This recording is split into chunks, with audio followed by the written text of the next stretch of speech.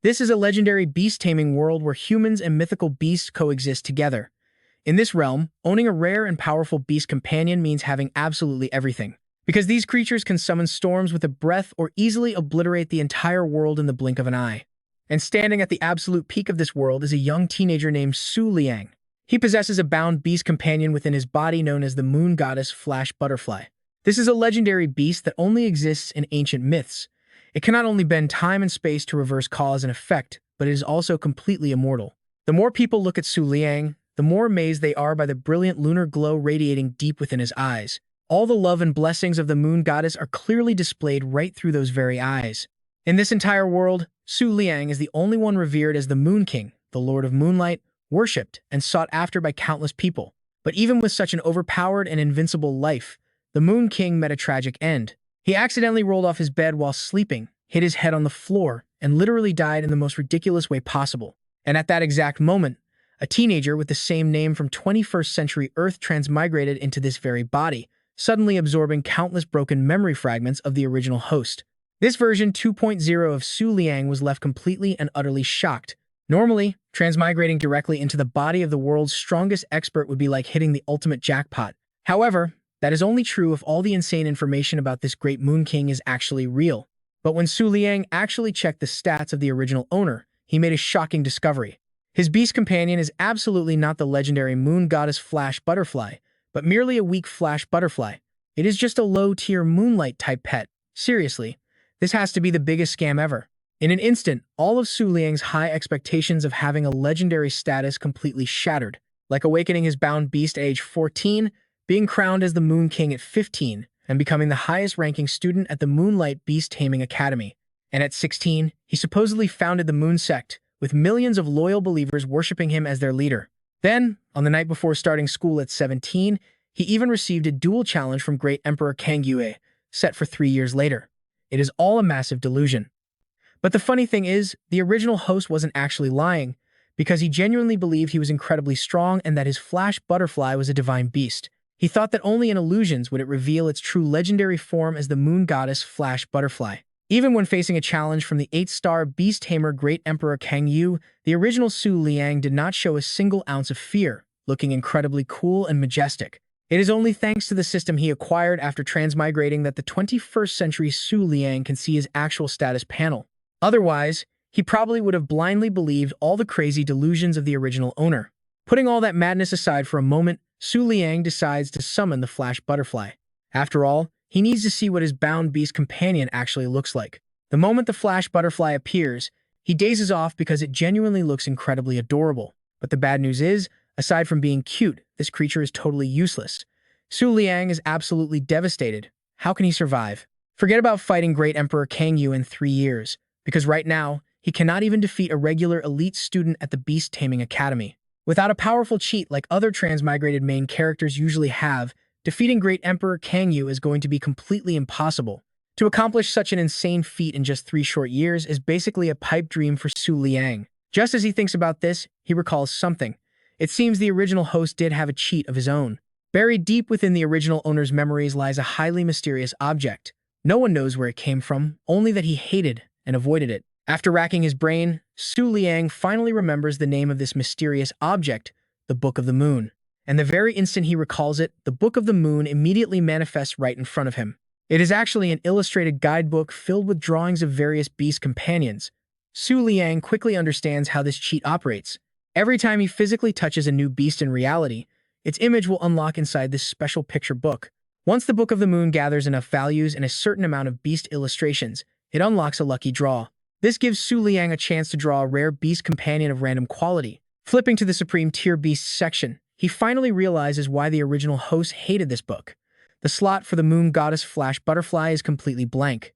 This means the Book of the Moon completely denies the existence of his legendary pet.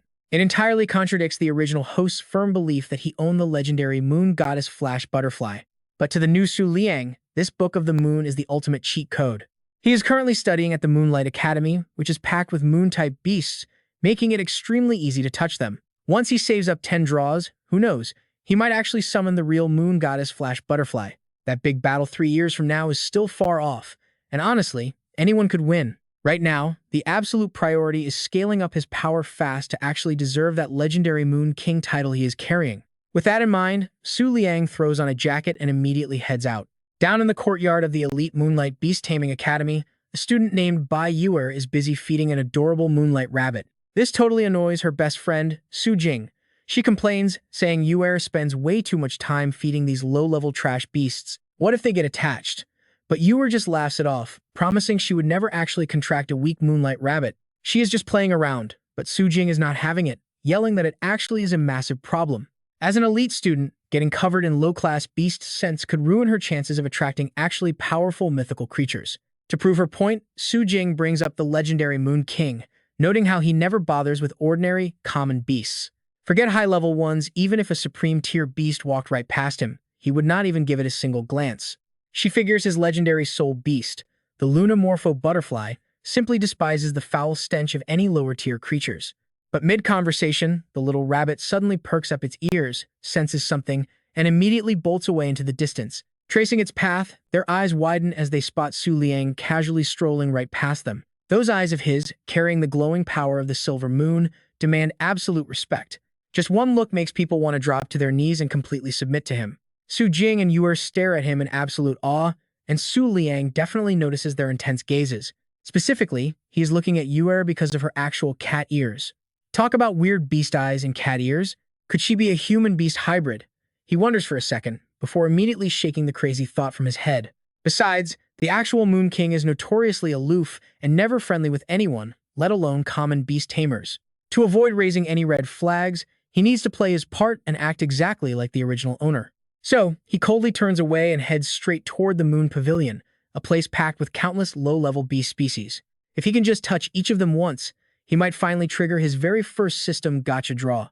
Once inside, he aims to scan every weak beast to unlock a massive catalog of creatures within his Book of the Moon. Even better, this mysterious book actually displays their exact bio data, evolutionary paths, and specific combat skills. It is a shame the original owner hated this incredible power. Walking deeper into the pavilion, the beasts start to thin out. Actually, the low-tier creatures seem absolutely terrified of even getting close to one specific closed door. He immediately guesses a powerful mid-tier beast lies ahead, casting a heavy pressure that keeps the weaklings from acting up. Pushing the door open, he steps into a massive room. Right in the center sits a large cushion with a majestic beast resting on top. Checking the plaque near the entrance, he identifies it as a white flower deer, a mid-tier moonlight attribute beast. This species is famous for a breathtaking, peerless elegance that is exceptionally rare, even across the entire beast-taming world. Known for a gentle temperament, it loves grazing and, above all, bathing under pure moonlight. Because they are incredibly picky when choosing mates, their overall population has dwindled to almost nothing today. In fact, only the legendary Moon Goddess Palace houses an actual, active breeding sanctuary for them. Looking at the dramatic description, he finds it a bit exaggerated. At the end of the day, it is just a mid-tier beast. Right behind him, a couple of other Academy students wander into the chamber. Seeing the rare creature, they immediately gasp in absolute awe. Wait, is an entry to this pavilion completely free? How on earth do they afford to keep a rare mid-tier beast here? No other beast gets VIP treatment like this. Do you think it is just because the thing looks gorgeous? I mean, look at those stunning looks. Maybe some wealthy benefactor fell in love with it and personally sponsored this entire setup. While Su Liang listens to their trash talk, he does not expect the deer to actually understand every single word. But just as that loudmouth keeps whispering dirty, disrespectful rumors to his friend, a sudden wave of freezing water drenching him completely catches him off guard. And yes, the culprit is the furious deer itself. Glaring at them with pure rage, the two troublemakers immediately turn tail and run. No way, did it actually understand our conversation? Who knows? Some rare high-intelligence beasts can read human hearts. Let us just get the heck out of here before it gets worse. Su Liang stays put. After all, he was not the one throwing trashy insults around. Getting off its cushion, the elegant creature finally stops idling and starts pacing around the spacious room. But when its eyes meet Su Liang's, it freezes in shock. Drawn to the silver moonlight glowing in his gaze, it slowly steps closer and leans against him. The moment they made contact, the Book of the Moon instantly activated, unlocking the profile of a brand new beast. But here's the crazy part, this newly unlocked beast was a moonlight element creature called the Cloud-Treading Moon, and its rank was Supreme Grade. This was no ordinary mid-tier white flower deer. Su Liang was completely stunned. Right in front of him stood a Supreme Grade monster with enough destructive power to wipe out an entire city. After all, supreme-grade beasts were ultimate legends, absolute rulers commanding thousands of other powerful creatures. If it ever went wild, a single stomp could flatten everything for miles. But why on earth was a terrifying monster like this just hanging out at the academy? At this rate, the entire campus could literally be blown to pieces at any second. Liang forced himself to calm down. Wait, if a supreme-tier beast was living so peacefully here, maybe it just had a gentle personality. The school must know it wouldn't just randomly attack people, right? Besides, those two idiots earlier totally deserved to get splashed for running their mouths. Then again, maybe this beast was just playing dumb to hide its true power. Exactly like those main characters in web novels who hide their godlike strength just to act like complete underdogs. Which was the exact opposite of Liang. He was the one who actually had zero power and had to bluff his way through everything. Lost in thought, Liang suddenly realized the deer was staring directly at him, sending a cold shiver down his spine. Hold on. Was this monstrous deer actually about to attack him? Had he stood there so long that the beast realized its cover was blown? If it decided to launch an attack right now, he didn't stand a single chance. Thinking fast, Liang began playing dumb, loudly praising the creature. Wow, what a beautiful mid-tier deer. I totally got lost staring at it. He didn't care why this terrifying beast was at the school, he just wanted to get out of there without getting vaporized. Pretending to admire the scenery, he slowly shuffled toward the exit and bolted the second he reached the door. While he was trembling in fear, the deer had actually just been spacing out. It was completely mesmerized by the strange, mysterious patterns glowing inside Liang's eyes. Once Liang vanished, the deer lazily trotted back and curled up on its comfortable cushion. But here's the absolute kicker: this beast reached under its bed and pulled out a modern smartphone. It hopped online and searched humans with eyes that look like the moon. Reading the search results, the deer stared in absolute shock towards Liang's direction. Meanwhile, our main character had sprinted far away from the moon pavilion, rushing straight back to his dorm. Back in his room, Liang was still hyperventilating. Who in their right mind would do something so insanely reckless? This was literally like dropping a wild dinosaur right into a petting zoo. And honestly, that deer was way worse. One kick from it would probably send a dozen dinosaurs flying into next week. If he had triggered that monster, he would have been turned into dust instantly. After all, that was a supreme-grade powerhouse, while his own beast was bottom-tier trash. Without the Book of the Moon, Liang would easily be the weakest loser alive. But thinking back, the Book of the Moon didn't just show him a picture of that supreme beast. It actually revealed every single skill and hidden trait. This basically meant Liang could fully analyze and understand absolutely any beast just by making contact. Imagine the possibilities. Knowing your opponent's exact strengths and weaknesses before a fight is an absolute cheat code. Liang got incredibly hyped. Since it was dark out, he decided to find a weak beast on campus to test out this insane power. That's when he spotted the moonlight rabbit from earlier that afternoon. Now, according to the known rules of beast taming in this fantasy world, moonlight-type creatures usually go completely wild under the night sky, gaining a massive boost to their combat strength and becoming hyper-aggressive. But this specific moonlight rabbit didn't seem to care about the bright moon at all. Suddenly, Liang felt a wave of anxiety. What if this little rabbit was also playing dumb? What if it possessed god-tier strength but just pretended to be useless?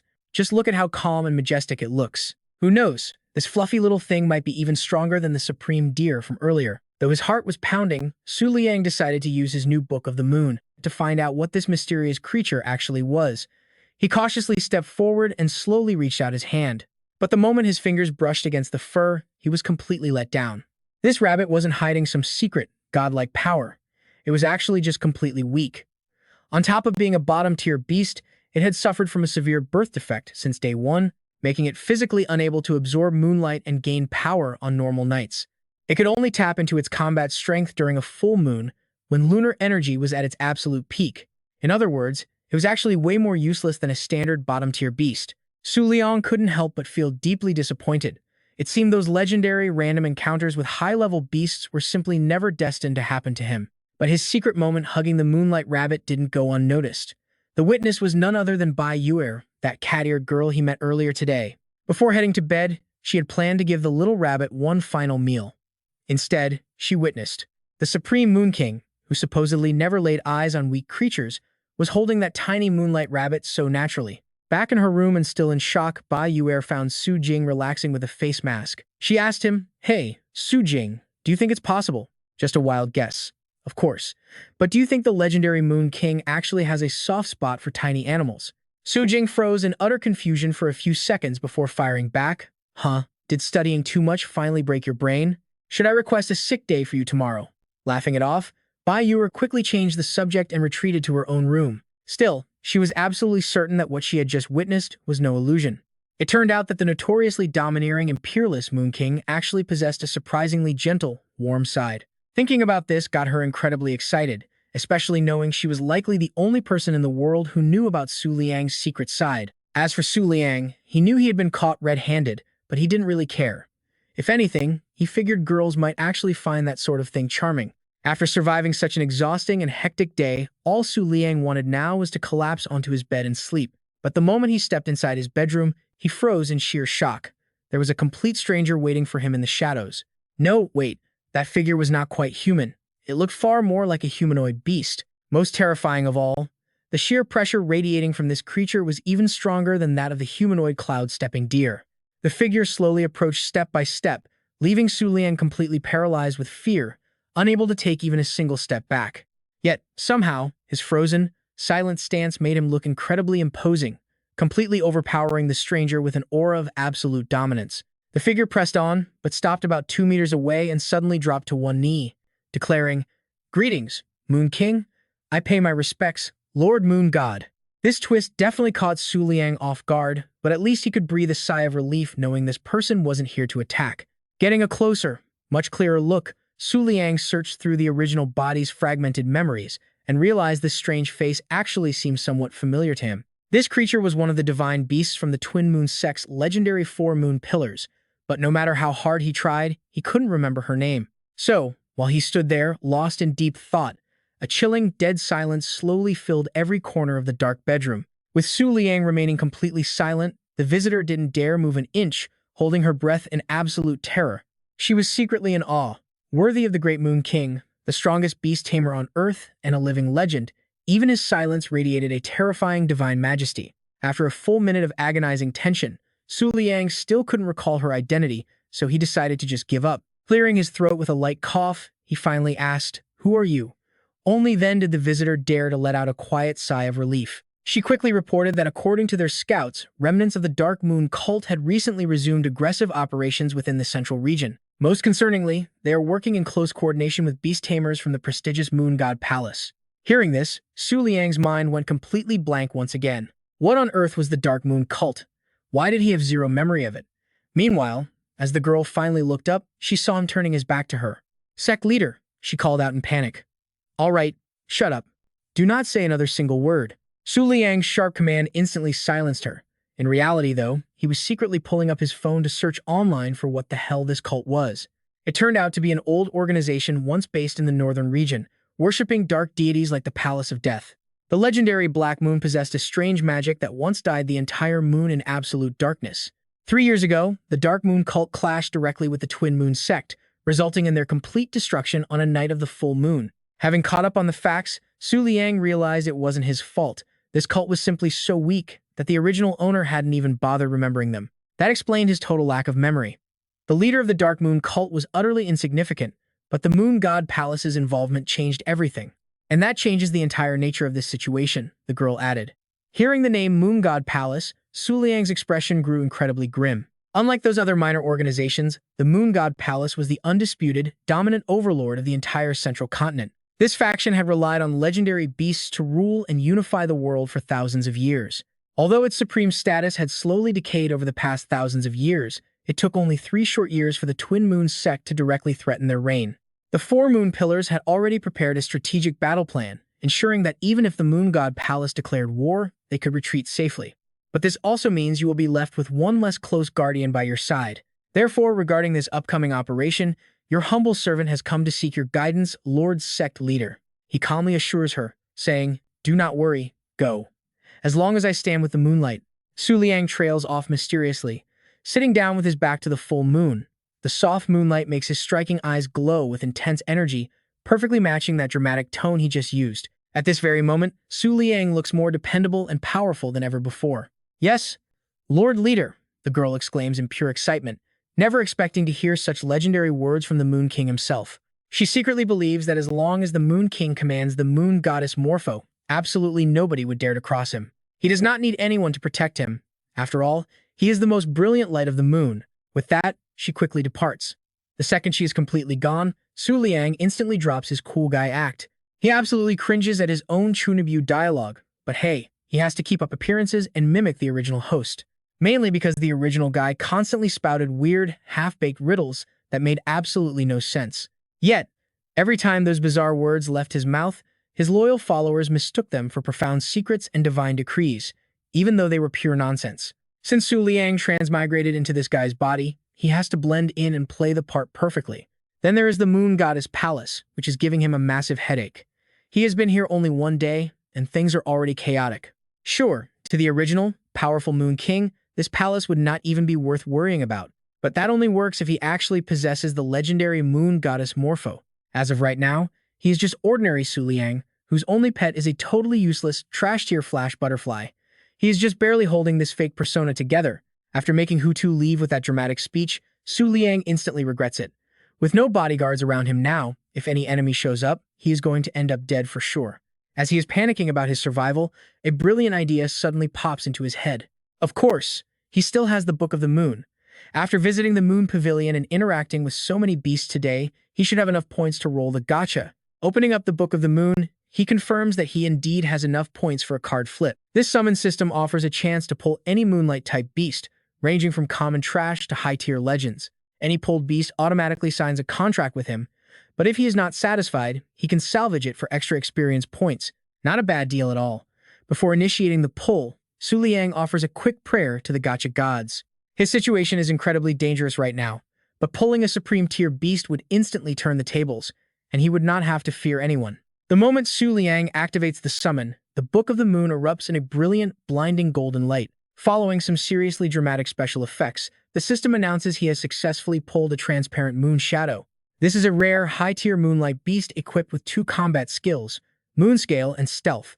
While it is not a supreme summon, a high-tier beast is still extremely impressive. For a normal student, pulling a rare high-tier beast like the transparent moon shadow would have them jumping for joy and screaming with excitement. But to the supreme moon king of the dual moon sect, this transparent moon shadow is basically pocket change. It does not cut it. The crisis he is facing is way too massive for a single high-tier beast to handle anyway. So, after weighing his options, Su Liang decides to salvage the beast and break the contract.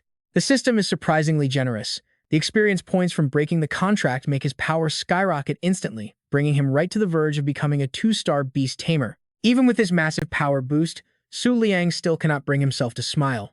Looking back, the original host had countless chances to form contracts with legendary supreme-tier beasts within the Dual Moon sect, but because that idiot genuinely believed he had the Moon Goddess Morpho, he completely ignored those amazing opportunities.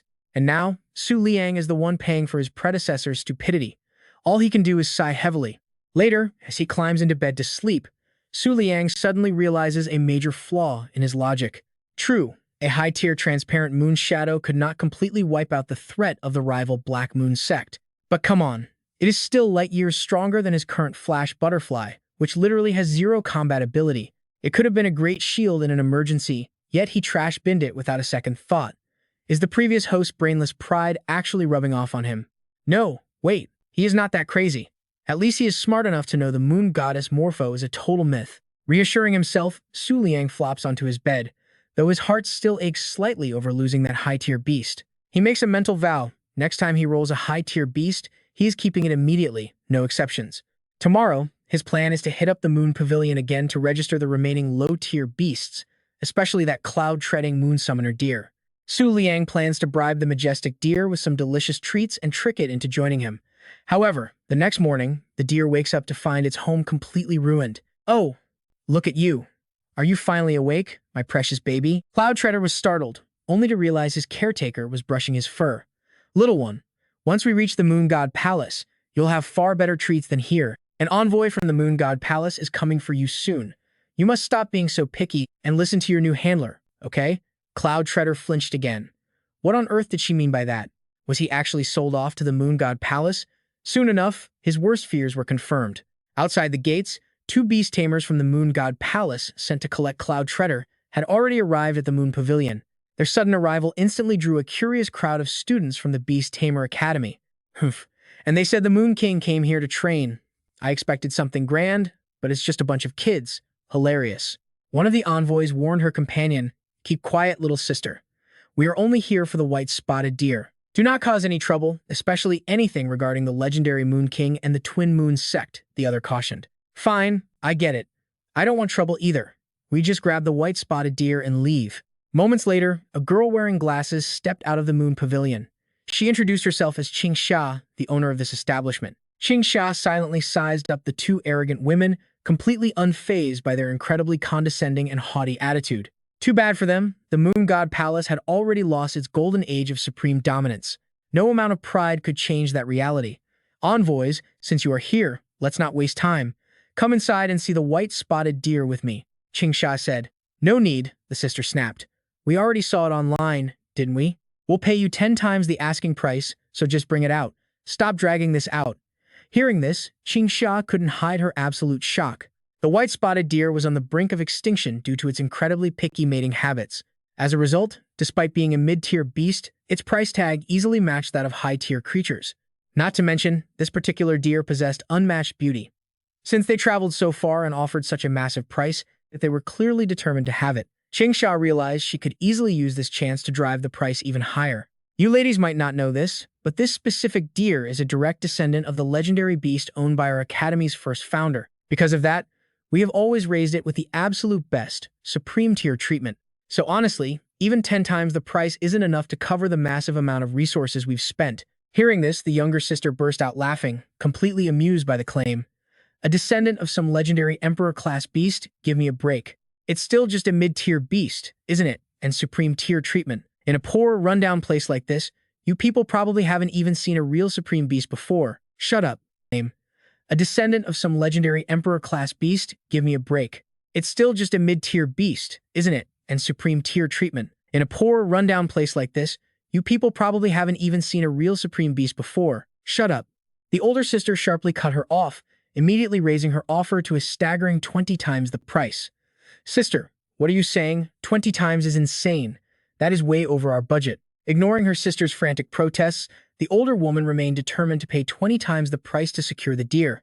She had a good reason.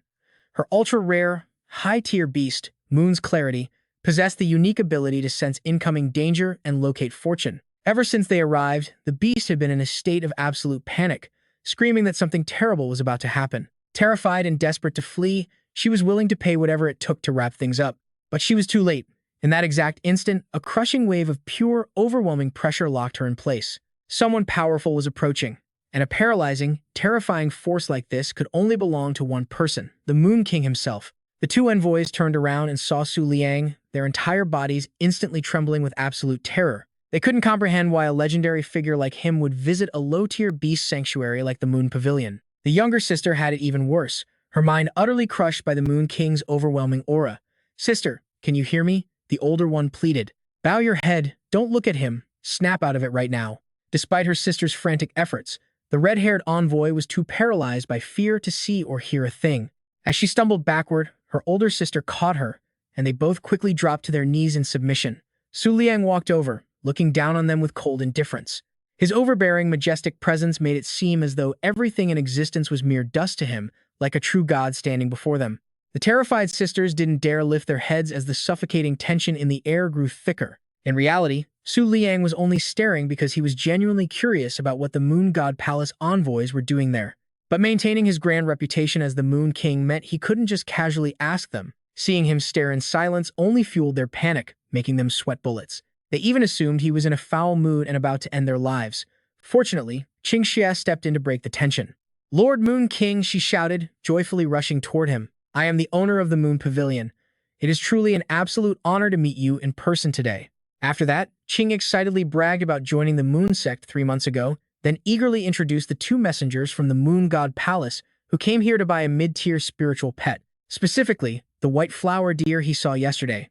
This deer was so incredibly flawless that even the prestigious Moon God Palace was willing to pay a massive fortune to acquire it. Qing He just kept bragging on and on. Hearing that the Moon Pavilion wanted to sell the Cloud Treader, Liang was clearly displeased. What is more, that luxurious treatment only came from its bloodline and flawless looks. The ultimate secret was that this beast actually belonged to the supreme class, which nobody else knew. Now this was something that money could absolutely never buy. Because of this, Liang grew more determined not to let the Moon Pavilion sell it off. He turned around, tossing back a seemingly random and cryptic remark. Go back, this is not where you belong. The moon is about to fall. If anyone else had said it, it would just be random nonsense. But these words came from the invincible king of the moon. Everyone present turned pale upon hearing this, especially the two messengers from the moon god palace. They immediately suspected that the warning behind his words could mean an unprecedented disaster was coming to the moon god palace. The moon will not fall because the night is eternal. For some reason, the younger sister could not control her own mouth. Perhaps her mind was completely clouded, causing her to unconsciously blurt out the sacred motto of the moon god palace in response to the moon king. Heavens, she actually dared to argue with the moon king? The crowd gasped in shock. Only then did this woman realize just how incredibly disrespectful her outburst had been. She instinctively looked up, only to meet Su Liang's terrifying gaze, which was colder than ice. Overwhelmed by absolute terror, she fainted on the spot. Only the older sister managed to keep her composure. At this point, acquiring the white flower deer was no longer important, as the situation had escalated far beyond their ability to handle. They had to return to the moon god palace immediately to report Su Liang's words to consort Shizhu, as a great disaster was likely looming. Thinking of this, she immediately helped her sister up and rushed back. Qinghe felt extremely smug watching this. She had long been sick of the arrogant attitude of those moon god palace people anyway. What do they mean the moon never sets because the night is eternal? Their fake moon had set long ago, because the one true moon now slept forever inside the eyes of the moon king, Su Liang. After chasing away the palace messengers, Su Liang entered the moon pavilion. Once he was absolutely sure no one was watching, he finally let out a heavy sigh of relief. That situation was way too close. Constantly forcing himself to put on the grand persona of the moon king was honestly exhausting him to death. Although he did not know if his acting was convincing enough, his dramatic words should be more than enough to stop the moon god palace from targeting that white deer ever again. Meanwhile, inside the Cloud Treader's private room, the moon pavilion staff began packing up and moving its belongings. But the deer resisted fiercely, biting the staff's clothes and crying out in absolute protest.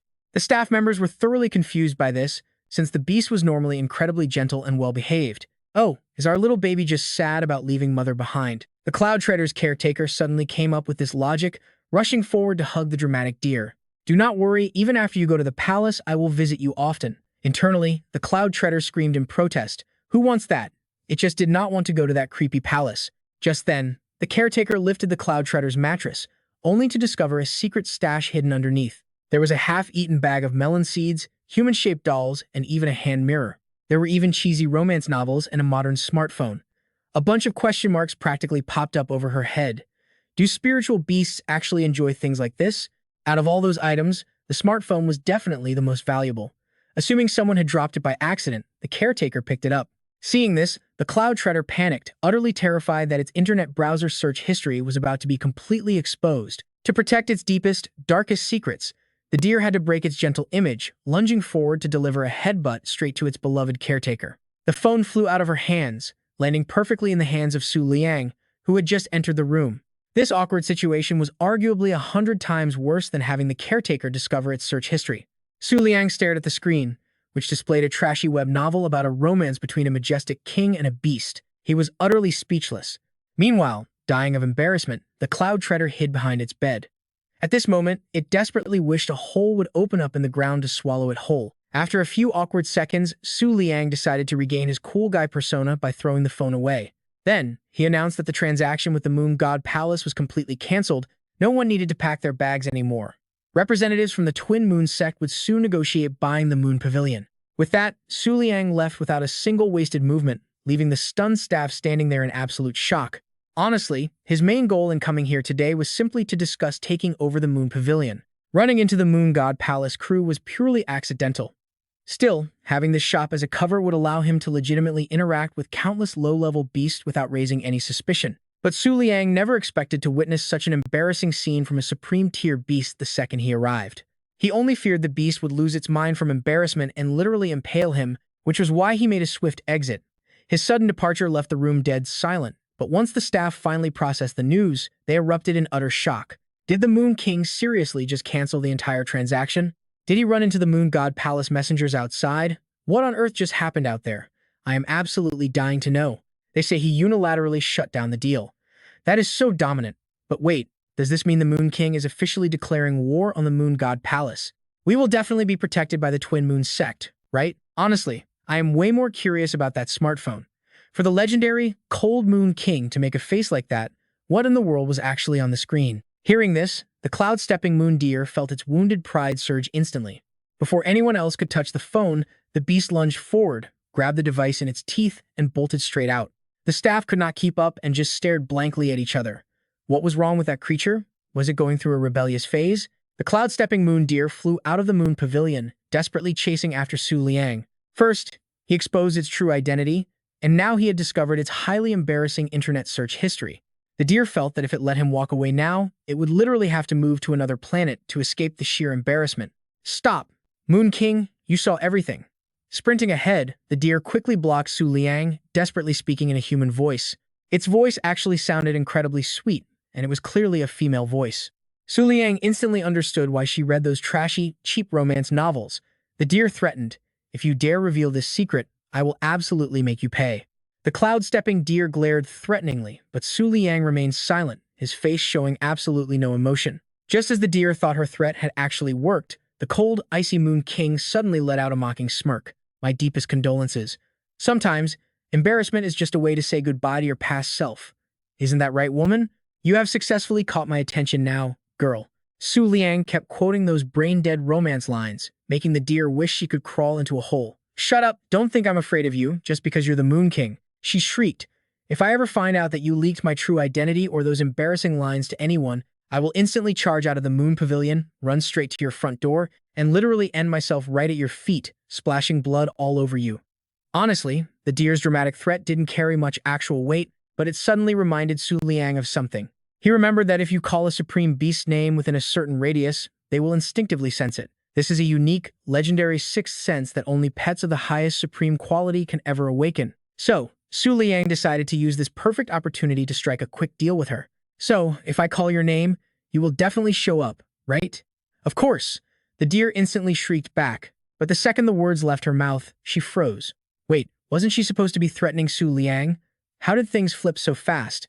Then it's a deal. From now on, if I call and you don't show up immediately, I'm sharing your secret with the entire world," Su Liang declared with a smirk, then leisurely strolled away. The cloud-stepping deer stood frozen, but as Su Liang began to fade from view, she snapped out of it and shouted a warning to be careful on full moon nights. Determined to maintain his cool, aloof image, Su Liang didn't even look back, simply letting out a quiet grunt before walking straight back to his dorm. Long after his silhouette vanished, the cloud-stepping deer remained there, completely dazed as she kept overthinking Su Liang's words. Maybe she had been reading way too many trashy romance novels, but his demanding words felt exactly like a domineering CEO's romantic confession, sending her dramatic, inner maiden heart into absolute, pure bliss. Meanwhile, once Su Liang was safely alone, he immediately ducked into a quiet corner, desperately trying to catch his breath after that intense, nerve-wracking encounter. Truthfully, he had only wanted to tease the cloud-stepping deer a little bit since her embarrassed reaction was so entertaining. Who knew trying to act cool would lead to him accidentally threatening her, and somehow actually making it work? It seems that deer really cared about its pride. However, Su Liang had no idea what its parting warning meant when it told him to be careful during the upcoming full moon. Still, a lingering sense of dread hung over him. Could something terrible really happen during the full moon in just 3 days? If that was true, Su Liang was about to find himself in a very dangerous situation. Due to the double moon sect's recent troop deployments, he was currently left without a single bodyguard to protect him. To play it safe, he needed to strengthen his beast lineup. With that in mind, Su Liang pulled out the Book of Moonlight, hoping to summon a decent new pet. Meanwhile, deep within the Moon God Palace, a secret meeting of the 10 Pillars was underway.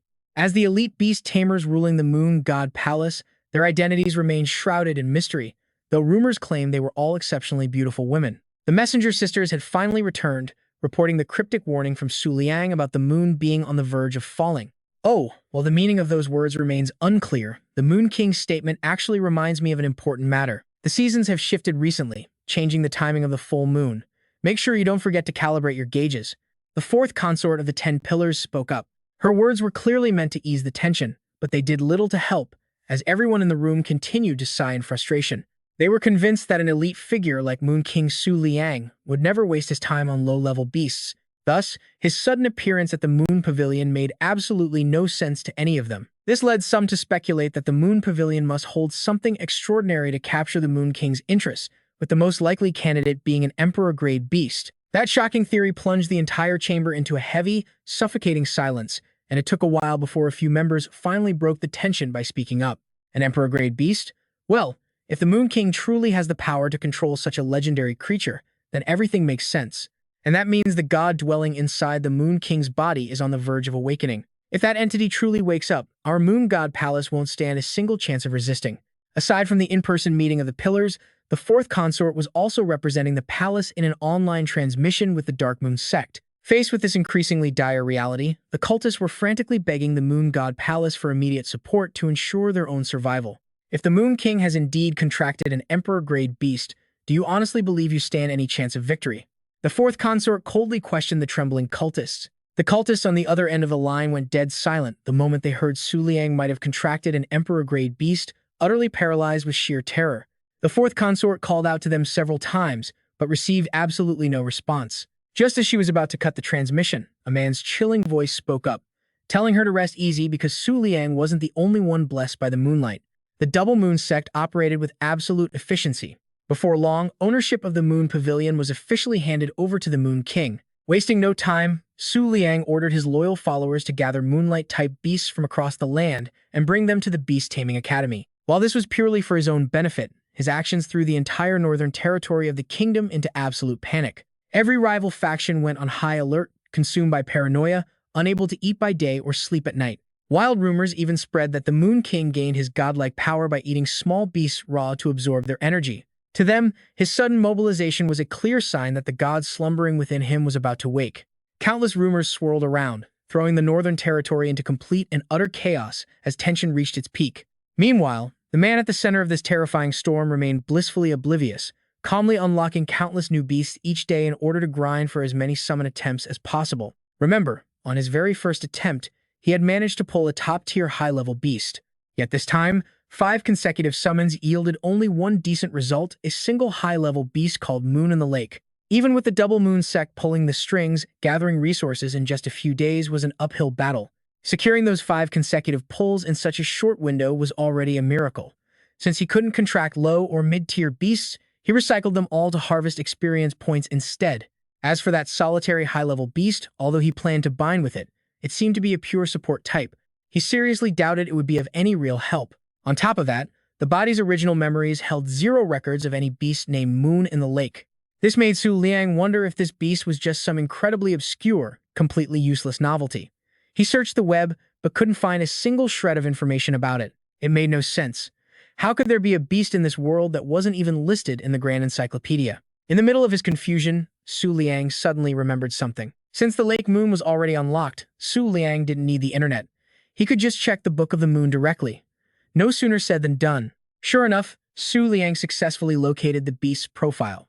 The Lake Moon was a legendary mutant creature that had actually roamed the Earth over 13,000 years ago. The Book of the Moon had automatically cataloged it, but the species eventually went extinct due to its inability to reproduce. Its ancestral lineage remained completely shrouded in mystery. The Lake Moon's combat skill was Submerge, paired with a talent that absorbed every nearby vibration and shockwave. Once its absorption limit is pushed to the absolute max, it explodes. However, the Book of the Moon noted a massive perk. If this beast dies after forming a contract with a tamer, it automatically resurrects after some time. This incredible ability was a key reason why once-weak humans could now stand tall and coexist side by side with these powerful beasts. Su Liang was completely stunned. 13,000 years ago was way older than the history of the Moon God Palace itself. No wonder there was 0 info about the Lake Moon online. It turned out this creature didn't even belong to this modern era. But wait a second. A creature not from this era? He originally avoided contracting high-level beasts because he was terrified of drawing attention and being exposed. High-profile beasts didn't fit his secret persona of the world's strongest beast tamer. But what if it was a legendary, high-level creature that absolutely nobody could recognize? The Lake Moon was the perfect candidate, since absolutely no one in this day and age knew its true identity besides Su Liang. Plus, its unique abilities were ideal for handling sudden dangers, and its physical form was incredibly stealthy and hard to detect. Even though it lacked direct combat power, it was a flawless match for Su Liang's current situation. With all these factors lining up, Su Liang made a decisive call to form a contract with the Lake Moon. At that moment, his beast space only contained his slumbering, glimmering butterfly, resting peacefully in his consciousness. But the instant he contracted the Lake Moon, a massive torrent of water suddenly flooded into his mental realm. Before long, his beast space transformed into a vast, deep lake reflecting a sparkling crescent moon, causing the glimmering butterfly to shiver instinctively. Simultaneously, Su Liang felt the presence of this high-level beast, yet its ancient, mysterious aura was entirely different from any other high-level creature he had ever encountered. He finally secured his second beast companion, and Su Liang truly hoped it could give him a much-needed hand, especially since the full moon night warned of by the cloud-stepping moon chaser was fast approaching. The very next evening was the night. Operatives from the Black Moon sect were finally making their move. Based on their previous negotiations with the Moon God Temple, they assumed Su Liang had obtained an Emperor-ranked beast and would strike tonight under this full moon. One of the Black Moon sect's elite powerhouses, currently acting as a spy inside the Beast Academy, was tasked with guarding this specific zone, which sat closest to the Moon King. He was incredibly tense, terrified that if Su Liang sensed even the slightest hint of hostility from him, he would surely end up dead the moment they faced each other. Meanwhile, Su Liang was still hanging out in his dorm room. Strangely, his glimmering butterfly kept fluttering back and forth, looking incredibly anxious and utterly restless. It had never acted like this during previous full moons. The lake moon, on the other hand, was still sound asleep with no signs of trouble. This led Su Liang to suspect that a remarkably powerful monster had suddenly appeared inside the academy grounds, utterly terrifying low-level beasts like his own glimmering butterfly. "All right, stop fussing. Let me take you outside to investigate," Su Liang told his glimmering butterfly. Only then did it obediently settle down on his shoulder. Even though full moon nights meant a strict curfew at the academy, it was no obstacle for Su Liang given his highly unique status. If an unusual anomaly was indeed unfolding across the campus, the target was highly likely to be him. Besides, if danger did strike, an open outdoor space offered a much better vantage point to fight back than a cramped, enclosed dorm. After all, Su Liang wanted to avoid involving other students. Stepping out of his room, the sheer scale of the anomaly immediately hit him. Throughout the boys' dorm, countless other low-level beasts besides his glimmering butterfly were entering a state of absolute frenzy. Students scrambled frantically in all directions to catch their panicked pets, making Su Liang feel increasingly uneasy. Was the cloud-stepping moon chaser's warning actually true? Was some mysterious beast really about to ambush him under tonight's full moon? Indeed, Su Liang felt a mix of tension and absolute thrill. What kind of beast would someone bold enough to target him even possess? Just as the thought crossed his mind, a massive commotion erupted from the neighboring building. Su Liang rushed straight to the window to investigate. He saw that the building's entire roof had been completely blown away, but this violent clash didn't seem aimed at him. In reality, the victim of this sudden assault was none other than that undercover Black Moon sect spy hiding inside the Tamer Academy. The chaos was triggered because he had been blindsided by a strange creature that resembled a weak, low-level moonlight rabbit. Yet, its gargantuan size and overwhelming aura were incredibly oppressive, nothing like an ordinary, fragile moonlight rabbit at all. In reality, this was the moonlight rabbit with a birth defect, capable of unleashing its true power only under the brightest full moon. But except for Su Liang, holder of the Book of Moon, absolutely nobody else knew this. The spy was no exception, completely unable to comprehend the bizarre creature before him. Meanwhile, the moonlight rabbit kept whipping him relentlessly with its long ears. Wherever its ears struck, even the sturdiest stone walls and bricks were instantly crushed to powder. Inside the dorms, the low-tier beasts grew increasingly terrified and agitated by the chaotic commotion outside and the moonlight rabbit's thunderous roars. Over at the Moon Pavilion, a similar chaotic scene was unfolding. Low-level beasts outside were running around in complete panic, but strangely, they were all rushing toward the chamber of the cloud-treading moon chaser. The white stag, who had been fast asleep, was abruptly woken by the racket and became incredibly annoyed. Why was it so noisy in the middle of the night? So annoying. Go back to sleep. The pressure unleashed by the cloud-treading moon chaser naturally far exceeded that of the moonlight rabbit. Upon hearing those commanding words, the low-level beasts immediately became obedient. Every single one of them quietly slunk back to their nests to go back to sleep. As for the cloud-treading moon chaser, unable to fall back asleep, it began reflecting on Su Liang's words from earlier that morning and felt deeply embarrassed. After all, Su Liang was the Moon King, on par with the Kangyu Emperor, so why on earth would he ever need help? The cloud-treading moon chaser thought, eventually rationalizing that Su Liang was probably still too young. In truth, his power had not yet reached its ultimate peak, which was why he needed to borrow the cloud-treading moon chaser's power to overcome dangerous threats.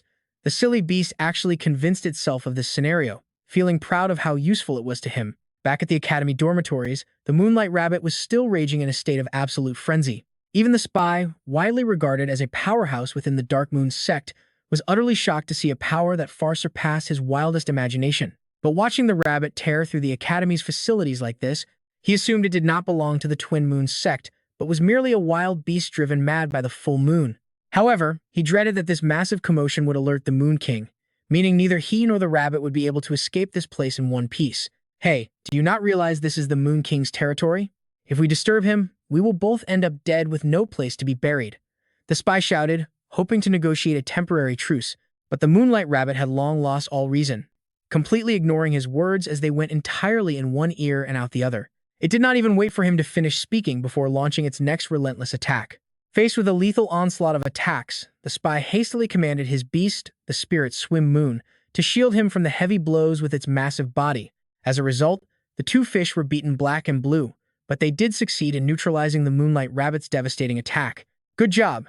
He patted the spirit Swim Moon gently as the injuries on its skin slowly began to heal.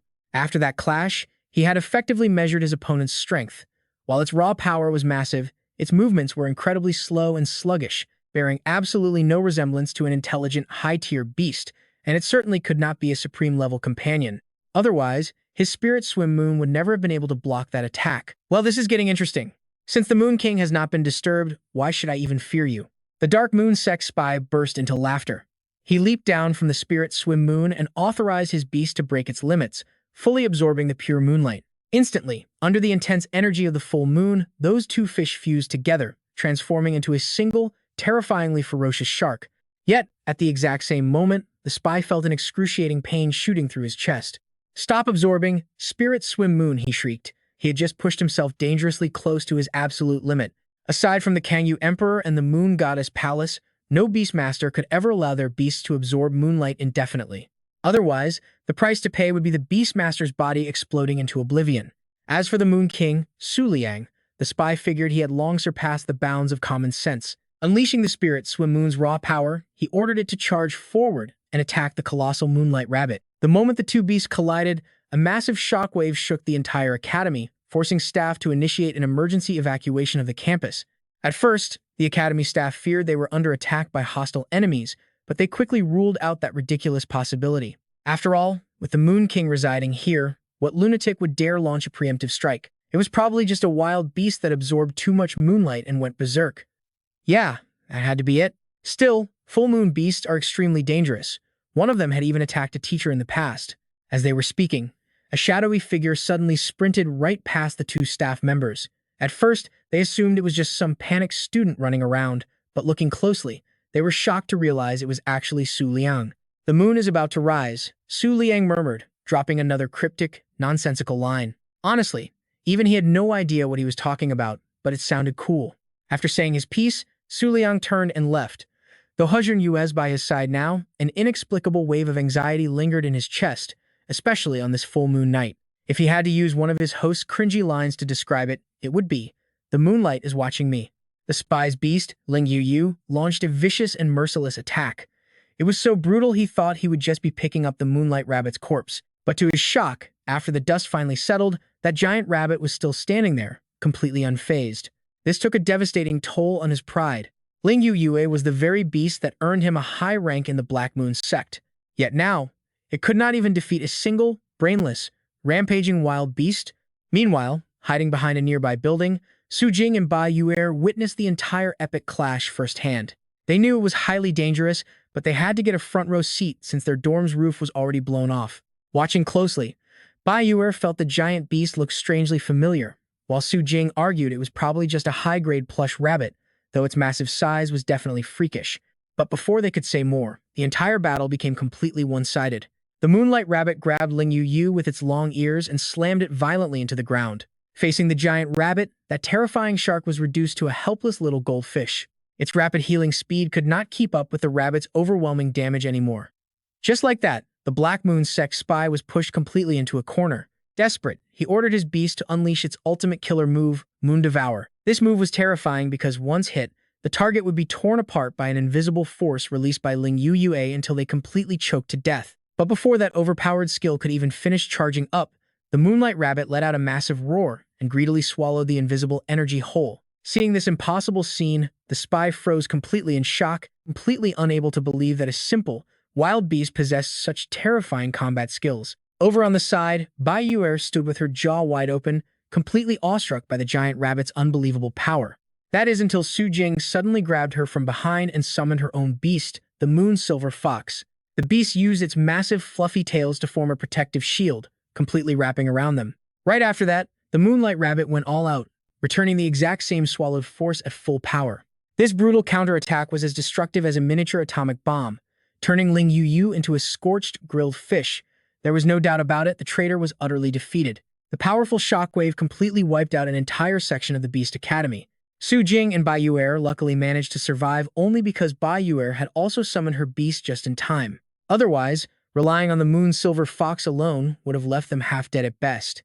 But unfortunately, Bai Yuer's white tiger had now caught the moonlight rabbit's direct attention. At this point, they had absolutely nowhere left to hide. Staring back at the giant rabbit's intense gaze, the two girls could only hug each other, shivering, convinced they were dead meat. Yet, the rabbit only walked closer and stood completely still with no intention of attacking. In fact, Su Jing felt its gaze on Bai Yuer lacked any killing intent whatsoever. After a tense moment, the massive rabbit finally shifted its gaze away and lifted the spy who was trapped under the rubble. Shockingly, after such a massive blast, the guy still had a breath of life left. He was tough to kill, just like a cockroach. Still, the spy screamed, warning them that the Moon King was coming to turn them into minced meat. Out of sheer desperation, he screamed his empty threats, which did absolutely nothing to save him and only succeeded in thoroughly provoking the moonlight rabbit. It slammed the spy onto the dirt and raised its massive leg, clearly intending to stomp the defenseless traitor flat. Seeing this, Bai Yuer instinctively wanted to rush forward and stop it. Su Jing quickly held her back, saying, "Are you crazy? You know your white tiger stands absolutely no chance against that giant monster. It is a high-grade beast. If it dies in battle, its loyalty will drop significantly when revived. But we cannot just stand by and watch him die. How can we leave someone to perish right in front of us?" Bai Yuer argued. Su Jing was too familiar with her friend's stubborn nature to try convincing her further, so she could only let Bai Yuer do whatever she wanted. But right as she was about to summon her beast again, a hand suddenly reached out to stop her. The Moon King, Su Liang, had arrived. Under the full moon, his majestic presence felt incredibly oppressive to everyone. "Step back. This is not a battle you can join. The moonlight is about to gather." A swirling halo of light suddenly appears above the moonlight rabbit's head. Radiant beams of light burst around Su Liang as he walks forward, and multiple glowing vortexes spin above his head. From behind, Su Jing and Yuer stare in absolute shock at his overwhelming power, whispering in awe, "This is too blinding. Is he even human?" Right at this moment, the moonlight rabbit turns its giant head, locking its gaze on the small figure of Su Liang approaching. With his cloak fluttering, he silently reasons that given its massive size and shape, a supreme-tier beast like this shouldn't even exist yet. Su Liang presses his lips together, hesitating for just a second before his eyes snap open, filled with absolute certainty. He confirms his theory, realizing there is only one logical possibility left. Just 10 minutes ago, Su Liang watched Su Jing and Yuer from behind a rock with a heavy sense of dread. But despite the panic, an inexplicable wave of confidence washed over him as he stepped out. He stared in complete despair, thinking to himself that this creature was absolutely impossible to defeat. The scene ahead only makes his despair worse, seeing that even the high-tier beasts of 4-star instructors were instantly annihilated. Even with the Book of the Moon summoned, anxiety still lingers in Su Liang's heart. His Moon in the Lake and Flash Butterfly couldn't possibly scratch this thing, and to use the Book of the Moon to identify its tier, he has to make direct contact with it. But doing that right now is suicidal. The glow of the book reflects off his face as he continues to hesitate. What can he do? Is he really forced to give up like this? Suddenly, Su Liang's eyes go wide as a shocking realization stops his train of thought completely. Wait a minute. Up ahead, the moonlight rabbit just stands there, silently staring at Su Jing and Yuer. This raises a massive question for him. Why hasn't that monster attacked them yet? Su Liang starts analyzing the situation, realizing both chaos and reason are coexisting within the beast. This contradiction is impossible for high-tier beasts. Coming back to reality as he stands close to the moonlight rabbit, he confidently reaches his final conclusion. There is only one answer left. Watching from below, Heijing is absolutely stunned as he stares at the back of Su Liang standing there. The Moon King is actually standing this close to him. Grinning wildly with uncontrollable excitement, he wonders if he is about to witness the legendary beast of the Moon King with his own eyes. News of the Moon King's beast will completely shake the world, and he is the only one who gets to witness it. But his thoughts are abruptly cut short as Xiao Bai suddenly scoops him up, lifting him high into the air. Once Heijing is safely secured on its back, Yuer happily praises Xiao Bai for the job, while Su Jing urgently warns them to take this chance and fall back. As they make their escape, Heijing panics and screams, asking what on earth they are doing. He screams at the top of his lungs as Xiao Bai speeds away, begging them not to save him. Now, amidst the chaos, only Su Liang and the Moonlight Rabbit are left standing. Looking up at the massive creature, he quietly deduces that a beast driven mad by the full moon shouldn't have any sanity. It isn't actually mad at all. It is simply acting entirely on basic instinct. A smile spreads across Su Liang's face as excitement hits him. Only low-tier beasts rely purely on instinct, which means the truth is finally right in front of him. Without a single second of hesitation, he reaches his hand forward. Locking eyes with the Moonlight Rabbit, Su Liang gently asks if it has been searching for him this entire time. Farther back, Yu Er and Su Jing hold their breath, their eyes glued to his every single movement. In complete confusion, Su Jing wonders aloud what on earth the Moon King is doing.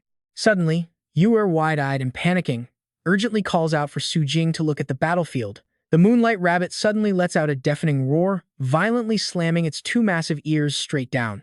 Even standing directly under the impending impact, Su Liang doesn't flinch, keeping his hand extended forward. Su Jing's jaw drops in utter disbelief, unable to comprehend why the Moon King isn't summoning a single beast to defend himself. Yu Er covers her face in sheer terror, fearing he is about to be completely crushed to dust. The massive ears are now just inches away from Su Liang. Instead of dodging, he closes his eyes tightly, focusing entirely on sensing the creature's energy. A single drop of sweat rolls down Su Liang's face, dripping onto the water below with a soft, echoing splash. At that exact instant, the ear that was about to crush him suddenly curves upward, freezing completely in midair. A mystical vortex of water begins to swirl beneath Su Liang's feet. The moon in the lake suddenly emerges from the currents, gently wrapping itself around his body from behind. The beast slowly opens its eyes, while he remains tense with his eyes shut. This unbelievable sight leaves the three onlookers completely frozen in shock. Jing stands completely frozen, utterly speechless as the reality of the situation sinks in. Seeing the moon and the lake separate from Su Liang to block the pet's attack makes him absolutely certain. Ancient, mysterious, and unidentified. This is exactly what the internal intelligence of the Black Moon sect warned about. He cannot blink, whispering each word in absolute shock. The Emperor! An Emperor-class beast has appeared. Just then, Su Liang slowly opened his eyes, staring ahead with deep anxiety. The sight before him made him cry out in pure joy. He actually smiled, feeling a sudden wave of relief washing over him. His gamble paid off, as Hu Zhongyu successfully blocked the attack. But his joy was short-lived, replaced instantly by intense worry. He realized the attack was so overwhelmingly powerful that even Hu Zhongyu wouldn't be able to survive a second hit. Soon, Su Liang smugly looked at the evaluation panel, showing the Moonlight Rabbit with a low-grade crescent moon constitution. He thought happily that there was no need to fight anymore. Now that the truth was out and the fierce beast was revealed as a Moonlight Rabbit, Su Liang was absolutely thrilled. It really is you. No wonder you didn't attack. His gut feeling was right and his prediction hit the mark. He gently stroked its soft fur, whispering, "So that's how it is." Meanwhile, the Moonlight Rabbit kept its eyes fixed on him. Without any fear, Su Liang explained that the crescent moon constitution could only absorb limitless moon power during a full moon. That's why you crave moonlight so much, forcing yourself to evolve just to defeat those high-level beasts. Hearing his words, the beast froze for a moment, and its massive ears slowly began to droop. Right at that moment, a pair of slender legs suddenly landed on the ground nearby. Three cloaked female reinforcements walked up. Taking in the chaotic scene, one of them asked in confusion, "What is going on? Did we arrive too late?" Jing, lying beaten on the ground, growled bitterly, "You aren't late, but your presence here won't change a single thing." They asked in confusion, "What did you say?" He smirked, emphasizing every word, "We have angered the Moon King, and we are all going to die." The three reinforcements froze in absolute shock, crying out in unison, "The Moon King!" Su Liang felt uneasy as the backup arrived, realizing he couldn't afford to waste any more time here. Turning to the Moonlight Rabbit, he muttered quietly, "So, did you really come all this way for me?" Before he finished, the rabbit placed its hands on the ground, bowing its head deeply in front of Su Liang. The sight left the three reinforcements utterly speechless as they stammered. "What is this?" Pleased with the rabbit's submissive actions, Su Liang smirked. He spoke to the beast, "Your devotion to the moonlight. I can see your unbreakable resolve. I will grant you the exact moonlight you crave the most." Then, leaning in, he whispered directly into its ear, "Let's meet again where we first crossed paths." As soon as he spoke, the Moonlight Rabbit slowly raised its head, then immediately spun around to leave. It bolted into the darkness while the backup gossiped, "Wait, why is it running away? Shouldn't we chase it?" "Chase what? The Moon King hasn't even made a move. Who do you think you are?" Suddenly, Jing lunged forward, yelling out in sheer frustration, "What? Are we just going to let it go like this?" His heart burned with rage. Damn it, he was almost killed. and he didn't even get a clear look at the Emperor Beast. Then he glared at Su Liang, shouting, "Lord Moon King, that beast dared to attack you. How can you just forgive it?" Su Liang stared back with an icy, cold expression, his voice dropping low. "Did you really consider that an attack?" He Jing froze, speechless at the realization. Those eyes, that crescent moon mark had transformed, shifting into a unique full moon shape. In He Jing's mental space, a voice suddenly echoed in his ears. "He Jing, what did you see?" But he gave absolutely no response to the question. The voice called out once more. "He Jing, answer me if you can hear this." Yet, he stood completely frozen, unable to move. Suddenly, the terrifying image of that moonlight rabbit flashed vividly through his mind. Following that was the memory of Ling Yue getting instantly defeated, charred black and vanishing immediately. Next was the sight of Hu Zhongyue embracing Su Liang from behind. And finally, he remembered Su Liang's ice-cold, expressionless face, a face where the crescent eye had now transformed into a full moon. Connecting all the terrifying pieces he had witnessed, He Jing finally managed to whisper a single word, "Emperor." His entire body shook violently, his face turning pale and completely devoid of color. A second later, his knees buckled, and he clutched his head in sheer panic, crying out, "An emperor! Yes, it is the Emperor. I saw it myself." He kept screaming uncontrollably. "The Moon King is absolutely terrifying." Eventually, he collapsed completely, gasping heavily for air. Right after that, the mysterious voice spoke once again. "Let's stop here for today. Pushing further will only break your mind." A figure slowly materialized in front of He Jing, continuing to speak. "He Jing, just last night, the Changxing Yanyu appeared in the Northern Territory." Sweat poured down his face like rain as he waited in fear for the next words. A second later, he was teleported to an unknown location under orders. "The vice leader of the Black Moon cult's third branch has arrived in the north. Your mission is to continue acting as our undercover spy." Even as He Jing reaches out in absolute panic, the mysterious figure ignores him and issues orders. "Keep a close eye on all the Moon King's movements. Any suspicious activity, report it immediately." Suddenly, He Jing snaps awake in a hospital bed, his hands still desperately reaching forward. Looking around to clear his head, he mutters in disbelief. This is the Academy Infirmary. Was that terrifying experience just a nightmare? But his eyes instantly widen as a chilling thought strikes him. Wait, no, that was no nightmare. Clutching his throbbing head, the lingering pain makes him absolutely certain that was definitely a high-ranking leader's beast. The Lunar Dream Covenant means instructions from the top brass.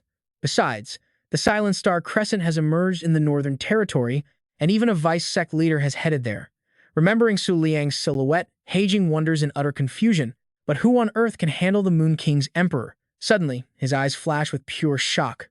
Wait, no way. Could it actually be those guys? With that chilling thought, He Jing whips his head around, staring wide-eyed out the window. Meanwhile, back at the academy dorms, our boy Su Liang rubs his eyes as he feels something moving around on him. He snaps his eyes open only to see the adorable face of the Moonlight Rabbit, making him scream in pure terror. He scrambles back in a panic while the bunny looks totally confused, but then he pauses and finally lets out a sigh of relief. Oh right, he just remembered. Seeing the Moonlight Rabbit raising its paws in absolute joy, Su Liang mutters to himself, he already formed a contract with this little guy. Flashback to last night, on his way to meet up with the rabbit, Su Liang was pretty anxious, wondering if the little guy actually understood his message to meet at their first spot. But suddenly, his jaw drops in utter surprise. Right there in front of him, the Moonlight Rabbit is happily bouncing around, chasing a butterfly. Su Liang grins, relieved it actually showed up, but then he clears his throat as a sneaky plan forms. After all, he's been bluffing as an overpowered godlike boss, so if the rabbit exposes how weak the Moon King actually is and throws a tantrum, he is absolutely done for. To play it safe, forming the contract in complete isolation is the way to go. Striking a majestic pose, he reaches out his hand and commands, "Now, Moonlight Rabbit, bind your soul to mine." Enveloped in glowing energy, the Moonlight Rabbit stands perfectly still, letting Su Liang tame it without any resistance. But once the deal is done, he stares at the status screen with a look of pure, heartbreaking disappointment. These stats are absolutely pathetic for a Moon King. His 3 contracted beasts pop up on the screen one after another. First is the low-grade Flash Butterfly, followed by the formidable high-grade Moon in the Lake, and finally the low-grade Moonlight Rabbit with a Crescent Moon constitution. Still, he smiles to comfort himself. It might look like a low-grade weakling now, but under a full moon, this beast can crush high-tier monsters. Stroking his chin, Su Liang wonders what its growth limit actually is. Can this little guy evolve to an even higher tier? But as those grand thoughts fill his head, his face suddenly drops, and his daydreams are instantly shattered. Right now, The moonlight rabbit is on the floor, aggressively gnawing on his shoe before looking up with the most adorable face, staring at him with big, glassy eyes. Su Liang just facepalms in pure exasperation and walks away. He decides it's best to head over to the moon pavilion and ask the cloud-stepping moon deer about his rabbit's potential. After throwing on some clean clothes, Su Liang steps out of his dorm room only to suddenly freeze in his tracks. Watching groups of girls excitedly rushing down the hallway in the same direction, he looks around, utterly confused by the chaos. Something feels totally different from yesterday. Just then, he overhears one of the students squealing in absolute excitement. A wild supreme-grade moonlight beast actually showed up in the Northern Territory, and it's super close to our academy. Her friend asks if she actually plans to contract it, and she quickly replies, "I'm definitely going to try. Who knows, maybe I'll get lucky." Overhearing this, Su Liang stands there shell-shocked, repeating the word supreme. He quickly pulls out his phone to search, panicking inside. Which beast is it? A wild supreme-grade creature shouldn't just be casually wandering around like this. He rapidly types Northern Territory, Supreme descended into the search bar, and hits search without wasting a single second. What pops up on the screen leaves him completely dumbfounded. A massive headline shows a picture of the legendary Supreme Beast, the Silent Star Crescent, which arrived early this morning. The Moonlight forces have already sealed off the entire surrounding area for hundreds of miles. The crowd of onlookers has already crossed hundreds of thousands. The Silent Star Crescent is currently the only supreme wild weapon in the entire Moonlight element. Because it never found a worthy master, it fell into a deep slumber. Not even the Azure Moon Great Emperor or the Moon God Palace's 10 pillars could wake it. But yesterday, Sinking Star Eclipse Moon arrived in the Northern Territory right after awakening. As Su Liang reads the news intently, 2 female assassins are already tailing him from the shadows. He absorbs the final line of information into his mind. At this rate, every major faction has their eyes on that powerhouse.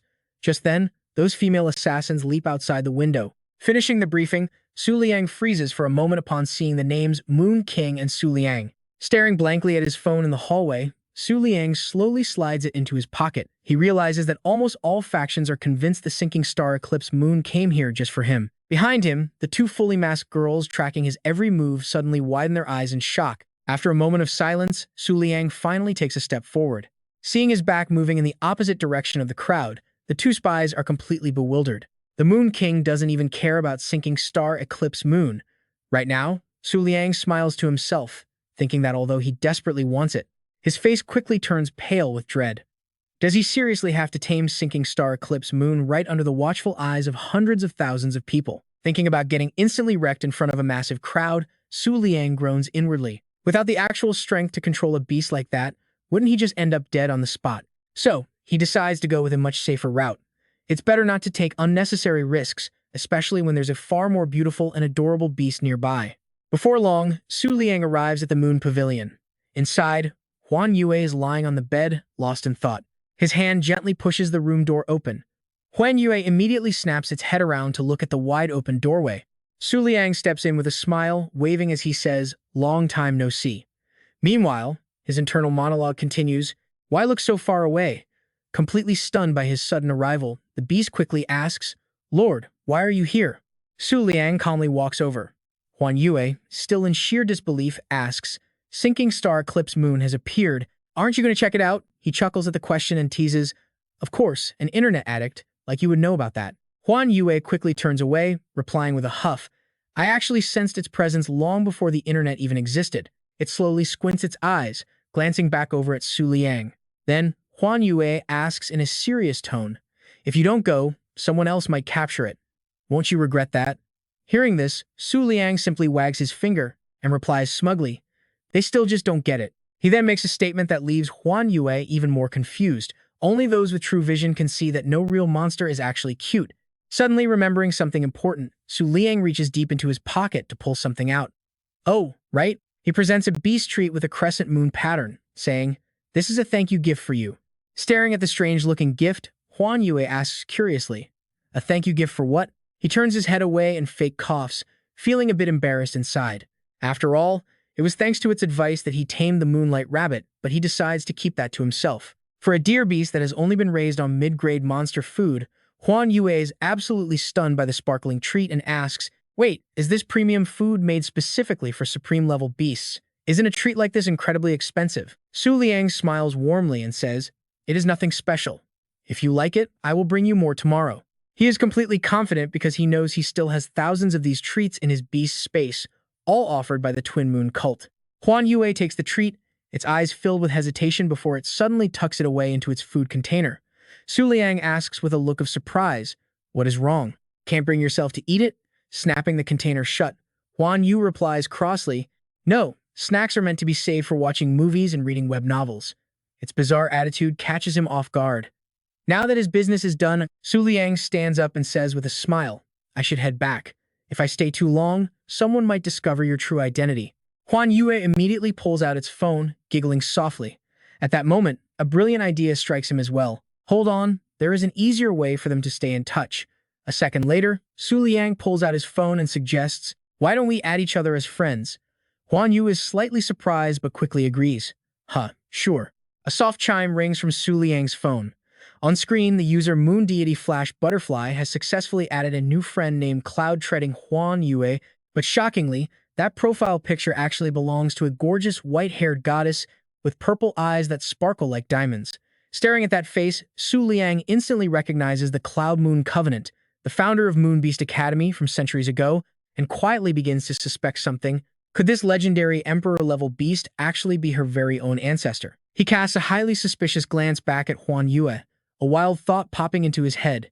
Could Cloud, treading Huan Yue, actually transform into a gorgeous goddess like that? Seeing Su Liang staring intently at her, she tilted her head to the side and asked in confusion, "What's wrong?" Just then, Su Liang snapped out of his daze. He awkwardly turned to leave, waving goodbye as he said, "It's nothing. I'm heading back first. See you tomorrow." Internally, he was blushing, wondering what kind of crazy thoughts he was having. Seeing this, Huan Yu waved her hand back. Once he was gone, her face finally flushed completely red, completely embarrassed as she thought to herself. Even though the Chenqing Yanyu had appeared, he didn't seem to care and ran all the way here just to find her. Suddenly, Huan Yue clapped her hands in shock at her own guess. "I get it. This is called playing hard to get." Then she imagined Su Liang's smug face and started cursing him. "He's just trying to trick me into joining the Twin Moon sect." The very next second, she got super annoyed. Standing up abruptly, she pointed forward dramatically and shouted, "Cunning Moon King, I have completely seen through your evil scheme." Suddenly, she froze, keeping her hand pointed in mid-air without moving an inch. After overthinking the whole situation, Huan Yue collapsed onto the bed, blushing again as she thought, did he really say he would come back tomorrow? 3 days passed, and the Moon King still ignored the Chenqing Yanyu, while the Twin Moon sect showed absolutely no movement. Because of this, the situation in the Northern Territory grew chaotic. Countless people lined up, desperate to form a contract with the Chenqing Yanyu. The massive noisy crowd began to buzz, prompting a frustrated woman to yell, "Stop crowding around. You're only here to open your eyes. Do you actually think you can tame the Chenqing Yanyu?" The one speaking in that harsh tone was Vice Principal Kang Ruyu of the Moonlight Beast Taming Academy. Holding up a document, she loudly warned everyone that only those who registered would be guaranteed basic safety, while the unregistered must bear their own consequences. As everyone lined up to register, Ruyue watched them with deep disgust. She grumbled to herself about why she had to stay here just to protect the lives of these low-level students. Suddenly, her gaze locked onto a certain individual, and absolute shock washed over her face. It turned out to be the spy, He Jing, walking up with his arm heavily bandaged. Confused, Ruyue asked, "Instructor He Jing, instead of resting and treating your injuries, what on earth are you doing here?" He offered a faint smile and then gently made a suggestion. "Let me handle this. I had the healer revive my beast, so I'm perfectly fine now." Hearing this, Ruyue hesitated briefly, pondered for a moment, and replied, "Is that so?"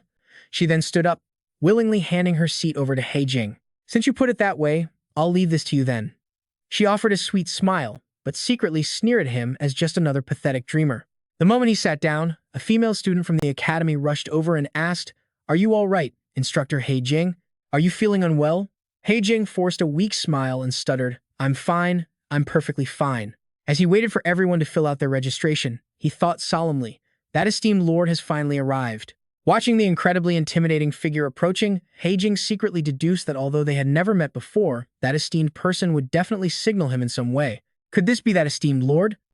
As a cloaked woman stepped forward right after, He Jing quickly asked, "Next, name, student code, and star rank? Fill it out here." The woman gently placed her hand on the pen, revealing a strange symbol on her palm. The symbol depicted a fanged snake swirling around an equilateral triangle. This was the unmistakable crest of the Black Moon sect. Hey, Jing locked his eyes directly onto that chilling symbol. The woman known as that esteemed lord was actually Snake Throne, a powerful beast tamer of the Black Moon sect.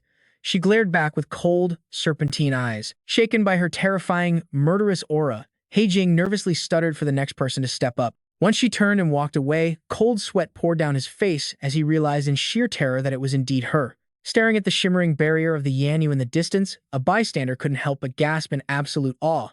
Is that really the legendary beast known as the Star Destroyer? Just then, Shui Shi of the Central Nine Abysses, a powerful figure representing the Huangquan path, remarked in awe, "What a truly staggering aura." Staring intently at the barrier before her, she admired. Seeing it today, its legendary reputation is truly well-deserved.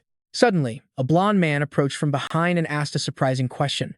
Are you fully aware of what this actually entails? This man was Elder Jin Yue of the Moonlight Beast Taming Academy in the northern region. He seriously explained the gravity of the situation. Any non-moonlight beast entering the barrier would trigger a violent repulsive force. Any beast tamer who rushes in is simply choosing death. Just then, members of the northern region's Ling Yu sect approached, sneering. A mere non-moonlight level insect actually wants to tame the Chengxing Yanyu? The northern region's Yuan Yue chimed in mockingly. What an absolute daydreamer. Hearing those incredibly arrogant, mocking insults, Xu Shi cast a deeply disgusted glance at them, then turned around with a smug smirk as she spoke with pure, biting sarcasm. Fine, I understand. I'll order all my disciples to head back, but I personally intend to stay right here. At this point, she glanced back over her shoulder, speaking with utter disdain, waiting to see which fools would charge blindly into their own deaths. With those harsh parting words, Shui Shi slowly strolled away. Ling Yue could only grit her teeth, burning with silent rage over that toxic attitude. That woman was truly unbearable, too cowardly to risk her own skin, yet eager to watch everyone else fail. Yuan Yue chimed in with her own complaints, noting that if Huangquan Hall wasn't such a massive power they couldn't afford to offend, they never would have tolerated her arrogance.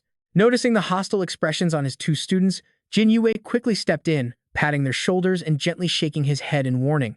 He urged them to drop it since time was running out, and it was finally time to choose who would enter, giving them a serious warning. First, to avoid triggering immediate rejection from the barrier, all summoned beasts must belong to the Moonlight attribute. Second, any intrusion by a Supreme Class beast would instantly trigger a violent counter-reaction from Chengxing Yanyu itself. Hearing these crucial details, both Yuan Yue and Ling Yue couldn't help but feel a deep sense of anxiety. They gasped in unison, asking how that was possible. Seeing their sheer confusion, Jin Yue confirmed the harsh reality only beasts below the Supreme Class could actually set foot inside. At this, Yuan Yue stroked her chin and voiced her suspicion. You and I have to wonder, is this why the Moon King stayed away? Jin Yue nodded slowly in agreement, but before he could even finish his thought, a pair of slender legs approached and interrupted him. We have arrived, she announced, causing all three of them to turn and stare nervously at the speaker. In that exact moment, Ru Yue showed up, flanked by the elite students of the Moonlight Beast Academy. A dark worry weighed heavily on her mind, fearing that these young students would suffer devastating casualties. Her gaze then drifted toward Shui Shi, who stood nearby with her arms crossed, returning her look with a cold and deeply hostile glare. Shaking off the bad vibe, Ru Yue turned back to address her students with an urgent announcement. All right, class, we are about to enter the dangerous domain of Chengxing Yanyu. Listen very closely as I lay down the absolute rules. First, while Chengxing Yanyu is in its deep slumber, it is completely invulnerable. Second, once it wakes up, it will unleash a devastating random slash that instantly disintegrates everything in the surrounding environment. Meanwhile, back in his room, Su Liang was reading up on that exact same dangerous information through his phone. Tension building, he read the next line, noting that while the beast possessed consciousness and life, it was completely impossible to communicate with. Right then, a message from Hua Yue appeared on his screen. Even Emperor Kang Yue and the Moon God Palace returned empty-handed back then, showing that no matter who goes, it is utterly useless. He cradled his moonlight rabbit in his arms, deeply skeptical of the information. Aside from sleeping and beating people up, was every single Supreme Class beast really that incredibly arrogant? Checking the Covenant of Cloud and Dream group chat at exactly 10:30 a.m., Su Liang typed out a quick question. Is there really no time at all when it is fully conscious? Hua Yue replied instantly, confirming it, though adding that the beast might not be doing it willingly. It traveled to the northern region seeking an evolution opportunity, before asking him if he truly wasn't going. Reading the text, he lightly pressed the power button, locking his phone and tossing it to the side. Staring blankly at the ceiling, he wondered what that pure, innocent little deer, Chengxing Yanyu, actually had to do with him. Just picturing how delighted everyone would be if he failed made him want to cough up blood, muttering in frustration. Imagine the headlines: the legendary Moon King tragically killed by a supreme-class beast. The sheer mockery would go down in history, topping the trending searches with titles like Number 1, Moon King seeks his own death. Second, the moon deity Flash Butterfly is a fake. Third, the twin moon sect becomes a complete laughingstock. As he lay there spacey, a sudden realization flashed across his mind, making him freeze. Wait, what? Liang sat up in a flash, his racing thoughts completely consuming him. Hold on a second. In the very next second, he grabbed his phone and turned it on, waiting with bated breath as anxious theories spun in his head. Meanwhile, over at the UAN mountains, crowds of excited tamers were lining up, eagerly waiting. Stick with me, this is where things get truly wild. Standing in that massive queue, Shiji glanced around warily, still unable to believe that the fabled Moon King had actually failed to show. Pressing a hand to her chest as anxiety welled up, she knew that if it were him, he would surely find a way to tame Chengxing Yanyu. Looking at the massive, shimmering barrier ahead, Shiji made a dark vow to herself: the moment she claimed Chengxing Yanyu, she would immediately slaughter every single beastmaster on sight. Her serpentine eyes remained locked on the path ahead, utterly determined to make sure absolutely no information about this would ever leak out. Suddenly, Shiji's phone buzzed with an incoming alert, causing her to pull it out in a fluster, wondering what was happening. An alert at a critical time like this? The moment she saw the glowing screen, Shiji went completely pale, gasping in disbelief. The map before her eyes threw her into total chaos. The legendary Moon King had actually turned on his location tracking. The real-time tracker made her hold her breath even worse. He was moving rapidly straight toward the UAN mountains right now. She could only stare at the screen, her heart hammering wildly in her chest. Why did he have to make his move right now? Out of nowhere, Ruyu storms over and points directly at Shiji's phone, snapping her out of her daze. Seriously, what are you doing on your phone at a time like this? Furious at the girl's obvious distraction, Ruyu lashes out with a harsh reality check. Are you trying to get yourself killed out here?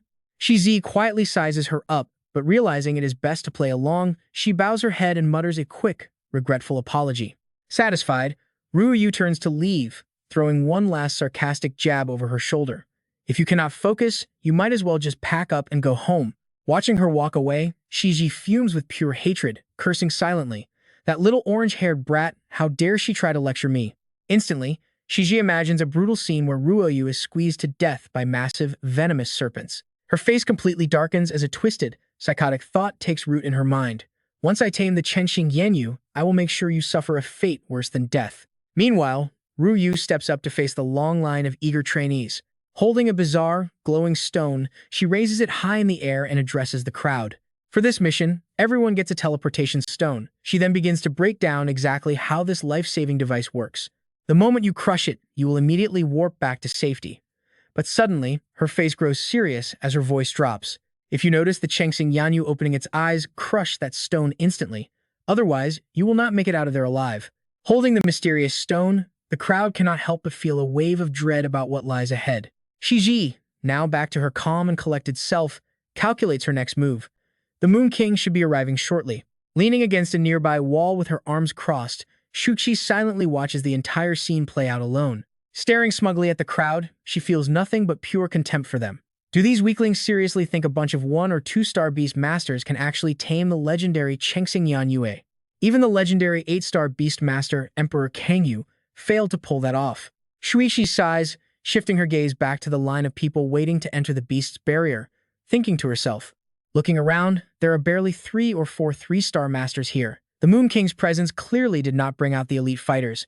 This whole thing is incredibly boring. But suddenly, scanning through the chaotic crowd, Shiji's back catches Shuichi's attention, sending a sudden, chilling jolt through her. Wait, what is this? A terrifying, mysterious power is radiating from her body, making the air feel completely suffocating. Suddenly, Shiji snaps her head back, her eyes looking ready to swallow the entire space whole. Her pupils seem to unleash a flash of raw, terrifying energy right forward. Shuichi completely freezes up, totally speechless, feeling as if that terrifying gaze is choking her throat.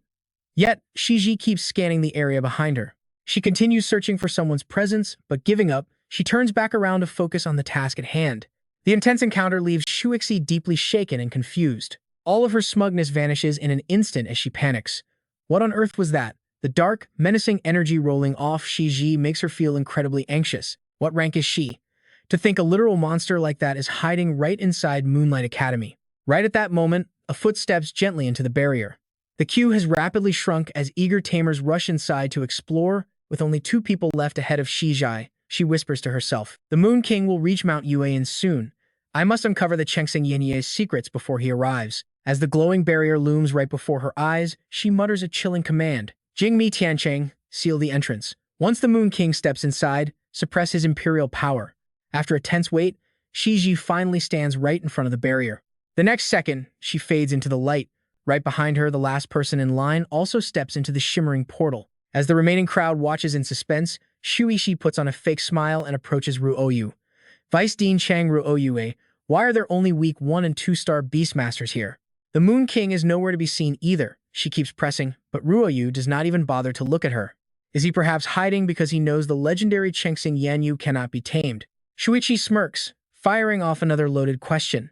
"If you knew that, why send these poor fools in there at all? Surely, your goal is not just to show your students a harmless glimpse of a supreme-grade beast, is it?" Pushed to her absolute limit by the relentless questioning, Ruoyu holds back her temper and fires back. "Since your element is not even compatible, did you travel all this way just to mock us? Or do you actually think you can tame a supreme beast outside of your own element?" That sharp comeback instantly hits a painful nerve, causing Shuishi's arrogant expression to darken with anger. They lock eyes, both refusing to back down. But as Shuishi studies her, she begins to wonder. What is going on? She apparently has no idea about that black-haired woman. After a brief pause, she opens her mouth. "Your academy." But her words are suddenly cut short when everyone simultaneously looks in the same direction. Everyone gasped in sheer shock. In the distance, familiar butterfly-like robes fluttered in the wind. The stunning figure appearing before them was none other than the Moon King, Su Liang. Seeing him, everyone had the exact same question on their minds. Why on earth was he here? Ru Yue was the first to speak up, asking if the Moon King had come to subdue the sinking star crescent. Right after that, Yuan Yue and Ling Yue voiced their shared concern in unison. But what if the Moon King's Emperor Beast accidentally provokes the sinking star crescent? Hearing their pessimistic doubts, Ru Yue shot them a smug look and began to boast proudly. As Su Liang stood tall against the wind, she eagerly declared with absolute confidence, "You blind fools, if the Moon King is here, he is clearly fully prepared. Even without his Emperor Beast, the sinking star crescent would easily surrender." Meanwhile, Su Liang was sighing inwardly at her dramatic claims. In reality, it was simple. He just needed to touch the sinking star crescent's body to unlock its entry in his Book of the Moon. Staring at the massive barrier ahead, he felt a surge of pure determination, allowing him to finally understand its inner mechanics and the reason behind its sudden awakening. He might even be able to tame it. After a brief pause, Su Liang commanded in a low voice, "No need to follow me, just await my orders." Ru Yue and Shui Shi quickly bowed their heads and replied in unison, "Yes, sir." The next second, Su Liang stepped toward the barrier. Suddenly, his eyes widened as if he had just sensed something highly unusual. Right then, the Book of the Moon manifested. Its pages flipped rapidly like a wild wind, catching him off guard as a brand new page appeared, displaying clear, glowing text, the Silent Libra, a pure supreme beast with absolutely zero combat skills. This is an incredibly rare, pure attribute supreme beast. It possesses absolutely no offensive means, instead relying on a vast array of restrictive and defensive combat skills. Ultimately, it must rely on stronger beasts for survival. Fairness dictates that only supreme beasts can initiate attacks. Furthermore, once a Beastmaster enters the Silent Libra's domain, they are completely barred from summoning any of their Emperor Beasts. Silence allows it to completely mask its own presence from those who are far stronger. Even Emperor-tier beasts can't track it. He froze, suddenly remembering that he was currently only at a 1-star level, dwelling on the daunting reality of a supreme-tier beast. Thus, Su Liang raised his foot right before the barrier, pausing mid-step as the onlookers behind held their breath in suspense. A moment later, he slowly lowered his foot, showing no immediate intention of stepping inside. Witnessing his bizarre behavior, a collective question filled everyone's mind. What on earth is happening? Why did the Moon King stop? But the very next second, Su Liang casually pulled out his phone to search for something. Once again, his unpredictable actions kept everyone on edge. Unable to contain herself, Ru Yue stepped forward to ask, "Moon King, sir." Amidst the growing anxiety of the crowd, Su Liang suddenly smirked and spoke in a highly cryptic tone. How did a mere insect from the Dark Moon sect manage to infiltrate this place so easily? Everyone shuddered at the mention of the Dark Moon sect. Without delay, he resumed his stride, heading deeper into the barrier while issuing a firm command. "From now on, the Double Moon sect will take charge here. Absolutely no one is permitted to enter. Wearing a confident grin, Su Liang assured them, "I will handle the rest myself."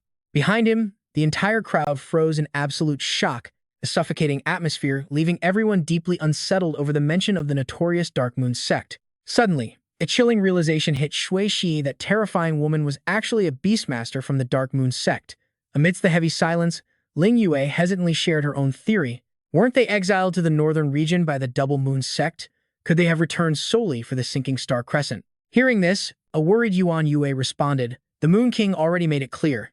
They are just mere insects." But what about the students? Ru Yue immediately chimed in to reassure everyone. With the teleportation stones on hand, it shouldn't be a major issue. While the onlookers behind him continued to speculate blindly, Su Liang reached a silent conclusion. The silent Libra specifically targets Emperor-tier beasts. Does the Dark Moon sect truly believe he possesses an Emperor beast? A sudden wave of unease flashed through his mind. In other words, once inside, he might have to face far more than just a supreme-tier beast, making this the most perilous trial of his entire life. Realizing this, he shut his eyes tightly, silently reflecting on his next move for a moment. Taking a step forward, Su Liang thought that if he were still the guy who had just transmigrated, he would never have had the guts to step inside. Absolute determination flooded his face as his initial hesitation completely vanished, replaced by an unshakable surge of confidence. Things were completely different now. He was ready. Without wasting another single second, Su Liang strode inside, his butterfly-like robes fluttering majestically against the fierce wind. As his body completely merged into the heart of that glowing barrier, everyone began whispering in awe, praising Yu Wang for his incredibly overwhelming presence. Only Heijing stood silently in the back, carefully watching everything unfold. He was deeply worried, a growing sense of dread washing over him. Yue Wang had actually entered the serpent's seat. Suddenly, Heijing stepped forward, saying something that caught everyone off guard, suggesting they must go inside to help since Black Moon's sect remnants were lurking within. Raising his hand with sheer determination, he spoke clearly, reminding everyone that Yu Wang was, after all, still their student. His words made Ru Yue hesitate, as it did sound reasonable. Elder Jin Yue also nodded in agreement, asking what their next move should be. Should they all go inside together to help? Seeing everyone agree, Heijing quickly shook his head, warning that their combined massive power would surely disturb the sinking star crescent blade. Stepping forward with his arm in a cast, he firmly declared that his newly resurrected beast was still too weak to cause any disruption. He could go in alone, and it would not be an issue at all. Observing his battered state, Yuan Yue and Ling Yue both questioned in unison whether he could truly be trusted looking like that. Watching Heijing walk toward the barrier, Ru Yue wondered to herself why he was acting so incredibly out of character today. He was not even a member of the Twin Moon sect, so why care so much about Yu Wang's safety? Filled with hesitation, Heijing slowly walked forward under everyone's puzzled stares. But the moment he touched the glowing barrier, a sudden bolt of lightning zapped right across his hand. An instant later, a meteor-like blast of energy slammed directly toward him, but he managed to leap back just in time to dodge it. The sudden, violent explosion left the onlookers behind gasping in sheer terror. What was that? Heijing rolled onto the ground, coughing violently in the thick smoke before shouting out in total confusion. Suddenly, a sharp voice spoke up, startling him, asking if that idiot had let his imagination run a bit too wild. Emerging from the dense smoke was a scantily clad woman, immediately tossing a mocking, condescending look his way. She scoffed that even if his beast were in its prime, dreaming of disturbing the sinking star crescent blade was absolute delusion. At that moment, Heijing's eyes locked onto the butterfly emblem marked on the woman's thigh. His face froze as he realized she was Qi Yu, the 7th rank of the Twin Moon sect's 12 moon disciples, the Lady of the Serpent Throne. He was in deep trouble. Qi Yue stepped in front of the barrier, asking them in irritation if they had completely ignored the leader's direct orders. She boldly declared, shocking the crowd, that this entire area was now under the absolute control of the Twin Moon sect. Her next words carried a dark, unspoken threat, warning that absolutely no one would be allowed to enter. Heijing glanced over at Qi Yu standing with hands on her hips before the massive barrier, secretly feeling relieved. She apparently had not noticed the silent Libra, nor did she plan to enter, meaning there was still a chance to turn things around. Meanwhile, inside the barrier of the sinking star crescent blade, Shi Ji was walking quietly through the ruins. Feeling anxious, she scanned her surroundings, noting that 17 minutes had passed and she still had not found the sinking star crescent blade. Staring at the desolate and lonely landscape, Shi Ji concluded that the others who had entered with her were nowhere to be found. Suddenly, a sinister smirk played on her lips as a dark thought crossed her mind. Low-level beasts trapped within a supreme-level domain stood absolutely no chance of escaping. Amused by the terrified female student's struggle and fear, She knew those frightened kids would likely shatter their teleportation stones and flee the scene instantly. After pondering for a brief moment, she decided to press forward. Relieved, she thought it was better this way so no one would disturb her. Suddenly, a violent, suffocating aura erupted behind her, as if to swallow the entire space. Instantly sensing that powerful energy, she whipped her head around, her face lighting up with excitement. As the dark energy filled the air, she immediately recognized it as the overwhelming presence of an incredibly powerful beast. Without wasting a single second, she dashed like the wind toward the source of the pressure. Clearing the suffocating mist, she eagerly charged forward, dying to see what lay ahead. The moment she arrived, Shiji's eyes widened in pure delight, thrilled that her intuition had been absolutely spot on. She was right. Seeing the glorious blade of the sinking star crescent blade gleaming in the wind, she finally let out a sigh of relief. She had finally found it, the sinking star crescent blade. Its blade hovered proudly in the air while its base was anchored deep into the ground. Its majestic aura left Shiji gasping in awe, proving it was indeed the absolute supreme among weapons. A grin spread across her face. Unable to tear her eyes away from the legendary weapon, she felt completely satisfied. Her effort to maintain attribute compatibility was worth it, as she had even refused to form a contract with the Silent Libra. With that in mind, Shiji slowly approached the crescent blade, commanding it, "Come with me, I know exactly what you desire." As if understanding the weapon to its core, she continued to whisper sweet, persuasive words. Get this. This legendary weapon rejected Emperor Kangyu and the Moon Goddess Palace's holy maiden, despite their royal blood. As a proud and arrogant weapon, it simply couldn't stand being unappreciated or taken lightly. Placing her hand on her chest, Shiji sincerely declared that she was still a proud, six-star beast tamer. Reaching out to touch the Yanyu blade, she boldly promised she would never treat a weapon like it poorly. Excitement surging within her, Shiji screamed for the Chensing Yanyu to yield and become a part of her. But just as her outstretched hand was inches away from touching the Yanyu blade, a blinding light suddenly erupted, acting as an invisible shield to stop her. Staring at this, she could only scream in utter shock. What? A massive, crushing pressure radiated from the weapon, keeping her at bay.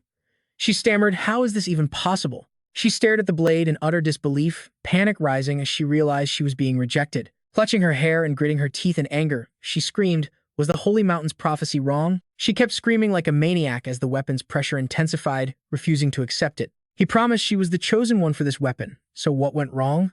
Suddenly, a voice called out from behind, "Hey, Moonlight Beast Academy, girl."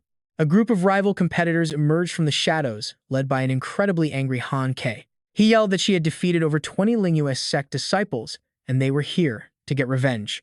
Not long ago, he had found his fellow disciples collapsed on the ground, calling out to them in absolute horror. Rushing over to hold one of them, he had anxiously asked what had happened to them. The dying disciple had weakly gasped that they were ambushed by a dark-haired girl from the Beast Academy, one with terrifying, serpent-like eyes. Back in the present moment, Shiji's face darkened under their glares as Han Ki rallied his men to take her down before claiming the weapon. Suddenly, she covered her face and let out a sinister, creepy laugh, making the Lingyu sect disciples flinch. Han Ki took a step back, unsettled by her wicked expression, stammering out, "What's so funny?" Shiji laughed maniacally, spitting out toxic words about how a bunch of ignorant brats had just shown up looking for death. She glared at them with her serpent eyes, sneering in pure contempt. Did they seriously think they could claim the legendary weapon? Her face contorted into a monstrous grin as she whispered, "Come forth, my children." In an instant, 3 massive surges of dark energy erupted from right behind her.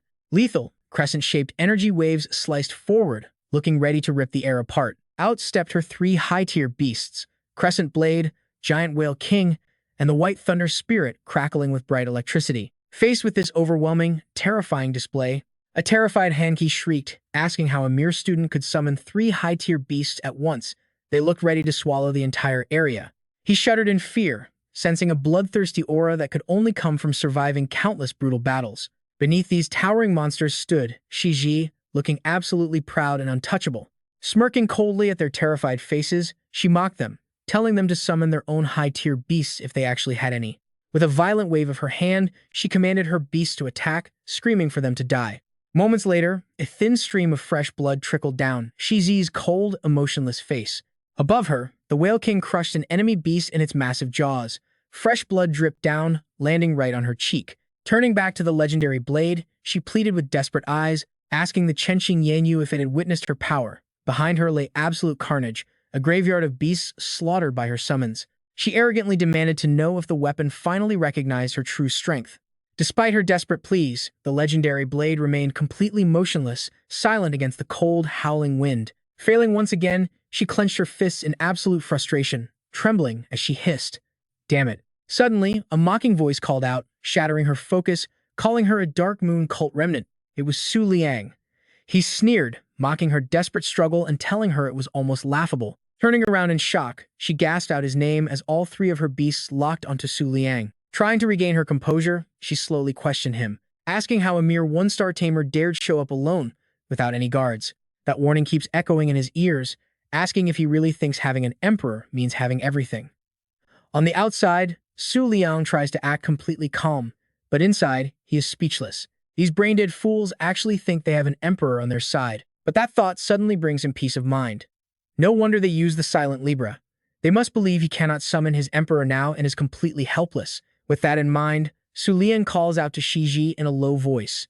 Keeping a faint smile on his lips, he slowly speaks up, gently explaining to her that relying on an emperor alone obviously cannot grant someone everything in the world. His calm, steady voice only makes Shiji grow more and more anxious. Whether the silent Libra is active or not, the final answer remains the same. Then, Su Liang glares at her with eyes as sharp as knives, giving a quiet warning. So before the double moon cult seals off this entire place, you should just crush your secret stone and run. Shizi's legs tremble violently as she stammers, asking what he means. Sweat pours down her face like rain, her body freezing up as endless questions race through her mind. How could the silent Libra be exposed this quickly? Right then, Su Liang walks past a bewildered Shizi. She realizes he already knew his emperor was sealed, yet he still chose to come here all alone. A sudden hesitation flashes through Shizi's mind, debating whether to run or attack.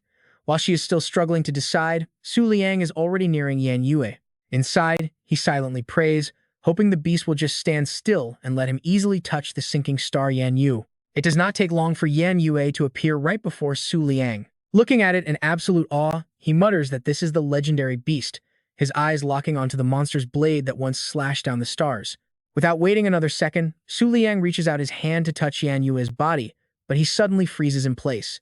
A furious shout echoes from behind, warning him to stay away from the sinking star Yan Yue. Suddenly, Shizi's three pet beasts unleash their power and charge forward together. Standing proudly below, she points forward and screams with overwhelming force, commanding the Moon King to attack. In an instant, they all lunge towards Su Liang.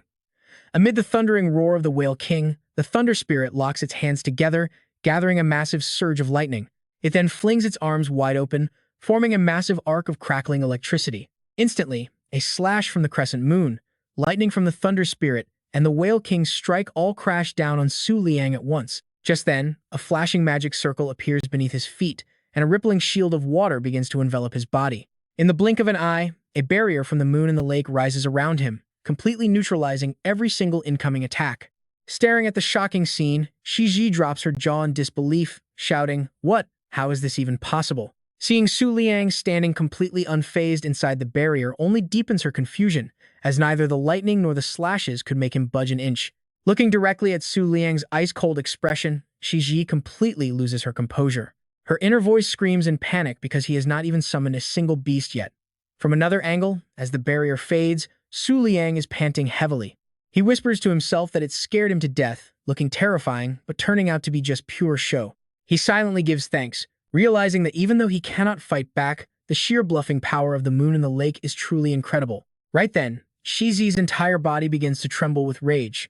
She grinds her teeth and screams for the Moon King. Magical green energy starts forming above her head, flanked by a floating crescent slash. Spreading her arms wide, she yells at him to stop acting so arrogant, catching Su Liang's cold gaze in her direction. Her hands shake violently as she declares that he does not have his emperor. A second later, she slams her palms together. Confidently, she states that he is simply bluffing. Shiji grinds her teeth, a streak of blood running down her trembling face. At that exact moment, a magic circle appears beneath her feet, erupting with intense killing, intent, and deadly magical sparks. She raises her clasped hands high, her face darkening as she mutters a few words, commanding it to appear.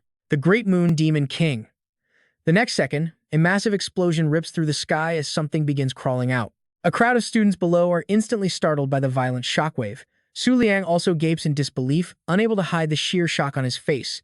A wave of unease washes over him as he realizes the silent combat skill of the silent Libra has completely masked their presence. It was precisely that ultimate technique that kept the sinking star Yan Yue completely unaware.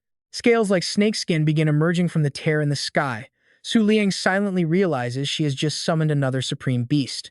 The giant pet's slimy tongue slithers out, getting ready to begin a ruthless and terrifying hunt. The massive Great Moon Demon King lands right beside Shiji, its piercing eyes staring directly forward at its prey. Pure exhaustion is written all over her face, yet she still speaks with absolute pride, asking him how it feels. She asks if facing her most prized creation has terrified him. On the opposite side, Su Liang still stands proud and tall, completely unfazed while directly staring down the massive summon. His face remained totally blank, as if nothing had even happened. Seeing that expression, Shiji panicked inside, desperately wondering how he could remain so unbelievably calm. Her beast's terrifying rage only fueled her growing doubt. Could this guy seriously look down on a supreme-tier creature like it was nothing? But in reality, Su Liang was frantically thinking back to a random post he had scrolled past a long time ago. When facing a massive monster, one must look extremely fierce. He desperately maintained his calm mask, comforting himself with one dark, pessimistic thought: at least he would die with honor. Unable to take it anymore, Shiji pointed straight at him and demanded, "Moon King, are you still refusing to summon your beast?" Beside her, the Great Moon Demon King let out a terrifying growl, raising its massive tail high before slamming it violently down on a nearby boulder as a direct challenge. The giant serpent slowly lifted its dirt-covered tail. The shattered boulder collapsed with a loud crash, sending a thick cloud of dust into the air. The sheer destruction left Su Liang utterly amazed. As expected of a supreme-tier beast, even its tantrums were on a whole different level. A second later, Shiji ruthlessly ordered her Great Moon Beast to kill him. It immediately bared its fangs and blasted a dense stream of dark purple energy directly at him. Su Liang closed his eyes, putting his entire life on the line. Everything now depended entirely on his Lake Moon. He stood perfectly still on the silent lake, waiting. Within seconds, the beast's devastating attack slammed directly onto Su Liang's position. A massive explosion erupted. As the thick black smoke slowly cleared, Su Liang was revealed, still standing tall and completely unharmed. He forced a calm smile after that devastating blast, though inside he was crying tears of joy, thanking his lucky stars. He calmly analyzed the situation. The Moonlight Beast could only unleash half its power during the day, meaning that attack could not even deal 30% damage. Glancing over with absolute smugness, Su Liang felt a surge of relief. Breaking the shield of the Lake Moon would require a lot more effort, though it probably would not take too much work. Meanwhile, Shiji collapsed onto the dirt in absolute, crushing defeat. Her wide eyes went completely blank, her voice trembling with pure shock. How is this possible? Could that really be the legendary moon deity beast? To fuel her terror, Su Liang muttered coldly, "No need to rush, Black Moon Sect Remnant. Once I handle the star-sinking crescent blade, you are next."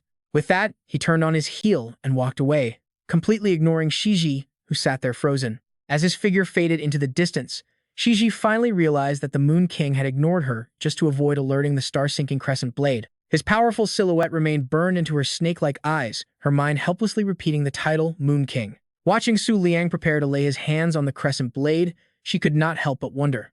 Could his logic-defying invisible barrier truly withstand a weapon legendary enough to have sliced the very stars from the sky? Her thoughts were cut short as she suddenly screamed, startling him completely. "Silent Libra, cancel the skill." Instantly, a deadly aura erupted from the Great Moon Demon King. The crescent blade shone with a brilliant light, wrapped in swirling currents of jade-green energy. Staring at the blinding radiance before him, Su Liang gasped in sheer panic. This is bad. He worried that once the shield was cancelled, the supreme aura would be immediately exposed. A second later, a hand tightly gripped the hilt of the crescent blade, lifting its feet completely off the ground. Its awakened form appeared as a young girl with flowing green hair, holding the crescent blade high. Her eyes slowly opened under Su Liang's worried gaze. The star-sinking crescent blade had awakened. Right at that moment, the weapon suddenly began violently shaking in midair. Within moments, the trembling grew even more intense. Then, the awakened spirit of the weapon began holding it down with a firm grip. In the next second, she snapped open her sharp eyes, causing the ground to crack and shatter all around, throwing everything into absolute chaos. The terrifying tremor made the students ask each other in panic, "What on earth is happening now?" Just then, someone screamed, "The star-sinking crescent blade has awakened. Run for your lives." Every single student scrambled to make an escape. As the crescent blade unleashed its devastating pressure, Su Liang managed to activate his barrier just in time. He grit his teeth and stared ahead, thinking with concern that the Great Moon Demon King had not even reached 30% power. At this rate, the remaining barrier of the Lake Moon should be able to block this, right? Suddenly, A chilling realization flashed through his mind, leaving him completely stunned. Inside the beast's space, the water surface of his lake moon was rippling with intense violence. It embraced Su Liang from behind. Seeing its sheer terror, he thought in complete shock, "This is bad." The chance of blocking this was not even 1%. Unable to believe this brutal truth, Su Liang asked in shock, "What? Could there really be such a massive gap between supreme-tier beasts?" He quickly looked back, desperately hoping to see how the serpent-throne woman was going to protect herself. Seeing the Great Moon Demon King curled up to shield Shiji left Su Liang speechless. But before he could even process it, Yan Yu raised her massive blade high into the air. Su Liang's heart sank instantly as a dark, pessimistic thought crossed his mind. What if there was absolutely no way to stop this? Wind whipped violently against his clothes, cutting his thoughts dead in their tracks. Desperately, Su Liang cried out, calling on the cloud-treading moon transformer to save his life. Meanwhile, outside the barrier just minutes ago, a hate-filled voice echoed, "Elder, did you hear that?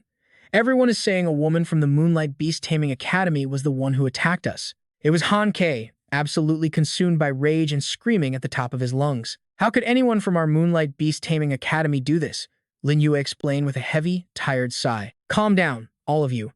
That is not one of our students, but a high-level cultist of the Dark Moon sect." Letting out a weary breath, she was secretly relieved. When normal academies encounter high-level cultists like this, just surviving is a miracle. She then turned to look at Qiwei, who was standing in complete silence. Seeing how unfazed Qiwei, Ling Yu couldn't help but wonder why on earth she was so incredibly calm. Qiwei's cold expression only added to her confusion. Was she really not worried about the Moon King's safety at all? Suddenly, her face went pale, her eyes widening as she realized something terrible. Qiwei snapped her head around, shouting a warning to everyone. "The sinking star crescent has been disturbed." Panicked, the crowd gasped, asking if it was about to awaken. Without a word, Qiwei rushed toward the students, yelling urgently, "Everyone who is here, get back right now." A second later, massive boulders erupted from the barrier, hurtling outward at insane speeds as the nearby students screamed and scattered. Watching them run, Qiwei grew deeply confused. What was that fleeting aura she just felt? Could it be the sect leader's Emperor Beast? Back inside the barrier, Su Liang was straining with everything he had to withstand Yan Yu's overwhelming, crushing pressure. Shielding his face from the fierce energy, he wondered why nothing had changed when he had clearly called out its name. Could this illusion, combined with the silent Libra's combat skill, have completely blocked out the sound? Watching Yan Yue prepare to strike, Su Liang's anxiety spiked as he realized the truth. In less than 3 seconds, the sinking star crescent will break through. As the final countdown began, he smirked, thinking, the era has officially changed. With only 2 seconds left, Su Liang whipped out his phone and tapped the screen frantically. On his screen was the chat for the Cloud Promise Dream contract. Ignoring its messages, he typed an urgent plea and fired it off to Huayue. Right at that moment, Yan Yue glared at Su Liang as she charged down like a hurricane, wielding her massive weapon. In a flash, she was right in front of him. As the distance between them closed to mere inches, he instantly braced for impact. Without wasting a single breath, Su Liang thrust his hand straight forward just as Yan Yu swung her giant blade down. The moment his hand extended, her attack unleashed, and a blinding, radiant burst of energy erupted directly from Su Liang's palm. Within a fraction of a second, that monumental force completely swallowed his entire body. An earth-shattering explosion erupted instantly, sending shockwaves that rattled the area far outside the barrier. Anyone caught in the blast radius was instantly blown away, though Qiu Yue managed to raise a solid shield, protecting those behind her. Staring at the bizarre spectacle before her, she wondered in disbelief. Was the Emperor's barrier just completely incinerated by the flames? Nearby, Ru Yue anxiously asked if the Moon King was still inside. Qi Wei was equally uneasy, her mind racing with dark apprehension. If this wasn't an illusion, things inside were infinitely worse than they seemed. As the heavy smoke cleared, a familiar figure slowly emerged. Shezi quickly scrambled out from underneath the Great Moon Demon King, coughing heavily as she grumbled about being choked. Looking around, she realized the silent Libra's energy was gone, likely suppressed by the sinking star crescent. Glancing up at the weapon floating in the air, she was absolutely thrilled. The sinking star crescent had finally calmed down. But then, Shezi froze in sudden panic. Wait, where's the Moon King? She stepped onto the ground, looking around frantically. He was closest to the sinking star crescent, so why was he gone? Suddenly, a horrifying thought flashed in Shezi's mind. Could he have been blasted to ashes by the sinking star crescent? Trembling all over, she couldn't stop her mind from racing. But since her scheme was what triggered the sinking star crescent, she figures she's the one responsible. Shiji covers her mouth in absolute ecstasy, proudly declaring that she has finally defeated the Moon King. Giggling with pure, smug delight, She gloats about how the mighty Moon King was actually decapitated by the sinking star crescent. Remembering how Su Liang was just staring cluelessly at his phone in his final moments makes her smirk. Honestly, his sheer ignorance is downright hilarious to her. She then screams at the top of her lungs, boasting about defeating the legendary Moon King. Spinning around with a look of pure triumph on her face, Shiji proudly declares that the legendary sinking star crescent now belongs to her. But out of nowhere, the legendary weapon lets out another deafening, thunderous roar. Shiji freezes in utter disbelief, muttering a confused, "What?" as the weapon's awakened spirit begins wildly swirling around the massive crescent blade. This sends shockwaves through her. Why on earth is the sinking star crescent being triggered all over again? Paralyzed in sheer despair, she stands there frozen. Ryubo's the weakened Great Moon Demon King shouldn't have the strength to trigger this again. Suddenly, something catches her eye and makes her gaze flicker. A massive cloud of dust billows out of nowhere, crackling with strange, eerie beams of light. Stepping right out of the thick smoke, the completely unharmed figure of Su Liang emerges. Drenched in cold sweat, Shiji gasps in absolute shock. Not only is he completely uninjured, but there isn't even a speck of dust on him. But that's not all. A massive shadow looms right behind Su Liang, its giant, unfamiliar legs slowly stepping out of the thick, heavy smoke. Staring at the terrifying sight, Shiji can only stammer, "What on earth is that?" As Huan Yu's piercing eyes glow through the haze, Shiji wonders if this colossal beast belongs to the legendary Emperor tier. Frozen in place, she can't help but speculate. If it's a sovereign tier beast, the size is absolutely mind-blowing. Yet, an Emperor tier's arrival would have triggered massive, violent tremors across the entire northern region. So, what on earth is this creature? Suddenly, her face darkens with absolute terror. Trembling with fear, she quickly pulls out a teleportation stone from her robe. But as her fingers grip the stone, she hesitates. No, now is not the time to run. Even if to Port Artuve, the Moon King's beast with her own eyes, she resolves to stay right there, waiting as the gargantuan silhouette slowly emerges from the shadows. She knows this is a rare, once-in-a-lifetime opportunity that will never come again. Moments later, glowing, magical antlers and a majestic, pure white body materialize brilliantly before her. This legendary, colossal deer is none other than the sovereign tier beast, the cloud-treading Huan Yu, and right at that moment, the spectral figure of a young girl appears directly behind Huan Yu. Collapsing to the ground, Shiji can only stare blankly, wondering how this is even possible. Her mind reels in disbelief. This creature is easily 4 to 5 times larger than the Great Moon Demon King himself. In terms of sheer size, the Great Moon Demon King is one of the most terrifying entities in the Dark Moon cult. Yet here stands an even more colossal sovereign. She shifts her gaze to Su Liang, highly skeptical about how someone with only a mere 1-star blessing could ever control this. How could he possibly unleash the sovereign's true power? She confidently concludes that this must be his one and only fatal flaw. Meanwhile, Su Liang lets out a relieved smile, still slightly overwhelmed by the absolutely mind-blowing spectacle before him. Looking back at Huan Yu, he can't help but marvel at her incredible transformation. To think a tiny deer could become this magnificent, it honestly startles even him. But then, a question arises. How did she even get here so fast? It was almost like teleportation. He couldn't even register how she managed to rescue him. Staring at the faint silhouette of the woman behind the beast, he wonders if that's her ancestor, and if she'll grow up to look like that. Will she look like that when she grows up? Right then, Huan Yu looks down at Su Liang and telepathically pleads, asking if he could stop the sinking star crescent. She really doesn't want to get slashed by it ever again. Snapping out of his thoughts, he asks if she's serious. Huan Yu quickly counters, arguing that since he's standing there so calmly, he must have a plan. Su Liang starts analyzing the situation when a sudden realization hits him.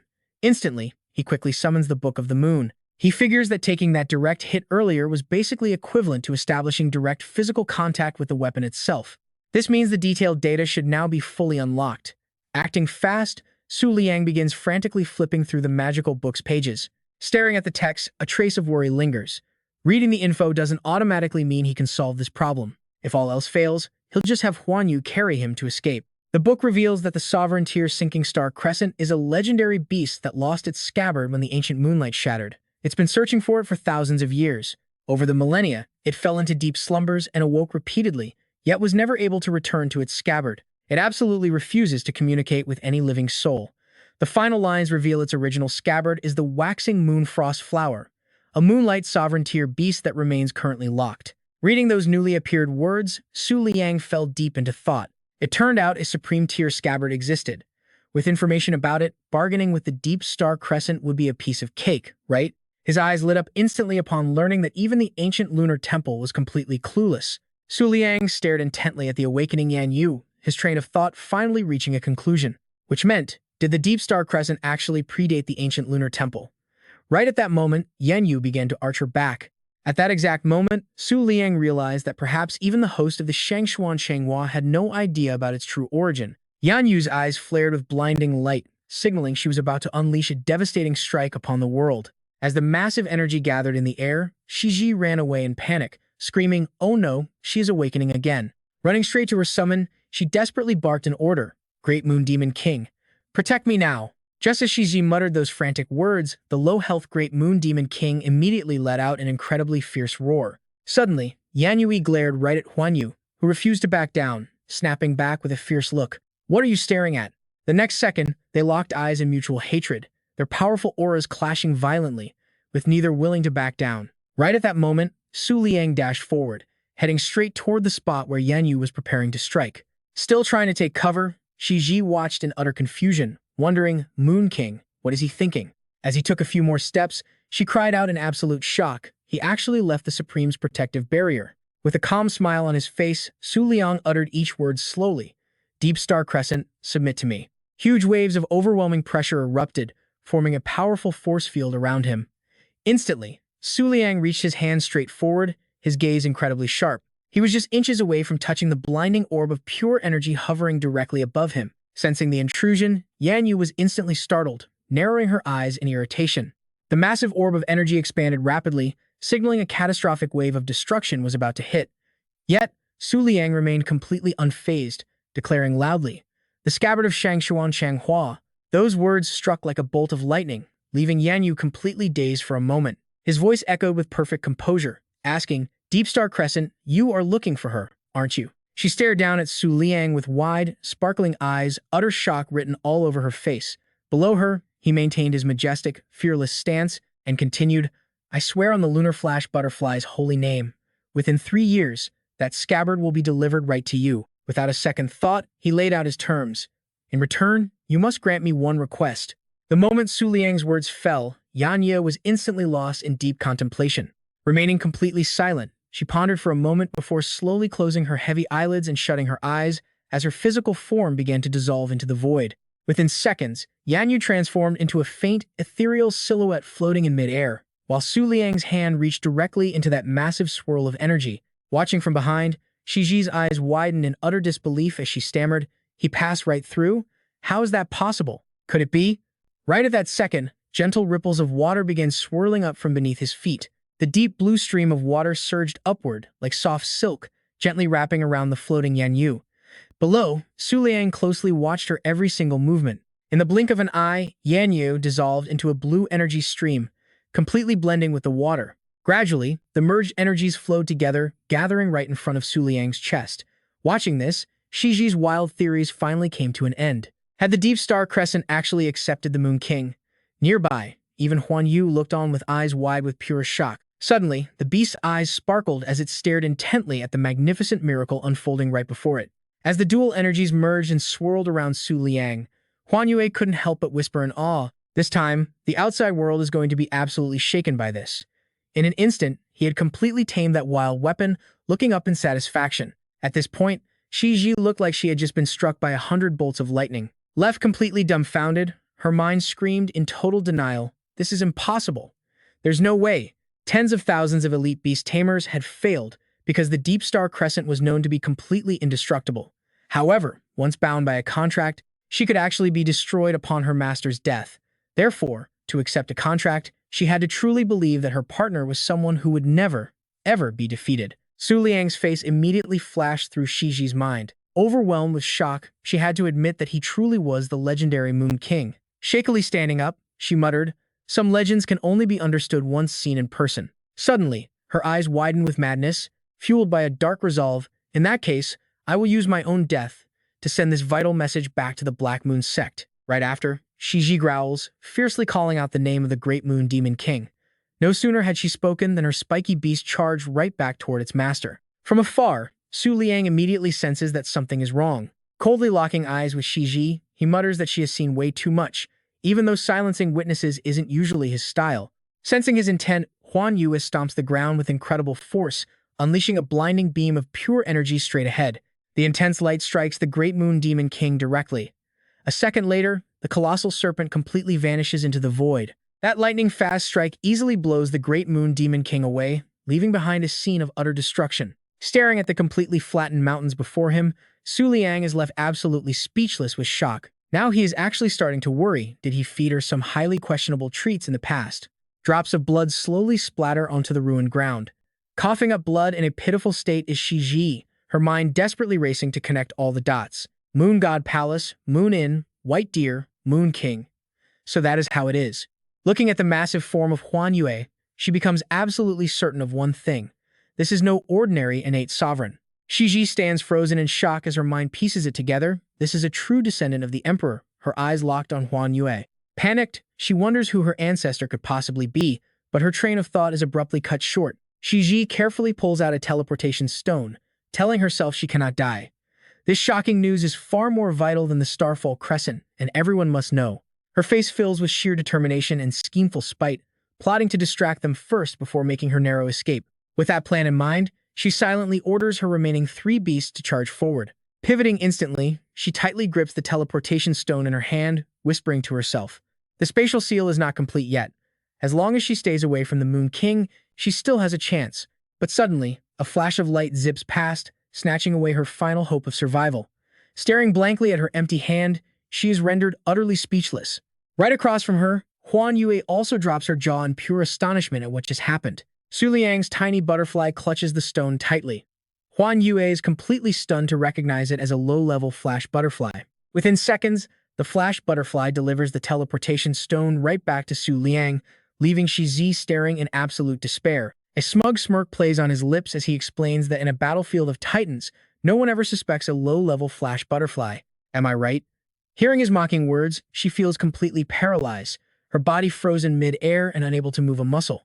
She finally speaks, her tone eerily calm, showing she has totally given up on survival. Though it is probably too late, I finally understand why you are hailed as the Moon King. Huan Yu wastes no time, exhaling a swirling, freezing breath that causes Shiji's body to slowly dissolve into nothingness. Her fading face sports a gentle smile as she whispers a final farewell, honored to have fought the great Moon King. Her smile remains fixed, even as her life force slowly slips away. Meanwhile, outside the barrier, Chi-Yu's eyes suddenly widen in pure shock at what she sees. Emerging from the chaotic wreckage with absolute ease, Su Liang's calm appearance makes her stammer out in disbelief. El Lord's sect leader. Ignoring the crowd's stunned gazes fixed entirely on him, he calmly delivers a sudden announcement. Shiji is dead, lift the lockdown.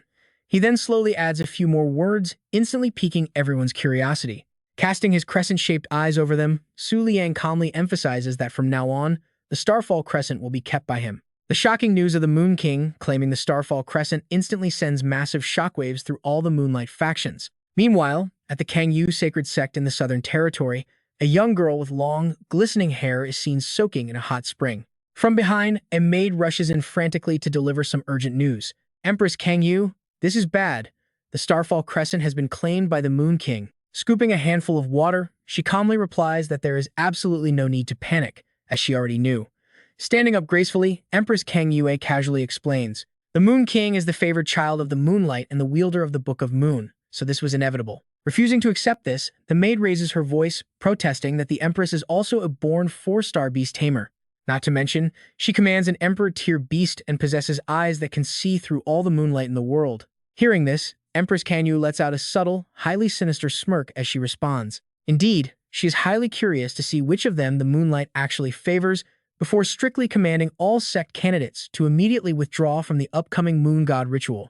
These shocking words strike the maid like a bolt of lightning, leaving her frozen and completely speechless. At that very moment, along the northern edge of the central region, a mysterious figure wrapped in a black cloak stands on the shore, gazing out into the distance. Behind him, a woman announces that the 2 guests are finally arriving to meet Lord Shengshan. Shengshan immediately asks Ling Ji if he will lose to the Moon King once again this time. Ling Ji quickly responds with absolute certainty, even if she is the only believer left. Among the top followers, she never doubted him. He will surely defeat the Moon King and restore the glory of the Dark Moon sect. Suddenly, mysterious whirlpools and glowing beams of light erupt across the surface of the sea.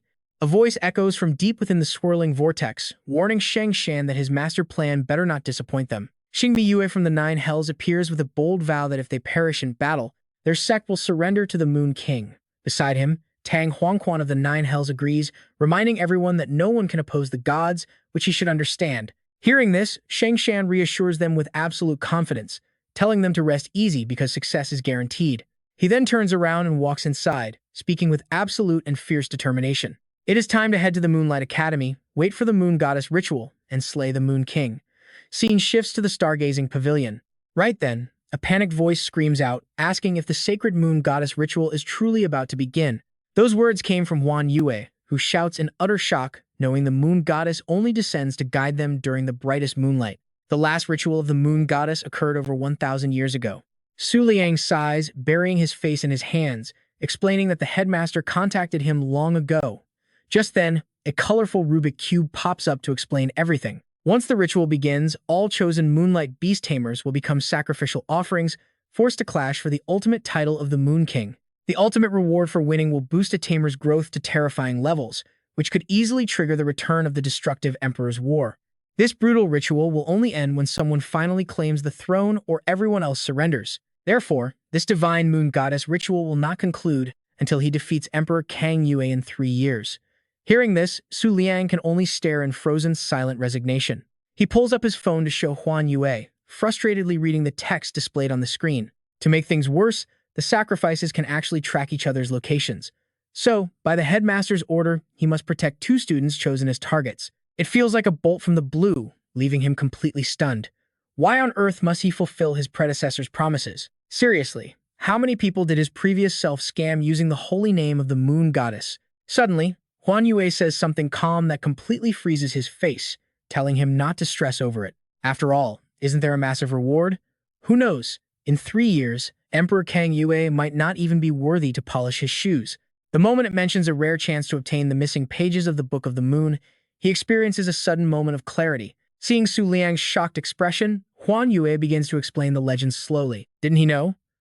Rumor has it that anyone who possesses the missing pages of the Book of the Moon can bypass contract limits and sign with dozens of beasts. Hearing this, he is blown away yet again by this massive revelation. He stares wide-eyed, thinking that if a few pages allow that many packs, he has an entire book. Then, worry washes over him again. He wonders in deep confusion. Since the Book of the Moon is in his possession, how could others get the missing pages? Seeing Su Liang rubbing his chin lost in thought, Huan Yue gives him a hard shove with its head and demands, "Stop thinking and tell the breeder to let me roam around freely." Clasping its hooves together with a pitiful expression, it begs Su Liang, saying that if it can go out to enjoy the moon, it will also watch those 2 brats. Getting no response, Huan Yue looks over curiously, only to realize it accidentally slammed Su Liang straight into the wall with that last shove. He quickly limps out of the room, rubbing his sore backside while searching for something on his phone, complaining nonstop. A headbutt from a supreme-rank beast nearly ruptured his kidney. He immediately shares a link on 100 ways to cook deer meat directly to their chat. The beast can only respond with a silent ellipsis. Suddenly, a notification pops up on his screen, prompting a surprised Su Liang to ask if the profiles of the 2 students just arrived. Inside, the image of a cat-eared girl appears alongside her personal profile. Bai Yuer, 16 years old, from the Western White Sage clan, daughter of an emperor, a human-tiger hybrid possessing a supreme beast, yet she has inexplicably fallen into a deep, endless slumber, suspected to be because her low level prevents her from awakening. Reading the file, he rubs his chin in surprise, realizing he originally mistook a tiger for a harmless cat. Next on the screen, a green-haired girl appears, surrounded by similar text, detailing Bai Yao, 16 years old, hailing from the most prosperous human empire in the vast northern territory. Ever since she was a child, the 4th princess of the Bu Empire had a reputation for summoning supreme beasts to fight off her enemies. After reading up on those 2, Su Liang sighs as he scrolls through his phone, muttering that princesses and daughters of emperors are nothing but trouble. He decides to send it over first. In no time, the information on those 2 was shared directly with Huan Yue. Absolutely thrilled, the beast replies instantly, saying the first one looks pretty interesting and asking to take the job. Back at the academy as night begins to fall, a very sleepy-looking Yuer shows up on screen. Swinging back and forth with Su Jing, she sighs, amazed that Chengxing Yanyu was actually tamed by the Moon King just like that. I could not have imagined this even in my dreams. Su Jing suddenly stands up and says excitedly, "All right, we need to head to the teaching block. Aren't they about to announce some really important news? So the two girls head toward the teaching block, completely unaware that Huan Yue's deer antlers are already peeking out from the shadows behind them. It instantly recognizes her as the half-blood girl from the Bai Sheng clan. Staring at Yue's back, it mutters to itself. Her scent is easy to remember, but she does not seem very bright. Raindrops begin to fall right on Huan Yue's nose. Looking up, it whispers that it is about to pour before turning around to head back, thinking it is best to return. My powers are heavily weakened on rainy days, so I need to stay cautious just in case. But barely a second later, the beast stops in its tracks, its eyes turning dead serious, as it senses something completely wrong. Suddenly, a violent whirlpool tears through the empty air and explodes, sending massive rings of water swirling up to engulf the sky. Out of nowhere, the Supreme Tier Rain Tyrant manifests directly in front of Yue and Su Jing. Placing a hand over its chest, the monster mutters, "Found you, one of the 5 supreme targets." Instantly, the tyrant opens its mouth wide like a black hole, growling, "Little girl, I will give you 10 seconds to summon all your beasts. I have no interest in killing a beast tamer with a cheap sneak attack."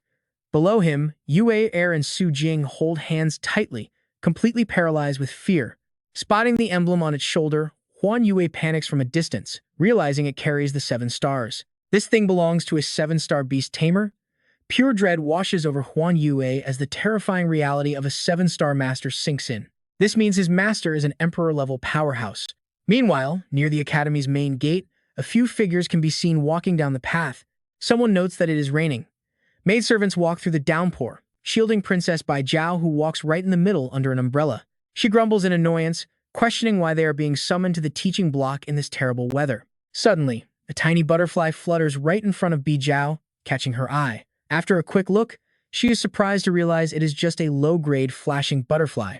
The little butterfly gently lands on Bai Jiao's finger, and she calmly lets it rest there. One of her maids quickly warns her, saying it is just a low-tier beast and that she should not touch it. But before the maid can finish, she cuts her off in frustration, asking if they are following the Moon King's weird philosophy again. What is the harm in playing a bit? For all we know, the Moon King might be secretly playing with tiny beasts too. Suddenly, a voice echoes from behind, making Bai Jiao and her maids spin around, asking if they were just talking about the Moon King. A short-haired woman steps up with a sinister grin, admitting she loves discussing the Moon King and asks if she can join their little conversation. In the distance, a mysterious figure with 2 long horns on her head slowly walks forward. The maid steps forward, on high alert as she demands to know who goes there, while Bai Jiao cautiously takes a few steps back. She rudely snaps, "Get lost, you ugly creature. Can't you see I am on my way to an academy assembly?" It turns out to be Ling Jizuo. Forcing a fake smile, she tries to stay calm and says she wants to join, though she is absolutely boiling inside over that ugly comment. Right after, Ling Zi summons her own beast, speaking in an incredibly smug tone. "It is such a shame I have to fight a mere child with a weak supreme beast. I feel so bad I could almost cry." The maids gasp in unison, shocked to see a supreme-level beast, the evil-eyed antelope, standing before them. Behind them, Bai Jiao completely loses her composure as the dark name of the Black Moon cult flashes through her mind. Meanwhile, we cut to the teaching block plaza, where hordes of students are already gathering. Everyone looks incredibly miserable standing under the pouring rain. Standing right in the middle of the plaza are Ru Yue and Jin Yue. Scanning the crowd below, Ru Yue feels a sudden wave of unease. Neither Bai Yue nor Bai Jiao have shown up, giving her a very bad feeling. Clearing her throat to find her voice, she begins the planned announcement, calling out, "Dear students, please listen very carefully to what I have to say next." Just as she announces that the moon god's sacrifice, untouched for over 1,000 years, is about to begin, the students below gasp in shock, while Ru Yue keeps anxiously looking around, her mouth still delivering the speech. Once the moon deity sacrifice begins, highly talented moonlight beastmasters are selected as combat offerings to please the gods above. Every single victory promises unimaginable rewards, alongside strict rules to determine the absolute survivor of this brutal tournament. But before they can even finish, a sudden voice cuts right in. Echoing loudly across the sky, the sacrifices must slaughter each other until only one survivor remains standing. Ruyu and Jinyu instantly look up at the glowing sky, where the guardian spirit appears with a bizarre, twisted grin, gleefully delivering the bad news. That sole survivor will become the true Moon King of this era. Seeing that terrifying, twisted face, Ruyu instantly yells orders to the students, telling everyone to retreat immediately. But the moment those words leave her mouth, the guardian spirit unleashes a meteor-like blast, blinding the dark night with pure destruction. Ruyu quickly activates her defensive skill to protect herself, but looking ahead, a sudden wave of dread washes over her. Damn it! That was a 7-star Supreme Combat skill, while her own Supreme Moon Veil could only protect herself and nothing more. The students tremble in fear as the thick dust and smoke from that massive explosion slowly begin to clear. While the rain continues to pour, Ru Yue stands frozen, staring at the completely unharmed students in absolute disbelief. Elder Jin Yue quickly rushes over to her side, both of them sharing the exact same burning question which has happened. Up above, the guardian spirit frowns, realizing with growing concern that its attack was completely absorbed. It seems the legendary Moon King has intervened. Nearby in the academy courtyard, Su Liang stands silently among the panicked students, wearing his familiar cloak. Standing tall and completely motionless, he quietly observes the entire chaotic situation. Su Liang's gaze sharpens like a dagger while hearing the guardian spirit confidently declare that the Moon King is watching over them. Right now, he notes to himself that thanks to the battle at Mount Yuan, the defensive power of his Lake Moon has tripled. But a flicker of concern arises when Su Liang looks closely, seeing that 40% of the shield was still blown away. If this had happened in the past, everyone here would have been turned into ashes. Yet, a smirk plays on his lips as he realizes how long it has been since he truly went wild. The moment his thoughts fade, dark red lightning suddenly tears through the sky. Everyone screams in sheer panic. What is that? Space itself is literally being torn apart. The moon-guiding celestial maiden, a stunning woman with fluttering angelic wings, suddenly steps out from the empty void. Spotting the 7-star crest on her chest, Ru Yue grows deeply terrified, realizing they are facing a second 7-star Supreme-level Beastmaster. This means the enemy has at least one Emperor-level beast. Suddenly, the celestial maiden snaps in irritation, demanding to know what he is doing. What if all these people end up dead? Was that reckless move really necessary? The guardian spirit casually shrugs it off, asking what she knows, and how the Moon King could ever care about the lives of mere ants. She instantly snaps back, calling him a fool and reminding him this is the sacred territory of the Twin Moon sect. Not to mention, their actual mission is simply to block the two vice deans. Overhearing their conversation, Ru Yu realizes the truth and quickly questions the two invaders, asking if the guardian spirit and the celestial maiden are from the infamous Xingmiyu organization. Filled with confusion, she asks why they would do this, recalling how 5 years ago she visited Xingmiyu as an exchange student and witnessed their leader's incredible power firsthand. So why launch this sudden attack? The guardian spirit immediately turns to ask the maiden. Asking her other half what they should do next, the celestial maiden coldly orders the guardian spirit. Fine, she grants him 1 minute to teach these naive students a lesson before they show absolutely no mercy. Panic-stricken students immediately scatter in all directions, yet one lone figure continues to take calm, measured steps forward. Right in the middle of the crowd desperately trying to escape the chaos, Su Liang casually walks the opposite way, typing away on his phone. Facing the two powerful invaders, he asks in a chilling tone if they are indeed from Xingmiyu. The invaders instantly whip around, their cautious gazes locking onto this mysterious student. With a darkened expression, Su Liang's pure fury shows as he mocks them for not even daring to show their true faces. Even their Emperor-level beast didn't dare to appear, yet they actually expect to leave this place alive after causing such chaos. In the blink of an eye, he summons the sinking star Yanyu, which flies straight up as vibrant rings of spiritual energy erupt around it. Ru Yue and Jin Yue stare in absolute shock, immediately recognizing that this weapon is none other than the legendary supreme-level sinking star Yanyu. As the ultimate weapon awakens, the spirit of Yanyu pauses for a brief moment to survey the battlefield before her eyes flash with a brilliant, blinding light. Grasping the massive crescent blade with both hands, she begins gathering devastating amounts of energy, signaling a storm of absolute destruction is about to hit. Ru Yue instantly senses the abnormal power, feeling paralyzed by her own terrifying realization. Hold on, that stance makes absolutely no distinction between friend and foe. Seeing Yanyu's terrifying expression, Ru Yu becomes even more panicked, her mind racing with a dark thought. Could she really be planning to wipe out everyone present? In a flash, the awakened Yanyu unleashes a devastating strike toward the guardian spirit and Danyu. The light radiating from the attack is absolutely blinding. Moments later, a thick cloud of smoke rises from where she struck, leaving the ground completely shattered and devastated. From deep within the thick, billowing smoke, Ryua's violent coughing starts to echo out. Sitting on the ground, she realizes she is completely unharmed by that blast. Touching a small scratch on her face, she is stunned. She actually survived. Slowly standing up, Ryue looks down at the massive crater before her, realizing that the Moon King still cares about his own people's lives. Those two are lying defeated at the bottom of the crater, barely able to utter a word and completely powerless to fight back. Is this the power of sinking star Yanyu? At the crater's edge, Su Liang stands tall, his cloak fluttering as the awakened Yanyu hovers above him. Danyu glares up at him, still spitting out desperate threats. Even if we fall in battle, Our deaths will merely serve as a welcoming gift for all of you." Regaining his composure, the guardian spirit adds a final chilling warning, reminding them that the Emperor will soon appear right before their eyes. The next second, they begin to combine their power. The guardian spirit unleashes a heavy light while Danyu summons rotating spheres around her body. Sensing something unusual, Yanyu's eyes suddenly flash with an intense light. She rushes down, staring directly at them, while Su Liang quietly watches the situation unfold from behind. Gritting his teeth in deep anxiety over the current crisis, he realizes that after 2 attacks, the shield of moon in the lake is down to just 4% and is now completely useless. Meanwhile, Danyu and the guardian spirit are continuously muttering some kind of spell. In contrast, Su Liang's mind is racing with panic. There are only 3 seconds left before sinking star Yanyu draws her blade. If they cannot stop this, everyone will turn to ash. His vision begins to blur as he desperately asks himself, "What should I do?" But right at that moment, Yanyu's eyes glow with an even sharper intensity. Instantly, she swings her heavy blade forward, unleashing a massive crescent slash that crashes down on the 2 enemies like a falling meteor. Danyu freezes as she watches the incoming strike, her face turning pale as she confronts her own fragile mortality in absolute silence. The next second, Yanyu's attack shakes the entire sky as a pillar of light erupts upward. The shockwave is so massive that even distant students struggle to stand. A panicked male student asks, "Is a disturbance this massive caused by the Moon King's beast?" Suddenly, another student behind him points and shouts, "Everyone, what on earth is that?" In the sky, a crescent moon and a full moon suddenly appear together. The students gasp in sheer shock as they realize there are actually 2 moons in the sky. From the midst of the thick smoke, the guardian spirit suddenly screams in rage, "Are you completely insane? Why would you use your ability to create a full moon magic circle?"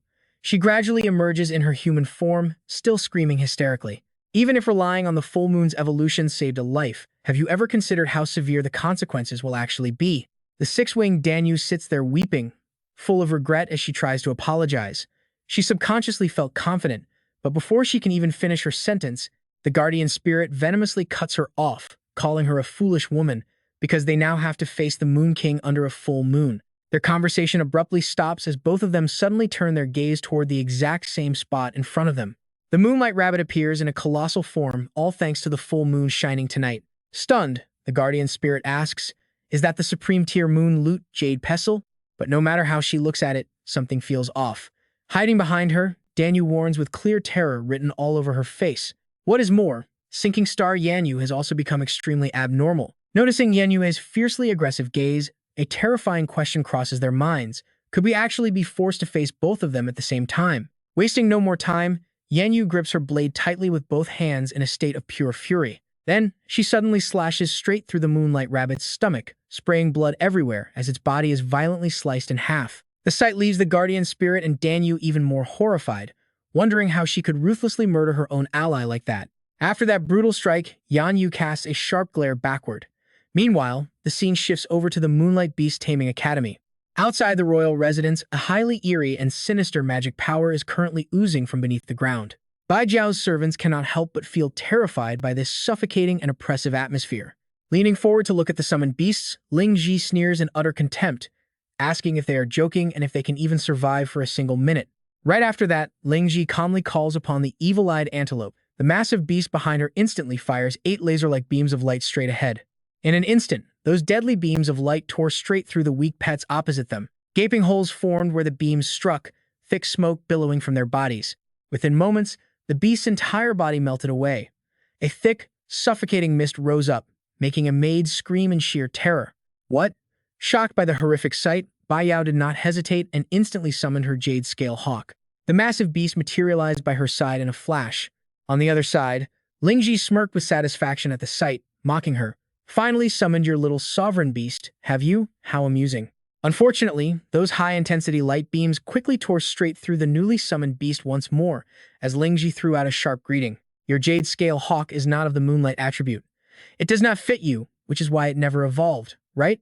A servant immediately summoned a swift leopard, ordering it to carry Biao away while desperately shouting instructions. "Princess, ride to the edge of the black mist. If you can escape, you might find help." The pathetic scene only made Ling Ji look down on them more. She casually scoffed, "Is that all you have?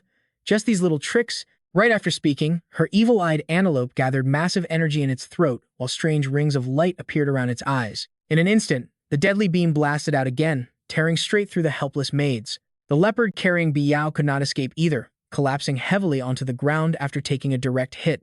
Biao's eyes widened in sheer shock. She stared ahead with a gaping mouth, completely choked up and speechless. Ling Ji strolled toward her, completely relaxed and confident, uttering a cold threat. It seems this is the end for you. Suddenly, a tiny glimmering butterfly slipped past Biao's hand, fluttering into the air right before her astonished eyes. Ling Ji was utterly terrified the moment she laid eyes on that tiny pet. The evil-eyed antelope beside her suddenly stumbled, its limbs trembling violently as it struggled to maintain its balance. A second later, Ling Ji collapsed onto the ground. Clutching her pale, trembling face, she muttered in sheer panic, "How is this possible? Why is there a glimmering butterfly here?"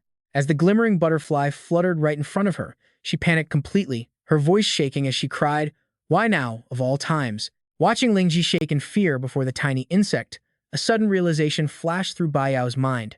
Could this glimmering butterfly actually be here to save her? Spinning around to flee, she forced herself to stay calm. "Never mind that. I need to get out of here first." Ling Ji remained on her knees in a pathetic heap, sobbing continuously. "Forgive me, Lord of the Sacred Mountain. I can no longer participate in this operation." She hugged her evil-eyed antelope tightly, tears streaming down her face as she wept in despair. For their Black Moon cult feared glimmering butterflies above all else. Meanwhile, over with Su Jing and Yuer, the two girls were hugging each other in terror as the countdown ticked down. 10, 9, 8, 7. The tyrant continued counting down in the background. 6, 5, 4, 3. Huan Yue watched with intense curiosity, wondering silently if the sovereign rain tyrant could actually fly. Does Yellow Spring Road mean that Water Emperor Beast is also present here? What if fighting the subordinate attracts the master? This is a massive mess. Right at that moment, the final three numbers were uttered from its mouth. 2, 1. Receiving no response, the tyrant immediately swung his arm forward, threatening. How unfortunate. Do not blame me for what happens next. Instantly, violent, swirling whirlpools of water erupted directly from his outstretched hand. In an instant, Yuer and Su Jing were swallowed by the rushing torrent. Suddenly, strange purple-pink clouds drifted into view from nowhere. The glowing clouds rushed directly toward the tyrant, catching him completely by surprise.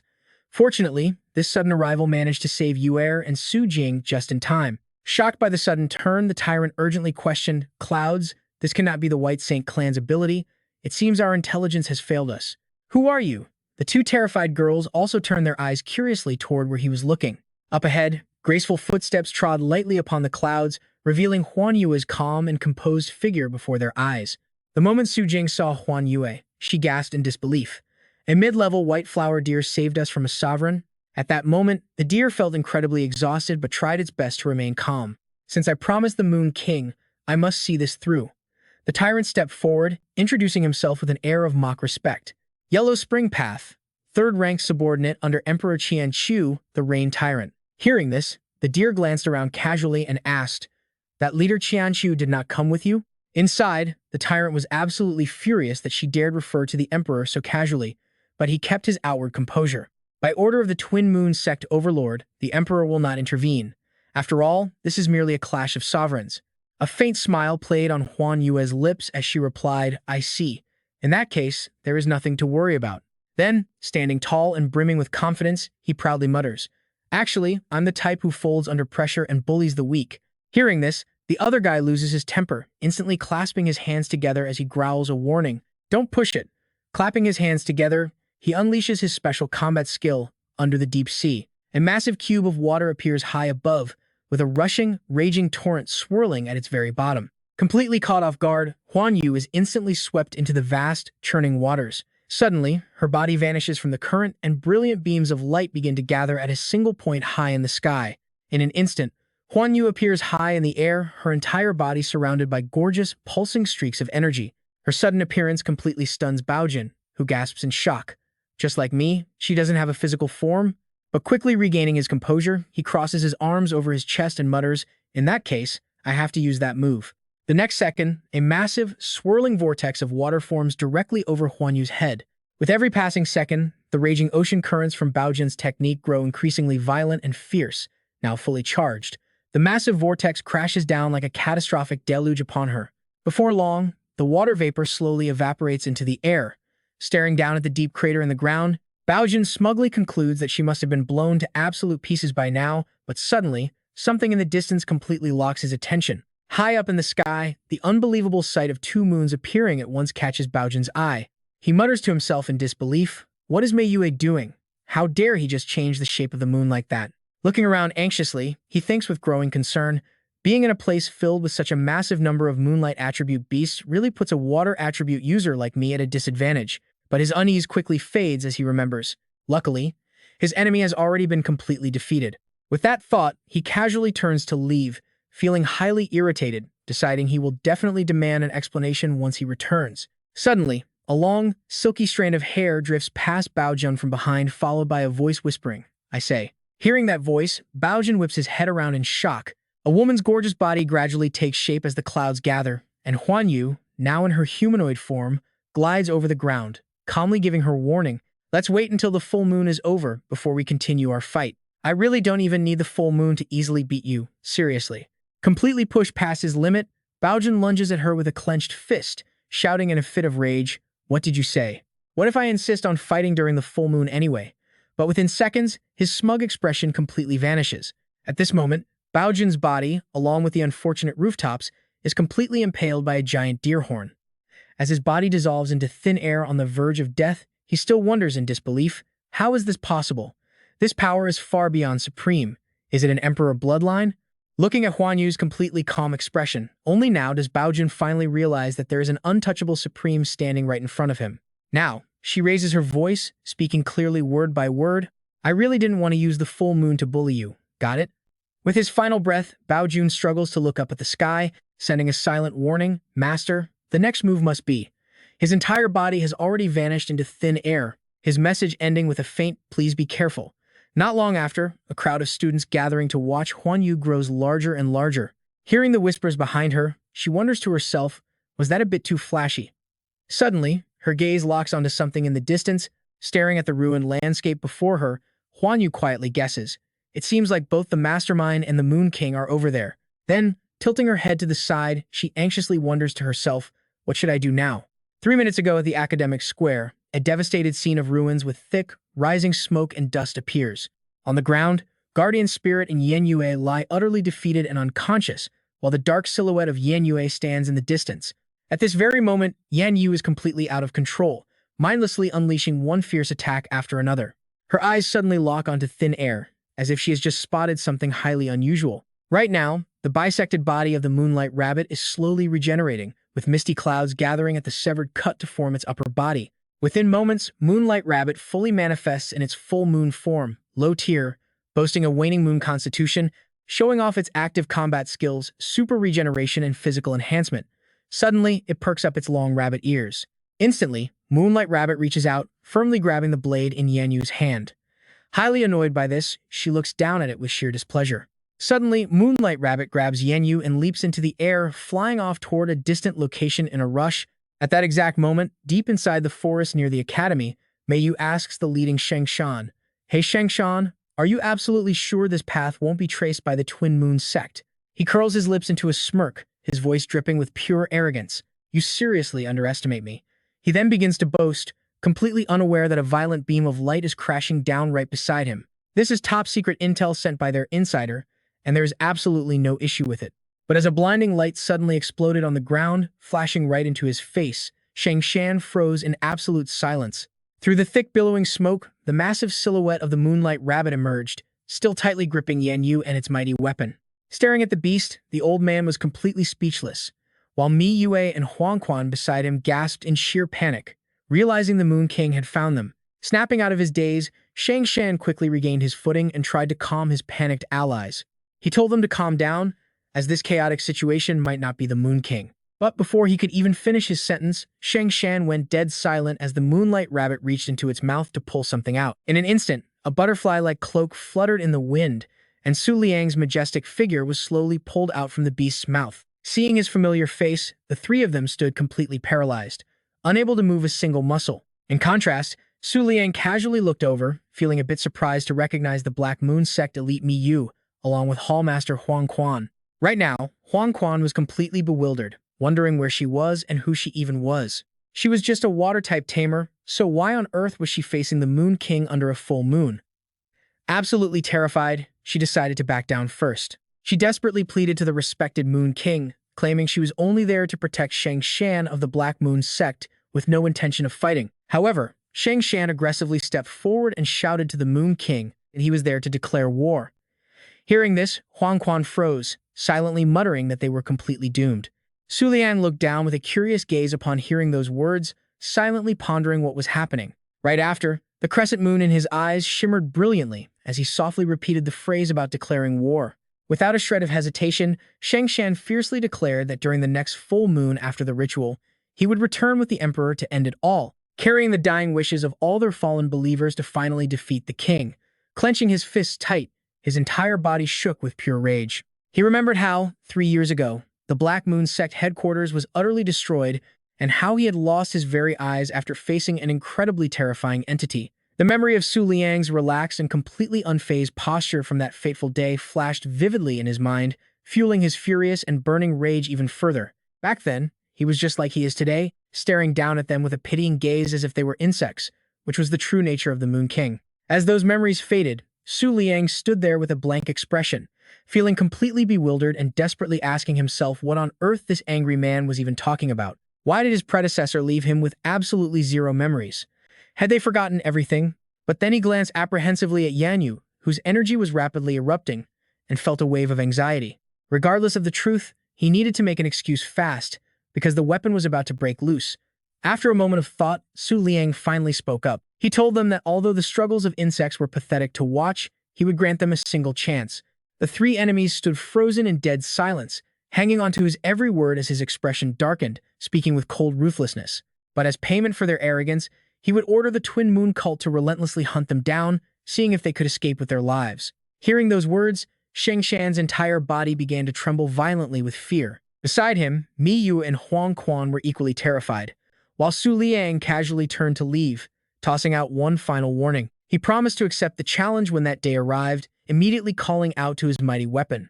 As if waiting for this exact moment, the enraged Yanyu instantly raised its massive blade high into the air. In an instant, a devastating strike lit up the dark night sky, exploding like a falling meteor, and even 10 minutes later, a crescent moon still hung above.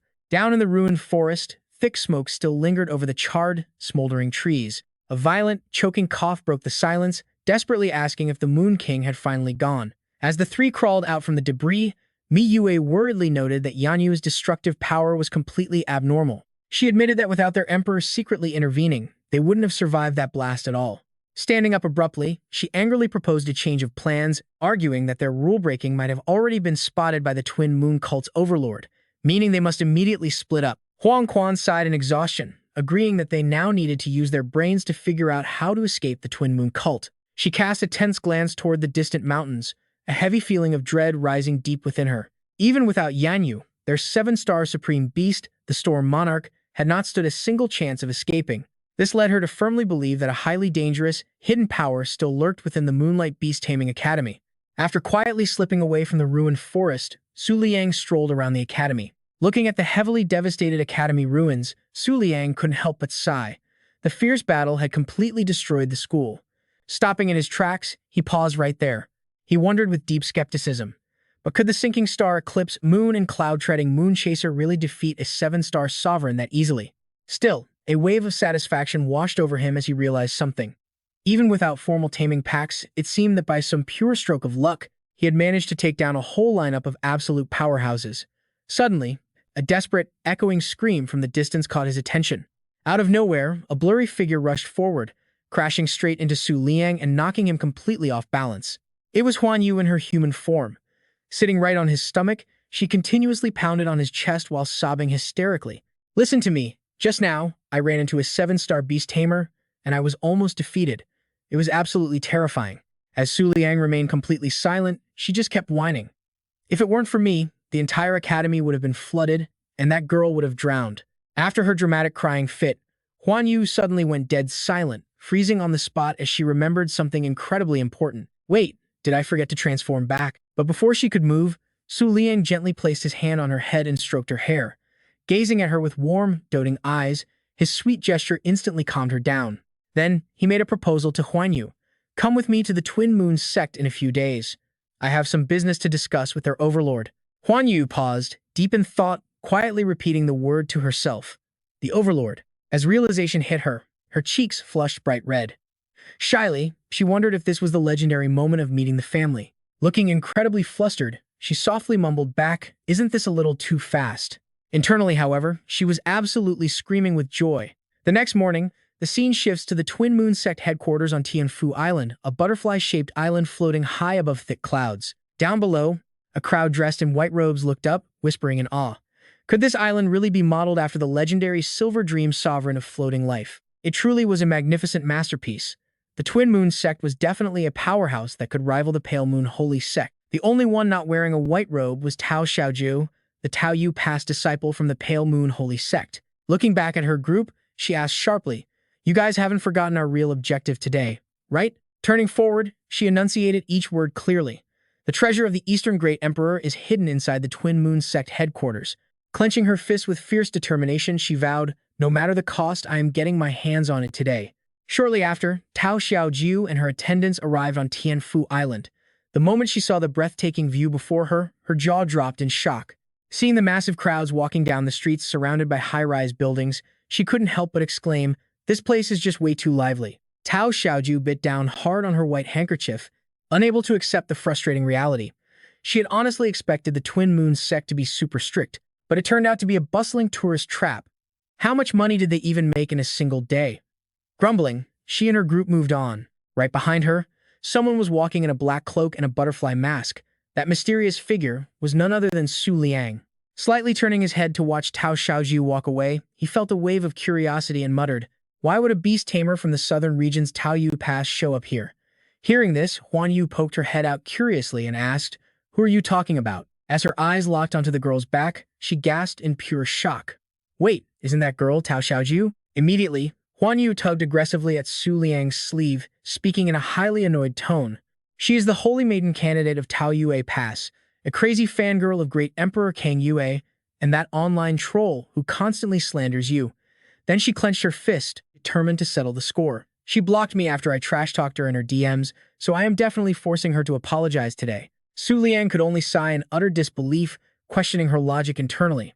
Demanding an apology over an online argument, how ridiculous is that? Seeing her anger, he stepped in to distract her. "Just let it go. Is there anything else you want to play?" He thought to himself, "We still have plenty of time before the moon rises." Contrasting his warm enthusiasm, Huan Yu flatly shut him down with a single, sharp word. "No." Right then, a massive sign offering an anonymous beast-eating challenge with unlimited entries ending at 5 p.m. caught her eye, stopping her dead in her tracks. Immediately pointing straight at the giant billboard, she excitedly announced, "I am signing up." Su Liang stood there speechless, deeply lamenting his situation. If word got out that the Moon King's personal beast joined an eating contest, he would die of embarrassment. Suddenly, a loud voice echoed from nearby, immediately drawing his attention. "Hurry up, time is almost up, sign up now."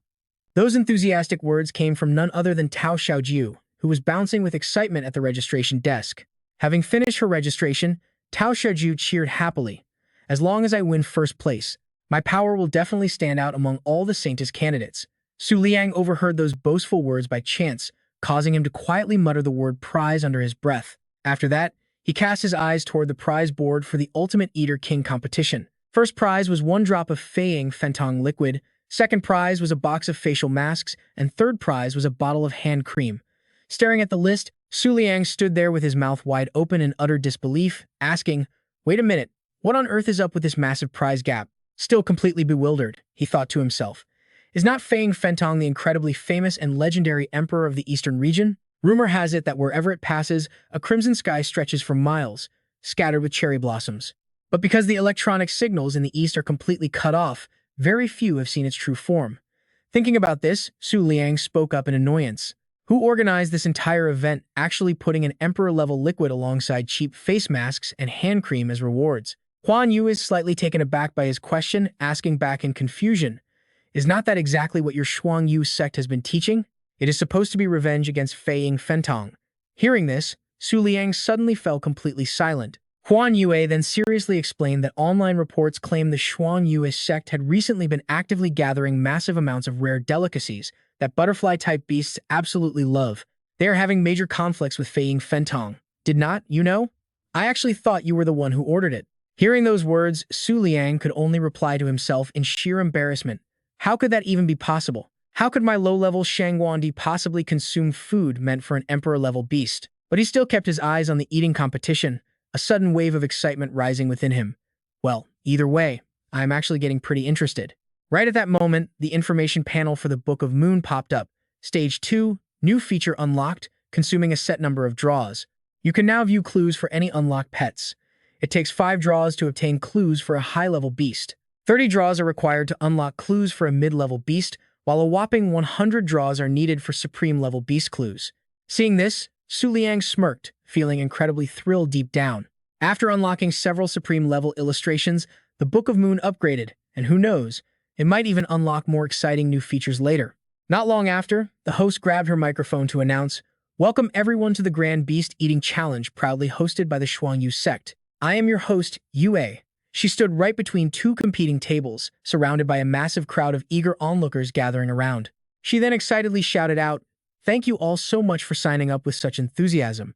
Down in the crowd, some spectators whispered to one another, who would actually want to get caught between the Shuangyu sect and Feiying Fentong? Are these competitors just incredibly stupid, or are they paid actors hired by the Shuangyu sect? Ignoring the murmurs, the host went on to explain the rules. Each participant could summon a maximum of 2 beasts to compete in the feast. But take note, this contest uses supreme-level beast food, featuring a mind-blowing level of spiciness that only supreme-level beasts can actually tolerate. Hearing this, Xiaoju's 2 companions looked completely dumbfounded, but she herself remained incredibly focused and determined. Bright red plates of cake were gradually laid out on the tables, with the rising steam carrying an incredibly pungent, spicy kick. The strong aroma hit the noses of the pets belonging to Xiaoju's companions, and they quickly found it completely unbearable. Quite opposite to their sheer discomfort, Huan Yu was absolutely drooling, staring hungrily at the heavily spiced food in front of her. On her side, Xiaoju stood firm, confidently declaring, "You guys do not need to force yourselves, because I will not lose anyway." Saying that, she immediately summoned her beast. "Come out, Tianyan Fendiup." It was a beautiful pink-winged fire-type butterfly of the supreme level. Holding the majestic beast in her hands, Xiaoju smirked smugly at the crowd, thinking to herself that even within the Shuangyu sect, not everyone was lucky enough to own a supreme-level beast. Suddenly, her gaze froze, her eyes widening in shock as she stared right ahead. Seeing Liang and Huan Yue standing behind 3 massive trays of red cakes left her utterly stunned. What on earth? Is that guy really using a mid-level beast for this contest? Xiaoju let out a sigh of relief, full of contempt, wondering if he wanted his beast to burn to death. Meanwhile, Liang remained completely serious, quietly analyzing the situation. Even though that girl had only summoned 1 supreme-level beast, her sheer determination to win the prize meant she definitely had something up her sleeve. He glanced over at Huan Yue, who was practically drooling, and quietly muttered to himself, "Even though I have Chenqing Yan Yu, I obviously cannot show it off in a public setting like this." His eyes flashed with confidence as he thought, "Besides, I still have another secret trump card." Across from him, Xiaoju also locked her intense, fiery gaze directly onto Liang. Right then, Yue raised her timer high in the air, loudly announcing that the competition had only 1 round lasting 10 minutes. As the start signal echoed through the arena, both sides locked eyes, radiating absolute confidence in their ultimate victory. An intense desire to win flared in everyone's hearts. Without hesitation, Tianyan Fendep picked up a fiery cake twice the size of its head, opening its mouth to take a huge bite. In just 1 bite, it was already scarfing down the entire massive cake. Meanwhile, those low-level beasts down there are struggling hard, tears streaming as the fiery spice hits their tongues. But on the other side, Huan Yue is happily devouring cake after cake, totally loving the flavor. Seeing that mind-boggling eating speed, Xiaoju feels a wave of dread. Could this beast actually be at the supreme tier? She casts a proud look at her heavenly flame pink butterfly, wondering what kind of era this is for someone to still play weak just to catch their prey. Then, Xiaoju fiercely yells out, declaring that no matter what, she will absolutely not lose. 3 minutes later, all the low-level beasts from the cloaked women are collapsed on the floor, completely defeated by the overwhelming, intense heat of the food. Even the heavenly flame pink butterfly is totally exhausted, panting heavily with a bloated belly after hitting a count of 30 cakes. Seeing the sheer exhaustion written all over it, a shocked Xiaoju has to admit that her butterfly simply cannot hold on anymore. She glances over at her opponent, unable to shake off her growing anxiety. Across from her, Liang is genuinely amazed by Huan Yue's massive appetite, asking in concern if it can really keep eating. He points out that it just had a ton of snacks, warning it not to push itself too hard. The beast just chomps on another cake and explains that it is fine, claiming its snack stomach is completely separate from its beast food stomach. Seeing Huan Yu still devouring everything happily, a terrified Xiao Ju wonders how on earth this beast is acting like nothing even happened. Pulling herself together, she quickly calculates that as a 4-star beast tamer, summoning 2 supreme-tier beasts at the same time is possible, but she can only maintain it for 5 minutes. Gritting her teeth, she resolves that for the sake of the Emperor's elixir, she absolutely must win this battle. Without wasting a single second, Xiao Ju calls upon her next beast. With a loud shout, the Azure Spirit Moon Soul, which is a massive and muscular moonlight-type supreme beast, instantly materializes right behind her. Without missing a beat, it grabs an entire plate of spicy cakes, pouring them straight into its mouth and swallowing them down instantly. Seeing that terrifying display of hunger, even Huan Yue gets a bit worried, wondering, won't eating like that cause major stomach issues later? Meanwhile, Xiao Ju is back to being confident, trembling with excitement as she boasts that their count has doubled, guaranteeing victory. When the announcer declares there is only one final minute left in the match, the Azure Spirit Moon Soul's score has soared all the way to 72, while Huan Yue is still stuck at 34. The tide has turned in a flash, yet Su Liang remains completely unbothered, quietly murmuring that it is finally time. With that thought, he calls out for the moon in the lake. Streams of water from the beast quickly wrap around the plates of spicy cakes.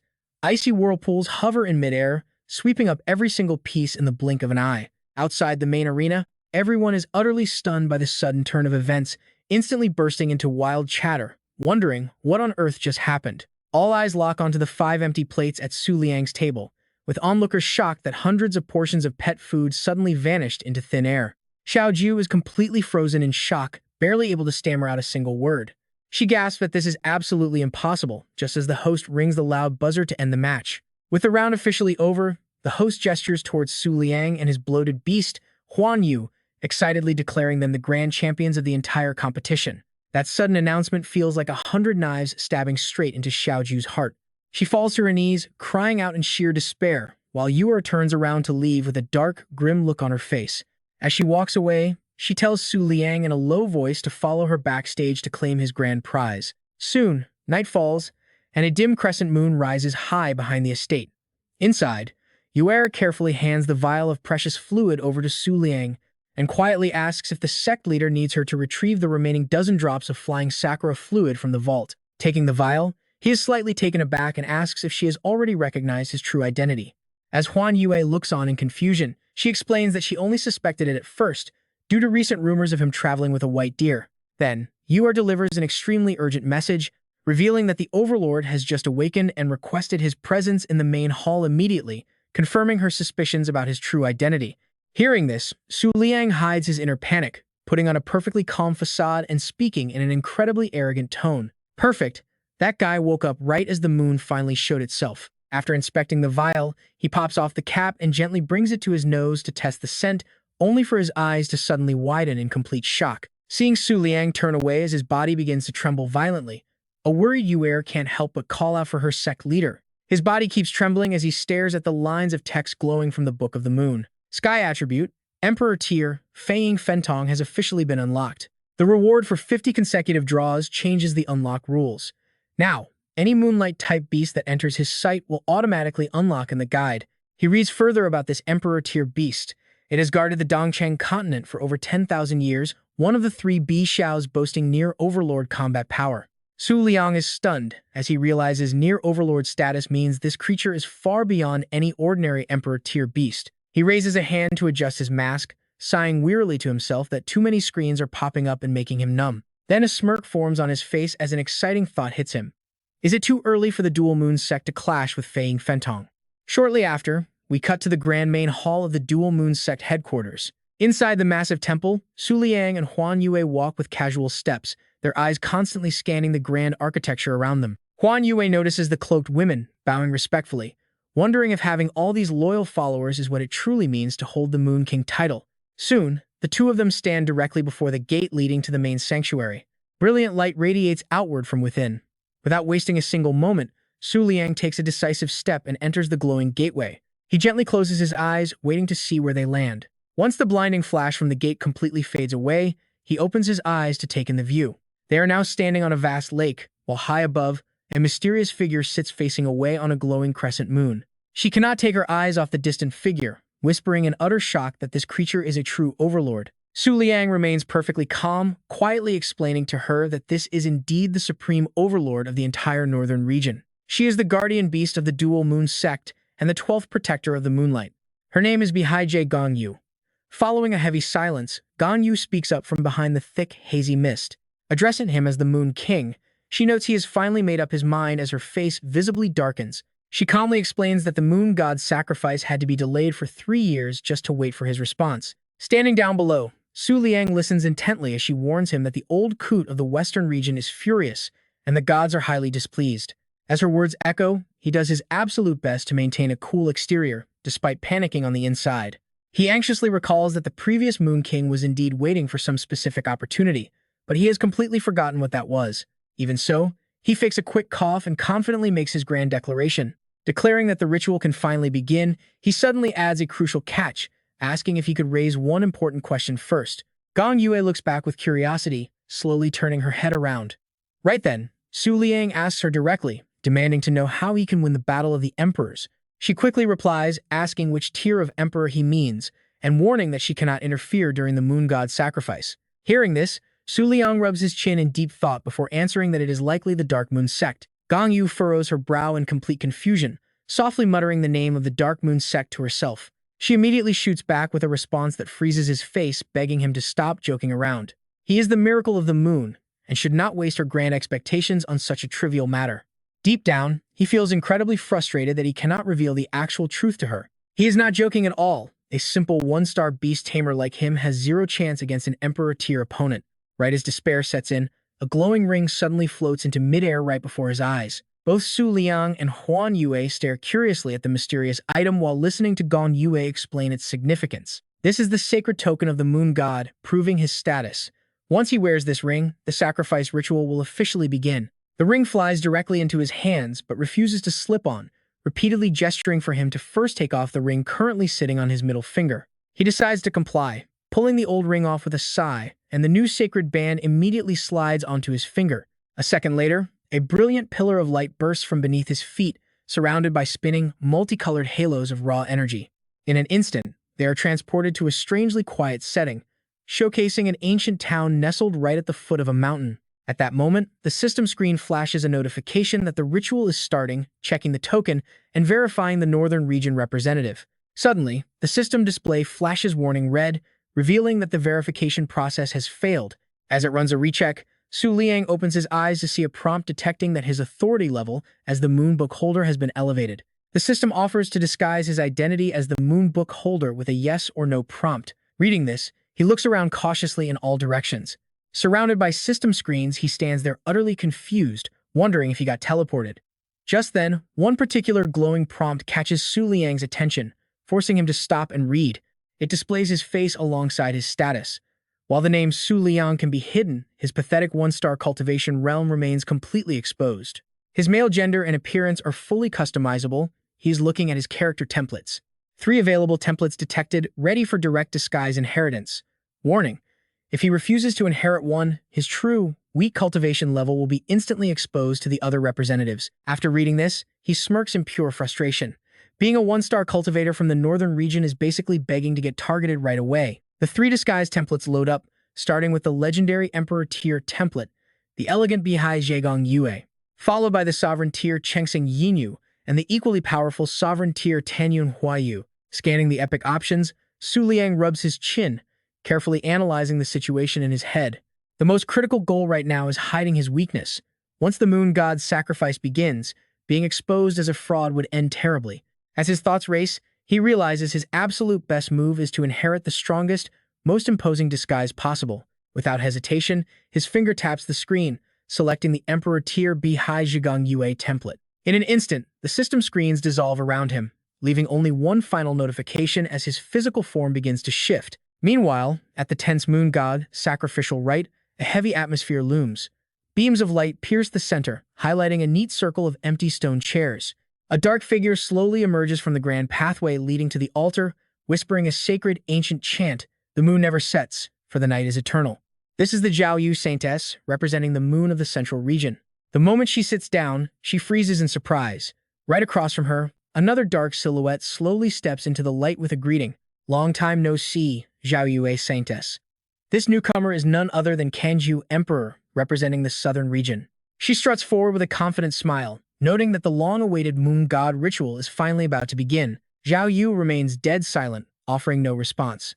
Right then, a tiny shadow appears as a little girl in a loose nightgown lazily wanders in. This sleepy child is Xiao Hu, the chosen representative of the western region. Zhao Yue casts a hostile glare, but Kang Yue happily waves, shouting a cheerful greeting to the king of the west. Xiao Hu merely acknowledges the warm welcome with a lazy, half-hearted mumble. Yeah. After struggling to climb onto her massive chair, the little girl shuts her eyes and immediately drifts back to sleep. Soon after, a stunning woman with long, flowing hair arrives. Dressed in an incredibly revealing outfit, this is Bing Min, the representative of the eastern region. She looks around the room, sighing in disappointment. Seriously? Are we all just women here? How incredibly boring. Hearing her complain, Zhao Yui fires back with utter disgust, questioning why the East Bing Min is even here. After all, non-moonlight anomalies will only corrupt the sacred purity of their precious moon. Sitting down gracefully, Bing Min smiles and explains that since she already possesses the moon god token, she couldn't possibly skip the event. With 4 of them seated in their designated areas, there is still one empty, quiet spot left at the table. Bing Min immediately spots the vacant seat, asking with annoyance, "Where are they? When can we finally start the next phase?" Kang Yue smirks, noting that only the northern region remains, which must be the famed Moon King. At this moment, Xiao Hu wakes up again. With a sleepy, adorable face, she asks softly, "Wait, is it that guy who caused a massive scene 3 years ago and kept the moon full for a whole month?"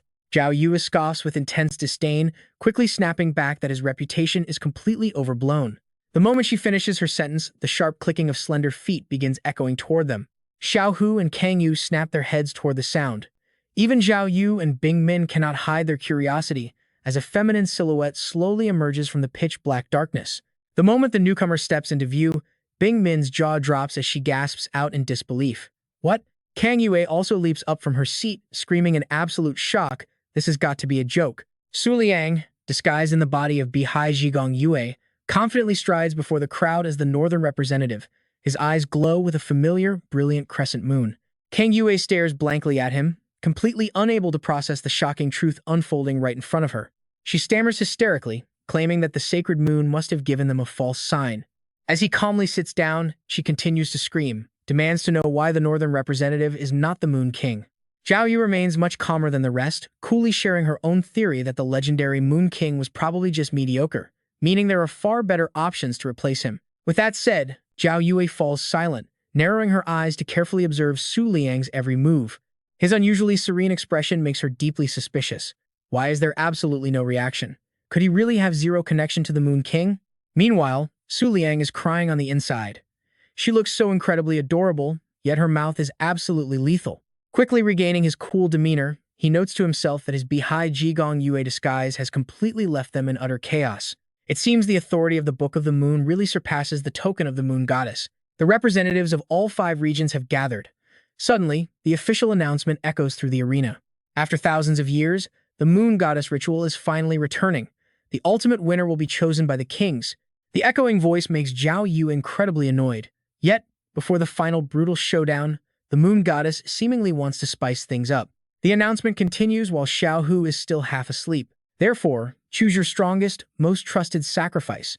Until that unique sacrifice is defeated, the kings are strictly forbidden from fighting each other. Bing Yin actually seems to enjoy this, listening closely.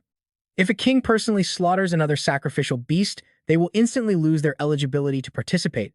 Kang Yue completely ignores the surrounding voices, keeping her eyes locked onto Su Liang. Finally, using Overlord-tier beasts as exclusive sacrifices is banned. The beast must belong to your faction, or you have to choose again. After a long and tedious explanation, the official call to action finally echoes out. Now, please announce your exclusive sacrifices. Su Liang is struck by sudden panic when he realizes a harsh truth. Outside of the powerful beasts within the Twin Moon sect, does he actually have any other choices left to make? Sweat pours down his face like rain as a wave of humiliation washes over him. His carefully crafted disguise has been blown right at the start, making him feel incredibly embarrassed. At that moment, Bing Yin lets out a long yawn, speaking with absolute boredom. How incredibly boring. She initially planned to test the strength of their sacrifices, but now she cannot even participate directly. Saying that, she immediately summons her own exclusive beast, A system screen pops up, confirming the exclusive sacrifice of the Eastern region as an Emperor-tier Sky-type beast. Flying cherry pink bronze, that shocking summon drives Su Liang deeper into panic. Starting right off with an Emperor-tier beast is insane. This means she has likely formed a pact with something far more terrifying than this. The very next second, the Central region's exclusive sacrifice is revealed as the Emperor-tier Moonlight type, Fallen Full Moon. Staring at the system text, he grows even more anxious. Fallen Full Moon is the legendary Moonlight Emperor and the ultimate symbol of the Moon Goddess Palace. The sleepy Xiaohu summons her beast as well, complaining with a heavy sigh that it is such a pain. The system screen flashes quickly, confirming the Western region's exclusive sacrifice as the Emperor-tier Moonlight type, the first-generation White Sage. Su Liang stares in utter shock, repeating the words first-generation White Sage under his breath. His hope plummets as he realizes the first ancestor of the White Sage clan must possess a level of power equal to an overlord. Kang Yue still has not made a single move, keeping her intense gaze locked directly on Su Liang. An urgent voice echoes, demanding that the remaining kings present their exclusive sacrifices within exactly 1 minute. At this critical moment, Su Liang suddenly remembers something incredibly important. That is it. An emperor once existed in the Northern Territory. Even if its current whereabouts are unknown, there is still a connection to him. Moments later, a blurry silhouette with deer horns slowly materializes. Thrilled, he whispers to himself that he found it. Without any hesitation, he loudly declares, "Book of the Moon, use 100 draws." The pages of the Book of the Moon flip rapidly, like a wild wind. Shortly after, a notification pops up, showing the illustrated entry of an Emperor-tier beast. Inside is the image of the Promise of Cloud and Dream, an ancient Emperor-tier beast from the Northern Territory and the founder of the Moonlight Beast Taming Academy. First piece of information. Thousands of years ago, the Promise of Cloud and Dream was the guardian of White Deer Palace among the 12 Moonlight Palaces. After those palaces fell, its rank plummeted from an overlord sovereign down to a standard emperor, falling into a deep slumber, sleeping in the sea of clouds and fog at the northern border, waiting for the moon to align and awaken it. Second piece of information. The 12 Moonlight Palaces are 12 fragments of the Moon Goddess Flash Butterfly system. The only surviving guardian to this day is the 9th Palace, the Jade Sea, Bao Moon of Sagittarius Palace. A warning tone suddenly sounds while Su Liang is still standing there, dazed. In the final 5 seconds, if you do not choose, you will forfeit your right to participate. Third piece of information. The descendant of the Promise of Cloud and Dream is the supreme-tier cloud-treading Moon Chaser, which can evolve to Emperor tier after obtaining the White Deer Palace's Moonlight Fragment. Su Liang is still in shock, staring blankly at the text displayed right before his eyes. The countdown continues with 5, 4. At the same time, the fourth and final piece of information finally appears. It is confirmed that the Promise of Cloud and Dream belongs to the exact same faction as its host, qualifying for this Moon Goddess ritual. His hope is instantly restored, and his eyes light up with determination. As the countdown hits 3, 2, 1, both Su Liang and Kang Yue summon their sacrifices at the same time. The first announcement appears, confirming the Northern region's exclusive sacrifice is the Emperor-tier Moonlight type, the Promise of Cloud and Dream. After reading the information, Kang Yu was too shocked to speak. She never expected that it actually wasn't a beast of the Double Moon sect. Meanwhile, Su Liang was also staring in utter disbelief. Was the exclusive sacrificial offering chosen by the great Empress Kang Yue actually a supreme grade? The notification panel flashed with the newly confirmed exclusive sacrifice of the Southern Region Moonlight Element, Supreme Grade, Shangshuan Yue, Nai Luo. This sudden revelation instantly reminded him of a highly crucial matter. What's more, this prefix matched the sheath Chengxingyan Yue was searching for Shangshuan Yu, Changhua Shang Tong. Right after, glowing rings enveloped the room as a system announcement declared that the exclusive sacrifices of the 5 lords had been confirmed. With the Moon God Festival about to begin, Su Liang's body began to dissolve into light, starting his teleportation sequence back to reality. Xiaohu closed her eyes, planning to take a quick nap during the teleportation. Suddenly, she snapped her eyes wide open in absolute shock. Wait, the Yunyu Dream Covenant? Looking toward the fading figure of Su Liang, Xiaohu cried out in utter disbelief. How is that even possible? That name is actually, but before she could finish, the teleportation sequence cut her off. Su Liang materialized back inside the main hall, completely caught off guard by the scene before him. Floating on a crescent moon, Gong Yue softly called out to him, addressing him as the Moon King. She then asked, "Can you feel it yet?" Just moments ago, the Moon God Festival officially began. Now, go and seize the throne that rightfully belongs to you. Hearing her words, his gaze hardened with an incredibly firm determination. A second later, he turned around and began walking away, casually saying that he needed to make some preparations and end things here for today. From up high, Gong Yue smiled and agreed, noting that by their next meeting, the festival might already be over. As the silhouettes of Su Liang and Huan Yue faded away, Gong Yue watched them go, her voice filled with a lingering promise. She hoped their agreement would be fulfilled by then. Once the Moon King's presence completely vanished from the hall, she turned back with a puzzled frown, wondering why he would ask her how to defeat the Black Moon's sacred mountain and ant. Recalling the sheer determination written all over his face, she was absolutely certain of one thing. He was completely oblivious to his own terrifying strength. She then began pondering, questioning the Book of the Moon's choice, while expressing caution toward the other formidable emperors. A slight smirk played on her lips, her rising excitement clear in every single word she spoke. It seems his memories are returning. I wonder how the high and mighty of the Moon God Palace will react. So exciting. Meanwhile, at the heart of the Double Moon sect, a massive pillar of light suddenly erupted straight into the sky, unleashing violent shockwaves. This shocking sight threw the entire crowd into absolute chaos, leaving everyone panicked and confused. What is happening? Amidst the panic, a girl rushed forward, pointed to the sky, and screamed for everyone to look. A crimson crescent moon hung high, shining ominously in the night sky as its eerie light blended with endless echoing screams.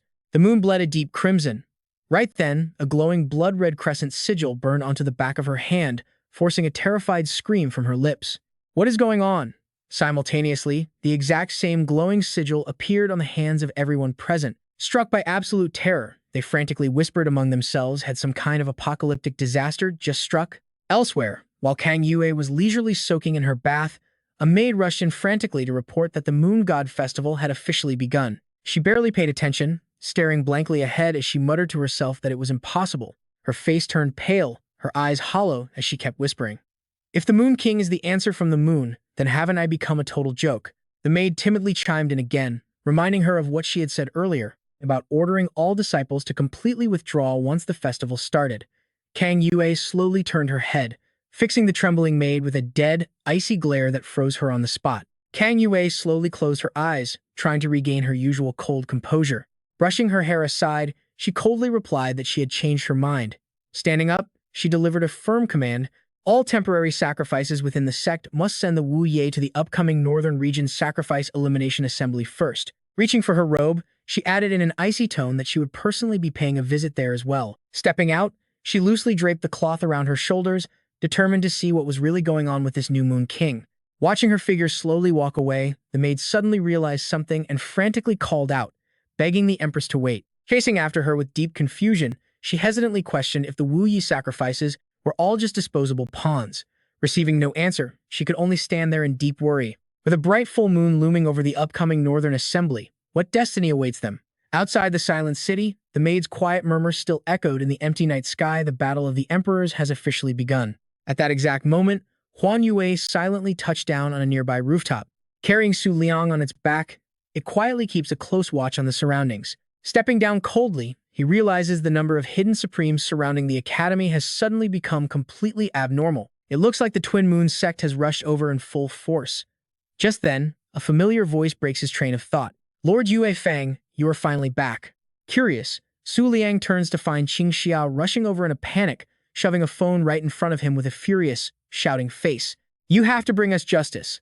Empress Kang Yu has suddenly declared war on us. Checking his phone, Su Liang sees the shocking notification. Empress Kang Yue has declared war on the Moonlight Beast Taming Academy, and the Southern Wu Ye is joining the Northern Sacrificial Removal Tournament. Unable to hide her boiling anger, Qing Xia blurts out, they literally want to wipe out every single sacrifice in our academy. Staring intently at the screen, he immediately senses Kang Yue's real motive. Declaring war seems like a direct test, deliberately sending Wu Ye to mess with him.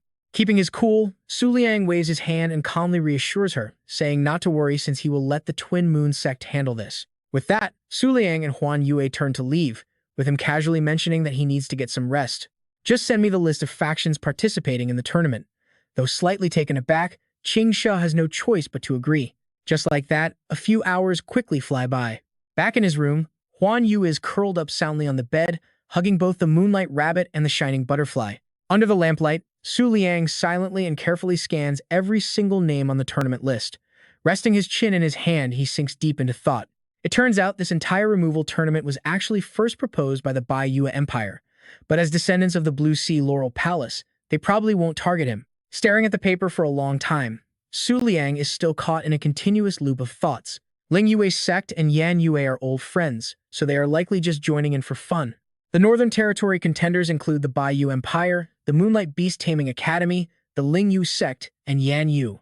The Central Territory has the Cross Moon Pavilion and the Libra Association, while the Southern Territory is represented by Wu Ye. The Central Territory's Cross Moon Pavilion and Libra Association are just minor forces backing the Twin Moon sect, so they can be ignored for now. His expression remains completely blank, his eyes clouded with a deep, silent intensity. In the end, the real key to all of this, his eyes immediately lock onto the Southern Territory participants, and the name Wu Yi instantly flashes in his mind. Thinking of Wu Ye, Tao Xiaoju's face flashes in his mind. As just a holy maiden candidate of Moonlight Island, she already commands two powerful supremes. It doesn't take long for Su Liang to realize the massive gap in their overall strength. It is easy to imagine how powerful the true holy maiden must be. Even Cloud Treader Moon Chaser and Star Sinker Moon Hider might not stand a chance. Standing up abruptly, he immediately wonders if he should just leave this entire mess to the 12 Moon followers to handle. Flopping back onto the bed, Su Liang looks completely drained of energy, grumbling to himself in pure exhaustion. This is just so exhausting and troublesome. Looking over at the soundly sleeping Huan Yu, he reflects that although he currently has Cloud Treader, Moon Chaser, Star Sinker, Moon Hider, and the Jade Rabbit, who is temporarily invincible on a full moon, he is definitely not weak. Yet, a lingering sense of unease quickly creeps back into his heart. But his next opponent is a real emperor, not to mention the others. He stands no chance of reaching the end of the Moon Goddess Festival like this. Sitting in silence, he gently strokes Huan Yu's ears. Without a miracle, he must have the little deer seize the moon fragment from the White Deer Palace. But a split second later, something suddenly catches Su Liang's eye, making him freeze. Staring in utter confusion, he wonders how she could fall asleep without even taking off the crystal necklace wrapped around her head. Out of pure kindness, Su Liang leans in and gently unties the necklace for her, slowly sliding it off her head. Thinking nothing of it, he climbs onto the bed, pulls up the blanket, and mutters about how sleepy he is before drifting off. Sometime later, Su Liang suddenly wakes up in the dead of night, eyes slowly opening in the pitch-black room. Half asleep, he wonders to himself why he woke up so early, completely unaware that a mysterious shadow is already pressing right up against him. The moment he finally notices it, Su Liang's eyes pop wide open, completely frozen in absolute terror and shock.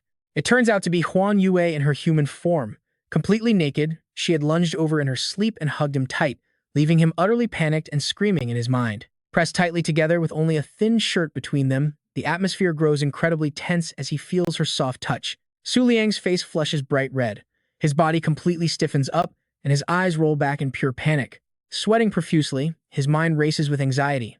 Could this entire crazy situation be because he took off her necklace? Su Liang nervously glances down at Huan Yue sleeping soundly on his chest, terrified that she might just kill him the moment she wakes up. He doesn't dare move a single muscle, afraid of waking her, silently staring at her peaceful sleeping face. She is completely off guard, unconsciously, snuggling even closer in her sleep, which only makes Su Liang more flustered. At that exact moment, Huan Yue flutters her eyelashes and slowly opens her eyes. Finding themselves in this highly awkward position, pure embarrassment fills the room. Suddenly, the Moonlight Rabbit mumbles in her sleep and gives him a kick. As their eyes lock, Su Liang can only force a weak, awkward smile. Panicking, Su Liang quickly leaps up with a pale face, completely lost for words. Surprisingly, the first thing Huan Yue does upon opening her eyes isn't punishing Su Liang. Instead, she groggily reaches up to feel the top of her head. She quickly senses something is wrong and demands in a cold voice, "Where is it?" Terrified, he realizes it's because he removed her necklace. He is definitely dead meat now, leaving Su Liang to stammer out an answer. Upon hearing this, Huan Yue remains completely expressionless, staring intently at him without saying a single word. Only when her mind clears does she finally let out a soft grunt in response. Her face is still clearly half asleep. Without another word, Huan Yue simply rolls over to go back to sleep, leaving Su Liang utterly baffled. Wait, is she seriously not mad that he took off her necklace? Facing his barrage of questions, she sleepily cracks open one eye, muttering, "Just put it back on later." What is there to be mad about? It is only now that Huan Yue finally notices his unusually flustered expression, asking in confusion, "You seem incredibly tense. Did something happen?" Blushing furiously, Su Liang mutters in deep embarrassment, "Well, don't you think the situation we are in right now is a bit embarrassing?" Hearing this, she looks completely bewildered, with countless question marks popping up in her head. Embarrassing? Why?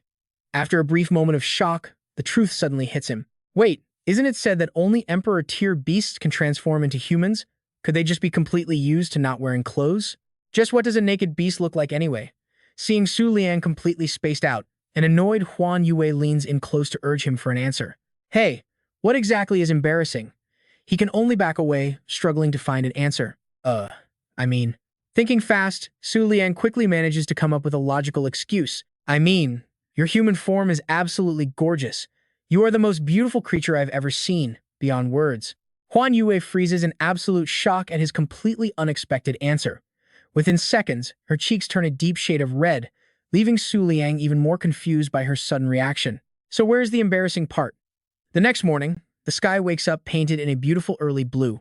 As the morning light streams through the window, she lazily rubs her eyes, still half asleep. Pulling the curtains aside, Su Liang glances back at Huan Yue and asks softly, "Are you awake?"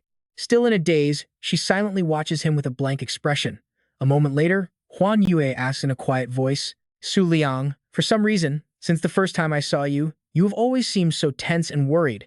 Tilting her head with clear surprise in her voice, she adds, "But today, you seem to have changed. You look so relaxed and happy." Su Liang smiles gently as he replies. She is right, he thinks to himself. Before this, he lived solely as the Moon King, constantly plotting to deceive the world and defeat enemies, nearly collapsing from the stress. But after his heart raced like that last night, he finally realized something important. Su Liang expresses his deepest gratitude to her, saying, "Thanks to you, I have finally calmed down." Huan Yue freezes, utter disbelief written all over her face. Meanwhile, Su Liang stretches excitedly, ready to prepare for the upcoming lunar festival. "I might have found a way to beat the emperor." Confused, she asks, "But I did nothing." Moments later, Huan Yue finally gets it and cheers in excitement, asking if they are going out to play. But seeing her about to run off completely naked, he quickly stops her to put on some clothes. Before long, both of them are standing atop a towering skyscraper. Only then does Su Liang hesitantly turn to her and whisper, "So what actually happens if that necklace is removed?" Hearing his question, Huan Yue looks slightly confused. Seeing her stay quiet, he nervously clarifies, "Well, didn't I take off your necklace yesterday? Yet, you only seriously asked me where it was." Huan Yue answers without hesitation, "It was a keepsake from my mother, so of course I had to ask where it was.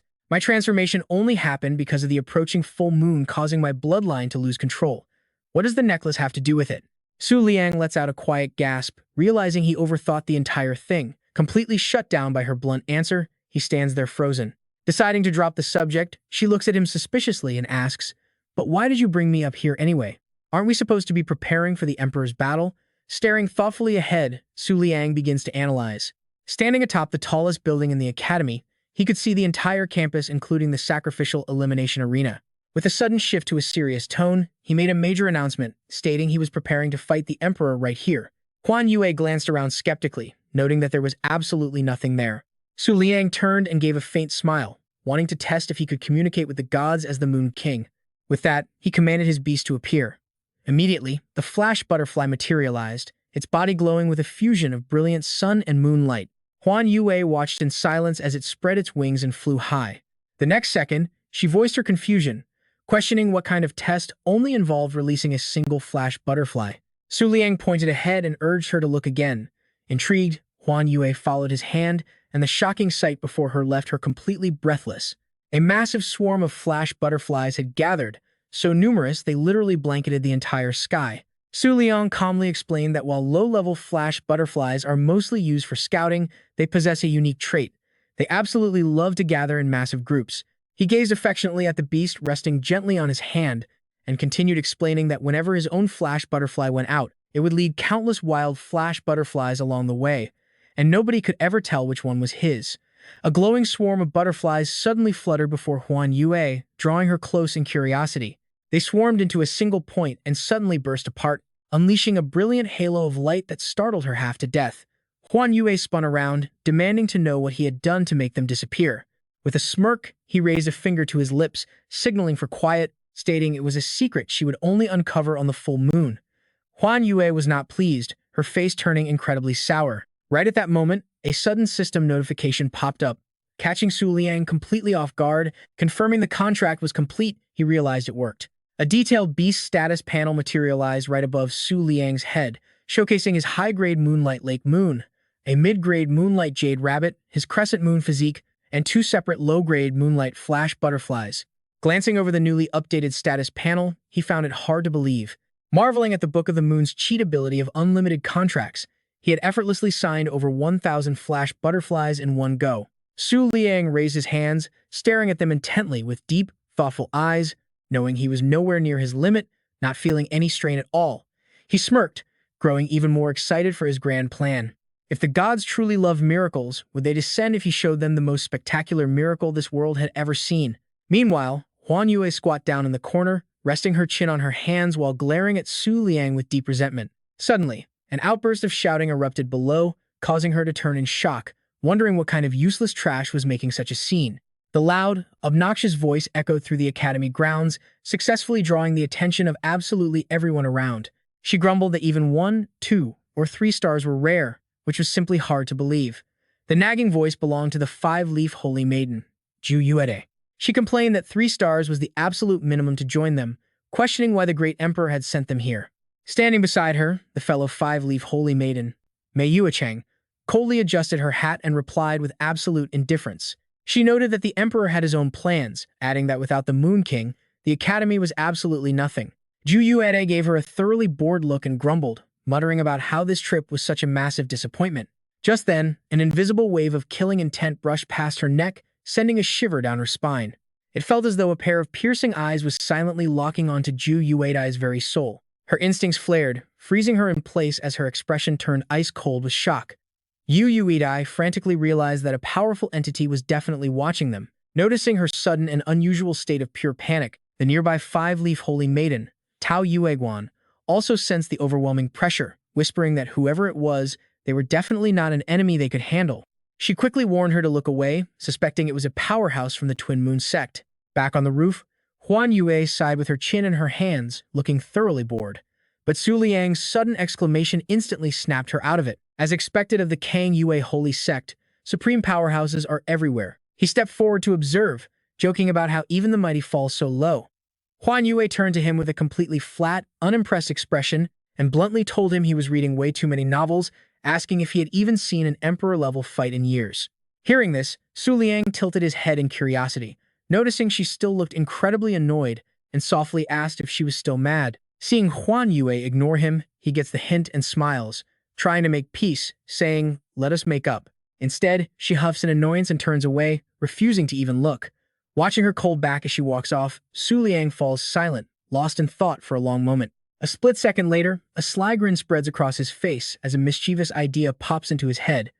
Since she wants to play hardball, she cannot blame him for using his trump card. With that sudden thought, Su Liang clears his throat. Hearing it, the woman flinches instinctively, quickly recognizing that all too familiar sound. Enjoying his own little prank, he continues to tease her, saying, "You have successfully caught my attention." Naturally, those words make Huan Yue tremble with sheer rage. She snaps her head back, her face flushed red as she gnashes her teeth, unable to speak beyond a sharp, "You." Su Liang chuckles, his next words totally cornering her. "Are you seriously that afraid I will tell everyone about your novel-reading habit?" At that point, her anger boils over, and she cannot help but scream in sheer frustration. "Of course I am. That is basically social suicide." Su Liang lowers his head, resting a hand on his chin in deep thought, offering only a cold grunt in response. With his mind made up, he orders, "Fine, then come over here." Confused, Huan Yue immediately snaps back. "For what?" Su Liang smirks, staring at her with a mischievous glint before threatening, "Come stand right here. I want to take advantage of you.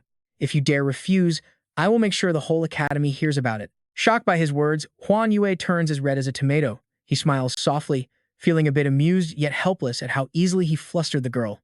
Overwhelmed by absolute embarrassment, she can only stay dead silent, biting her lip in frustration. Sensing the awkward vibe, Su Liang waves his hands to break the ice, saying, all right, I was only joking." Right then, her long, silky hair begins to flutter gently in the passing breeze. Out of nowhere, Huan Yue lunges forward and hugs Su Liang tightly, catching him off guard. Su Liang completely freezes, his eyes widening in pure shock. As they both tumble onto the ground, he looks down at her blankly, his mind struggling to process what just happened. Finally realizing the situation, Su Liang flushes beet red, his voice stuttering as he barely manages to choke out, "You." Locked in an incredibly suggestive position, both of them are highly embarrassed and refuse to look at each other. Suddenly, Huan Yue shyly leans in, bringing her face close to his ear. Her warm breath brushing against him turns his ears bright red. She grips his shoulders and slowly backs away, her every movement leaving him utterly dazed. With a pouting face, Huan Yue grumbles, "You really know how to take advantage. How annoying. I'm going back to the Moon Pavilion." Without a second thought, she turns around and storms off, leaving Su Liang standing there completely dumbfounded. Huan Yue leaps into the air, though her blushing face still betrays her shyness, shouting, "Do not come looking for me." With that, she dissolves into mist and vanishes. Su Liang stands up helplessly, watching her disappear as he mutters, "Well, she sure runs fast." His mind keeps drifting back to Huan Yue, wondering why she is even still here in the first place. Does she really care that much about his silly little threat?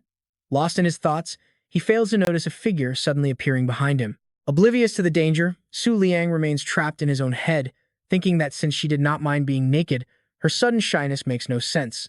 Right then, the mysterious figure speaks up respectfully saying, "Sect Master, I hope I am not disturbing you." Hearing the voice, he instantly freezes and shivers. As it turns out, this is a member of the Twin Moon sect, specifically the second seat of the 12 Moons, Silver Rabbit. Su Liang quickly regains his composure, replying coldly, "It is fine, speak." He acts calm on the outside, but internally, his heart is racing. That was an incredibly close call. If she had not shown up, who knows how that awkward moment would have ended. Silver Rabbit bows and reports, "We severely wounded the Black Moon's sacred mountain leader, but he escaped before the Emperor battle on the full moon." Before she can even finish, Su Liang calmly cuts her off. "No matter, we just need to wait for the full moon." She quickly replies, "Understood." Silver Rabbit wastes no time and vanishes instantly. He stands there alone, looking in her direction as a trail of thoughts begins to brew. After all, possessing the Black Moon sect inheritance means he will not be easily defeated. A moment later, Su Liang summons his power with a serious tone. Responding to his call, a light blue ripple emerges from the lake moon, swirling freely in midair. The water slowly fades into the breeze, leaving the star-sinking crescent blade hovering right in front of him in its weapon form. Without wasting any time, Su Liang speaks up eagerly, "Star-sinking crescent blade, let us make a deal." He quickly proposes his offer, saying, "Lend me your power during the night of the full moon." Yan Yu, resting inside the blade, hears him clearly as he adds, "In exchange, I will give you intel on your scabbard." As soon as the words leave his mouth, the blade trembles slightly. Her tightly closed eyes suddenly open with a cold glare. A blinding burst of light suddenly erupts from the tower summit, painting the sky as waves of dense spiritual energy wash over everything. Below, the Wu Yi group immediately notices the strange commotion and looks up in disbelief. Yue Guan mutters in confusion, "That direction again? Who could it possibly be?" Right then, a hand suddenly appears, firmly grasping the blade before unleashing a devastating, decisive slash through the air. At that exact moment, Yan Yu finally manifests, hovering high in the sky in her ethereal human form. Looking up, Su Liang lets out a sigh of relief, realizing she must have accepted. He immediately pulls out the Book of the Moon and barks an order, "Use 30 draws to look up info on the Supreme Class Beast, Shangshuan Yue Changhua." Instantly, the book flips rapidly through its pages and begins the search. But in a flash, a frustrating system notification pops up. Host lacks sufficient authority, meaning some details will be hidden, which leaves him utterly stunned. All he gets is a faceless, shadowy silhouette and some basic stats, showing that the Moonlight Attribute Supreme Beast, Shangshuan Yue Changhua, is unlocked. It displays the basic weapon info of Chengxing Yanyu, one of the ancient 7 mystics. The first sub-info reveals that the 7 mystics are 30 great masterpieces, and all 7 are weapon-type beasts. Sub-info 2 states that the 7 mystics, in order of their birth, are Fangshu, Tanqi, Zixiao, Changhua, Niluo, Yuji, and Lige. Each of them wields a distinct core power, yet they all possess the necessary traits to help their host evolve to Tier 1. According to Sub-Info 3, Shangshuan Yue Changhua and Chengxing Yan Yue once defeated the Gemini Palace. The guardians of the 12 Yueyao palaces were severely wounded 20,000 years ago and fell into a deep slumber. Chengxing Yanyu awoke 10,000 years ago, but Shangshuan Yu Changhua unfortunately remains locked in a profound sleep. She is currently held in the eastern treasury of Queen Bingyu Tianlin. Suddenly, the system blares a warning, causing Su Liang to gasp in sheer shock. The alert basically warns that the host is completely unqualified to fight the Eastern Overlord, Queen Bingyu Tianlin. To even stand a basic chance at surviving the brutal Eastern region, the host absolutely must contract at least one Emperor-tier beast. He stares at the screen in pure disbelief, his mind racing. What on earth is this? Eastern Overlord? Was trying to reclaim the sheath from her just a pipe dream? Su Liang quickly communicates the news to Chengxing Yanyu, telling her that Shang Xuan Yue Changhua is in the Eastern Territory. Hearing his words, her eyes remain tightly shut, met with absolute silence. With a dead serious tone, he continues, but to get it back, the opponent they must face is, Su Liang says, without hesitation, Queen Bingyu Tianlin. The moment those words leave his mouth, Yanyu reacts, her body trembling ever so slightly. Suddenly, her face darkens with pure, chilling, murderous intent. Without saying a single word, Yanyu coldly turns around and walks away. Fuming with rage, she tightly clenches her fists. Witnessing this terrifying sight, Su Liang can only freeze, his face turning completely pale. He ponders grimly. The painful truth is that the current forces of the Double Moon sect cannot possibly stand against Queen Bingyu Tianlin. Su Liang flashes back to memories of Kang Yue and the terrifying Queen Bingyu Tianlin they had just talked about. The overwhelming gap in power leaves him feeling deeply uneasy. This opponent is 10,000 times more terrifying than Emperor Kangyu, whom he is destined to face in 3 years. Staring at Yanyu's cold, detached demeanor, his mind keeps spinning. For some reason, Chengxing Yanyu cuts an incredibly, hauntingly silent and lonely figure right now. Su Liang's face is tight with tension as he gulps hard, desperately trying to steady his nerves. After a brief hesitation, he slowly regains his composure and musters the courage to speak. Su Liang boldly says, 3 years. Those 2 simple words are enough to make Yanyu look back in curiosity. With absolute determination, he places a hand over his heart and declares, give me 3 years. In 3 years, I will definitely defeat Queen Bingyu Tianlin. Yanyu is completely taken aback, freezing solid the instant she hears Su Liang's bold promise. Under Yanyu's intense gaze, he suddenly hesitates for a second, a flicker of self-doubt creeping into his heart. What did he just say? Su Liang questions himself before asking her, if he says that, will she actually believe him? She remains dead silent as usual, but out of nowhere, Yanyu actually opens her mouth and speaks. Su Liang, back in ancient times. We, the 7 mystics, and the faction of the moon goddess Butterfly have never got along. I have always held hostility towards you. Su Liang freezes instantly, unable to hide his utter bewilderment. Then, she softly adds, but thank you. At that moment, Yanyu slowly opens her eyes, her gaze soft and slightly hazy like autumn mist. She offers a gentle, fleeting smile, even if it is just for a brief moment. Let me dream this short dream. His frustration boils over as Su Liang clenches his fists in anger. His face darkens as he grumbles, wait, so she could talk this whole time? Images of Yanyu flash through his mind. Su Liang starts to wonder if all that wild slashing was just a cheap trick to threaten him. If it were not for Hu Zhongyu, he would have been torn to shreds multiple times already. Su Liang let out a helpless sigh, trying to calm his racing thoughts. What was done, and dwelling on it now would not change a single thing. He casually started walking, brushing past Yi Yue with a quiet promise. No matter what happened next, he vowed to make this dream last as long as humanly possible. A sly grin crept across Su Liang's face as he smirked back, asking if she planned to offer herself to him if that dream actually became reality. She lowered her gaze, replying in a dead serious tone that the era of war among the gods had ended a very long time ago. She added that if he could find her scabbard, then marriage was not entirely out of the question. But raising a child right now without that scabbard was totally impossible. Hearing those wild words, Su Liang's jaw hit the floor in absolute shock. He could not believe his ears, realizing she was dead serious. Meanwhile, the scene shifts to the reception hall of the Moonlight Beast Taming Academy. Right then, Yue Dai lost her mind with anger, yelling, "Brat, what did you just say? Say it again to my face." The girl in the black dress stood with hands on hips, scoffing. "Are you completely deaf?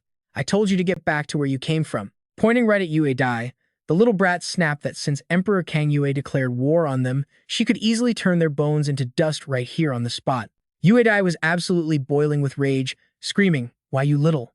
Before she could even unleash her rage, a hand clamped over her mouth from behind. It was Yue Guan. She hissed a warning into her ear, telling her to shut up, because she could fight her, but never insult her. Staring at the girl, Yue Guan whispered that she was a descendant of the powerful Bihai Zhigong Yue, warning her to watch her mouth before causing disaster. Even Emperor Kang Yue could not save them if things went south. She stepped forward to speak, but her tone carried a heavy, warning weight.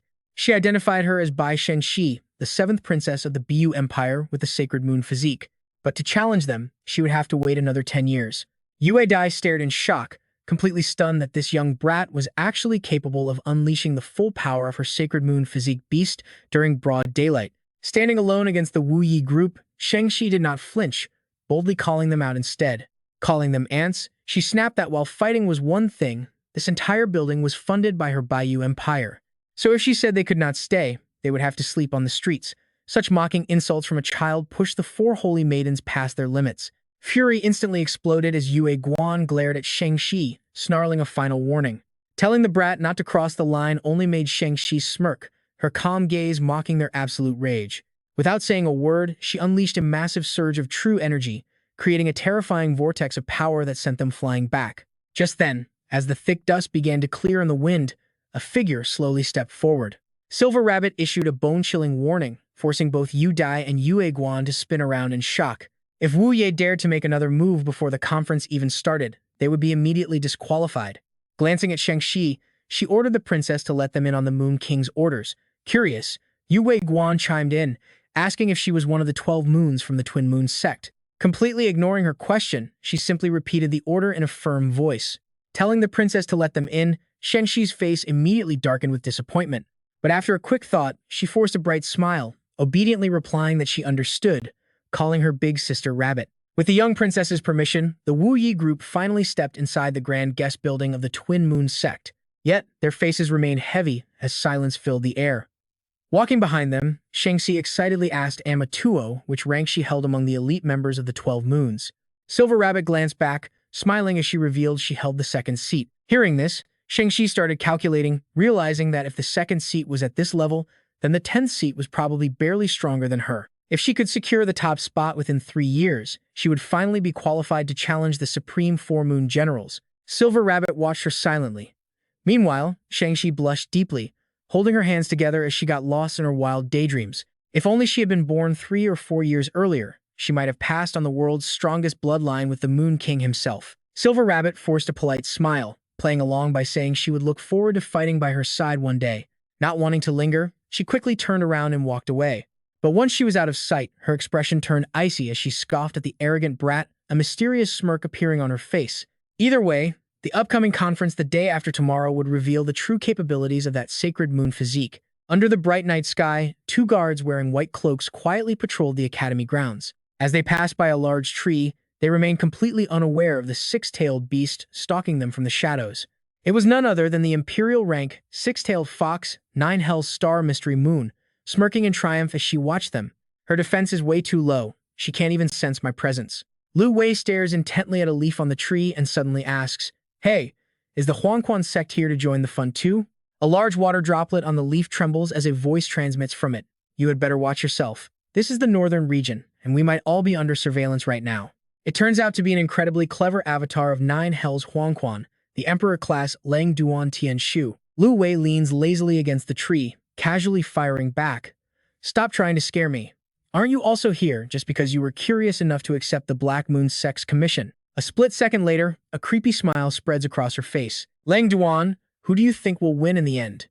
I honestly cannot even begin to imagine what the Moon King's beast looks like." Amusement written all over her face, Lu Wei continues, "Isn't he supposed to be just a 1-star beast tamer? Can he really control an Emperor-class beast? I am so curious."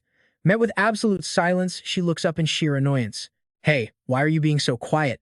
Liang Duan floats down slowly, murmuring, "In my opinion, the realm of a 1-star beast tamer is exactly what makes the Moon King so terrifying." Before she can even reply, Lu Wei freezes at his next question. "Do you know the difference between a vessel and an apostle?" After pondering for a moment, Lu Wei skeptically asks, "You mean the representatives of the gods? Those who never lose are the apostles, while those defeated are merely vessels. Because if they fail even once, they lose the right to be watched by the gods." Right alongside her answer, a pair of cold, sharp eyes emerges, floating silently within the shadows. A massive hand reaches down from above, manipulating a mindless wooden puppet with razor-thin strings. Hearing her answer, Liang Duan shakes his head. "Your theory is not entirely wrong. Apostles are indeed much stronger than vessels, but it is not determined by the final outcome." The illusion that follows proves every word of Liang Duan's explanation. According to ancient records of Huangquan, the most direct difference between a vessel and an apostle is this. Vessels believe they are receiving guidance from gods in the dark, much like accepting a main quest in some video game. He adds that while most of the world's godly representatives are merely vessels, only a tiny select few are true apostles. Their accounts reveal they have actually seen the gods in their dreams, feeling as though they have become one with them. But do you know what the Moon King said back then? Lu Wei freezes completely, stunned by his sudden question. The scene shifts to Su Liang standing silently on a tower, thoughtfully staring up at the brilliant moon in the night sky. Yet Lang Duan's voice continues to echo in the background. Even now, whenever I recall those words, I still shiver, he said. Right then, the boy stares intensely in one direction. From behind the buildings, a blinding light flashes, tearing through the darkness. Striking him right in the face, Su Liang's eyes snap wide open, his gaze instantly filling with alert. Next, the blinding rays grow even more intense, piercing right through the top of the tower. In the blink of an eye, the energy mercilessly surges forward, blasting straight into Su Liang. A massive explosion erupts, violently shaking the entire sky. As the aftermath slowly fades away into the thick rising dust, a burst of triumphant laughter suddenly rings out. Ling Ji emerges from the smoke alongside her summoned beast, gasping for air while gloating over her victory. That final blow cost me some of my very lifespan. There is no way he could have blocked it. Ling Ji glances gratefully at He Jing, who is peeking from behind a tree. Good job, He Jing. Thanks to you, I managed to get this close to the Moon King. He nervously asks, Lord Ling Ji, what should we do to escape from this place now? She calmly turns back and replies, Escape? Why should we? I have already defeated the Moon King. Ling Ji drops to her knees, spreading her arms wide as she gets lost in her own delusions. From this moment on, the gods and the moon will watch over me. Her celebration is short-lived as her eyes suddenly stretch wide in absolute terror, having noticed something. Over by the tower where the smoke is still clearing, Su Liang walks out completely unharmed, surrounded and shielded by flowing streams of water. He praises softly, Well done, Hu Zhang Yue. Then, he commands, Open your eyes. Yan Yue immediately manifests in her human form, completely surrounded by Hu Zhang Yue. He shouts out, star-slashing Yan Yue. Her eyes snap open, glaring coldly at Ling Ji. Yan Yue furiously grips her blade, dropping into a fierce combat stance. Flashes of green lightning crackle wildly around her. The moment Ling Ji sees this, she flinches in shock, gritting her teeth as cold sweat begins pouring down her face. In that split second, she violently slams her hand against the ground. A blood seal is instantly summoned beneath her, vanishing her in the blink of an eye without leaving a single trace behind. Hey, Jing screams out in absolute despair. Lord Ling Ji. He thinks to himself in disbelief, she actually abandoned her beast and me to flee alone. In this do-or-die moment, the evil-eyed gazelle grimaces, instantly unleashing its ultimate combat skill, the tyrant pupil evil eye. That beast quickly expands its defense, barely blocking Yan Yue's fierce attack. Meanwhile, Su Liang stands tall, radiating absolute dominance. Coldly raising his hand, green spiritual energy immediately begins to gather from all directions around him. Next, Su Liang slowly moves his arm forward, unleashing a massive surge of power with absolute decisiveness. The surrounding aura surges wildly.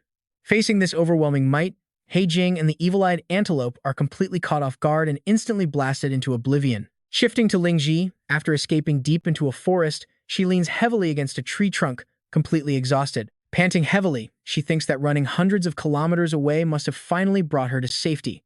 Little did she know, Su Liang's strike was so devastatingly powerful that it was already heading straight for her at terrifying speed. The moment she senses it, Ling Ji whips around in panic, but the raw power is already upon her. Brilliant green light illuminates her tear-stained face as she screams in absolute terror. Lord Shang Shan. Her final cry is cut short as Ling Ji is instantly vaporized by the violent beam of light. Time flies, and now, you and I have finally made it to the day of the grand festival. Xiao Ju steps out excitedly, waving to the crowd. Hey everyone, the sacrifice elimination assembly is about to begin. Grinning ear to ear, she happily live streams while announcing she will show her audience every single second of the event. Don't forget to follow by tapping your screen 3 times in a row. Staring at her phone screen, the skyrocketing view count fills her with pure joy. She eagerly thinks of the tens of millions watching online, 100 times her usual audience. The main goal for Xiao Ju, and honestly almost everyone else here, is to finally see the Moon King's legendary beast lineup revealed today. Looking over at the VIP stands, not a single soul has arrived yet. Meanwhile, 2 girls whisper among themselves. Wait, is this assembly starting a bit too early? The full moon is still far off. Murong quickly agrees. Exactly. Without the full moon, how can anyone hope to unleash their true power? Yue Guan turns back and replies that not only this tournament, but even the moon goddess sacrifice itself, winning or losing does not matter. She seems completely indifferent to fame, keeping her focus solely on their original plan.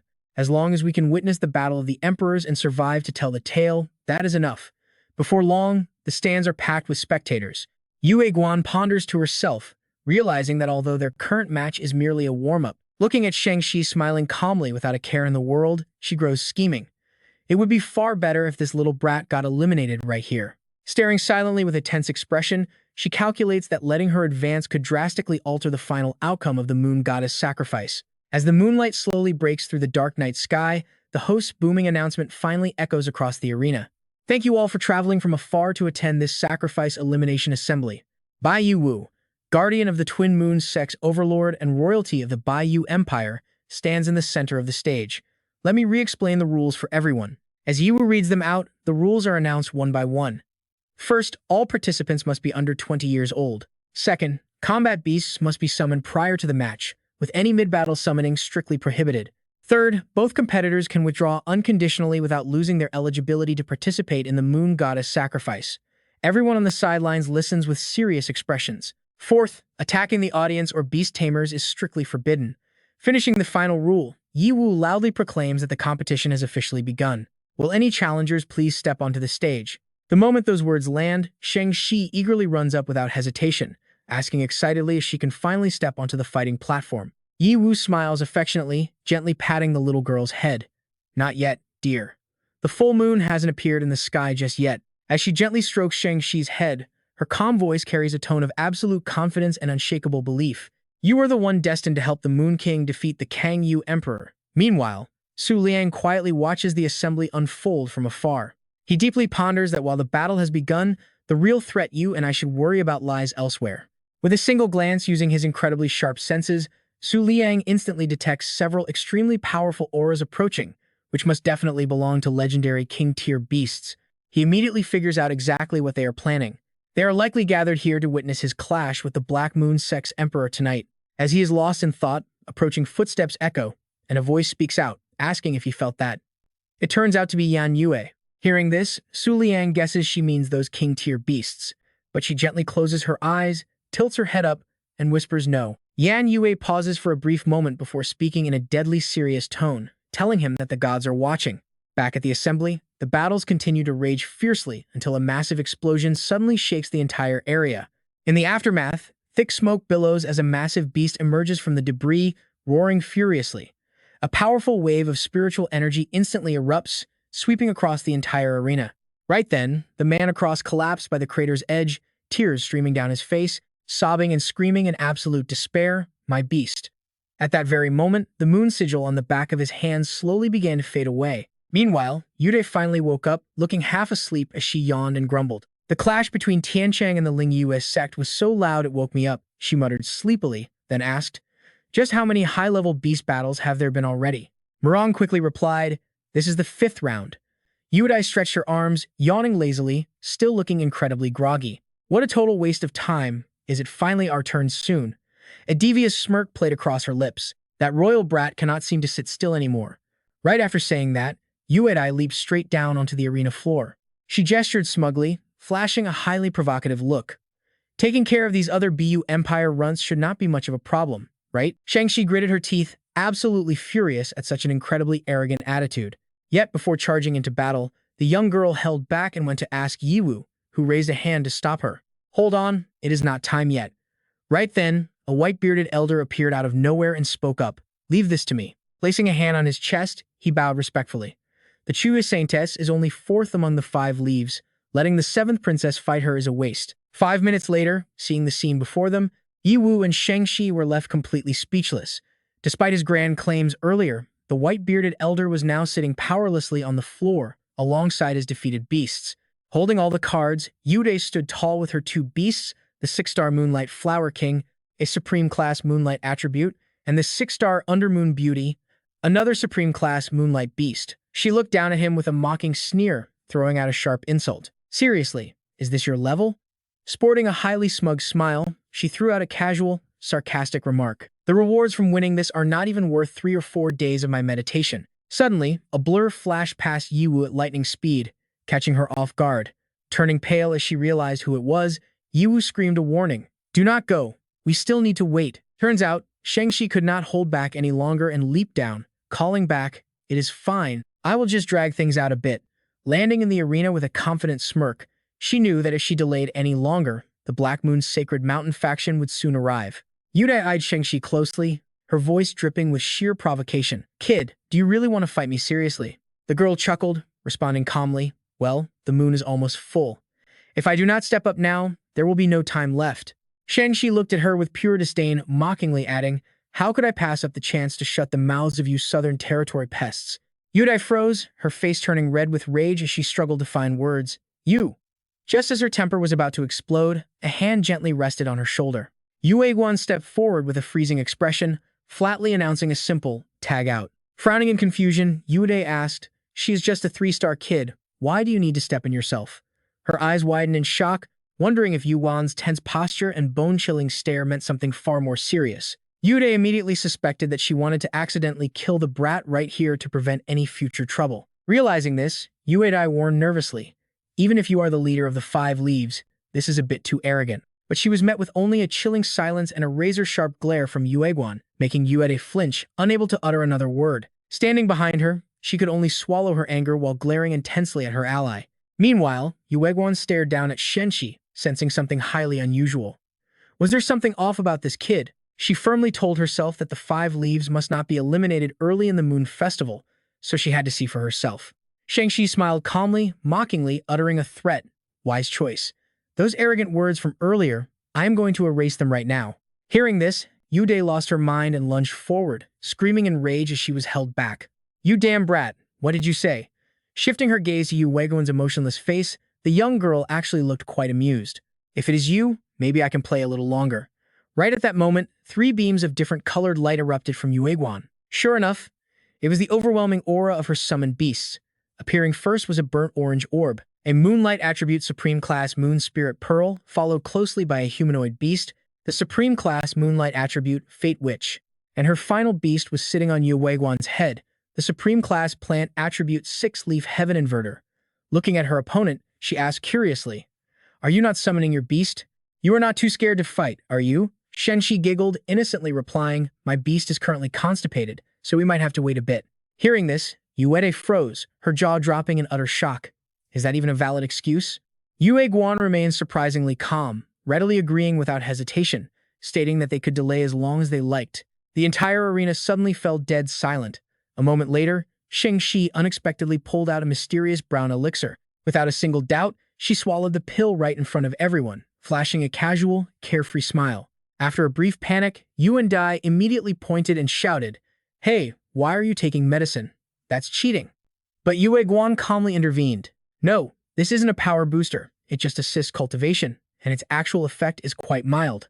Standing nearby, Morong realized she was actually stuck at a bottleneck. Was she really trying to break through right before the battle? Right then, Shang-Chi's eyes snapped open. Just like that, she broke through to the 4-star realm. Morong stroked his chin, calculating her chances. Breaking through to 4 stars meant she could finally unleash the full, devastating power of her supreme beast. But even at this level, defeating a powerhouse like the 6-star Tao Yu Saintus was still impossible. Shang-Chi smirked, speaking with absolute confidence.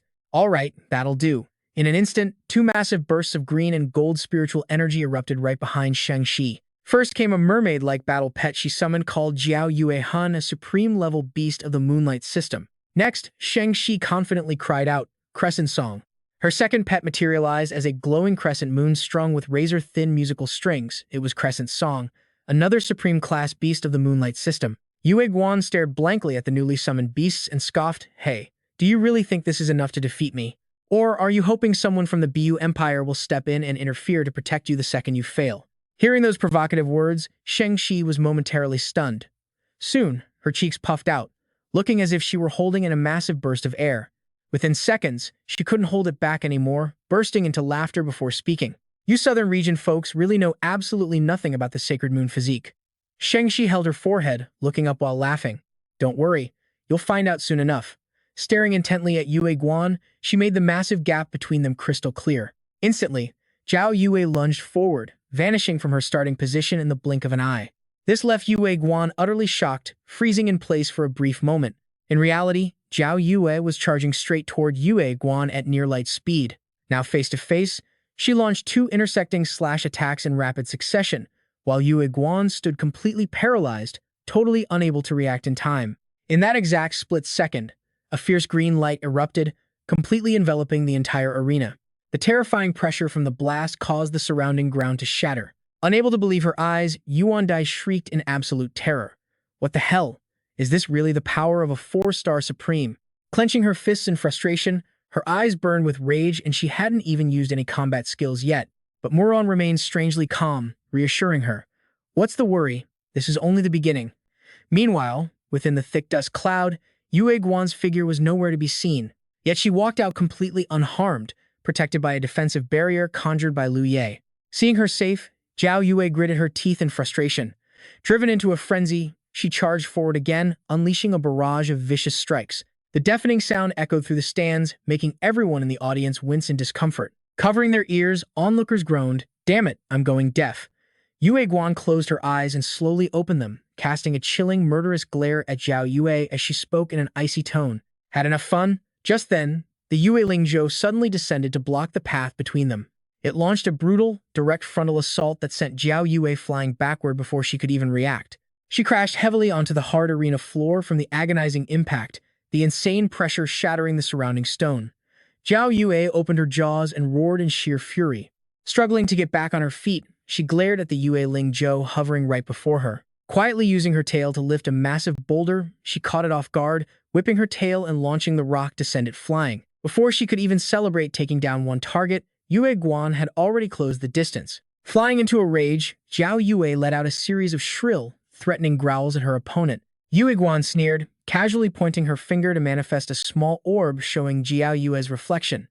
With a gentle tap, the orb shattered into tiny pieces. With a flick of her finger, Yue Guan channeled a hidden force inside Zhao Yu, eating her away from within as she writhed in agonizing pain. In no time at all, Zhao Yue's body disintegrated into ash, leaving nothing but her fishtail lying on the ground. Watching the entire display, the guests were struck with pure terror by such ruthlessness, unable to help but sigh in shock. It is over. Truly brutal. Yuan Dai gestured grandly, shaking her head smugly. That's the 6-star Tao Yue Saintess for you. No matter how powerful that sacred moon physique is, you can't bridge a gap in cultivation realms. Shang-Chi was only slightly surprised. Staring straight ahead, she spoke in a tone that signaled the end. It's time to wrap this match up. Right then, a water orb materialized, reflecting the little girl's image inside it. Without hesitation, Yuan Yue pokes the orb directly, causing it to instantly shatter. Ironically, the one taking damage is Yue Guan, its actual owner. The little girl is totally fine, while Yue Guan suddenly coughs up blood. Suddenly, flames erupt. The shocking blast catches Yue Guan completely off guard, sending her flying backward from the massive shockwave. Yuan Dai screams in utter disbelief, asking how this is possible. Yue Guan collapses onto one knee, bleeding heavily and struggling to stand, unable to believe her own eyes. What is going on here? Yue Guan trembles violently, gritting her teeth as she glares forward. Her eyes burn with rage as she realizes that her own Yuan Yue witch's attack was reflected right back at her. Seeing its master severely wounded, Liu Yi panics and immediately scatters a flurry of healing petals over her. Sweeping low, it summons a gentle breeze, guiding the glowing petals to merge with Yue Guan's battered body. Within moments, the wounds on her chest completely close up. Safe inside Liu Yi's barrier, Yue Guan slowly regains her original strength. Seeing her recover, Yuan Dai finally lets out a sigh of relief, though the surrounding crowd immediately starts whispering. It can heal and defend, and it is definitely not a moonlight-type beast. How is it this overpowered? Staring intently at Shang-Chi, Yue Guan realizes she must be extremely cautious with her next move. Since the Yuan Yue witch is temporarily out of commission, she decides to send out the Moon Spirit Pearl to test the waters. Her expression darkens and her brow furrows. She knows the Moon Spirit Pearl packs an incredibly terrifying explosive force. It is something that cannot be easily blocked. The orb tears through the air like a blazing fireball of destructive power. Suddenly, the fishtail buried under the rubble twitches, thrashing around as if breathed back to life. Instantly, Zhao Yue's body begins to piece itself back together, flesh and blood fusing back into place. She revives in the blink of an eye, but this time, she returns with a distorted, monstrous, and highly sinister look. Seeing this, Yue Guan cannot believe her eyes and screams in complete shock, asking how this is even possible. Zhao Yue charges forward furiously, clashing head-on with the incoming Moon Spirit Pearl. With one devastating, lethal slash, she brutally stops the attack, instantly sending deep cracks spiderwebbing across the orb's surface. Yue Guan is utterly baffled, unable to comprehend how a beast that was literally just dead could revive this quickly. As she watches Shang-Chi quietly stare up at the night sky, she sinks deeper into her own thoughts. Is the sacred moon physique actually capable of this? Meanwhile, the little girl calmly speaks up, saying the real fight is finally beginning. Then, Shengxi slowly walks over toward Yue Guan. Her long black hair flows in the wind, illuminated by the silver moonlight, giving her an incredibly majestic aura. It is time to end this game. Right on cue, the long-awaited moment of the full moon finally arrives. Qiao Yue lets out a blood-curdling screech. In the blink of an eye, she enters an evolutionary state, her entire body transforming dramatically. It is as if she is receiving a massive surge of raw power. Yuan Dai points a trembling finger, her eyes wide with pure shock. Sure, a full moon is supposed to boost moonlight-type beasts, but this level of power is just completely ridiculous. Yue Guan bites her lip, wondering if the combination of the sacred moon physique and the full moon can surpass 3 stars. Across the night sky, a familiar voice suddenly echoes from a distance, cutting through the silence, whispering that they finally understand. Su Liang rubs his chin, smiling as he wonders how a 4-star rank can clash with a 7-star supreme. The sacred moon physique is truly incredible. Watching the match intently from a high rooftop, his tone carries an undeniable trace of deep curiosity. Oddly enough, this child has not summoned any beast other than a supreme rank 1. Su Liang quickly realizes that unlike the crescent moon physique, beasts affected by the sacred moon physique lack the ability to fight across different power tiers.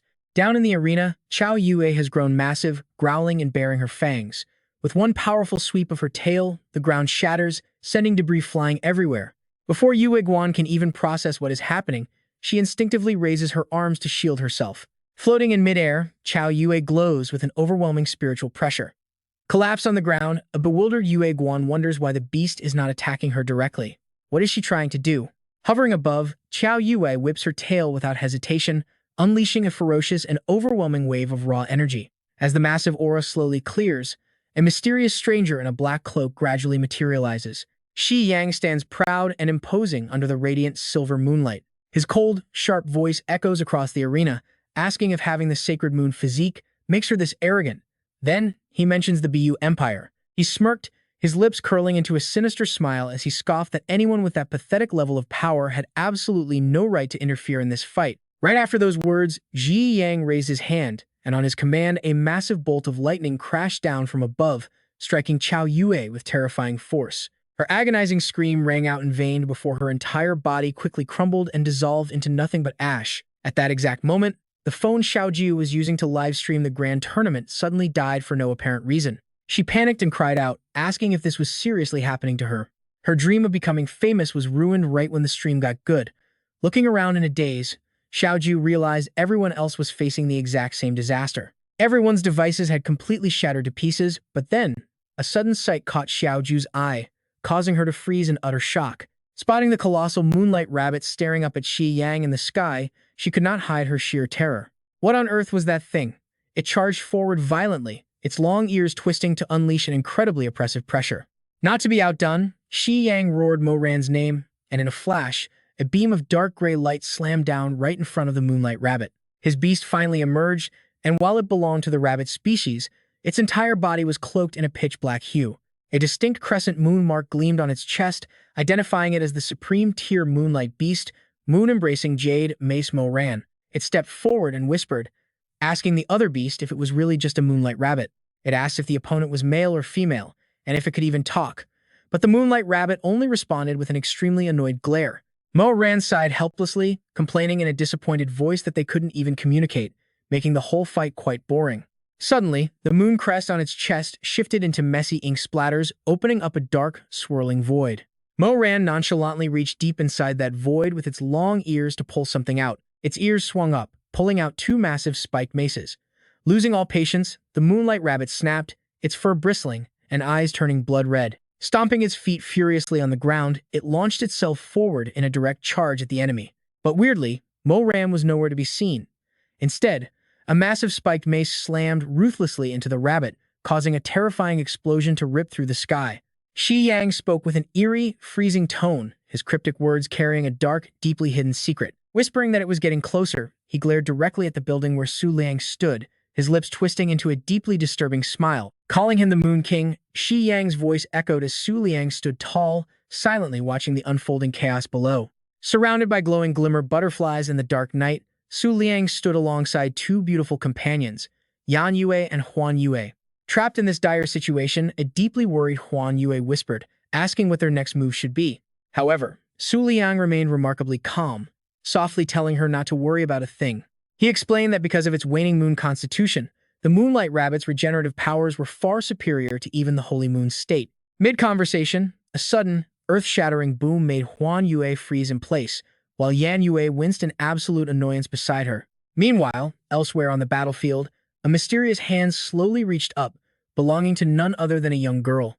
It was the Thunder Moon Princess, a supreme-tier moonlight beast. Crackling currents of lightning gathered in her hands, poised to unleash absolute devastation. Bringing her hand down coldly, a massive web of electricity tore through the night sky, raining down mercilessly on the arena below. Within a single fraction of a second, the violent shocks tore through the academy buildings, leveling everything in sight. Bolts of lightning crashed heavily onto the earth, effortlessly crushing massive boulders into tiny, scattered fragments. Rolling gray smoke filled the air, but as the debris settled, a powerful, sturdy barrier was revealed to have activated just in time, completely shielding the arena. The holy maidens of Wu Ye huddled together in sheer panic, their faces frozen in absolute shock. Yi Wu looked up with a sigh of relief, thanking the heavens for the defensive shield previously deployed by the Twin Moon cult's ruler. Suddenly remembering something critical, she cried out in alarm, desperately wondering what had happened to the esteemed Moon King. But right then, something made Yi Wu stop dead in her tracks, her eyes widening as she struggled to comprehend the unbelievable sight. She gasped, utterly bewildered by what was unfolding before her. Even after taking the full, devastating brunt of those lightning strikes, the building where Su Liang stood remained completely untouched amidst the smoking ruins. Standing on Thunder Moon's shoulder, an outraged Ji Yang screamed that it was all a lie. He watched in utter denial as Su Liang stood completely unharmed after that massive barrage.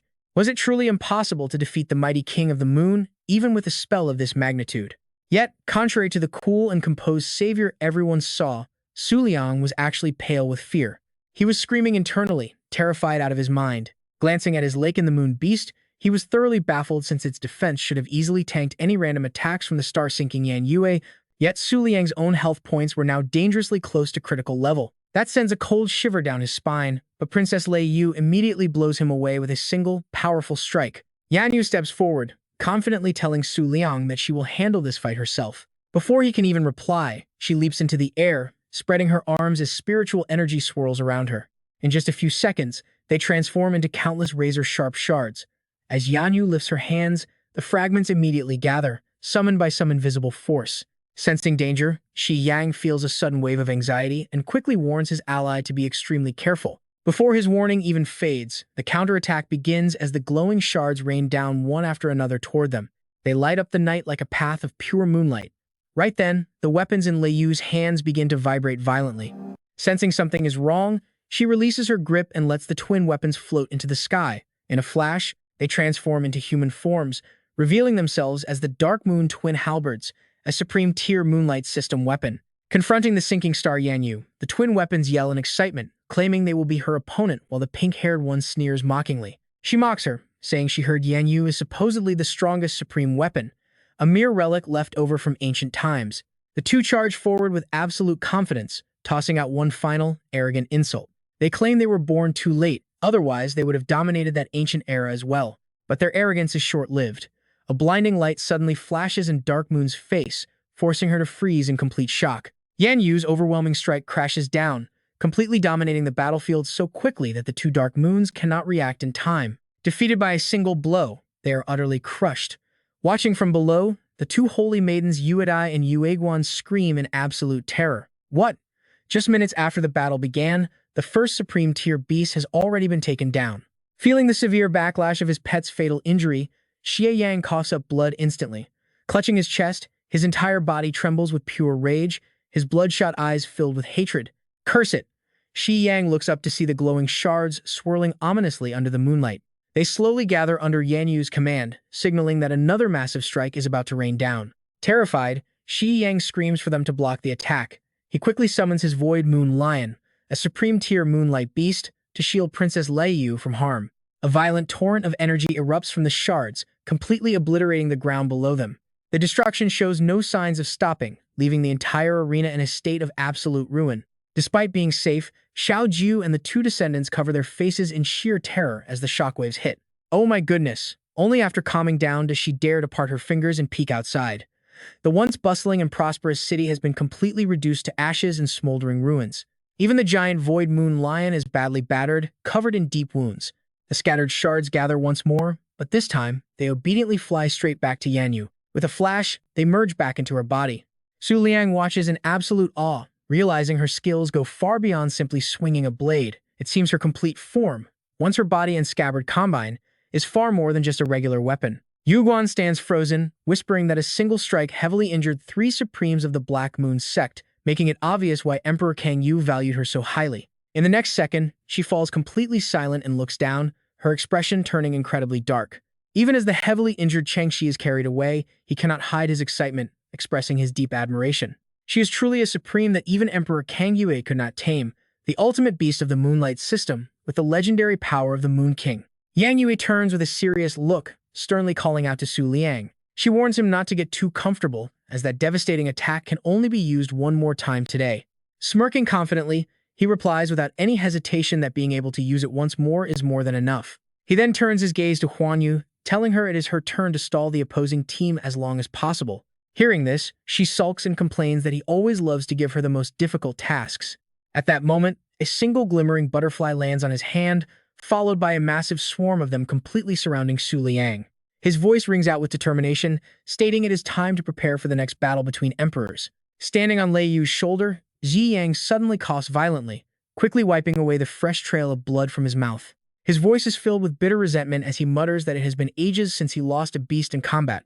Memories rush back to him, reminding him that the last time this happened was during a full moon 3 years ago. He remembers it clearly, kneeling before a cold-blooded, white-haired boy, looking like nothing more than a pathetic stray dog. Remembering Su Liang's ice-cold expression from back then, Shay Yang wonders if this battle will end any differently. Letting out a heavy, exhausted sigh, he suddenly burst into a maniacal, unhinged laugh. Xi Yang lifted his head, eyes flashing with a terrifying glow, his face twisted into a mad grin. "Moon King, does it even matter if you are the true northern priest of the moon god?" He screamed wildly. "The point is, you are sick enough to forget everything. Do you even remember what you once promised me?" Staring blankly at the raving madman, Su Liang stood frozen, completely at a loss on how to respond. His eyes widened in sheer shock as those rapid-fire questions echoed relentlessly in his mind. Why did you spare my life? What actually happened after I blacked out that day? And why did the Northern Territory shrink by a whole third after our duel? Why is one of your key guardian beasts missing? Tell me, have the gods finally abandoned you? Suddenly, a splitting headache hit Su Liang, forcing him to clutch his head and brace through the agony. The pain was unbearable. He couldn't make sense of any of this, having absolutely no recollection of the crazy things that Guy mentioned, nor any memories of his past life. Taking a deep breath, Su Liang regained his composure, knowing he couldn't afford to waste his precious energy with such a powerful enemy right in front of him. And that's when it hit him a critical detail he had almost completely overlooked. Down below, thick plumes of dark smoke and fog rolled out from the shattered ruins, slowly swallowing the entire sky. Su Liang cast a quick glance over, wondering what form she would actually take under the full moon. If only he could pull off a flawless 1 versus 3 victory right now. The creeping fog quickly engulfed Lei Yue and Shi Yang. Meanwhile, over at the Rabbit Arena, Mo Ran stared up at the bizarre clouds forming in the sky. Under the brilliant moonlight, a thick shroud of smoke suddenly erupted right behind him. Curiosity getting the best of him, Mo Ran spun around to check, only to find the billowing smoke making some deeply unsettling, spine-chilling noises. Out of the hazy, blinding smoke, the Moonlight Rabbit slowly emerged. Mo Ran scoffed arrogantly at the sight, muttering, "Super speed regeneration, huh? Looks like I finally have a real toy to play with." Glaring with blood-red eyes, the Moonlight Rabbit lunged straight forward.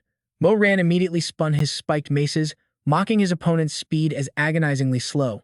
With a sadistic grin, the spiked maces on his ears began spinning like deadly propellers. Mid-clash, catching the Moonlight Rabbit off guard, he made a ruthless strike and sliced one of its ears clean off. But in a mere split second, the severed ear instantly regenerated back to normal. Mo Ran gritted his teeth in utter frustration, unable to comprehend this ridiculous recovery speed. Flying into a blind rage, he unleashed a brutal barrage, completely shredding the Moonlight Rabbit. But within the blink of an eye, the rabbit regenerated entirely without a single scratch, leaving Mo Ran utterly paralyzed with fear. "Did you grow up eating Supreme Beast meat or what?" Exhausted, his ears fell limp to the ground as Mo Ran panted heavily, refusing to accept being pushed by a lowly creature. But as he looked up, a devious idea suddenly flashed in his mind. If he couldn't kill it, he just needed to trap it somewhere inescapable. Without a second thought, he whipped his limp ears high into the air with violent force. The Moonlight Rabbit stared up blankly, tracking the massive ears. Mo Ran slammed them down with crushing pressure, shattering the ground and ruthlessly pinning his opponent beneath the immense weight. Even the arena's defensive barrier shook violently under the shockwave. Up in the stands, spectators gasped in horror as the entire battlefield began to sink. Moran kept his ears driven deep into the crater as thick, black smoke billowed from the ruins. Convinced of his absolute victory, he slowly retracted his ears, a smug, satisfied smirk playing on his lips. That pest was likely flattened into paste, buried thousands of meters deep under the earth with absolutely no hope of escape. Still watching the battle unfold from a safe distance, Su Liang marveled at how terrifyingly powerful that rabbit actually was. With things getting desperate, his mind raced he would have to deploy the star-sinking crescent moon blade to finish this. Before he could even act on the thought, the ground beneath him began to shake, catching him completely off guard. Over in the arena, the sudden tremor threw Moran off balance as he cried out in shock. Claws gripped the edge of the crater as something fought its way back up.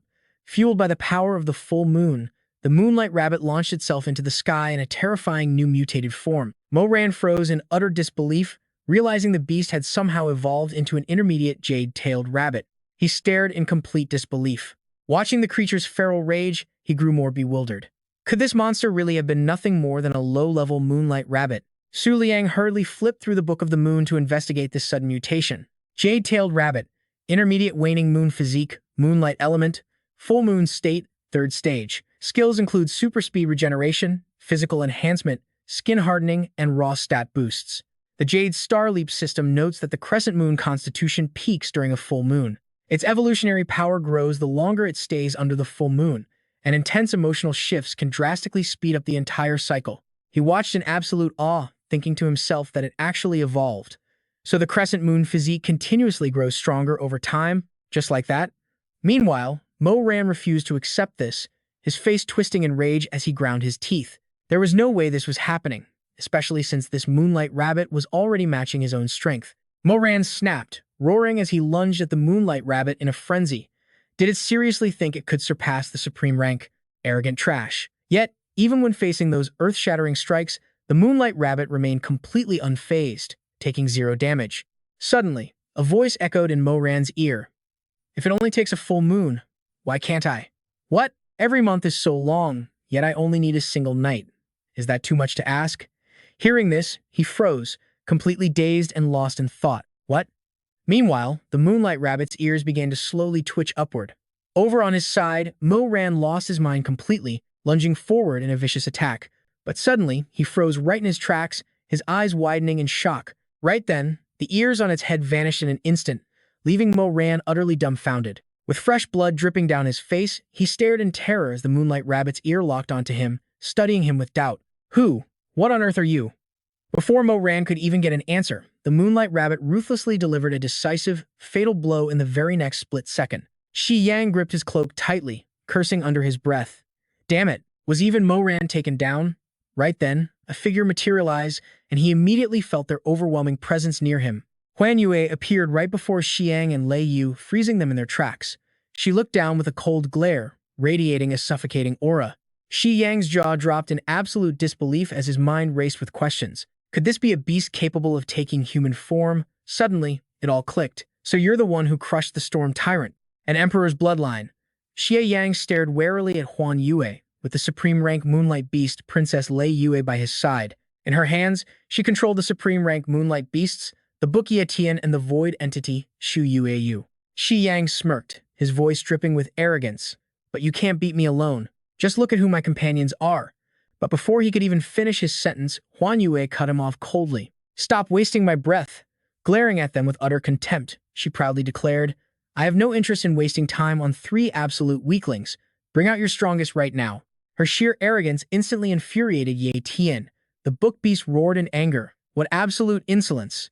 Its pages began flipping automatically, revealing bizarre, glowing glyphs on the paper as it spoke. Any supreme I defeat, their combat skills become mine to command. Yi Tian's next words sent a shockwave through the entire crowd.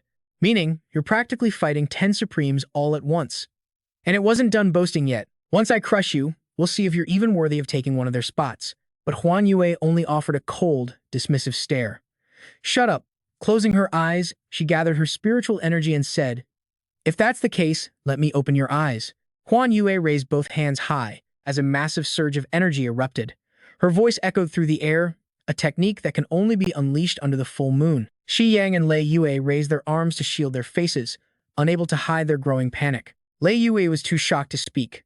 By then, Huan Yue stood majestically, holding the dual swords Wu Xiang and Yunji. Lei Yue instantly recognized them, gasping in her mind. Those are Emperor-tier weapons. Huan Yue let out a soft breath, stabilizing her inner energy. She lightly spun her blades, gliding past Lei Yue like a gentle breeze before raising her sword to strike. With a decisive, singular slash, she completely overwhelmed both Xie Yang and Lei Yue in an instant. The spectators gasped in absolute shock, with one crying out, "Did she just end it in a single second?" The Emperor-tier beast Yunji now lay shattered with thousands of cracks on the ground. Yi Tian and Lei Yue couldn't hide their terror. The glowing purple fragments of Shu Yui began to dissolve, fading into absolute nothingness. Even Huan Yue was genuinely surprised, muttering, "A self-sacrificing type of skill to redirect damage?" Refusing to back down, Ye Tian roared, "Don't get cocky just yet." A butterfly crest materialized, glowing intensely. Huan Yue's eyes widened before she could fully react as beams of light suddenly shot toward her. Thanks to her lightning-fast reflexes, Huan Yue effortlessly dodged the onslaught. Suddenly, a flash of light sliced from behind. Although she dodged, a piece of her dress was torn away. Huan Yue glanced down at her torn dress, her expression darkening. Then, an earth-shattering explosion shook the area. Without anyone noticing, Huan Yue had slipped behind Ye Tian, her voice dripping with absolute disdain. "After all, those combat skills you collected are only at this level, which is why they fell to you, right?" Yi Tian could not believe what he was hearing, whispering to himself in utter shock. "What?" Huan Yue raised her sword high, her voice cold and steady. Why would anyone rely on the strength of those weaker than themselves? Then, Yi Tian was instantly sliced in two by her devastating slash. Xi Yang clutched his cloak and muttered in disbelief. In an instant, only one survivor remains. "I have lost." Meanwhile, Huan Yue hovered in the air, her voice filled with dominant authority. "If you had just listened to me from the start, you would not have ended up in such a miserable state." He secretly slipped out a spiritual talisman, while keeping his voice entirely humble and submissive. "Yes, I overestimated myself, foolishly believing I could actually defeat the Moon King." Xi Yang suddenly waved the spiritual talisman and shouted, "Moon God Palace, let us sign the transfer agreement." Lu Wei, secretly watching from her cloud, yawned and sighed. How incredibly boring, it is already over just like that. Lang Duan seemed to realize something, silently guessing that the child would likely become the next legendary Ice Queen. Lu Wei scoffed in disbelief, mocking, "Are you kidding? How could an Ice Queen of that level ever be reached by a mere Supreme?" Suddenly, Lu Wei flinched as a massive surge of energy erupted, sending a giant pillar of light down to earth. Amidst the thick rising dust, the city was instantly reduced to ruins, while Su Liang, floating in mid-air, spotted Huan Yue. Su Liang called out, asking, "Is this the aura of an emperor?" Huan Yue immediately replied, "No, of course it is not." Leaning on her sword to stand, she murmured, "But you could say this guy," her eyes sharpened as she added, "has already taken half a step into the emperor realm." A blinding green light flashed, and from within that glowing sphere, a single foot stepped out. It was a girl with messy blue hair and a lazy, listless expression, prompting Yue Guan to gasp in utter shock. "What?" Lu Wei screamed in disbelief as she watched. "That is cheating. Is she not the supreme of the Moon God Palace? Why was she summoned by the Black Moon Holy Mountain?" Just then, a system screen flashed before Su Liang, announcing a new beast had been unlocked, and his beast encyclopedia registration count had just increased. The system description materialized word by word, revealing a high concentration of Emperor blood, treasured by the Moon God Palace. Even the current Holy Maiden could not easily form a contract with her. Her combat power was incredibly close to an Emperor-tier beast, earning her the title of the world's strongest Supreme. This blue-haired girl was the Moonlight type, Supreme-tier beast, the 9-turn Jade Scale. Lying on a stretcher, Shang-Chi could not help but curse out loud, calling the Moon God Palace shameless for interfering before ordering the entire Double Moon sect to attack together. However, Yi Wu quickly stepped in to stop them, saying, "No. If the Black Moon Holy Mountain has already contracted with her, then there is no issue. From this exact moment on, she is their beast." Yulin let out a long yawn, but when she looked up at something, her face suddenly turned pale. Standing on Lei Yue's shoulder, Xiang asked curiously, "What is it?" Yulin replied that the moonlight here was highly abnormal and began to explain. The distribution of glimmering butterflies is incredibly strange. No matter how bright the moonlight is, it should not be drawing in over half of the region's entire population. Hearing this, Xi Yang quickly put the pieces together. Over half of the entire northern region? Yulin sighed wearily, saying, Never mind, whatever happens next is completely out of my hands anyway, so why bother? Looking directly at Huan Yue, she added, "First, we need to deal with this opponent." Huan Yue gripped her sword tightly, her eyes radiating pure murderous intent, while Yulin smiled in amusement, whispering, "Yunji, so that is how it is."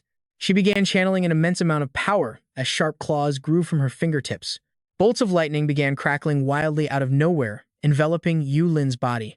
Huan Yue braced her feet to steady herself and made the opening move, their massive powers colliding violently and releasing rapid, blinding bursts of light like a flickering strobe. Seeing this, Ru Yue gasped, "They are so fast, I cannot track them at all." Yue Guan added, "To think the Moon King's beast could go toe-to-toe with a near-emperor like Yulin." Watching from the sidelines, Su Liang worriedly thought to himself that ever since they met, this was the absolute first time he had seen her fight with all her strength.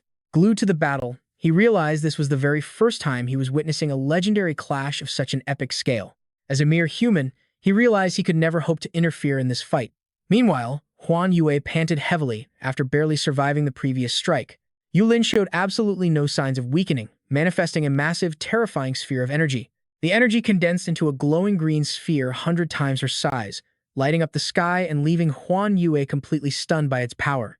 Her silhouette was engulfed by Yulin's blinding green energy, a spiritual force so intense it literally tore the sky apart. Amazingly, Huan Yue managed to break free, though her clothes were completely tattered as she gritted her teeth in pain, leaving Su Liang absolutely terrified. He knew it. Stunned to his core, even the Jade Rabbit was injured an absolutely mind-blowing level of power. A torrent of thoughts rushed through his mind. But if he remembered correctly, the Waning Moon physique fluctuated with time and mood, growing even more powerful as emotions flared. The Moonlight Rabbit crouched low, gathering momentum. Then, it leaped forward, launching itself directly at the enemy. The sheer force of its jump sent rocks and shattered trees flying everywhere. As Yulan and Huan Yu clashed, Chen Yulan suddenly noticed something. Out of nowhere, the Moonlight Rabbit lunged right at her. Terrified, Yulan shrieked, "Hey, wait! Why are you ambushing me?" Using its massive ears, it lifted her high into the air and slammed her down. A massive crash echoed as dust billowed up. Looking down from above with glowing eyes, Huan Yu crossed her blades into an X, focusing her spiritual energy. She raised her sword high as spiritual energy swirled around the blade, ready to unleash a devastating strike. Her gaze instantly turned murderous as she slammed a colossal blow straight into the ground. Boom! Another massive explosion rocked the area. Xiang gasped, "This is bad. Princess Shu Yue, help us." Hearing this, Li Yue raised her hand, channeling a surge of power. She chanted, "Summit of Thunder, heaven-filling waning moon." Faint purple lightning crackled across the sky as dark clouds began to gather overhead. Suddenly, remembering something, Li Yue glanced back. Yang Yu was slowly walking over, her expression vacant, yet her eyes carried a chilling promise of death. Li Yue gritted her teeth. When did Chengxing Yanyue get here? Unleashing her spiritual energy, she focused on her priority, protecting the sacred mountain first. Meanwhile, Yanyu kept walking forward silently, completely unfazed by the chaos. With a deafening crash, Huan Yu landed right back on the ground, with the Moonlight Rabbit by her side. Yulin roared in anger, "You dared to ambush me. You filthy insects!" Fully reverted to her original form, Yulan shrieked in fury. Feel the depth of true fear. Roaring like a maniac, she unleashed her technique, Infinite Jade Wind, as countless crescent moon blades erupted from her body and surged forward. 3 massive surges of energy tore out, fracturing the very ground. The moment a glowing green crescent struck her, Huan Yu instantly dissolved into thin air. Turning into a mist-like state, she slipped past each wave of energy. Unfortunately, the Moonlight Rabbit wasn't quite as lucky. Huan Yu landed and let out a sigh of relief. That was way too close. Her rain transformation speed just couldn't keep pace. With the speed of those crescent blades, she was almost torn to shreds. She decided her best bet was to hide behind the giant rabbit for now.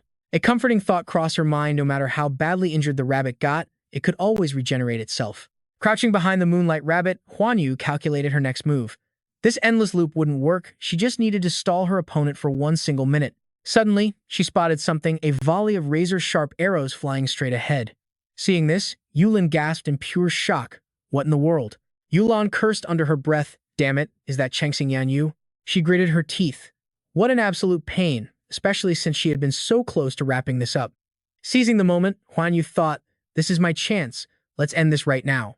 Closing her eyes, she swung her sword, then raised both hands to focus every ounce of her internal energy. Su Liang thought, what kind of embarrassing pose is that?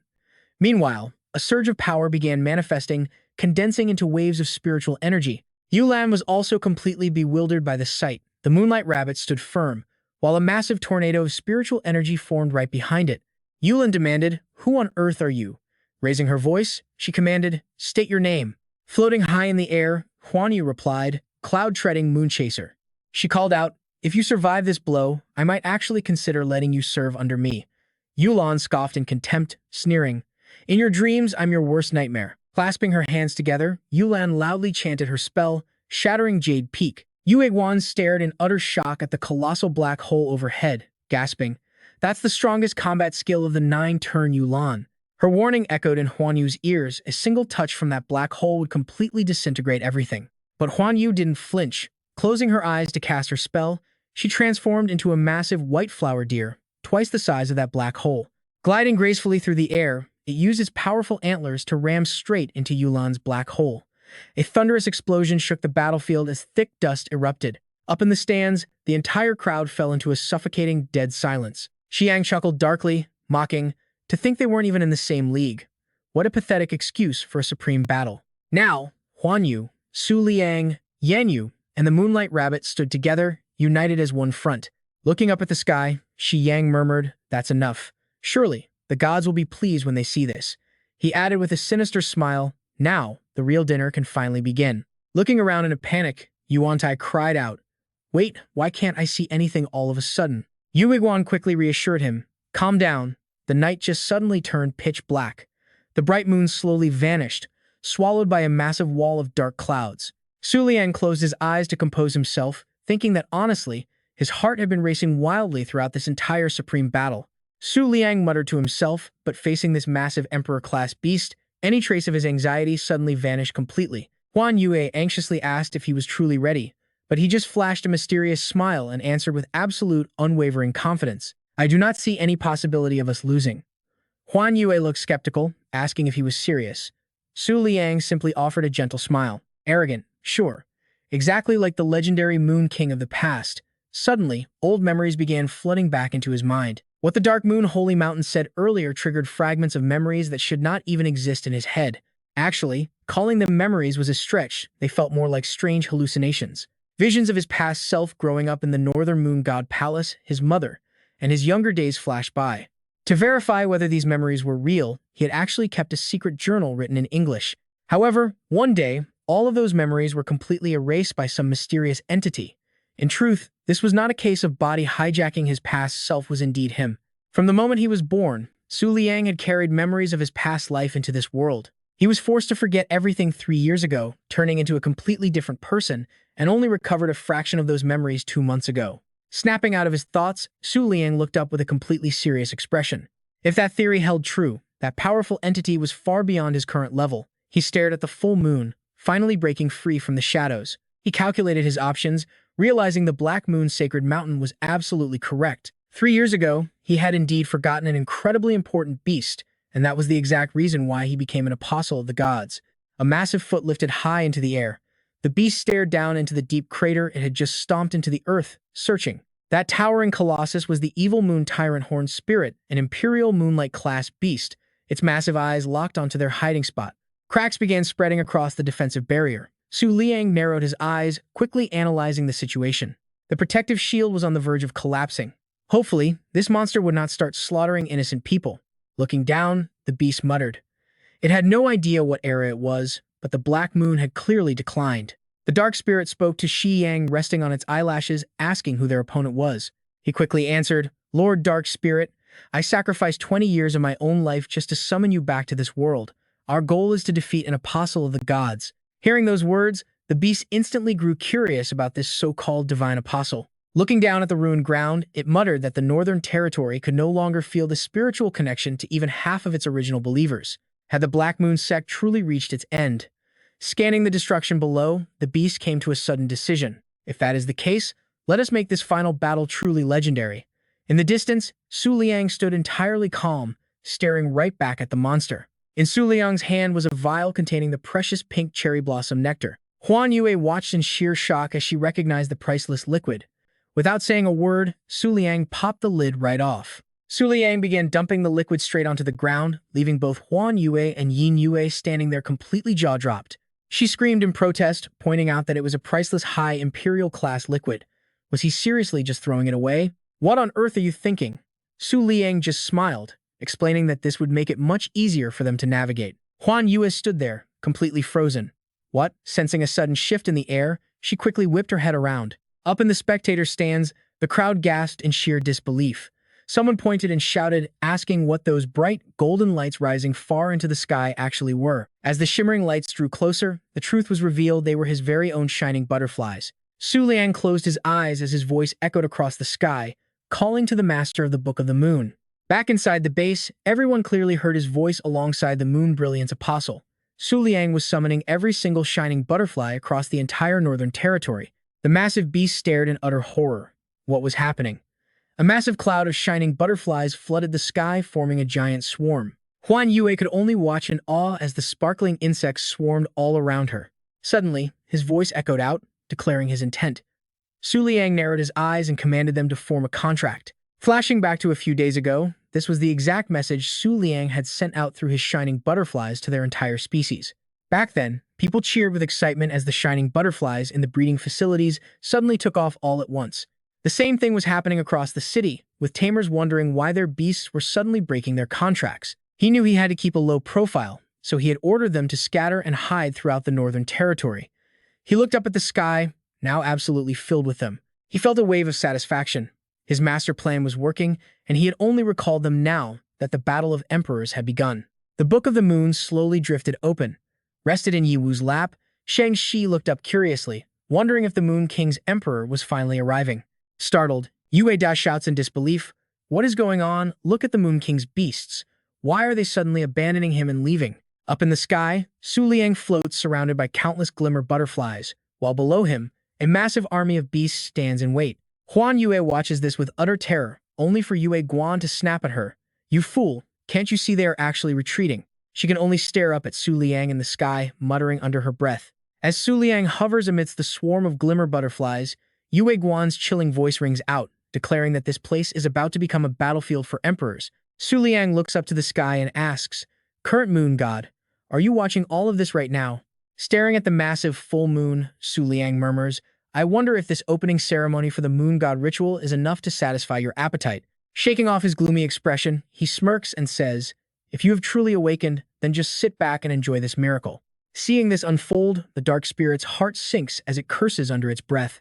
Damn it all. There might be no immediate threat, but dealing with this many is still a major pain. Closing its eyes to calculate its moves, the spirit realizes that even a fatal strike would not be enough to kill him. Staring up at the floating Su Liang, the dark spirit knows it cannot dare to interrupt the god's entertainment, while the boy merely flashes a satisfied grin. It is almost time. His system screen flashes non-stop, confirming contracts with low-level glimmer butterfly number 130,037,486. The Book of the Moon flips rapidly through its pages before suddenly halting at the Emperor Class Category Index. Su Liang frowns, unable to turn the next page.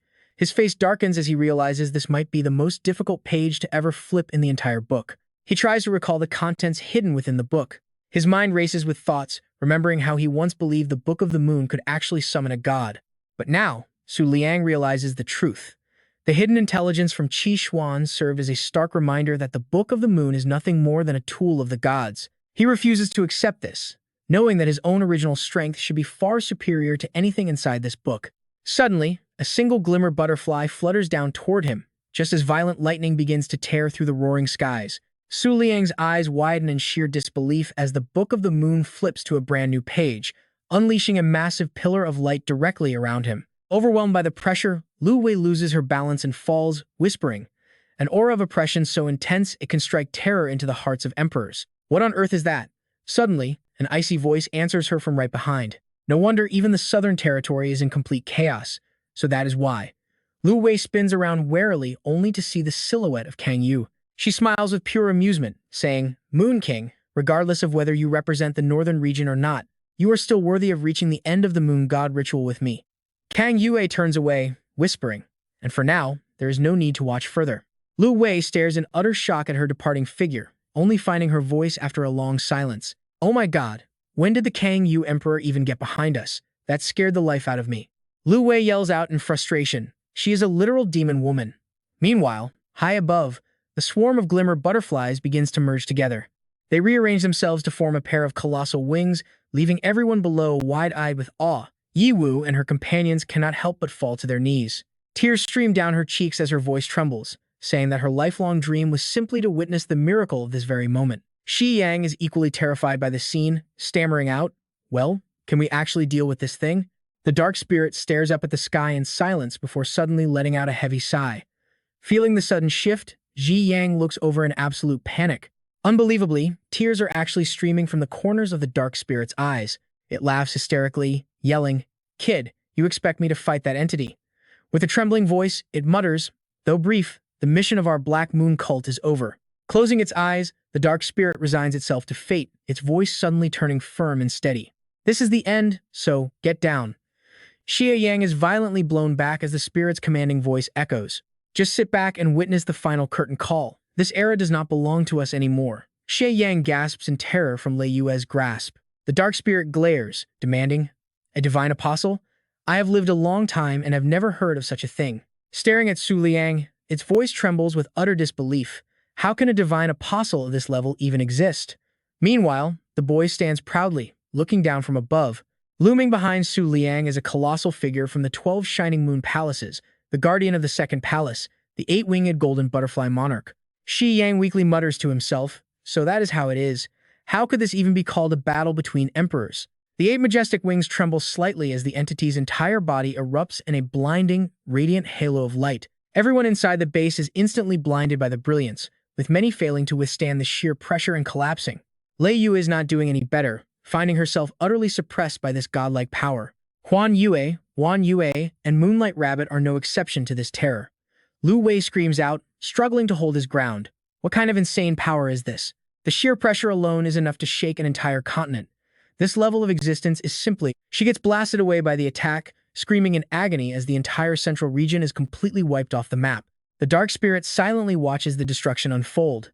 Struggling to speak, it whispers that it is a true honor, leaving it with absolutely no regrets. Staring at the approaching light, the spirit mutters its final wish to become a part of the beautiful moonlight after its death. With those words, the ruthless light sweeps right through the spirit, slowly erasing its entire physical body from existence. With its final breath, the dark spirit utters its last words, wishing for eternity. Its eyes go completely silent, fully accepting this grim end. Finally, the light completely consumes the dark spirit, erasing it from this space entirely. A silent night falls as a crescent moon quietly emerges from behind the thick, dark clouds. Amidst the ruined battlefield, Huan Yue and Wan Yue lie completely motionless, each trapped inside a deep, gaping crater. Su Liang quietly floats up, a tiny figure against the sky.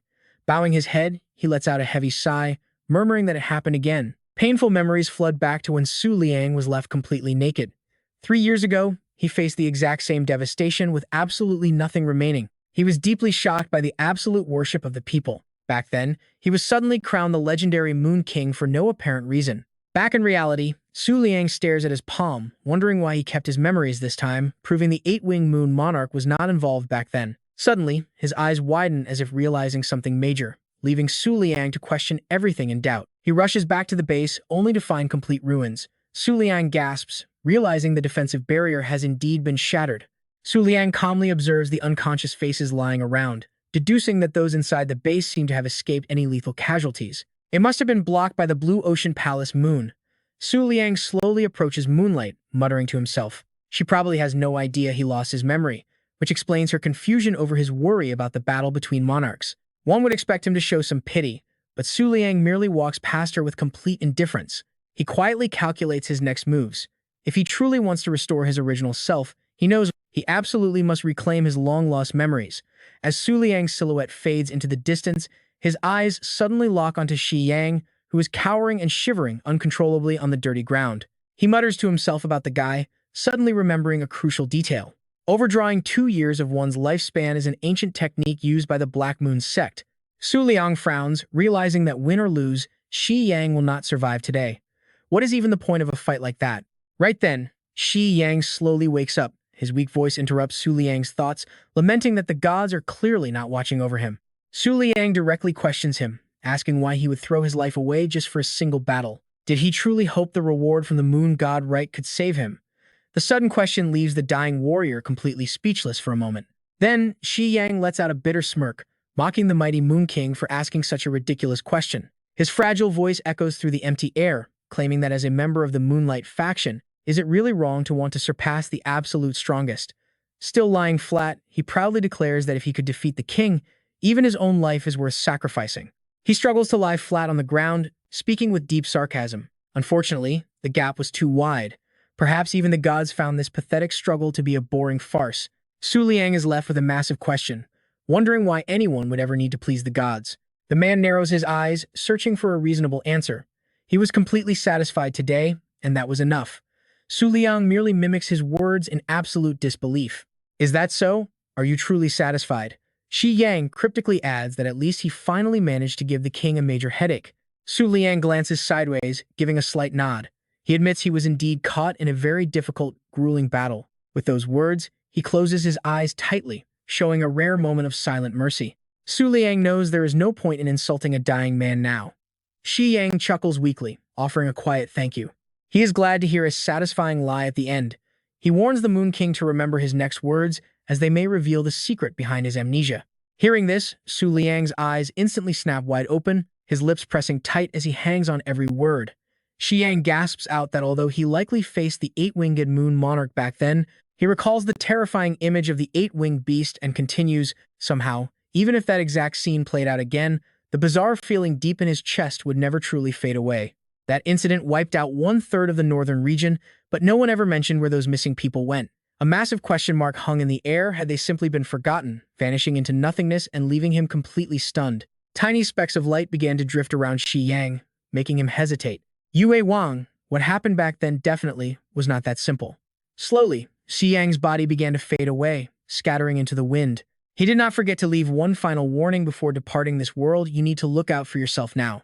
With those words, Shi Yang completely dissolved into the air, leaving only a faint, lingering glow floating in front of Su Liang. He stood there in absolute silence, absorbing everything he had just heard while a creeping sense of unease filled his chest. Looking up with a frown, Su Liang muttered, "With the death of their last member, the Black Moon sect has finally reached its end, but I do not feel happy at all."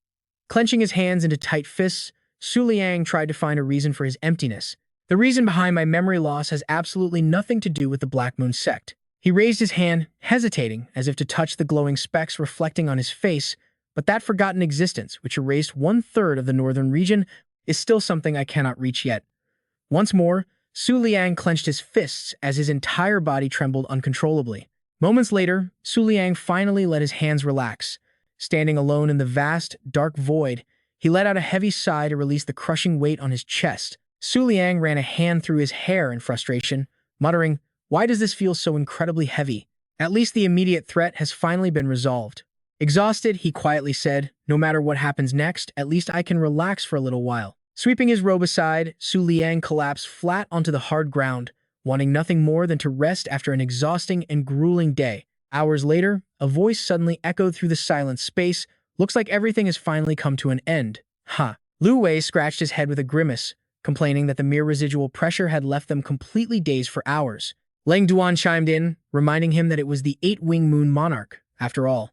She turned her head, frowning as she wondered if all those onlookers had finally departed. Suddenly, Lu Wei's eyes widened in sheer terror, his face turning pale as Lang Duan also whipped her gaze toward that same spot. Her jaw dropped, and cold sweat poured down her face in absolute horror at the sight of a white deer standing before them. Ji Yue closed its eyes, radiating an air of majestic and prideful beauty. Yin Fei swiftly leaped across the debris from a distance to land right beside them, raising both hands with a cheerful grin as he asked how it looked. Sea of clouds, Yin Fei looked at Ji Yue, asking if the opening ceremony of the Moon God Festival he organized was spectacular enough.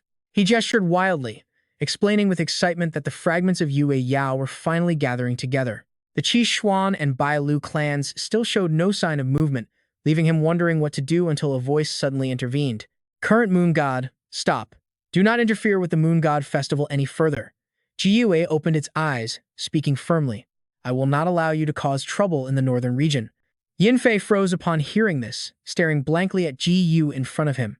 Suddenly, his attitude did a complete 180-degree flip, his fear vanishing as his face lit up with a bright, cheerful grin. "So fierce. Yin Fei playfully skipped around Ji Yu, explaining that it was all a misunderstanding and he had not meddled in the festival at all. His eyes lit up, and Yin Fei rubbed his chin, wearing a sly expression as he continued. Rather, some little brat stole the Book of the Moon and ended up winning the battle among the emperors. Having said that, he put on a cute face and winked, teasing that it was highly worthy of a reward. Without giving Ji Yu a chance to respond, Yin Fei kept chattering as he began to walk away, saying there was no longer any need to stress over missing candidates. After walking a good distance, he spun around, pulling down his lower eyelid and sticking out his tongue in a playful taunt. Lord Pure White Ji Yu. Ji Yu remained silent, only giving a cold glare as Yin Fei vanished in the blink of an eye. Ji Yu remained as serene as ever. It narrowed its eyes slightly, a faint trace of helplessness flickering in its gaze. A moment later, that gaze slowly drifted downward. The one catching Ji Yu's attention was none other than Huan Yue, who lay completely motionless and exhausted on the cold, unforgiving ground. That is right, it was Su Liang, whose handsome face seemed lost in a deep sleep, looking so incredibly peaceful that no one would dare disturb him. A subtle smirk played on its lips as if hiding a deep secret. After a long silence, Ji Yu turned and walked away, its figure fading into the white clouds. Half an hour later, Lu Wei was still breaking out in a cold sweat, his lips trembling uncontrollably. She bit her lip hard and swallowed with a gulp, her face completely masked in panic. Lu Wei did not dare to move, finding the current situation impossible to believe. Are we seriously still alive? Lu Wei quickly realized those two were the Lord of the Sea of Clouds, the god of the Bai Lu clan, creator of the Qi Xuan Pure White Ji Yu, and the current moon god, Yin Fei. Chun Bai Ji Wei hasn't appeared for 20,000 years, not even showing up for the previous moon goddess festival. Lu Wei timidly whispered in worry, their conversation making it clear that these two gods remained bitter enemies. Liang Duan stood right beside her, thoroughly confused as he stammered, "The gods don't care about our existence at all." Quickly, coming up with a plan, he said, "Let's just pretend absolutely nothing happened here, and definitely don't tell a soul." Lu Wei nodded vigorously in agreement when suddenly, a massive wave of spiritual energy surged past. The sheer force scared them out of their wits, sending shivers right down their spines. Both of them spun around instantly as Lu Wei shrieked in terror. Who was it this time? Bai Yiwu and Gong Yu materialized right before them to interrogate them. Did a god really just descend here? Lu Wei grimaced, utterly shocked that mere humans were actually capable of sensing the presence of divine beings. Liang Duan was also left wondering just when they had arrived, especially since he hadn't sensed them at all. Standing right in Bai Yiwu's palm, Gong Yue looked up and confirmed. But they're gone now, so there's no need to worry. Flustered, Lu Wei pointed right at their faces and barked loudly. Enough! Stop playing these cheap tricks. Who on earth are you two anyway? Closing her eyes, she introduced herself calmly. Distinguished emperors of the Nine Abysses, I am Bai Yiwu, beast tamer of the Twin Moon sect, just a mere mortal unworthy of your concern. Lu Wei and Liang Duan scowled, but listened closely. Since you arrived in the northern region without a proper welcome, I apologize on behalf of the Bua Empire. Biyu gently lifted Gong Yue and smiled. And now, this esteemed lord in my hand seems to have something to say to you. In her small bird form, she remained absolutely silent, staring intently at them with her wide, emerald green eyes. That icy gaze sent a shiver down their spines, leaving them pale and completely frozen in place. Suddenly, Lu Wei dropped to both knees as if meeting a supreme being, her face pale as she thought in panic. Just a single look could she actually be? Meanwhile, Gong Yue spread her wings and soared away from Biyu's hand. In an instant, her entire body erupted in a blinding, radiant light midair, leaving Lu Wei staring in absolute, stunned awe. Her vibrant, emerald hair immediately flowed in the wind as Gong Yue spoke, leaving without even saying goodbye. That guy is as annoying as ever. The woman in green before them was Gong Yue, Lord of the Emerald Sea and Guardian of the Seventh Palace, Sagittarius. As the supreme guardian of the Twin Moon sect, she immediately issued a freezing, stern warning to them. You have violated my laws by entering the northern region without permission. You shall not leave for an entire year, nor will you be allowed to transmit any information whatsoever. Gong Yue's cold, threatening voice made them bow their heads, trembling in fear. Otherwise, Xing Mi Yue and Tang Huangquan will face total annihilation. Closing her eyes, she paused, then added, Furthermore, though I cannot interfere with the initial outcome of the Moon Goddess Festival. Gong Yu reached her arm forward, continuing, But as for the Moon Goddess Palace, you have broken the very first rule. Striking an archery pose, and she aimed 2 fingers like an arrow to threaten them. I can still issue a warning penalty. High in the heavens, the stars of Sagittarius aligned across the sky, matching Gong Yue's stance as she mirrored the legendary celestial archer perfectly. Soon, 4 massive, pitch-black vortexes materialized in mid-air, spinning violently as if signaling an impending, terrible catastrophe about to unfold. Her figure glided seamlessly through those vortexes before finally halting right in front of a colossal cannon towering in the sky. Gong Yue coldly swept her 2 fingers down, her razor-sharp gaze locked straight ahead without a shred of hesitation. Instantly, brilliant light gathered at the cannon's tip, concentrating immense spiritual energy into a single, devastating point. Within a split second, a blinding white beam erupted, spiraling through the air with overwhelming, world-shaking pressure as it roared forward. Tearing through the sky at the speed of light, it shattered multiple massive mountain peaks, heading straight for the moon goddess palace. True to form, that terrifying power slammed directly into the palace, triggering a cataclysmic explosion that shook heaven and earth. The mountain range shattered into countless pieces, and within moments, the impact zone was replaced by a massive, smoking, deep crater. As black smoke billowed, Zhao Yue and her 2 messengers stood amidst the ruins, unable to hide the sheer horror in their eyes. The ruling lord of the moon goddess palace, wearing a lavish gown that highlighted her striking beauty, stepped forward with a deep scowl. Before her eyes, the raging torrent of energy kept pouring down, threatening to pulverize everything. She could only bow her head and plead, "Supreme Lord of Yue Yao, our moon goddess palace meant no disrespect. Please, contain your divine wrath." The furious lord whipped her head around, roaring, "Who authorized the deployment of the 9-turn Jade Forest? Step forward right now." Right at that moment, a lone foot slowly stepped forward. Tu Fei clasps her hands together, her face clouded with deep sadness. Standing before the Overlord, she looks like she is admitting her guilt. Seeing her like this, the Overlord issues a harsh command, stripping Tu Fei of her title and banishing her from the Moon Goddess Palace in 3 days. With no other choice, she bows her head and quietly whispers, "Yes." Tu Fei walks alone through the dense darkness, a pale crescent moon silently casting its light upon her lonely figure. She suddenly stops and leans against a wall, pulling out an old photograph. Her eyes linger on the picture, filled with an indescribable sadness. Clutching the photo of herself and a white-haired companion, her heart is gripped by a deep, unending regret. Why does everyone claim the northern branch of the palace does not exist, when her older sister clearly said she was heading there to lead it? Tu Fei whispers in sheer exhaustion, her voice carrying a mix of bitterness and desperation. "What really happened 3 years ago? Can you finally give me an answer?" she asks, looking up at the crescent moon as she softly calls out, "Lunar King, Su Liang, my nephew." Meanwhile, the scene shifts to Su Liang, who is still trapped deep within his own dream. Slowly, Su Liang opens his eyes, completely stunned by the strange and unfamiliar surroundings. He bolts upright, wondering where on earth he is. Looking around in confusion, he still cannot figure out this bizarre place. Squinting into the distance, he catches sight of a tiny, blurry figure. It turns out to be Yin Fei, watching him with glittering eyes and incredibly long ears. He stares blankly at the creature before uttering a single word. A second later, reality hits, and Su Liang screams in shock. "A moonlight rabbit!" Crouching down in utter disbelief, he mutters to himself, "How can a moonlight rabbit be in a crazy place like this?"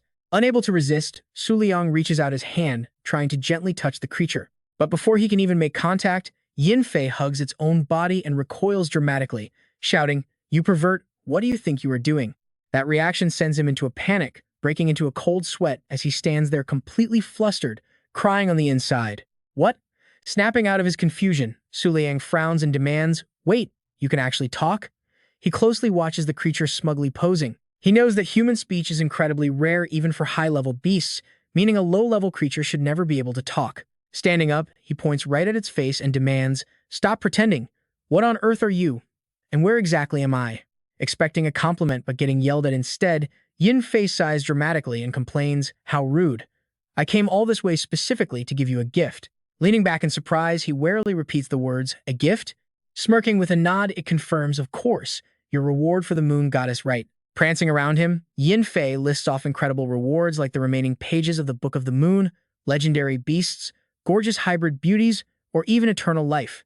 Looking at Su Liang with a mischievous glint, it softly asks, "Tell me, Su Liang, what is it that you want?"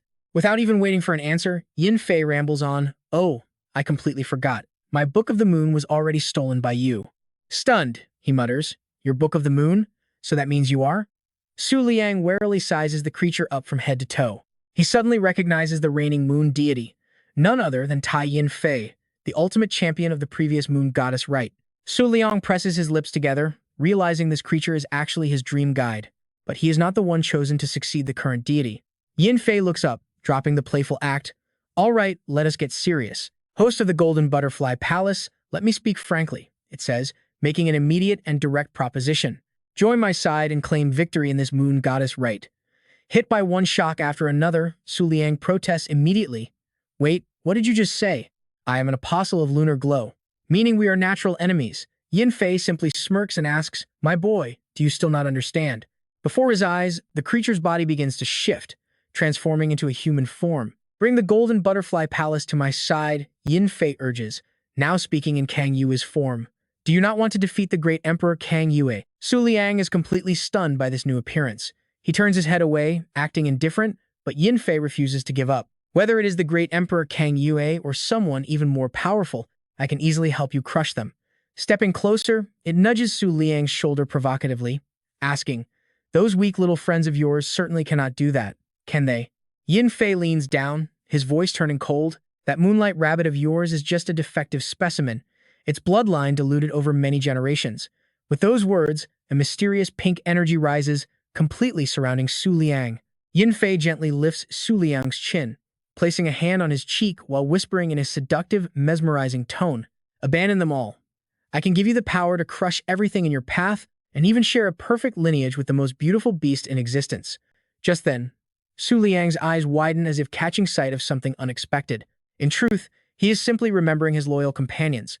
Su Liang immediately swats Yin Fei's hands away and coldly replies, I decline. Taken aback, the entity gasps in surprise and demands, why? I can satisfy any desire your heart could ever crave.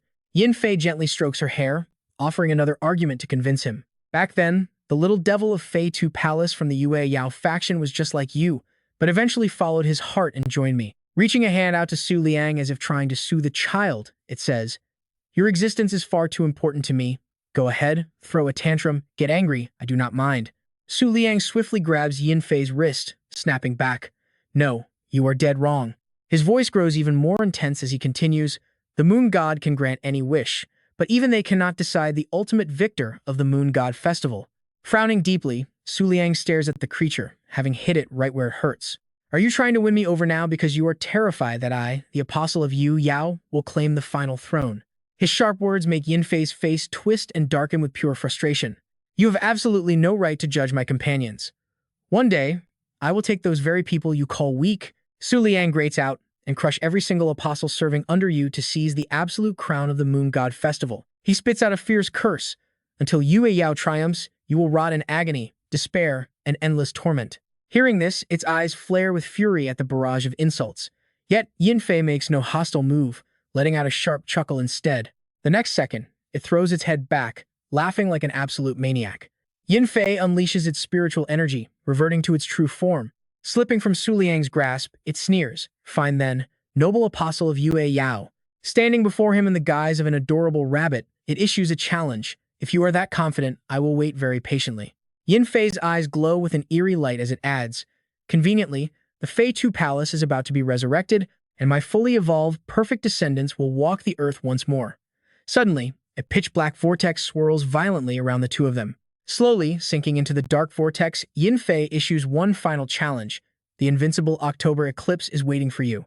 Just before vanishing completely, it leaves behind a final warning. From this moment on, the war begins between Moon King Su Liang and the current moon god, Yin Fei of the Tai Yin faction. Hearing this, Su Liang looks up, his expression frozen in shock. Out of nowhere, 3 streaks of blinding white light flash past his face. Closing his eyes, Su Liang suddenly falls backward. Slowly, his body begins to fade away from the area, his tightly shut eyes weighed down by heavy, unspoken thoughts. One line echoes in his mind. I will fight until my very last breath. Cut to 10 days after the clash of emperors, with everyone working together to rebuild. A worker clearing the post-war ruins stands on a freezing cliff, gazing over the construction site. Suddenly, a voice whispers close by. Well, feeling anything? A Dao whispers from right beside her. A Ling shivers uncontrollably, answering, it is terrifying. 10 days have passed, yet the aura of those 2 sovereigns still lingers in the air. Looking up at the sky, he sets a grim goal. Before the Moon God Festival reaches its peak, we must finish our investigation and evacuate immediately. A day reasons that half of the 10 yin pillars guarded by the Moon God Temple have fallen. With the Fei Tu Palace, chief of the 10 lunar eclipses, descending, the era of monsters is officially here. Turning to her, he asks, According to your calculations, what is the survival rate for the current Moon King, Su Liang? Ling falls silent for a few seconds as if crunching the numbers, then whispers, 0.08%. Startled, Ada yells in disbelief. What? How could it possibly be that high? Silent, Ling simply flips open her notebook to check the data. Inside, the Western region, Gemini and Bai Yue Xing are listed at 0.018%. Southern region's Emperor Kang Yue at 0.03%. Central region's Zhao Yue Holy Maiden at 0.001%. Northern region's Moon King Su Liang at 0.08%, along with Princess Yun. He immediately drops his doubts, replacing them with absolute, unwavering trust in her. If that is your deduction, then it must be correct. Ada recalls that 3 years ago, a full moon hung in the sky for 30 days and nights, plunging their gods into a deep slumber. Even though the odds are slim, the culprit must be among their group of Yue Guang apostles. Su Liang had once confirmed that those numbers represent the chance of defeating a god. Returning to reality, he cannot shake a growing sense of dread. No matter who it is, once discovered, our divine cult from the other world will hunt them down relentlessly. Those words echo like an ominous warning of an impending tragedy. The scene shifts to a simple, rustic tent pitched amidst the ashes of the recently quieted battlefield. 2 guards stand watch outside. Inside, Su Liang lies on a soft bed, his eyes tightly shut as if still lost in a deep slumber. Moments later, he slowly flutters his eyelids open. The very first person to enter his line of sight is Huan Yue, her full figure framing his view. It turns out the comfortable pillow he was resting on was actually her lap. Huan Yue was quite surprised to see Su Liang wake up. Before he could even recover, she began urging him. She told him to get up and stop lazing around since he slept for days. Su Liang just stared blankly, his eyes glued to her assets. Without saying a word, he closed his eyes again, leaving Huan Yue completely bewildered. Su Liang silently summoned the Book of the Moon. Immediately, his beast info panel popped up, updating the thin-winged moon monarch, a lunar element emperor-class beast currently in a sealed state. Due to his low cultivation, it could only unlock by raising the host to a 7-star rank or by harnessing the massive burst of energy when 100 billion low-level glimmering butterflies emerge at once. This unlock condition can be temporarily triggered.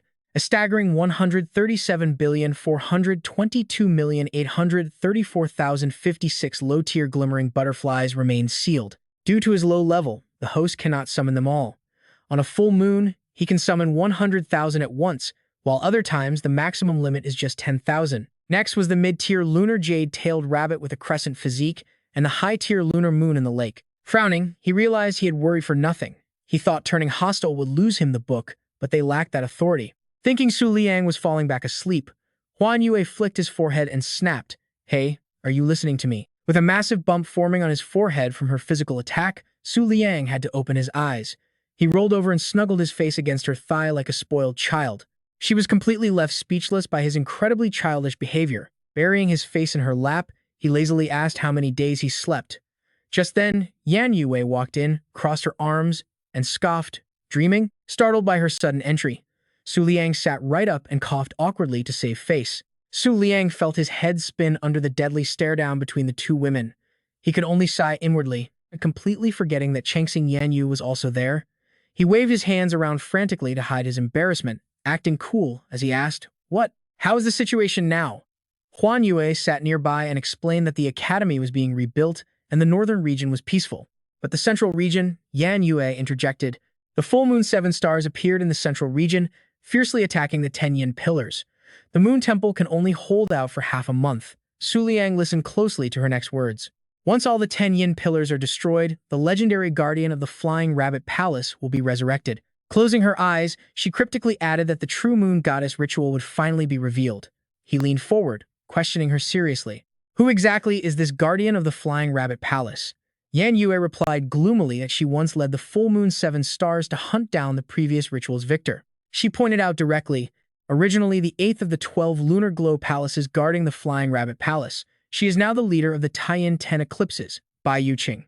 Yan Yue's next words shocked Su Liang to his core, revealing that Bai Yuqing's master was actually the Moon King of the previous era. Like a sudden bolt of lightning, the revelation made Su Liang widen his eyes as a certain person came to mind.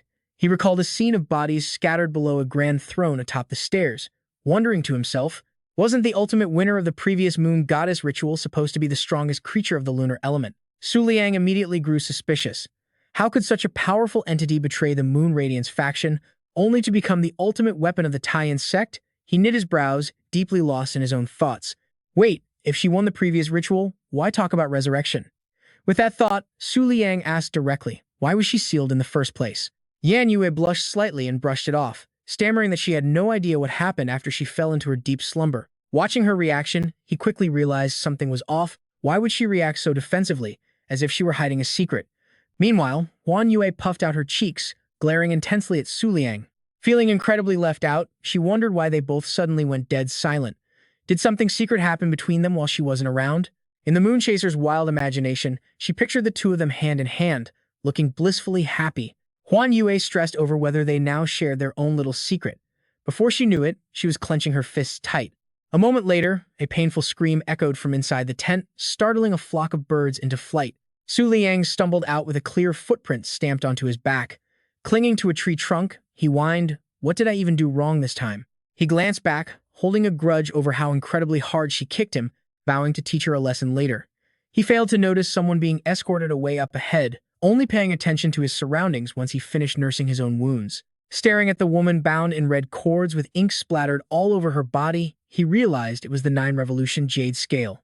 Her face covered in scratches, she glared in Su Liang's direction, gritting her teeth in sheer anger. He stood silently, watching Jade Lin get shoved forward by those two, who kept yelling at him to move it. That made Su Liang look back with deep, sorrowful eyes, lost in his own thoughts. Wondering if a temporary contract spared them from dying with the Black Moon Holy Mountain, he listened as Yi Wu and Gong Yue approached to say they were finally heading back to the Blue Moon Empire. Noticing his silence, she quickly followed up by asking what his next move would be. Yi Wu's sudden question caught Su Liang off guard, forcing him to think his next plans. Memories of that brutal clash flashed back before this. His only goal was simply surviving the Emperor's War. He never planned for the future, but suddenly, the arrogant face of Yin Fei flashed in his mind. Right then, he found his answer. Since he had already declared war on the current Moon Goddess, his next move was crystal clear. Su Liang laid out a new plan, strengthen his team, crush every enemy, and march straight to the heart of the Moon Goddess Temple. His gaze grew incredibly sharp as he completely lost himself in the vision of finally standing before that arrogant goddess and dragging her right off her high throne. Completely spaced out, he barely noticed a voice calling out to him, "Lord Leader." Yi Wu tilted her head, repeatedly calling out to him, until Su Liang suddenly blurted out, "Hey, mind if I hitch a ride?" That completely caught her off guard, leaving her gasping in shock. He quickly made up a random excuse, smiling as he said he just wanted to sightsee in the Blue Moon Empire. Yi Wu stood frozen, her eyes wide with total shock. Seeing no other choice, she awkwardly raised her hands and agreed to his request. "Yes, of course." Hearing her answer, Su Liang turned around, rubbing his chin in deep thought. The location of the Blue Moon Empire was actually incredibly close to the ruins from 3 years ago.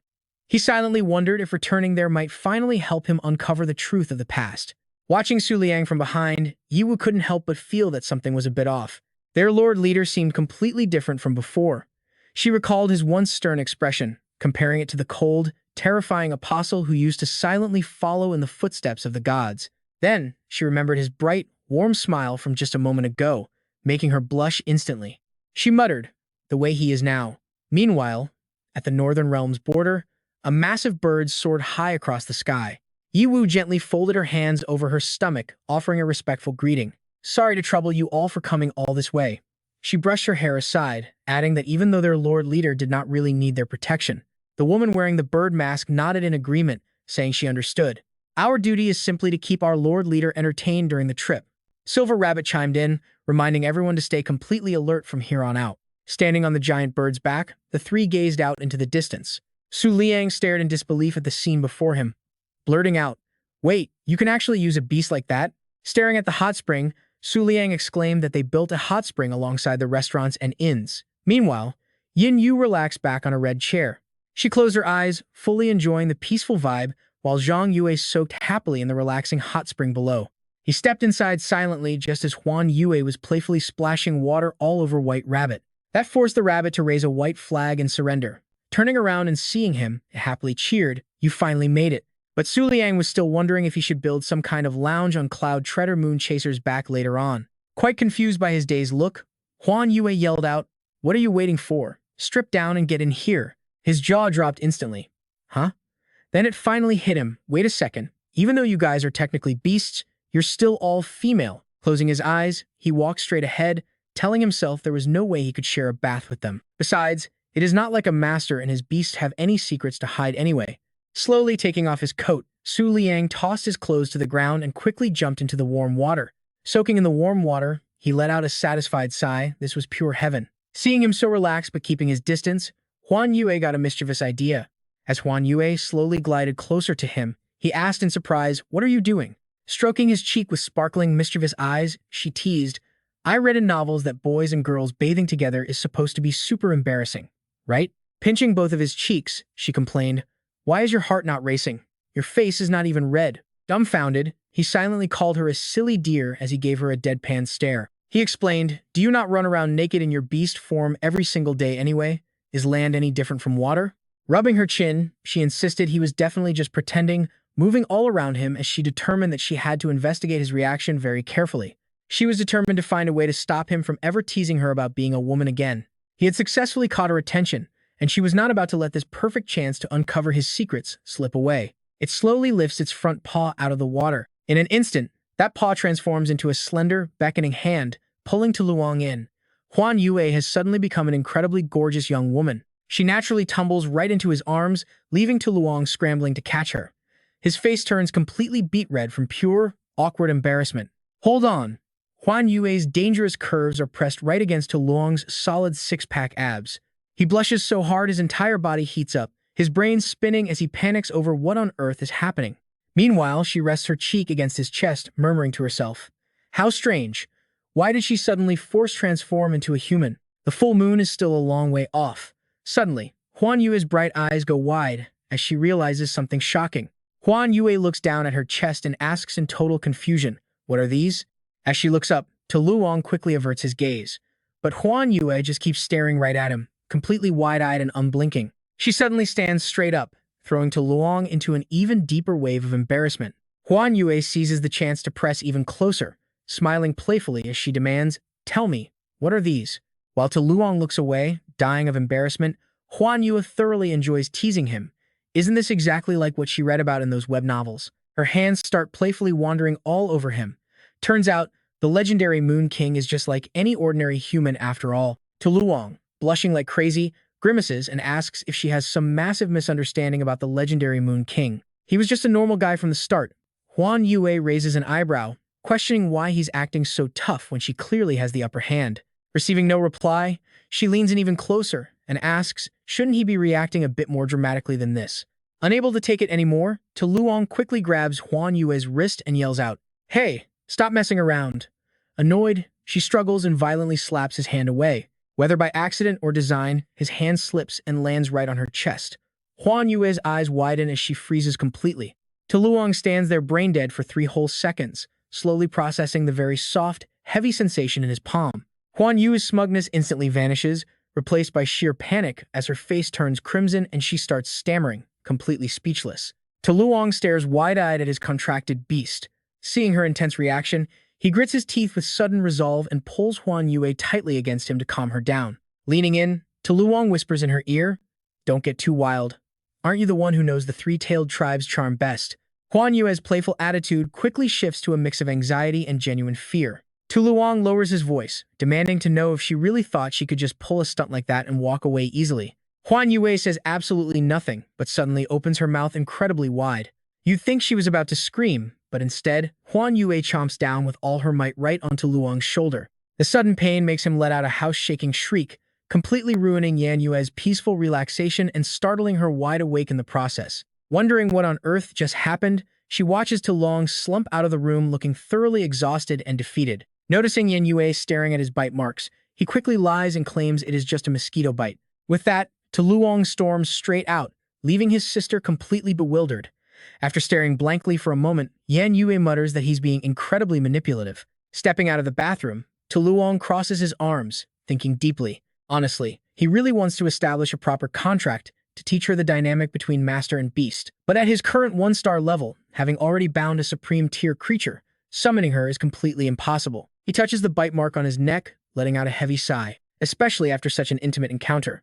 Meanwhile, the scene shifts to the northern region of the Baiyu Empire, a land filled with massive, ultra-modern skyscrapers. To Luong's giant crane lands smoothly on a skyscraper's rooftop. The sheer luxury of the cityscape leaves him completely awestruck. The BU Empire is incredibly prosperous. Meanwhile, the silver rabbit and white crane are entirely focused on Tu Luong's high collar. Master, why do you keep pulling your collar up? Yiwu speaks up, answering his unasked questions. In truth, the BU Empire only reached this level of prosperity in recent years, thanks to the imperial decree of Lord Sagittarius.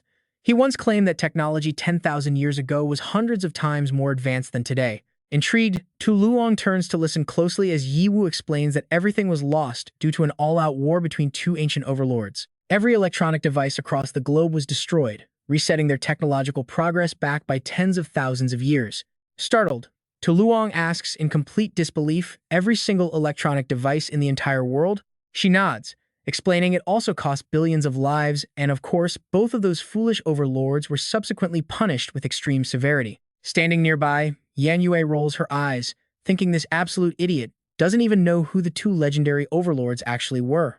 And she still claims she would help him retrieve his treasured blade. The Ice Empress broke her rules to join the Moon Goddess Festival, likely because she could not completely defeat the Feitu Palace, harboring her rage for tens of thousands of years. Thinking of this, she let out a deeply anxious sigh. She prayed Su Liang would stay far away from this, or he would meet a very swift end.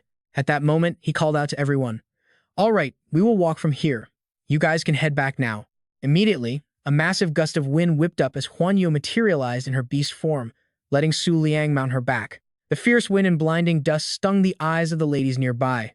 Once the smoke cleared, his figure was gone without a trace, leaving Silver Rabbit to look up at the sky in complete disbelief. By the way, do you guys still remember what the Moon King originally looked like?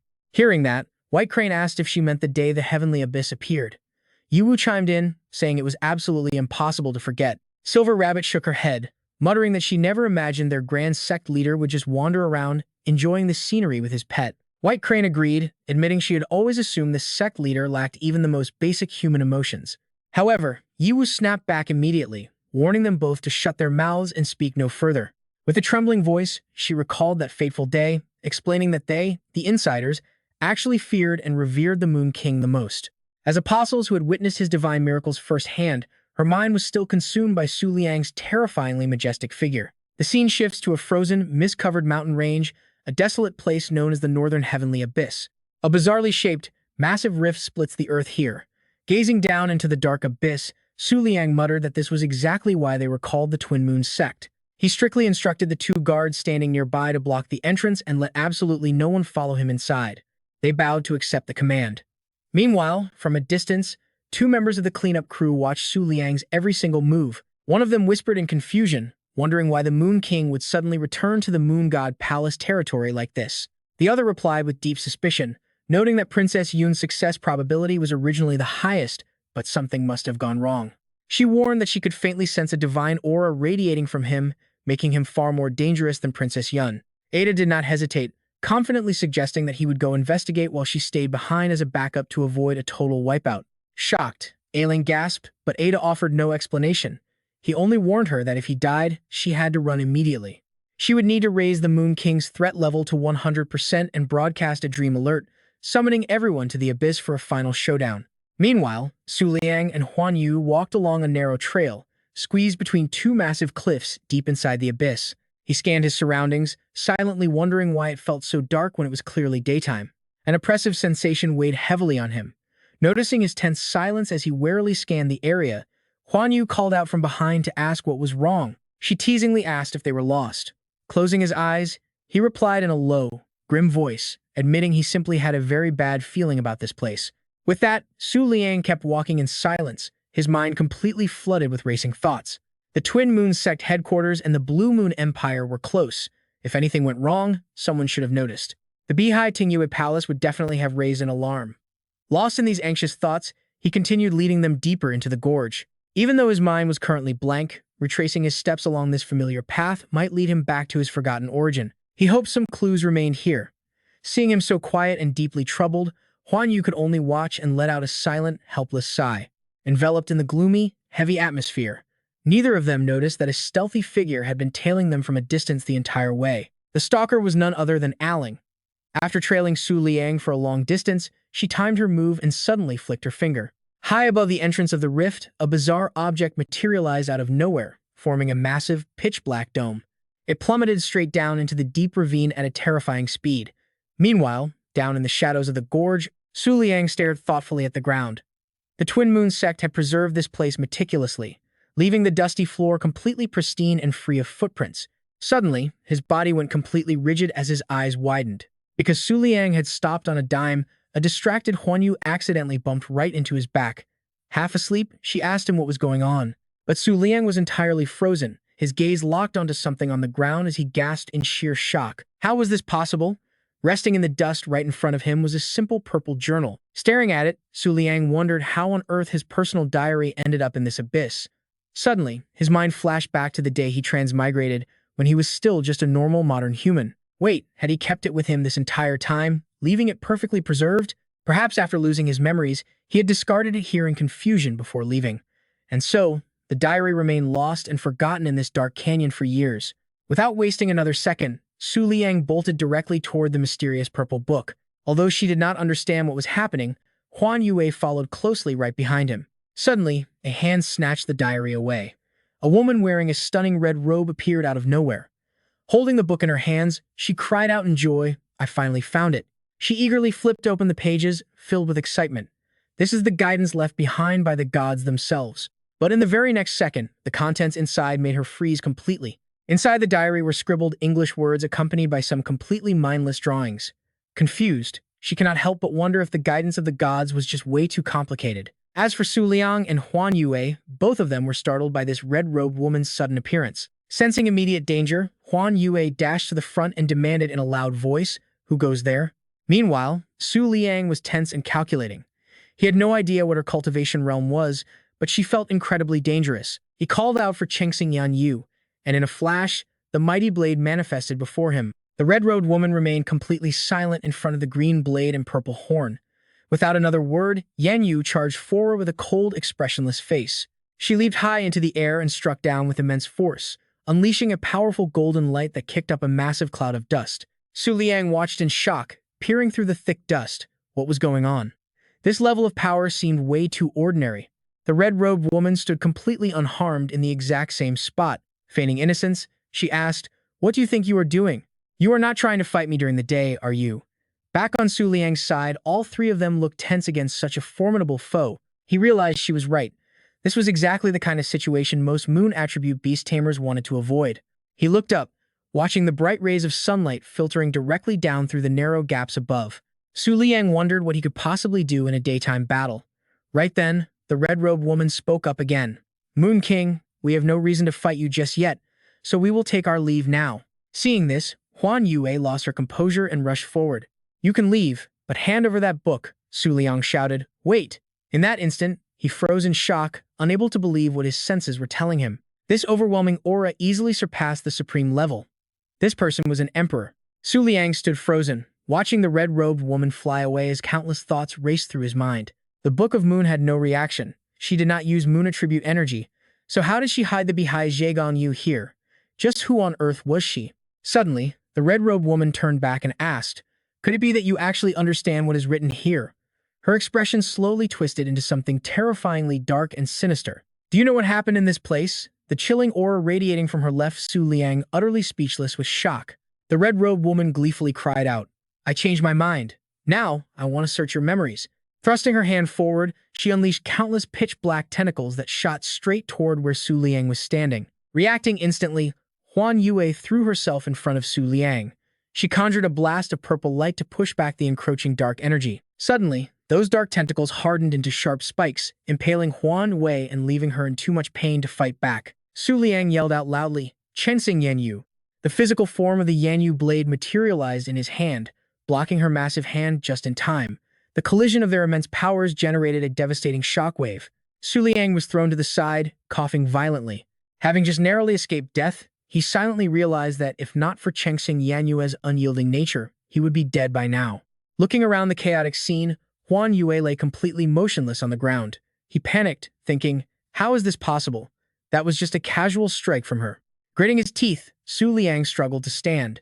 Was this really the price of facing an emperor in broad daylight? The red-robed woman said calmly, "Give up, Moon King." The true miracles of the moon attribute only bloom under a full moon. Pulling her hand back, she said with utter smugness, "Right now, you were simply no match for me." This red-robed woman was actually Chu Huaji, the master of the Bian divine cult. She walked over slowly. "Do not count on any luck either. The Sagittarius Palace will not be able to sense anything happening here," Huaji proudly declared. "This is the divine grace bestowed upon us by the gods of the Bian divine cult. Not even the Holy Land has the power to perceive our presence here." These words made Su Liang burn with frustration. Gritting his teeth, he took a deep breath to regain his composure. Then, he countered her words. "You are right." Su Liang wiped the blood from his face, slowly speaking with a provocative tone. "But that is no reason to passionately treat my mindless childhood scribbles like some legendary masterpiece, is it? Honestly, it makes you look kind of brain-dead." At first, Huaji looked visibly irritated, completely unable to find a comeback. But then, she flashed a smug smile and said, "As long as I can extract your memories, none of that actually matters." Still, there was one thing Huaji did not understand, so she asked, "So, if you really have been here before, returning to this familiar place, could the legendary Moon King have actually lost a part of his memories?" Hearing those words, Su Liang freezes in place, his eyes trembling in speechless panic. Spotting this sudden change in his demeanor, Huaji stands there completely stunned. Her voice begins to tremble as tears stream down her face. It all makes sense now. He was the one who did it. Huaji covers her face, sobbing hysterically. She witnessed his terrifying existence firsthand, yet he merely lost some of his memories. Does this mean he really did it? Confused by her sudden emotional breakdown, Su Liang stays completely silent, keeping his guard up as he watches her closely. Wiping her tears, Huaji lets out a furious shriek, declaring that the Bian cult will wage war against the Twin Moon sect until their final breath. Pointing a finger directly at Su Liang, she roars that she, Chi Huaji of the Seventh Dream, will personally slaughter him right here. With that declaration of war, she lets out a deafening screech as her surging energy tears her clothes apart, revealing a stunning body covered in countless grotesque, gaping mouths. To make matters worse, a massive ancient red maple tree suddenly manifests right behind her. The sight actually amuses Su Liang, who realizes he might have finally found the source of his amnesia, even if things look incredibly bleak right now. Wasting absolutely no time, Huaji points her finger and commands her ultimate weapon to strike. The ancient red maple erupts with blazing energy, unleashing a massive vortex of razor-sharp red leaves at blinding speed. Staring down the incoming storm, Su Liang tightly grips his sinking star blade, bracing himself for the impact. But just a split second before the cyclone strikes, Huan Yue suddenly leaps in front to shield him. She unleashes a massive burst of energy to push back against the deadly crimson vortex.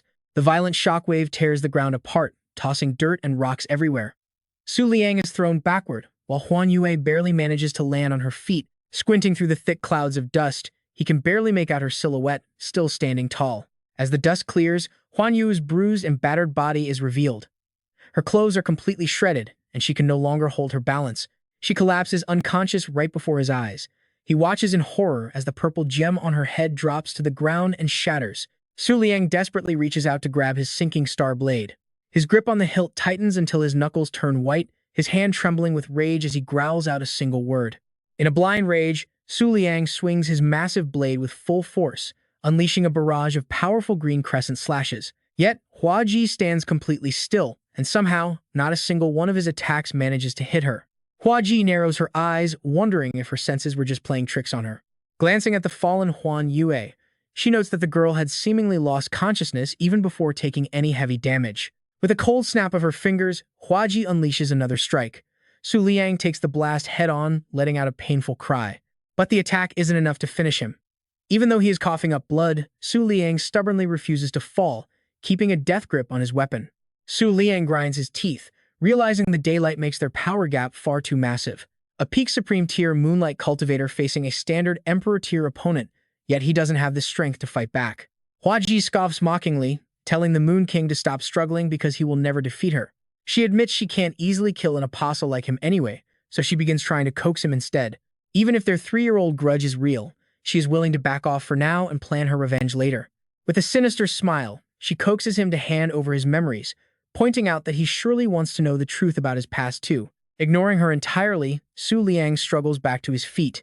He glares at her coldly, raising his massive blade in a clear sign of defiance. Scoffing in disappointment, Huaji declares that negotiations have failed as she slowly walks toward him step by step. But in the blink of an eye, she appears right in front of him, barely an arm's length away. Suddenly, A giant mouth on her chest swings wide open, shooting out a disgusting, pitch-black tentacle. The weapon lashes out in a rapid-fire frenzy, forcing him to defend himself with everything he has. Despite seemingly holding all the cards, Hua Ji suddenly senses that something is terribly wrong. Su Liang's lips curl into a sly smirk as he quietly celebrates his success. Thanks to her endless talking, he finally bought enough time to set up his defense. The secret behind it? During the beast feeding challenge, his beast Hu Zhong Yue had actually stockpiled a massive reserve of beast food. By digesting this food, Hu Zhong Yue can constantly regenerate its shield energy at a rate of 5% every second. Refusing to back down, Hua Ji takes to the air, launching an even more violent assault that literally shatters the ground beneath them. Defending with all his might, Su Liang knows that pure passive defense won't save him in the long run. He needs to find a way to take her down quickly. Meanwhile, Hua Ji seems to go completely wild at his stubborn resistance. The massive mouths all over her body tear wider, and her sheer madness pushes her combat power to a terrifying new level. Luang fights back desperately, but his initial confidence has now been completely replaced by pure anxiety. Damn it! Those attacks are too fast and fierce, his hands are already about to cramp up. Spotting a critical opening in his defense, a massive tentacle seizes the opportunity and lunges forward, aiming to snatch the abyssal star crescent blade right out of Luang's hands. But the blade reacts on its own, flying up to deliver a physical smack to that annoying tentacle. Luang gasps in shock as the blade moves by itself, and a ghostly hand reaches out to grasp the hilt with him. It turns out to be Yan Ngiet, the blade's weapon's soul. Seeing that Luang is still completely dazed, she asks him if he still needs to save people. Focus entirely on the fight. As the battle rages on, he gets smashed hard against the rocky cliffs repeatedly, yet his will to fight remains absolutely unbreakable. His refusal to go down drives Hua Ji completely insane with pure rage. This time, it is not just one or two mouths. She unleashes a massive barrage using every single mouth on her body. The overwhelming impact blasts him backward. Struggling desperately amid the chaotic mess of tentacles, Luang realizes that her attacking speed has suddenly gotten much faster. Hua Ji laughs mockingly, asking him how it feels to fail, since after all, he is just a regular human, just a mere puppet of the Golden Butterfly Palace, and a monarch would never die alongside him, so he should just behave. Right then, the crescent blade suddenly erupts with a brilliant mystical glow. This sight leaves her completely speechless and staring in disbelief. Reclaiming his fighting spirit, Luang confidently swings the glowing blade forward in a powerful slash. A powerful beam of moonlight surges upward, soaring right out of the deep rift and shining brilliantly. At the same time, down in the ravine, the ancient red maple tree is sliced clean in half, leaving Hua Ji stunned. Suddenly, the black tentacles vanish, and all the mouths across her entire body cough up blood simultaneously. Yan Ningyiet notes sadly that the very last bit of power left in the scabbard has now been completely exhausted. Turning away without even glancing at him, she coldly asks Luang how much longer he plans on letting that woman talk. Is he not the Moon King? Do they not still have to defeat the Ice King and the Flying Rabbit Palace? But at his current level, it is simply impossible, leaving her deeply disappointed, a harsh reality check that silences Luang. He silently questions what on earth he is doing, wondering if he is really just an ordinary host after all.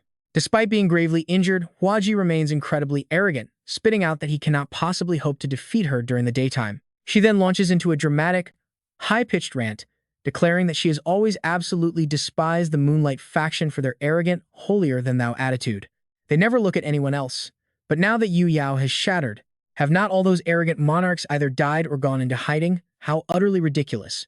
Yet, Luang remains completely indifferent, prompting her to snap at him to wake up, as the era of Yue Yao's rule ended long ago. Even with those harsh words thrown at him, Luang stays entirely unbothered, as if he is lost in thought over something else entirely, driving Hua Ji wild with fury at being completely ignored. But his cold silence is her only answer. Shaking with absolute fury, she grinds her teeth in sheer rage. Hua Ji whips her tentacles forward once more, screaming for the Moon King to finally die. Only now does he finally respond, calmly telling her that while she might be right, this is the exact reason why he is standing here today. He will ascend the throne under the moonlight so that wretched creatures like her will never dare to show their faces again. These bold words leave Hua Ji utterly baffled and confused. Suddenly, he roars out with conviction, declaring that this is the sole reason he was born into this world. His voice echoes all the way to the heavens, and a massive beam of light suddenly pierces the clouds to illuminate the deep ravine.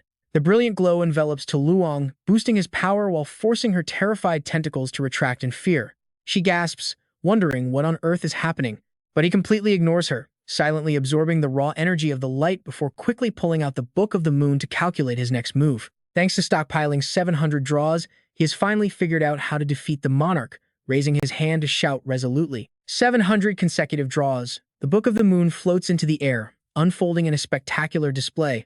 The system in his mind announces that new beasts have been unlocked, and his illustrated guide collection has expanded. Primordial Dark Wheel. Supreme Tier. Moonlight Element. Tu Yen Am Thien Fu. Supreme Tier. Moonlight Element. Frozen Slumber Moon Stone. Supreme Tier. Moonlight Element. Desolate Waning Moon. Supreme Tier. Moonlight Element. 700 purple cards swirl around him, forming a massive glowing ring. Staring at the notifications, Liang notes that although there is no monarch, some ancient and extremely rare species have appeared. A confident smile spreads across his face as he yells out, commanding the system to break the contract and convert everything into bonus points. With those words, all the purple cards are ripped to shreds. Then, they merge and pour straight into Liang. His entire body erupts in a blazing, mystical flame that burns with pure, majestic energy. Feeling the surge, Liang rejoices. If he absorbs all of this raw power, he might just break through straight to the 6-star realm. But deep down, he knows it's not enough. A mere 5-star realm won't be nearly enough to defeat the Emperor. An idea flashes in Liang's mind. Spreading his arms wide, he looks up at the sky and roars.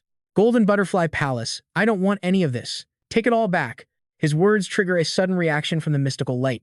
Liang stands frozen, watching the glowing fragments slowly dissolve into nothingness. He smugly thinks this massive energy will fully restore the Golden Butterfly Palace. But then, the system hits him with the most shocking notification ever. Thin-Winged Moon Sovereign, Unlock Progress 0.001%. Liang freezes, completely petrified, as his mind screams in sheer disbelief. How is this even possible? Only 0.001% unlocked? This thing's appetite is absolutely insane. Staring at his trembling hands, sheer panic sets in. All that massive energy is completely gone. Right now, he feels like a total clown. Meanwhile, Huaji gets into a defensive stance, ready to fight. But suddenly, an unexpected presence appears, making her eyes widen in absolute shock. A river of brilliant light cascades from the heavens, pouring directly onto Liang. Even he is caught completely off guard. It turns out the Golden Butterfly Palace didn't absorb the energy. It was those 100 billion sparkling butterflies from earlier. This blinding light was their creation all along. As time and space begin to warp, a panicked Huaji screams out, "What is happening? Why did it suddenly go dark?" Looking up, she spots a massive moon dominating the sky. What? The moon is rising? She glares at Liang, completely bewildered. He actually forced the very heavens to change. This guy is definitely no mere apostle. And right now, a victorious smirk spreads across Liang's face. I warned you. If you had just handed back my diary, things wouldn't have gone this far. With those words, a beam of light pierces straight through Huaji's heart. Then, the light detonates with violent force, splitting the massive ancient tree clean in half once again. The tentacles on Huaji's body dissolve, her form fading away with the drifting red leaves. Before turning to ash, she smiles faintly and whispers, "Moon King, I win." With that, Huaji vanishes into nothingness, leaving behind only scattered red leaves falling gently to the ground. Liang stands silently, watching the crimson mist drift away and escape the deep ravine. He lets out a frustrated sigh. "You're literally ashes. What do you mean you won?"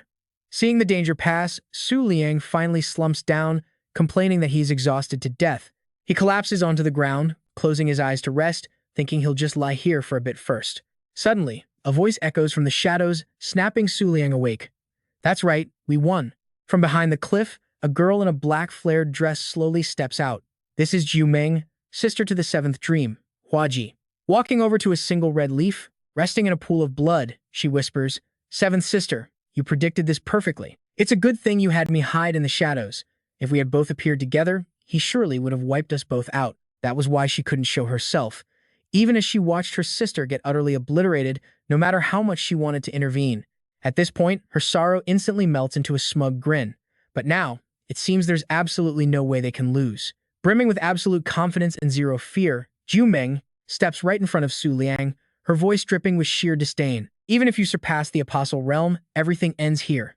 She confidently declares that the supposedly invincible Moon King is going to die right now. Hearing her words, Liang is naturally furious, but the harsh truth is that he is completely drained of all energy. As she steps closer, the sudden voice of Huan Yue echoes, "What in the world is happening? Why is the moon out?" Hearing the noise, Meng turns to look.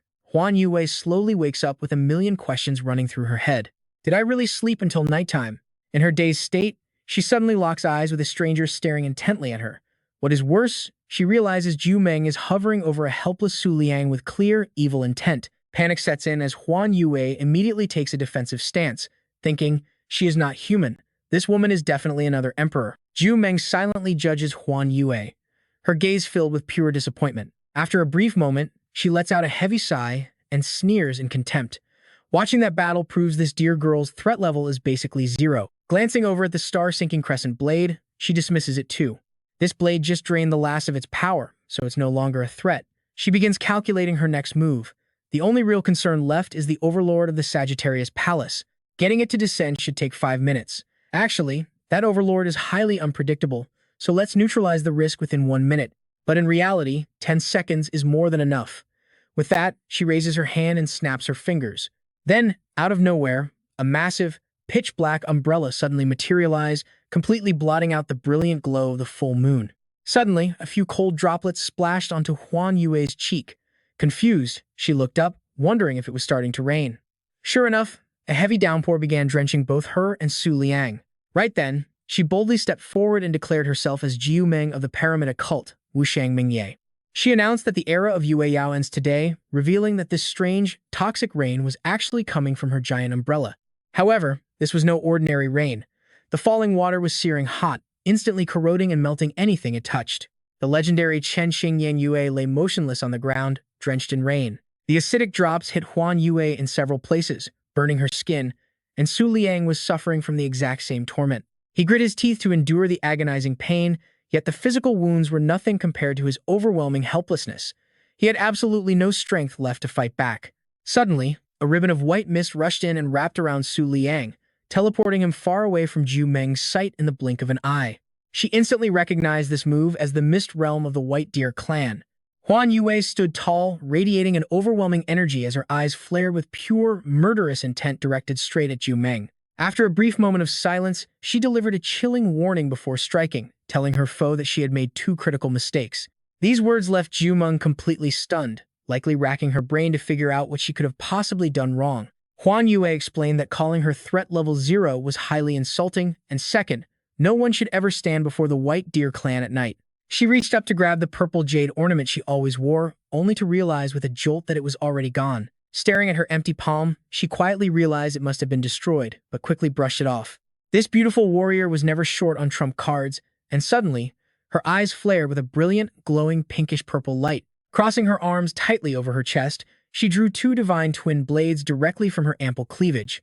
These special dual weapons were named Wu Xiang and Yun Ji. But this display did not intimidate Jiu Meng in the slightest.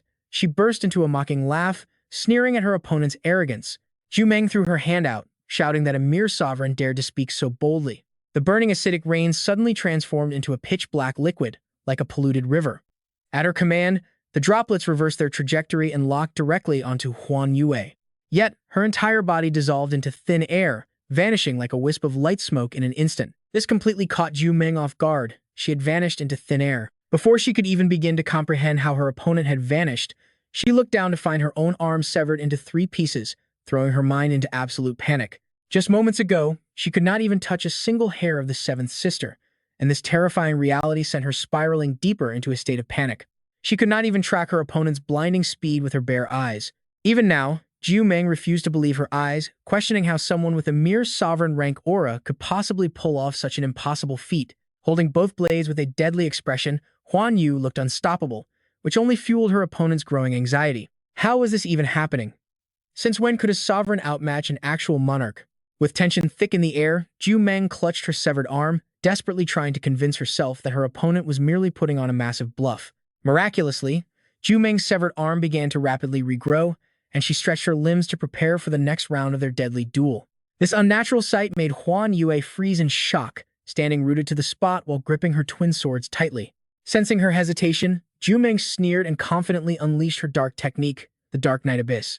Huan Yue slowly raised her blades, her body trembling as she prepared to strike, only to realize in horror that something was binding her in place. Jiu Meng smirked triumphantly, mocking her helpless target and boasting that there was absolutely nothing left. Huan Yue was suspended before a swirling, colorful barrier, completely ensnared by pitch-black, thorny vines wrapping tightly around her body. While the White Deer clan's Mist Realm was deemed unbreakable, only a true monarch possessed the power to completely bypass its absolute boundaries. Within a split second, Huan Yue completely vanished, leaving behind only the chaotic barrier, sharp black thorns, and the arrogant, mocking voice of her enemy. Against a legendary monarch, she admitted she would stand absolutely no chance, but a mere sovereign had no power to escape. The encroaching dark mass rapidly swallowed everything in its path before dissolving into a thick, poisonous cloud of purple energy. Watching her opponent get utterly crushed by her own ultimate technique brought immense pleasure to Zhu Meng. Stroking her chin arrogantly, she sneered that a mere ant like her had no right to act so high and mighty. She casually remarked that defeating a low-level sovereign was ultimately nothing to be truly proud of. Turning away triumphantly, she boasted that with the Mist Realm shattered, the legendary Moon King would have absolutely nowhere left to hide. But out of nowhere, an unexpected presence made her pale with absolute terror. Turns out, it was Huan Yu herself, standing solemnly right behind. She broke the silence with cold, quiet words. 10 seconds have passed, yet you still haven't kept your promise.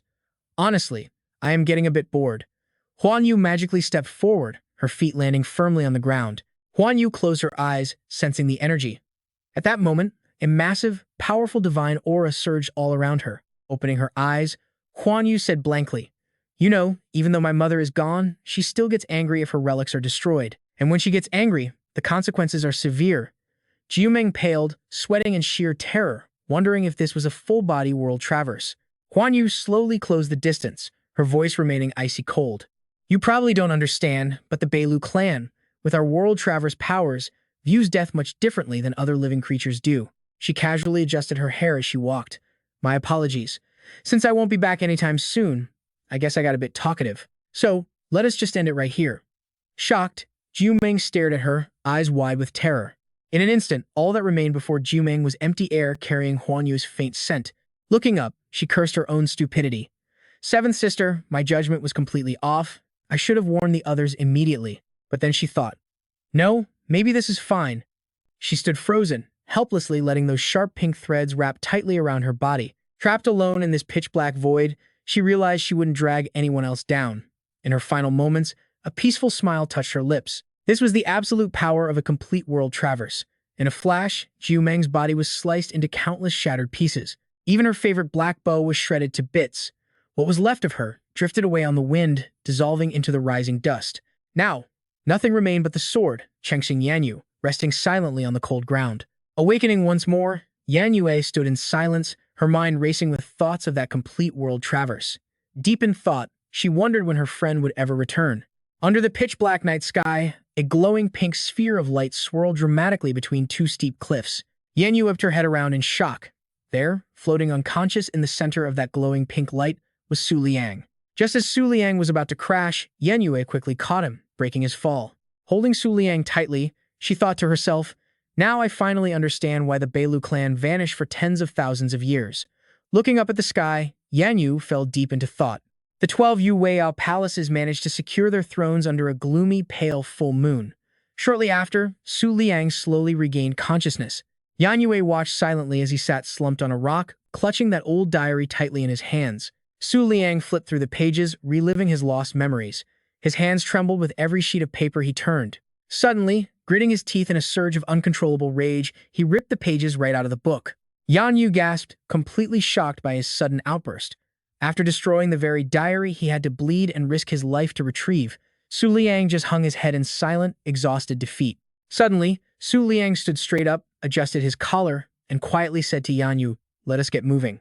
She asked him with deep concern, "Are you sure you are all right?" But he replied blankly, "I will remember sooner or later. I do not need this anymore." He walked ahead down the narrow path. After defeating those two powerful emperors, he had realized something.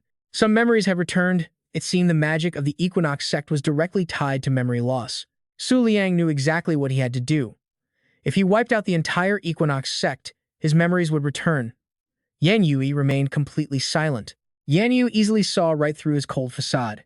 He was furious, and her departure had only fueled his burning hatred for the entire Equinox sect. Meanwhile, up at the top of the deep ravine, Yiwu and her companions had been waiting for quite some time. Seeing Yan Yu and Su Liang finally emerge, they called out, "Sect Master." Silver Rabbit and White Crane quickly rushed to his side. "Sect Master, please, what happened in there?"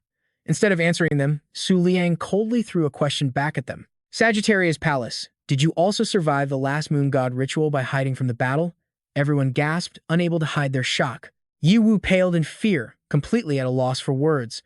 Su Liang just stared her down with an icy, piercing glare before speaking. I do not care what your plan is, but I hope the next time we meet, we will not be enemies. Silver Rabbit and White Crane stood frozen in shock. Tears welled in Yiwu's eyes as she watched an angry Su Liang turn his back on them. He knew the moon was changing as a pitch-black night descended. There was no way Bihai Zhegongyu had not noticed, yet they had refused to send any help. Silver Rabbit and White Crane shared a deep suspicion. For the Moon King to threaten the leader of the Double Moon sect, what had happened down there? The crescent moon on Yiwu's shoulder sighed softly, watching Su Liang walk away. A quiet, whispered promise echoed through the air. Next time, I won't. The entire Sagittarius Palace stood completely helpless, drowned in silence. Silver Rabbit could not help but think that this Moon King was far more terrifying than he was 3 years ago. Or perhaps, just a brief moment ago, the man had finally reclaimed his true self. Su Liang walked forward with a serious expression, deeply lost in thought. Although his memory was still fragmented and incomplete, he could still recall several crucial details from his past. He recalled the world map, knowing there was far more than just the 5 mortal realms. It also hid incredibly mysterious sacred lands. Gazing up at tonight's beautiful moonlight, Su Liang remained completely lost in deep thought. But the strange thing was, the territory inside those sacred lands seemed to be infinitely larger than this entire planet. The distant silhouette of a mysterious woman flashed through his mind, sparking questions. Even more shocking was the Overlord, a being with power capable of shattering stars, actually coexisted right alongside ordinary humans. These supreme overlords ruled over mortals and constantly interfered with the real world, yet they were never wiped out. Getting lost in these endless, baffling questions only gave Su Liang a massive headache. He shook his head to clear his mind, trying to focus on something more positive. Whatever, let it go. Beyond this, there was an even more critical piece of information. Reflecting on the cycle of creation, Su Liang calculated that the eras of the 12 moon palaces differed greatly. Before the final moon goddess festival could even begin, only 6 of those 12 legendary moon palaces remained. Those surviving factions were namely the Flying Rabbit, Virgo, Sagittarius, Gemini, Aquarius, and the Peacock Palace. Not to mention, the Flying Rabbit Palace had slain Aquarius, one of the 7 wonders, before fleeing, leaving only 4 active palaces before the festival. Su Liang gazed up at the moon in deep thought. It seemed the sudden reappearance of the Golden Butterfly Palace was a heavy omen of what was to come. Far away, on the jagged, towering mountain peaks touching the clouds at the northern border, lay the sea of clouds and mist.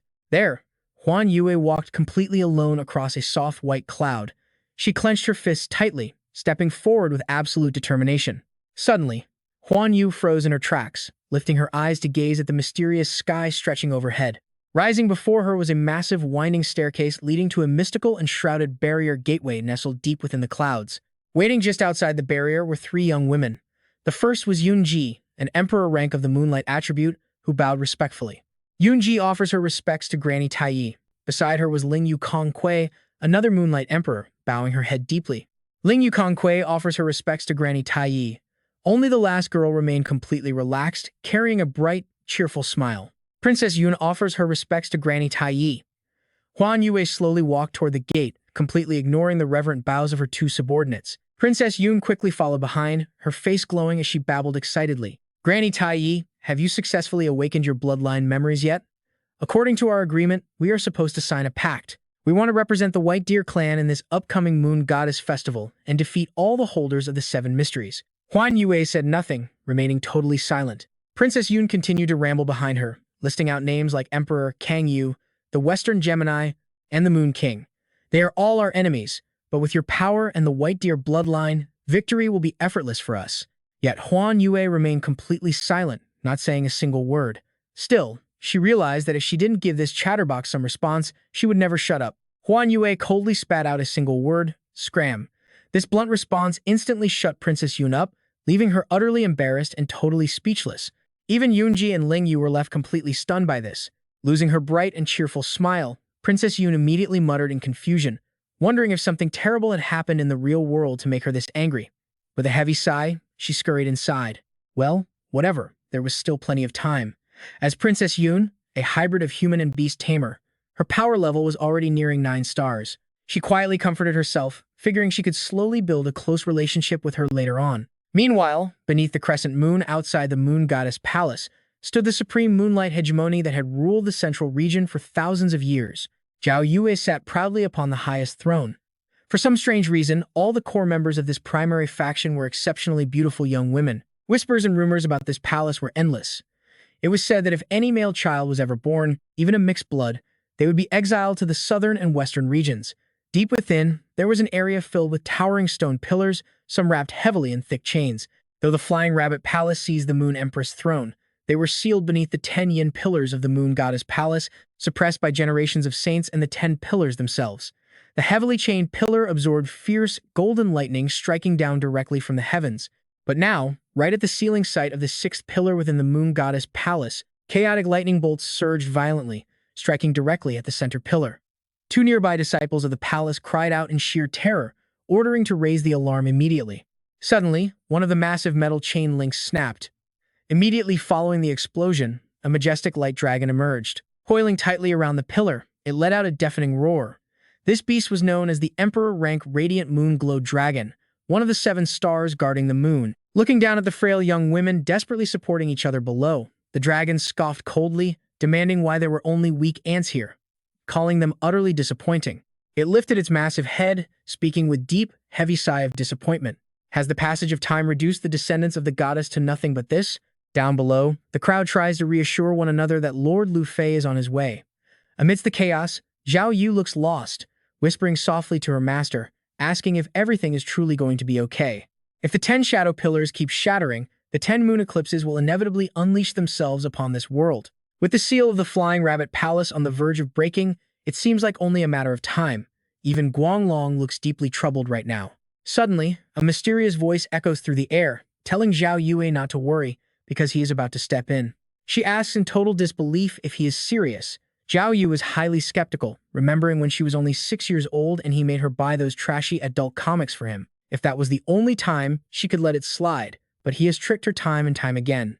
Completely losing faith, Zhao Yue asks if this is just another scheme to force her into the bathroom to bathe him every single day. Facing her obvious disdain, the voice playfully replies, "I am serious this time." Letting out a heavy sigh, Zhao Yue decides to trust him one last time before turning to leave. Before walking away, she turns back to ask what happened to all her cultivation resources that vanished into thin air. Guanglong casually replies that he simply ate them as snacks. With that, she makes her exit, leaving everyone behind with the roaring Guanglong. All right, you and I are looking at a serene blue sky, where the massive, supreme-rank, moonlight-type trident whale is soaring majestically through the fluffy white clouds. This is the legendary public airship of the Three Kings Springs Sacred Land. Inside the whale, the interior is incredibly luxurious. A beautiful woman stands alongside her young daughter, quietly enjoying the scenery outside. Suddenly, a glimmer butterfly flutters right in front of them. The little girl excitedly chases the glowing yellow creature, shouting how pretty it is. The beautiful butterfly flutters forward and gently lands on a white sleeve. It belongs to none other than our main character, Liang. He keeps his hood tightly pulled down to avoid recognition, while countless yellow butterflies swarm all around him. Nearby, a few girls glance at him huddled in the corner like an outcast, whispering about his white hair and the glowing butterflies. They wonder if he is trying to cosplay the Moon King.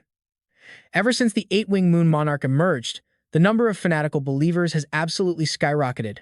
The real monarch is in the northern region, so why would he ever visit the central region? They assume he is just a fanboy.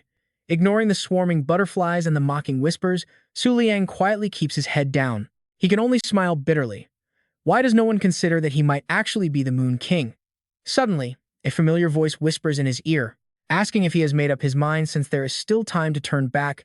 Yenyu reveals she is hiding right beside him. If anyone finds out he is traveling to the central region alone, every ambitious Moonlight faction will surely try to hunt him down. Liang sighs, admitting he does not completely distrust the Sagittarius Palace. He knows she has her own agenda but would never truly harm him.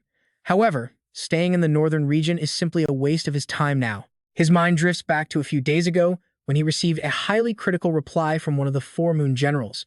The letter promised a breakthrough method to rapidly increase his power, urging him to meet them in the bustling central region. Liang recalls a mysterious hooded figure whose shadow briefly shifted into a black rabbit. If his newly restored memories are correct, that person once served under the powerful Aquarius Palace. Since the man swore an oath of absolute vengeance against the Taiyan camp, he can be fully trusted. He falls silent, deeply lost in thought. To keep his identity hidden, he must wear a mask and scout ahead using the vision of his glimmer butterflies. As Su Liang scans the ship, he realizes that compared to limited human eyesight, the vision of a glimmer butterfly is far more useful. It allows him to see everything on board, from the kitchen to the pool. Looking at the peaceful sky, Su Liang reminds himself of his goal. His top priority is linking up with the 4 moon generals to gather enough power to summon the 8-winged moon monarch once again. He pictures the slender silhouette of Huai Yu. The cloud-stepping moon chaser is gone, and she likely won't return for several more years. He also worries about Yan Yu, since the remaining energy stored within the scabbard of the star-sinking crescent blade is completely drained. To make matters worse, his Book of Moon points are totally depleted. Su Liang can only force a bitter, highly strained smile, wondering what to do. If he crosses paths with another Emperor-rank enemy right now, would he just have to write his own will on the spot? Suddenly, the trident whale begins to emit heavy smoke, seemingly losing its bearing entirely. Sensing the sudden turbulence, the panicked passengers whisper among themselves, wondering if they are about to make an emergency landing. It makes no sense, since traveling between the central and northern regions is supposed to take twice this long. Gripped by sudden terror, a pink-haired woman frantically wonders if they have accidentally flown straight into the active battlefield of the 10 Shadow Pillars. Luckily, a nearby passenger tries to reassure her. Even if the crescent moon's 7 stars and the moon god palace declare war, they would never dare stop a sacred land vessel. But those reassuring words are cut short as a blinding beam of golden light strikes the ship, tilting the massive beast sideways. Haiji was terrified, opening its massive jaws to let out a painful roar. The yacht tilted violently, throwing everyone off balance. Some unfortunate souls were even tossed straight overboard into the wild waters. In a forgotten corner, Su Liang scrambled to his feet, staring wide-eyed in horror. He realized his worst fears were coming true. A dark, menacing energy condensed into a terrifying orb, hurtling right toward Haiji. Emperor Su Liang couldn't believe his eyes. Was this really happening? Was he really that unlucky? Nearby, the passengers erupted in rage, pointing at the shadowy sphere and shouting curses. Who dared attack a sacred temple ship? A mere moonlight-type brat from the moon god palace actually dared to assault a water-type beastmaster. The 3 Kings Spring won't let you off. But the eerie orb quickly chimed back, telling them not to panic. It claimed it wasn't from the moon god palace or the 7 stars, nor did it intend to provoke the 3 Kings Spring. Surrounded by fluttering butterflies, Su Liang listened with intense anxiety as the orb continued. It declared itself as one of the 9 dreams of the Bayan cult. From now on, anyone leaving the northern region had to pass its strict inspection. With those words, thick dark purple energy began erupting from the floating orb. It promised to erase their memories, treating this as just a brief nightmare. Meanwhile, passengers were already collapsing onto the floor, coughing violently. While everyone else lay unconscious on the deck, Su Liang found himself shielded by a strange blue light. Remaining perfectly conscious, he watched. Both Qi Huaji and Wu Shangmingye had fallen in that battle. Determined to uncover the truth in the northern region, he wouldn't hesitate.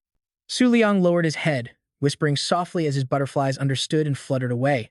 Slowly, Su Liang began losing consciousness. The orb loomed closer, demanding to scan their memories to see how those 2 had actually died. What really happened 3 years ago? As he collapsed, his vision fading, Su Liang wondered if his memories had ever been tampered with. Had anyone else suffered memory loss? Slowly, an ancient estate overlooking a field of red equinox flowers began to take shape. In truth, the Bayan cult was a name long erased from history. Tens of thousands of years ago, they ruled over an entire territory.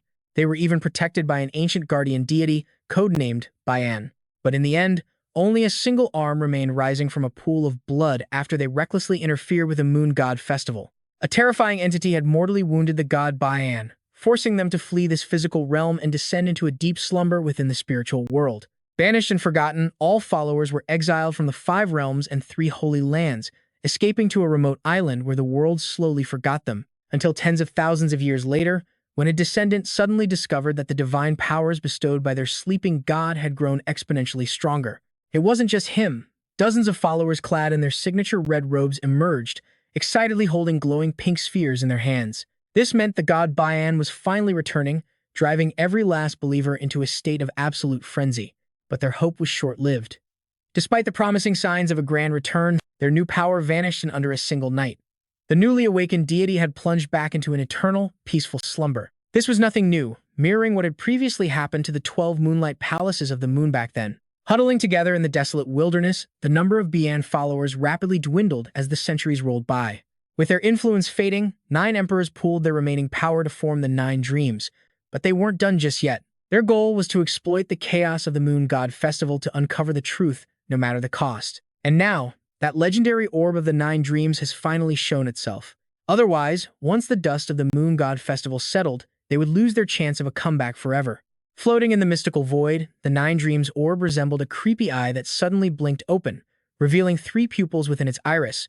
Gazing at the blue lights reflecting the images of the Bai and followers, a desperate voice asked their lord what exactly had happened back then. The pleading voice continued, asking the deity to answer if they truly resided within these scattered memories. The three-eyed Nine Dreams orb scanned the scenes. Half an hour later, it grumbled, wondering why it only saw useless, random garbage. Right there was a girl in cosplay rubbing her cheek against a low-tier rabbit, drawing sneers from the watcher. To be that happy playing with a low-grade pet was truly pathetic. Elsewhere, another person beamed proudly while taking a photo with a giant scorpion beast, utterly thrilled by a simple high-tier catch. And here it thought there would be critical secrets. Growing impatient, the orb wondered why a third of the northern region's map had vanished without a trace. Shifting its focus to another memory block, it shrugged, reminding itself that this was only the first batch anyway. The Nine Dreams orb drifted closer to take a better look, its gaze locked and completely unblinking. Slowly, tears of blood began leaking from the corners of its eyes. Suddenly, something on the screen forced its gaze wide open. Another battleship loomed in the background. Then, Yan Yu appeared with eyes closed, wielding a supreme-grade weapon, the legendary star-sinking crescent glaive. The Nine Dreams orb looks on with newfound interest. She might only be a weak sovereign-tier insect, but it is time to take a peek anyway. Looking at the data, it follows protocol and bypasses her memories from the most recent year. A flood of memories plays out. After all, the sheer power of the descending golden butterfly bow still affects the orb, even through layers of memory. Thrilled, it does not dare blink. To the orb, a mortal life is just a single breath. It tries to search back to her birth, but 20 minutes fly by with absolutely nothing to show for it. That is when the Nine Dreams orb senses something is off. Wait, how is this not over yet? Just when on Earth was this woman actually born? Staring at the endless mountain of data before its eyes, it is left in absolute shock. Has she really lived longer than itself? Amidst the endless sea of blue light panels, a single golden screen appears. The Nine Dreams orb quickly rushes closer to take a better look. Its eyes remain wide, unblinking. Suddenly, streaks of bloody tears begin to pour down from the corners of the Nine Dreams orb. The much reveals a massive full moon night over an ancient city, illuminating a towering, luxurious palace, the Gemini Palace. Back then, a woman stepped forward, her grip tight on the star-sinking glaive. Colorful orbs float around her as frosty mist rises from the star-sinking glaive. Slowly lowering her weapon, she speaks. She whispers, "I am sorry. My remaining lifespan is short, so I cannot accompany everyone to the end of the Moon Temple." With that, she strides up the stairs toward a statue depicting two conjoined women. So let us go wild one final time, overlord of the moonlit Gemini Palace. The towering stone statues ahead of her are carved with exquisite detail. Standing silently beneath the glowing full moon, she stares at what seems to be the symbol of the Gemini. The strongest weapon in existence would not shrink from a fight, right? Pouring every ounce of her strength into the swing, she unleashes the star-sinking glaive. Amidst the jagged rocky peaks, a terrifying shockwave erupts, tearing through the sky and shattering the clouds. Suddenly, the memory screens shatter into pieces. Fresh blood begins to pour from every inch of the Nine Dreams orb. It is severely wounded. As the morning sun brings a new day, the Paramita Sect's sacred orb lies on the floor, bleeding profusely.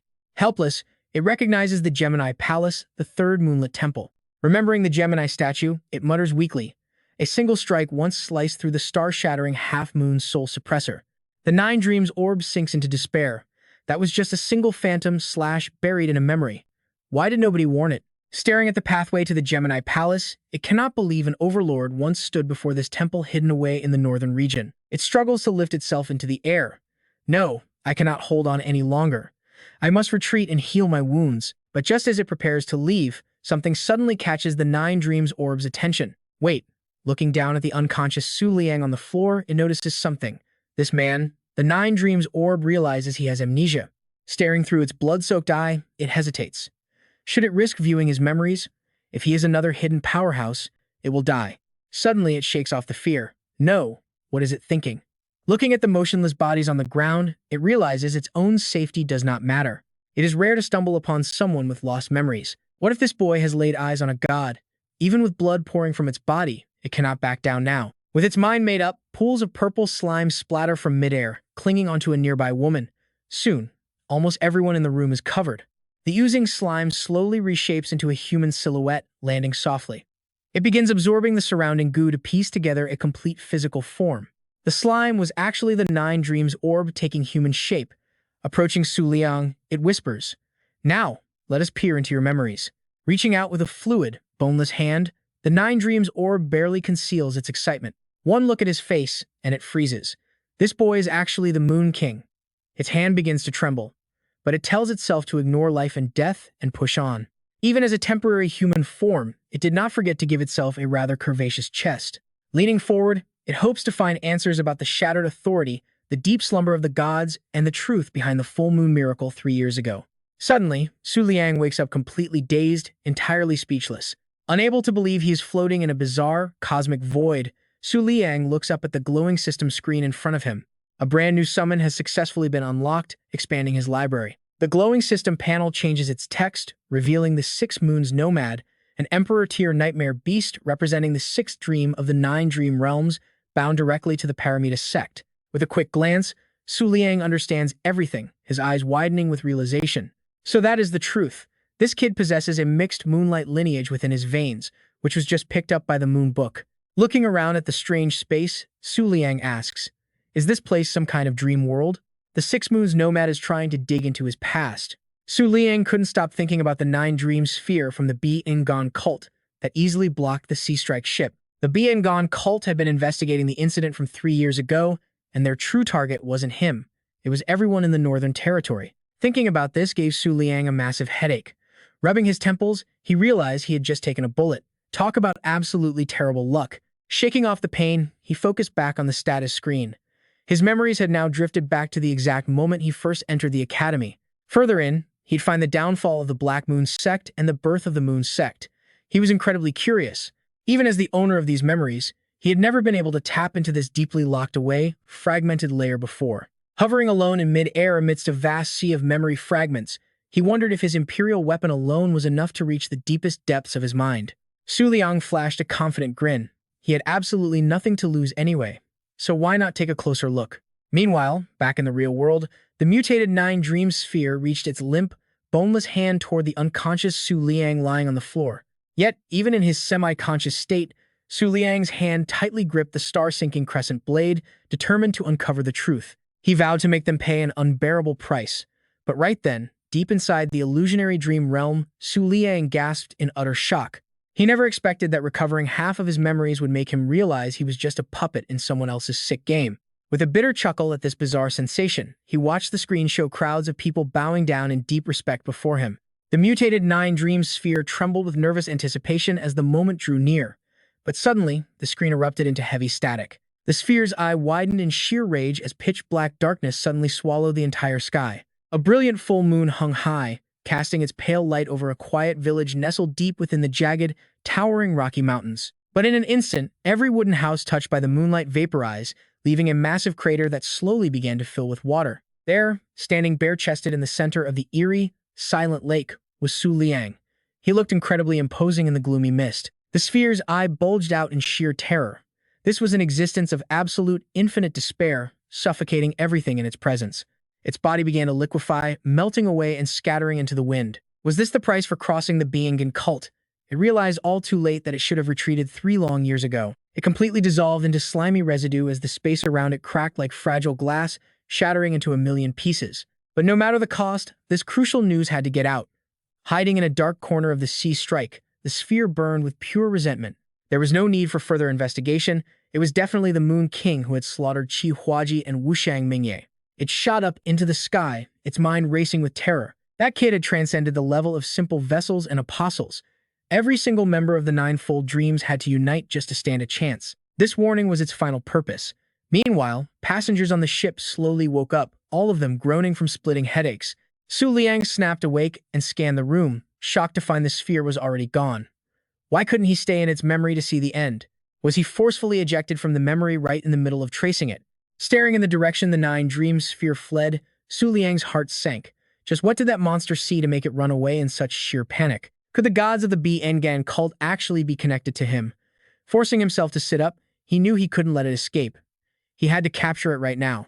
Liang clearly remembered unleashing a swarm of glowing golden butterflies right before he had blacked out. There had to be millions of them scattered across this entire region by now. Countless glowing golden butterflies began to flutter around him. The concentration here in the Middle Territory was 5 times denser than back in the north. He had absolutely no reason to fear anyone here. But then, a sudden realization hit him. Wait a minute. Watching the trail of black mist racing wildly through the wind, he realized the June Ghostwalker had completely lost its bearings. Liang chuckled at its desperate, clumsy escape, but suddenly, the sea strike lit up like a bomb as a massive black rift tore open right in the center of the flying ship. Violent windstorms ripped straight through the hull, sending the massive sea strike plummeting toward the ground. The airship snapped completely in half as terrified passengers screamed in horror, realizing they were going down. The Nine Dreams sphere was trapped on board too. It felt utterly helpless.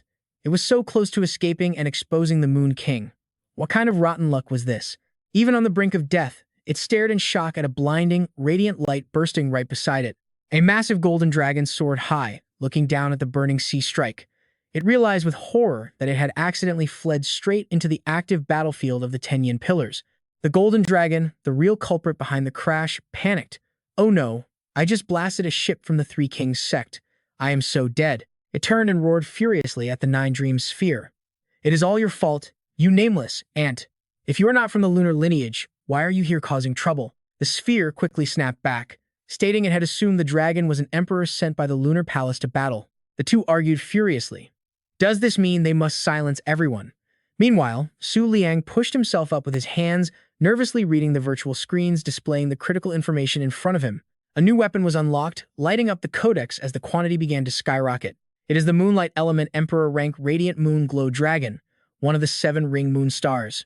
Under the command of the Ruined Palace, it won the previous Moon Festival battle, and its true power remains completely unreadable by the ancient Book of the Moon. Reading this, Liang's face darkened with a bitter smile. He wondered what kind of terrible luck had brought him into this mess today. Are Emperor-rank entities really reduced to this? Staring at the glowing dragon and the cult orb before him, he knew he was no longer the weak person he used to be. Liang's eyes hardened as he stared straight ahead. Perfect timing. This meant the June Phantom could not escape. His face grew smug with satisfaction as the glowing butterflies were almost fully gathered. Emperor-rank beasts are supreme existences that stand atop the world from the very moment they are born. Because of their destructive impact on the world, most Emperor-rank entities are bound by the gods, forced to guard their designated territories after signing sacred contracts. Unless a special situation arises, they rarely roam the world freely. Yet even among these giants, the massive gap in power exceeds all imagination. Because of this, the world divides the emperor rank into overlords, high emperors, and ordinary emperors. The mighty overlords can easily crush ordinary emperors to death using nothing but their overwhelming spiritual pressure. Some can turn their aura into a sword, slashing the crescent moon from across the endless oceans at the edge of the world. The Ice Rain Heavenly Scale Empress can alter regional climates just with her body temperature, while the Three King Springs rules over every sacred ocean territory. At full power, these entities could easily destroy this entire planet in the blink of an eye. Among the High Emperors, the pink-eyed Empress can spread her wings 10,000 miles to blot out the sky, while the White Saint Clan maintains the cosmic cycle over the western regions. The legendary full moon Fallen of the Moon God Palace stands as the ultimate representative of this elite High Emperor class.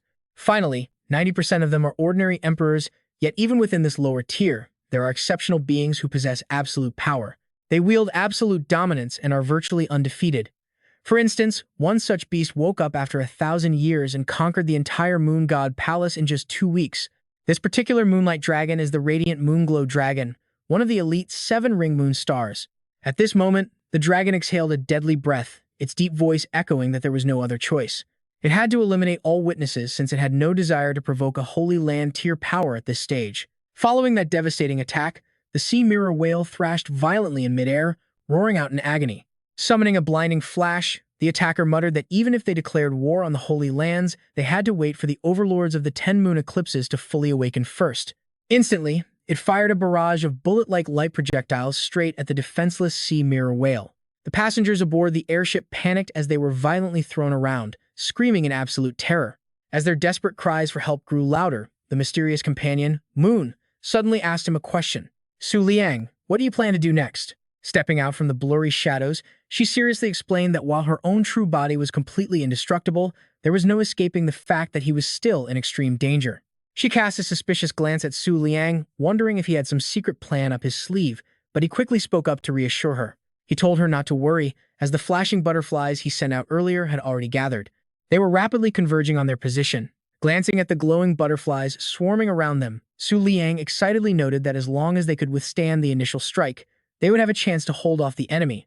Even though the entire battlefield had descended into absolute chaos, he still maintained his calm and majestic composure. A system prompt flashed above his head, showing his control limit of flashing butterflies had suddenly upgraded from 10,000 to 6 million. He cast a highly determined gaze straight ahead. He announced that the barrier of the moon in the lake was almost restored, and if they could hold out for just a moment, he could intercept the Emperor's attack. Just as the words left his mouth, a giant, blindingly golden orb materialized directly behind the sea mirror whale. The enemy began gathering energy in its hands, throwing out arrogant threats without a second thought. It told the victims not to blame it, but to blame their own pathetic weakness. A second later, it ripped its hands apart to release the attack. Beams of light erupted as the monster snarled for them to turn into dust, unleashed its signature technique, Flash Slash.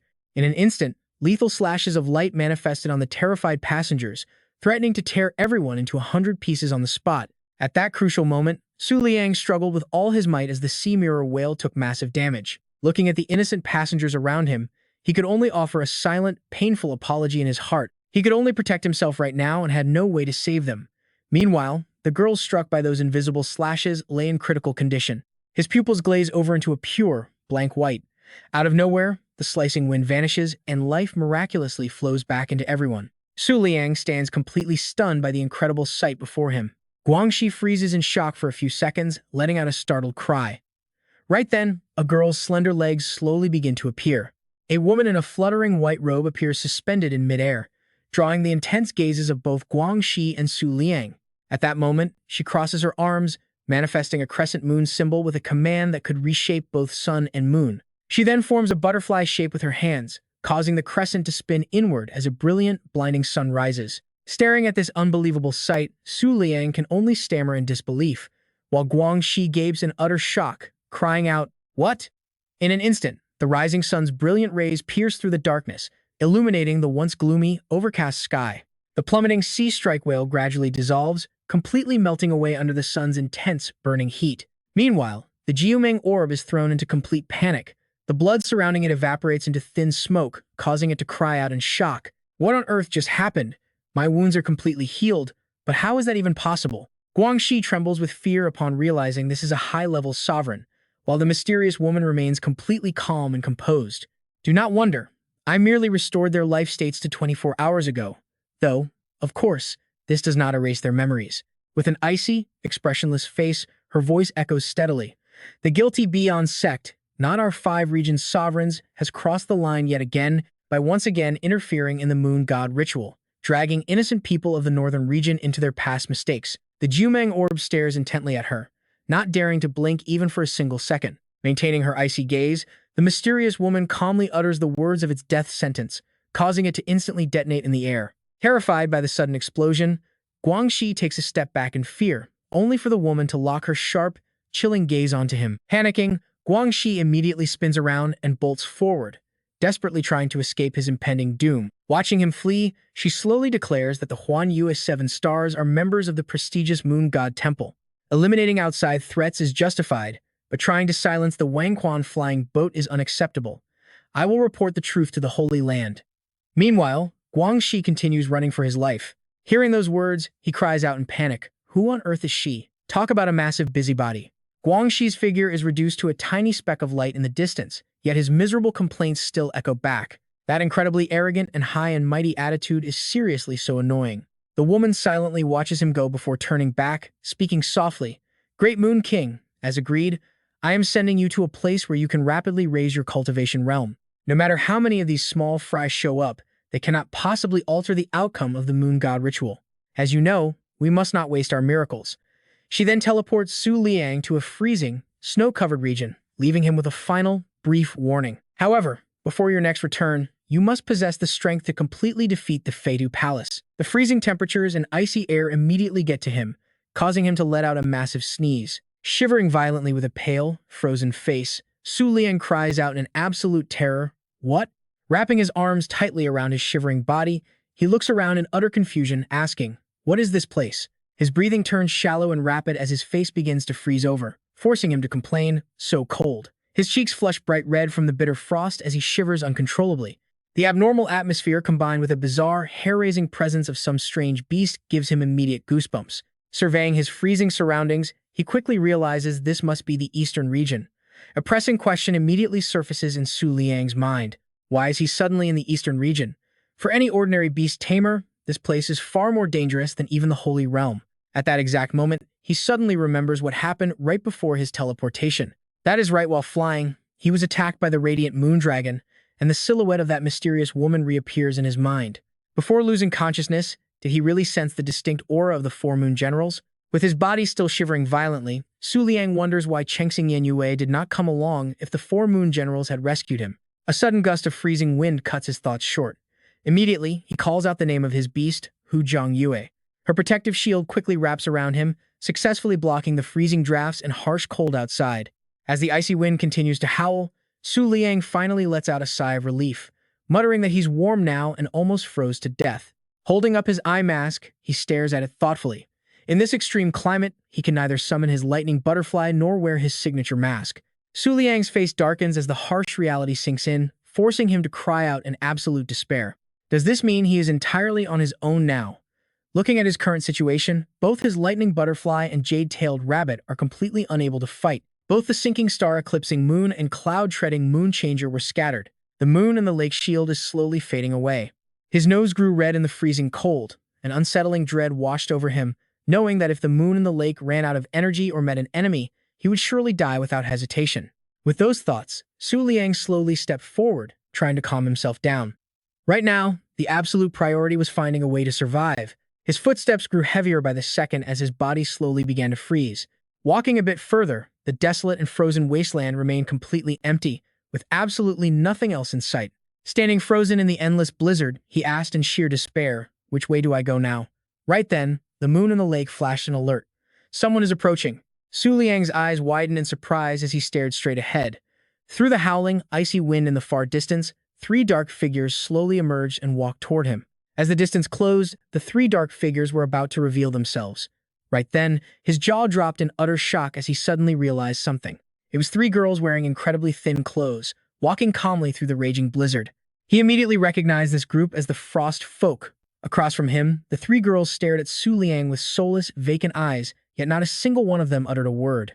In that suffocating silence, he felt an unsettling dread creeping in, immediately putting him on high alert. But to his surprise, the Frost Folk didn't say a word. They simply glided past him without any aggression. Su Liang was completely taken aback by their strange reaction. What? But right at that moment, the girls suddenly stopped in their tracks, making him brace himself for potential danger. The girl with pigtails turned her head to look at him, her face filled with genuine curiosity at seeing a human. "It is not safe to be this far from the mining site. What if you cannot get back by nightfall? You should quickly return and rest." Hearing those unexpected words, Su Liang whipped his head back, sheer astonishment written all over his face. What? Terrifying images of wild and fierce frost folk women flashed through his mind, reminding him of a scary picture he had once seen on his computer screen. He now realized he had wrongly assumed that the frost folk absolutely hated outsiders. It seemed the things on the internet really couldn't be trusted. As the three frost folk girls stared at him curiously, he was still stammering. Immediately after, he blurted out something that made the pigtail girl freeze completely. "I am lost. What should I do now?" Looking exactly like a pathetic, teary-eyed little rabbit, he made a pitiful plea with an incredibly helpless expression. "Could you kind souls please lead me out of here?" The pigtail frost folk girl tilted her head slightly, asking back in confusion. "Lost?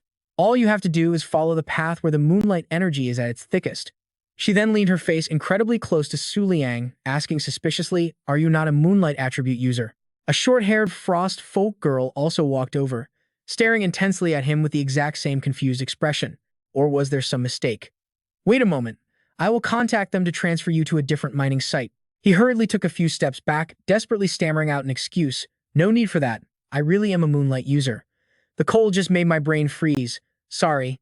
With that, Su Liang quickly turned around and left, realizing in his mind that this place was actually a camp for moonlight attribute users.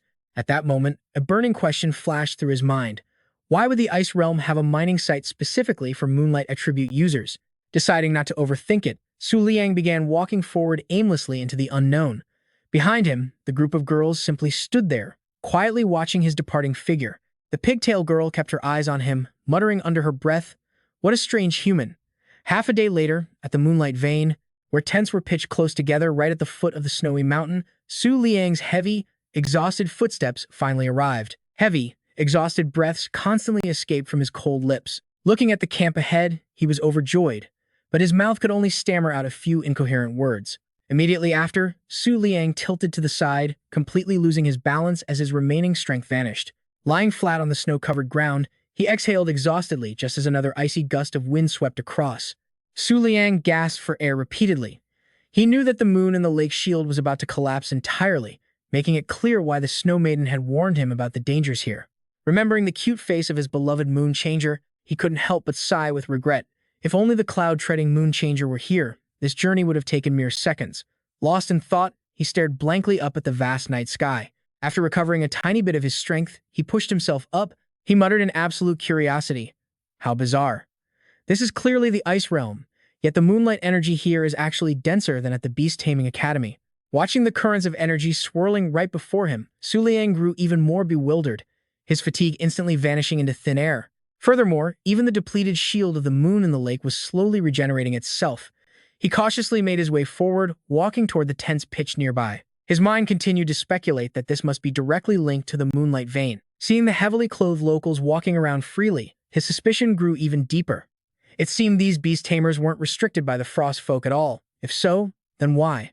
Right at that moment, he whipped his head back as if sensing something behind him. Behind Su Liang, a high-level moonlight beast, named the Grand Moon Flower Pot, suddenly appeared. Right now, it was staring at him with eyes full of deep, pure admiration. Seeing this, Su Liang smirked with pride, thinking to himself that his eyes seemed to have already developed a powerful, natural dominance over moonlight beasts. He raised his hand, preparing to snap his fingers, thinking that if he wanted information, all he had to do was ask. But before he could even snap, he had to pull his hand back, as massive shadows suddenly loomed right in front of him.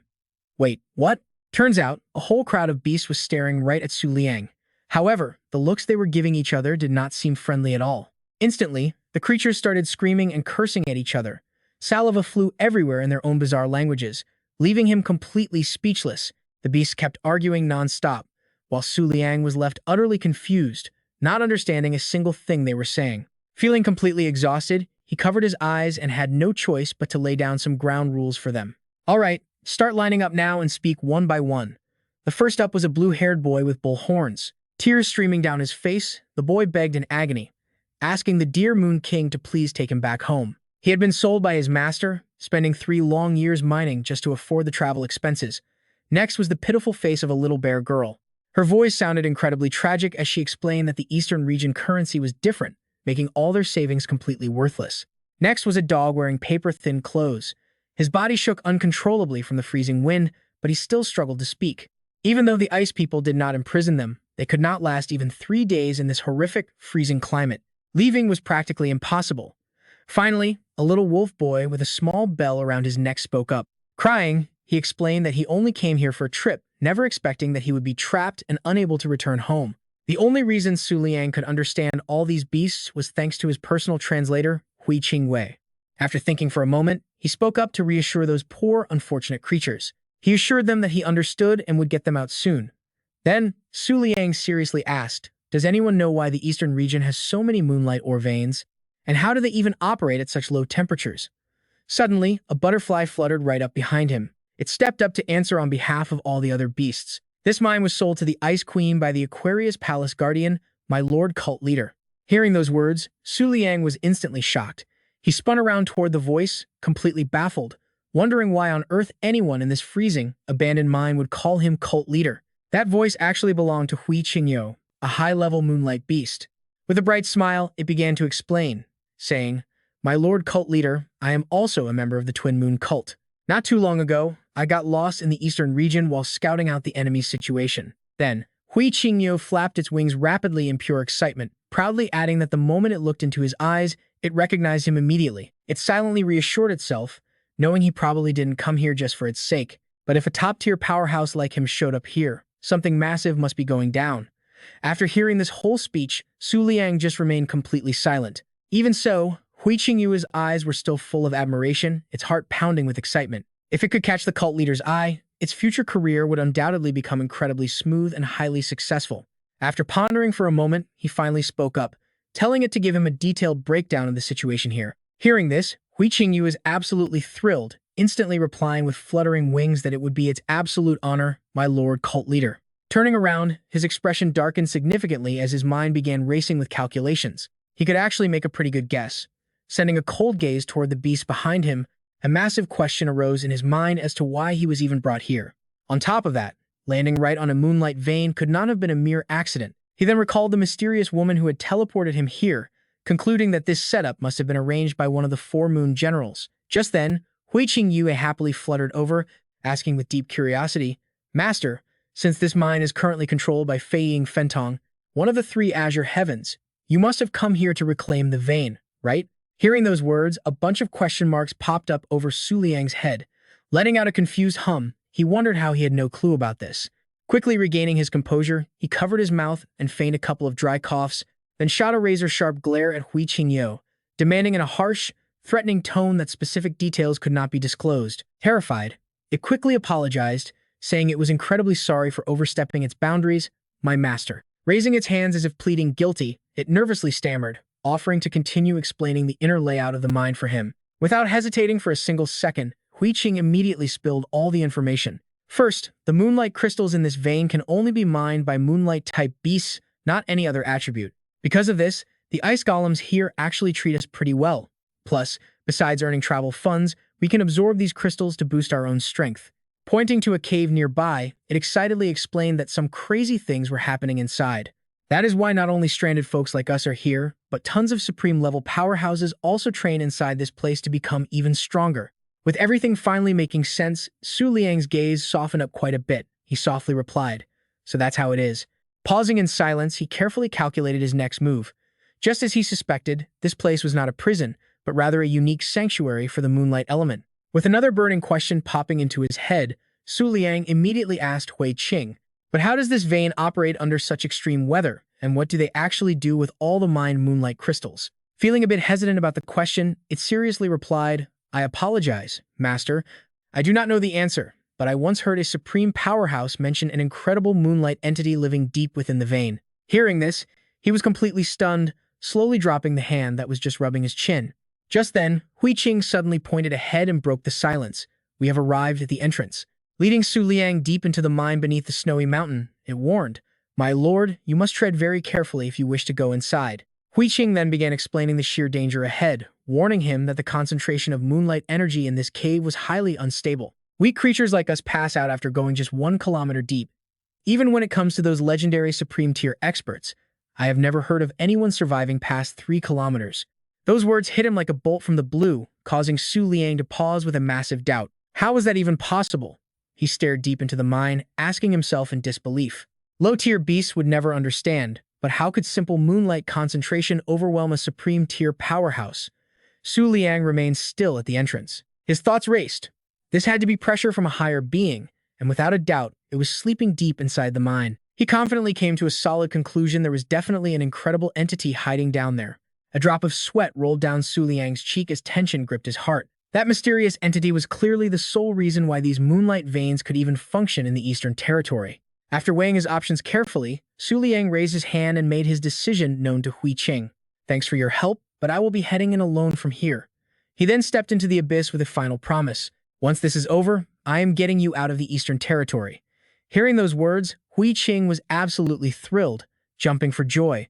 Although Hui Qing did not know his master's ultimate plan, it felt like the entire world was about to be shaken. Staring out at the endless falling snow, Hui Qing came to a silent, heavy realization. After thousands of years, the absolute reign of the Ice Queen of the Eastern Territory was finally facing a true challenger. Before long, Su Liang was deep within the mine. Suddenly, a brilliant glow radiated from the darkness ahead, forcing him to pause and investigate. Scattered along the path were countless colorful crystals. Shrugging it off, Su Liang simply ignored them and kept pushing forward. Staring curiously at the glowing gems, he could not help but analyze them in his mind. These low-grade crystals were everywhere back in the Double Moon sect. Steel-willed, he pressed forward, his mind flashing back to the warning Hui Qing had given him earlier. Normal high-tier beasts could only survive up to 1 kilometer, and even supreme-tier experts could only handle 3 kilometers. More and more colorful crystals lit up around him, yet his steps never faltered for a second. As he ventured deeper, Su Liang grew incredibly alert. The crushing pressure in this place was absolutely nauseating. Keeping a massive mind like this running year-round was definitely far beyond the capability of any ordinary emperor. Soon, the path plunged into total darkness. Not a single sliver of light penetrated the heavy gloom before him. Without wasting a moment, he summoned his glowing glimmer butterflies. Within seconds, the luminous creatures fluttered forward, trying to pierce through the thick darkness. But before they could light the path, a violent wave of energy blasted the butterflies backward. Caught off guard, Su Liang raised a hand to shield his head, realizing with dread that he had only covered about 1 kilometer. The dizziness was already setting in. Refusing to yield, he immediately summoned the protective shield of his Huzhou Yue. Steel-willed, his steps grew bolder as the steady echo of his boots resounded through the cave. But after only a few steps, his system flashed a red warning. The terrifying message that followed stopped Su Liang dead in his tracks. "Host, please evacuate this area immediately, or you will face certain death." Frozen by the spine-chilling warning, he could only wonder in absolute shock how could the pressure be this terrifying after only 1 kilometer. Su Liang looked at the shimmering shield wrapping around his body, finally letting out a sigh of relief. With Hu Yue guarding him, nothing could possibly go wrong, right? Hu Yue flashed a confident okay sign, full of energy and ready to push forward. With his doubts cleared, he pushed forward, stepping deeper into the shadows with one simple thought: just keep moving ahead. Over 10 minutes slipped by, and after trekking 3 kilometers, Su Liang's pace began to drag, his physical strength slowly draining with every single step. He gritted his teeth and stared ahead, his mind flooded with deep anxiety. There was no end in sight. A terrifying vision flashed through Su Liang's mind, making him feel as though a colossal sea monster was about to swallow him whole. The sudden realization sent shivers down his spine. The suffocating pressure and sheer despair felt exactly like being trapped 10,000 meters deep in the ocean, yet the glowing, glimmering butterflies kept fluttering ahead. His mind spun with frantic thoughts. Wasn't the core supposed to be only 10 kilometers away? Frozen in his tracks, fear gripped him tighter. What kind of terrifying thing was actually hiding deep inside? Even the glimmering butterflies and the glowing swarm were growing visibly exhausted now, which only deepened Su Liang's agonizing hesitation. Pressing on meant facing certain death if anything went wrong. He stood there, caught in a brutal mental battle. What should he do? Was it worth pushing forward? His clenched fists trembled in sheer desperation as he muttered to himself. Having suddenly lost both cloud-treading moon summoner and star-sinking moon concealer, he felt completely and utterly powerless. Slowly, his hands relaxed as self-doubt took over. As a mere one-star beast tamer, how could he expect to pull off a miracle for the second time? With a heavy heart, Su Liang turned his footsteps back toward the exit. His face fell as he chose to give up. It was time to turn back. But the moment his foot touched the freezing ground, the terrifying face of that Emperor-class, Moon-type beast, Namu Bajialing, flashed before his eyes. Then came the proud, imposing silhouette of Jumeng, followed by the memory of the Moon Dragon tearing the spaceship apart. And finally, the sinister grin of Red Moonlight, staring back with blazing, fiery eyes. Reliving those memories, Su Liang froze in his tracks. His inner voice screamed, "No, I can't." Standing in that heavy silence, he knew that staying at his current level meant he would never survive the grueling Moon Deity Festival. His eyes locked onto the pitch-black abyss as a fierce desire to conquer ignited within him. If he ran now, he would never be worthy of the title Moon King. Dropping down, he crossed his legs and sat on the freezing floor. His level was simply too low. He resolved to cultivate right here until he could reach the end of the mine, whether it took 10 days or half a year. He had been stuck at 1 star because his energy was constantly drained to sustain the slumbering golden butterfly. Vast torrents of energy began to gather around Su Liang. But now, the golden butterfly had finally awakened, meaning he no longer needed to feed it his vital power. With the moonlight ore vein offering an insanely high concentration of energy, he began to draw on the thickening aura. He had mentally steeled himself completely for this journey. Since he had made it this far, he absolutely had to discover what was hidden inside. Meanwhile, outside the mine, heavy snow continued to blanket the pitch-black night. Deep within the dark cavern, a massive orb of pure energy materialized, radiating an incredibly blinding, brilliant light. Suddenly, violent arcs of energy erupted from Su Liang's body, threatening to rip the surrounding space apart. A split second later, a massive crack shattered the surface of the glowing sphere. Boom! The sphere exploded in a towering column of blinding light, piercing straight through the cavern's ceiling. As rocky debris rained down, Su Liang emerged looking absolutely legendary, the glowing phantom of a butterfly rising behind him to signal his successful breakthrough to 2-star rank. He stared at his own hands, his eyes wide in utter disbelief. They said only those at the 4th stage possess a colored aura. To level up this fast, could he actually be a genius? Closing his eyes, he quickly composed himself to sense the dramatic changes within.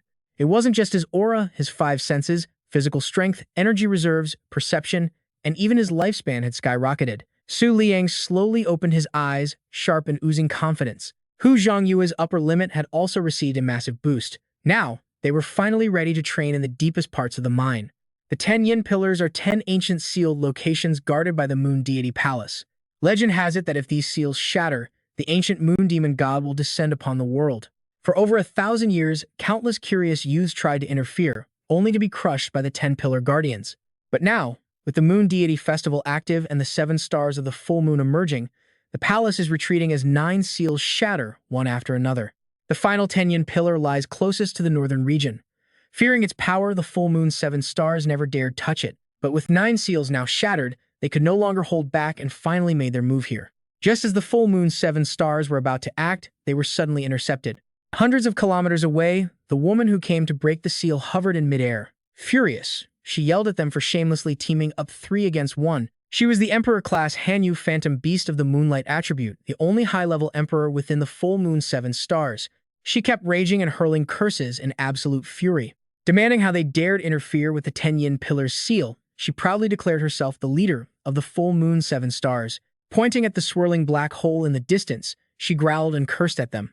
She called it a disgrace to their noble High Emperor rank that they would team up just to bully her. 3 dark figures slowly emerged before the black hole, 2 small silhouettes flanking a massive winged figure in the center. The central figure was Jinghong, a high-level sky attribute emperor. She calmly locked eyes with the raging Han Yu. She calmly stated that it didn't matter how many trash items the Luna Palace collected, as long as this final pillar remained intact. She challenged Han Yu to fight her without worrying about any retaliation. Hearing this, Han Yu grew hesitant, the wild rage instantly vanishing from her face. Glancing at the figure beside Jinghong, Han Yu was shocked to recognize the Holy White Clan of the Western region. Her gaze then locked onto Baisi, a high-level Moonlight attribute emperor from the Feiyu sect. Her mind raced seeing one of the Twin Moon's sect's 4 moon generals. Just then, Baisi offered a gentle smile. She told them not to rush, as they could do whatever they pleased before the Overlord ban lifted and Feiyu Palace awoke. Crossing her arms, Baisi slowly delivered a cold threat. This was no longer their era, and the future wouldn't belong to them either. She slowly rotated her wrists, staring forward sharply. Enraged, Han Yu pointed a finger at the 3 of them and spat out a warning. She swore she would remember the Eastern region's Jade Immortals, the Western region's White Saints, and those Twin Moon sect bastards. Before she could even finish her sentence, Han Yu vanished into thin air. Surprised, Jinghong glanced at Baisi and asked where she sent her. Baisi simply raised her hands with a bright, cheerful smile. She named the Sea of Clouds and Mist in the northern region, but Jinghong cut her off with a sigh. She remarked it was basically a death sentence. Soon, the 3 of them teleported high into the thick clouds. Jinghong spoke up, stating that out of respect for their past friendship, she would only guard this place for a month. Even if Feiyu Palace revived, it wouldn't regain its peak strength anytime soon. She questioned why Baisi was rushing in so quickly. Caught off guard, Baisi quickly recovered with a smug smile, saying a non-Moonlight user could never truly understand. As leader of the 4 Moon Generals, she could foresee their final chance of victory. With absolute seriousness in her eyes, she slowly murmured her next words. Even the previous Moon King would fear that person. Just then, a massive pillar of light shot from the northern region into the sky. Su Liang emerged once more, looking incredibly majestic amidst the chaos. Blinding light erupted all around him. Meanwhile, deep inside the mineral vein, 10 kilometers underground, rocks and debris rained down following that massive tremor. Su Liang's hair fluttered in the breeze as a sharp crescent moon flared in his eyes. He had finally attained the 4-star realm. Staring quietly at his palms, he murmured to himself. It took him half a month just to reach 4-star, and 5-star was still out of reach. Yet, confidence filled his eyes. In his current state, he could fully unleash his supreme tier power. But remembering Yan Yu and Huan Yu ruined his mood. Despairing, he realized he had no other supreme tier figures to negotiate with. Shaking it off, Su Liang looked ahead and muttered to let it go. With his current aura, could he push through to the very end in a single breath? Staring forward, he realized breaking into the 4-star realm made the world look completely different. He could now clearly trace the flow of all energy. Clenching his fists, he resolved to press forward. By now, Su Liang was absolutely sure this crushing, terrifying pressure was coming from some sort of living being. But a cold shiver of dread still crept into Su Liang's heart. A creature with such massive spiritual energy, willpower, and sheer strength was something he could count on one hand. Venturing a bit further inside, he suddenly paused and leaned in as something caught his eye. Down the narrow pathway, a faint glimmer of light finally broke through the darkness, instantly boosting Su Liang's spirits. It seemed he had reached the end. The closer he got to that brilliant glow, the more overwhelming the aura became. Wasting no time, Su Liang immediately summoned the ultimate defensive shield of his Huzhong Yue. Standing just inches away from the glowing gateway, he took a deep breath to summon up his courage. With absolutely no hesitation left, Su Liang took a bold step forward. Seconds later, a blinding radiance flooded the room, making it impossible for him to even open his eyes. As the brilliant light slowly began to fade, he cautiously opened his eyes. Su Liang had entered a hidden chamber at the very end of the ore vein. Right there, a mysterious figure leaned against a glowing crystal. It was a woman with long, vibrant red hair and massive horns, apparently resting in a deep slumber. A moment later, she slowly shifted her gaze toward the entrance where Su Liang had just walked in. Detecting his presence, her ears twitched slightly as she listened closely. Across the room, Su Liang stood frozen in absolute awe, his mouth wide open at the sight of her. Sitting up abruptly, she demanded with deep suspicion, "Human, how did you manage to get in here?" Suddenly, giant boulders shattered, crashing down onto the cavern floor with deafening thuds, followed by massive cracks snaking up the surrounding walls and shaking the entire ceiling of the mine. This chaotic destruction was reflected clearly in Su Liang's wide, trembling eyes, his face turning pale from sheer shock. He gasped for air, completely unable to utter a single word, desperately telling himself that this was nothing but a vivid illusion. Shaking uncontrollably from head to toe, he gripped his cloak tight, trying to analyze the situation. The aura was so overwhelmingly terrifying that it instantly made him visualize the literal end of the world. Unable to calm his racing heart, he kept gasping for breath as cold sweat poured down his face. After taking a few deep, heavy breaths, Su Liang forced a smirk and whispered to himself, "I won." Looking ahead with pure excitement, he murmured in satisfaction. Coming here was definitely the right choice. His legs were shaking wildly, yet he forced himself to take another step, reassuring himself that no matter what lay ahead, he would definitely survive to the end of the moon goddess rite. Right then, the Book of the Moon began flipping through its pages. A glowing notification popped up from the pages, showing that a legendary beast had been unlocked and registered. Staring intently at the beautiful woman in front of him, he made a fierce vow to himself. No matter the cost, he was absolutely determined to win over the powerful woman standing before him. The system text displayed her stats: Moonlight Element, Noble Monarch, Withered Moon Lantern Firefly Queen. Current status: in an extremely weakened state. The Withered Moon Lantern Firefly Queen once belonged to the legendary 12 lunar zodiacs serving under the Aquarius sign. In the Moonlight faction, her legendary name was famous worldwide. A once-in-a-millennium powerhouse, she had dared to challenge the majestic lunar emperor during a full moon. But after losing to the Ice Queen, she had completely vanished. Upon learning her jaw-dropping backstory, Su Liang stood totally stunned, staring at her in disbelief. The legendary Withered Moon Lantern Firefly Queen was actually alive, standing right in front of him. Mustering his courage, he called her name out loud. Hearing his voice, she slowly stood up to face him. Su Liang stepped forward, offering his hand as he boldly declared, "I am the Moon King. I've come to take you out of here." His hand remained frozen in mid-air, met only by her eerie silence. After staring at him for a moment, she quietly asked, "And then what? Where exactly do you plan to take me?" Blinking in complete confusion, Su Liang muttered, "Wait, what?" Her expression darkened as she spat out a series of cold questions. Has Fei Ying Hongquei been defeated? Are Pianyi Jing Hong and Shu Luo Zui Xiao finally dead? You're just a mortal. Stepping back, she scoffed in pure disgust. With such a pathetic cultivation level, you dare call yourself the Moon King? Then, she glared up at him with daggers in her eyes, her face twisted in absolute fury as she growled, "How dare you conspire to tame me?" Suddenly, a violent storm of energy erupted throughout the chamber, threatening to collapse the entire ceiling above them. Shocked by this sudden surge of power, Su Liang immediately brought up his Huzhong Yue shield to defend himself. His mind was racing. What is this? Can she really unleash this much destructive power through sheer pressure alone? A massive crack suddenly spiderwebbed across his barrier, throwing Su Liang into a state of absolute panic. Oh no, his Huzhong Yue shield was on the verge of shattering. But just as suddenly, the crushing pressure abruptly stopped. Out of nowhere, glowing green chains wrapped tightly around the Firefly Queen from behind, making her shriek in agonizing pain. That scene leads him to a sudden realization. So that is it, she is actually sealed here by the Ice Queen's power. Seeing Queen Yang completely drained from the ordeal, he rushes over to ask if she is okay. Standing face to face with her, Su Liang smirks and teases, "You kept calling me short, but look at the state you are in now. You lack the power to challenge the Overlord, you lost your freedom, and yet you are still here acting all proud." Infuriated by his highly insulting remarks, She gritted her teeth in pure anger and snapped, "You!"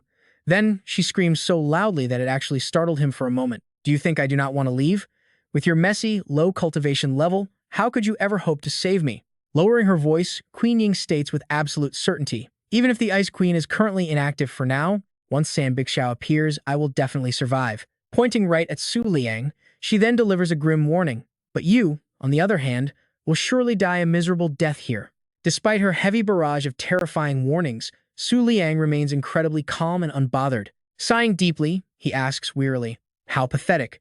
You are supposed to be a legendary and noble sovereign, yet you are this terrified of San Bixiao." With a playful smirk, he adds, "Do not get me wrong, though. I never said anything about taking you to run away and hide." Hearing his words, she suddenly regains her serious demeanor. His eyes flare with determination as he explains, "We will defeat San Bixiao and walk right out of the Eastern Realm. Is that not the plan?" Queen Ying is completely stunned, left speechless by his wild logic. Right now, she cannot help but wonder if the man standing before her is actually. Her mouth hangs open slightly as her thoughts race on. He is 100%. Wrapping her arms around herself in fear, Queen Ying concludes with absolute certainty that Su Liang is nothing but a total idiot. Extending his hand toward her, Su Liang waits patiently for a response with a gentle gaze. She stares back in total shock, her lips trembling but unable to find any words. Seeing Queen Ying suddenly back away while hugging herself, Su Liang asks with a totally blank look, "What are you doing?" She bluntly snaps back, "I am just afraid your stupidity is contagious." He sighs helplessly, reminding himself that big words alone were never going to win her over anyway. Lost in his thoughts, Su Liang slowly sits down right next to her. Besides, they have plenty of time, making this the perfect opportunity for him to finally break through to the 5-star realm. Feeling a bit curious, she leans forward to get a closer look at him. Huddling quietly behind her seat to let him focus, Queen Ying watches Su Liang cultivate. After a while, she muses that anyone who could survive her crushing pressure to get here cannot be completely useless.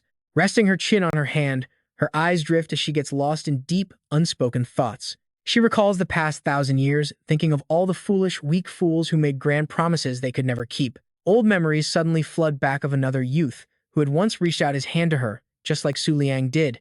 He, too, dreamed of seeing the outside world, a forgotten moonlight attribute beast tamer working deep within the Eastern Realm mines. Back then, Queen Ying Ni Wu had taken that hand. It felt like a dream, the perfect beginning to an epic legend. Sadly, there were never any exceptions. Their dreams were always brutally crushed right at the very beginning. She sat silently by the young man's lifeless body, completely speechless and numb with pain. With their limited talent, it was simply impossible for them to ever unleash her true power. Scarred by that tragedy, Queen Ying gradually withdrew into herself, completely abandoning any hope of ever escaping this place. That was why she filled this entire cave with her oppressive aura, isolating herself so she would never have to face false hope again. She falls silent, yet a faint, tiny glimmer of light still flickers in her eyes as if her hope has not completely died. As a brilliant golden energy begins to radiate from Su Liang's body, she silently admits that his potential is actually quite interesting. This prompts Queen Ying to ask with newfound curiosity, "Hey kid, what faction do you actually belong to? And which emperor is backing you?" Su Liang calmly replies, "The Double Moon Sect." Intrigued, she asks, "Never heard of it. Who founded it?" A few seconds later, Queen Ying lets out a mock laugh.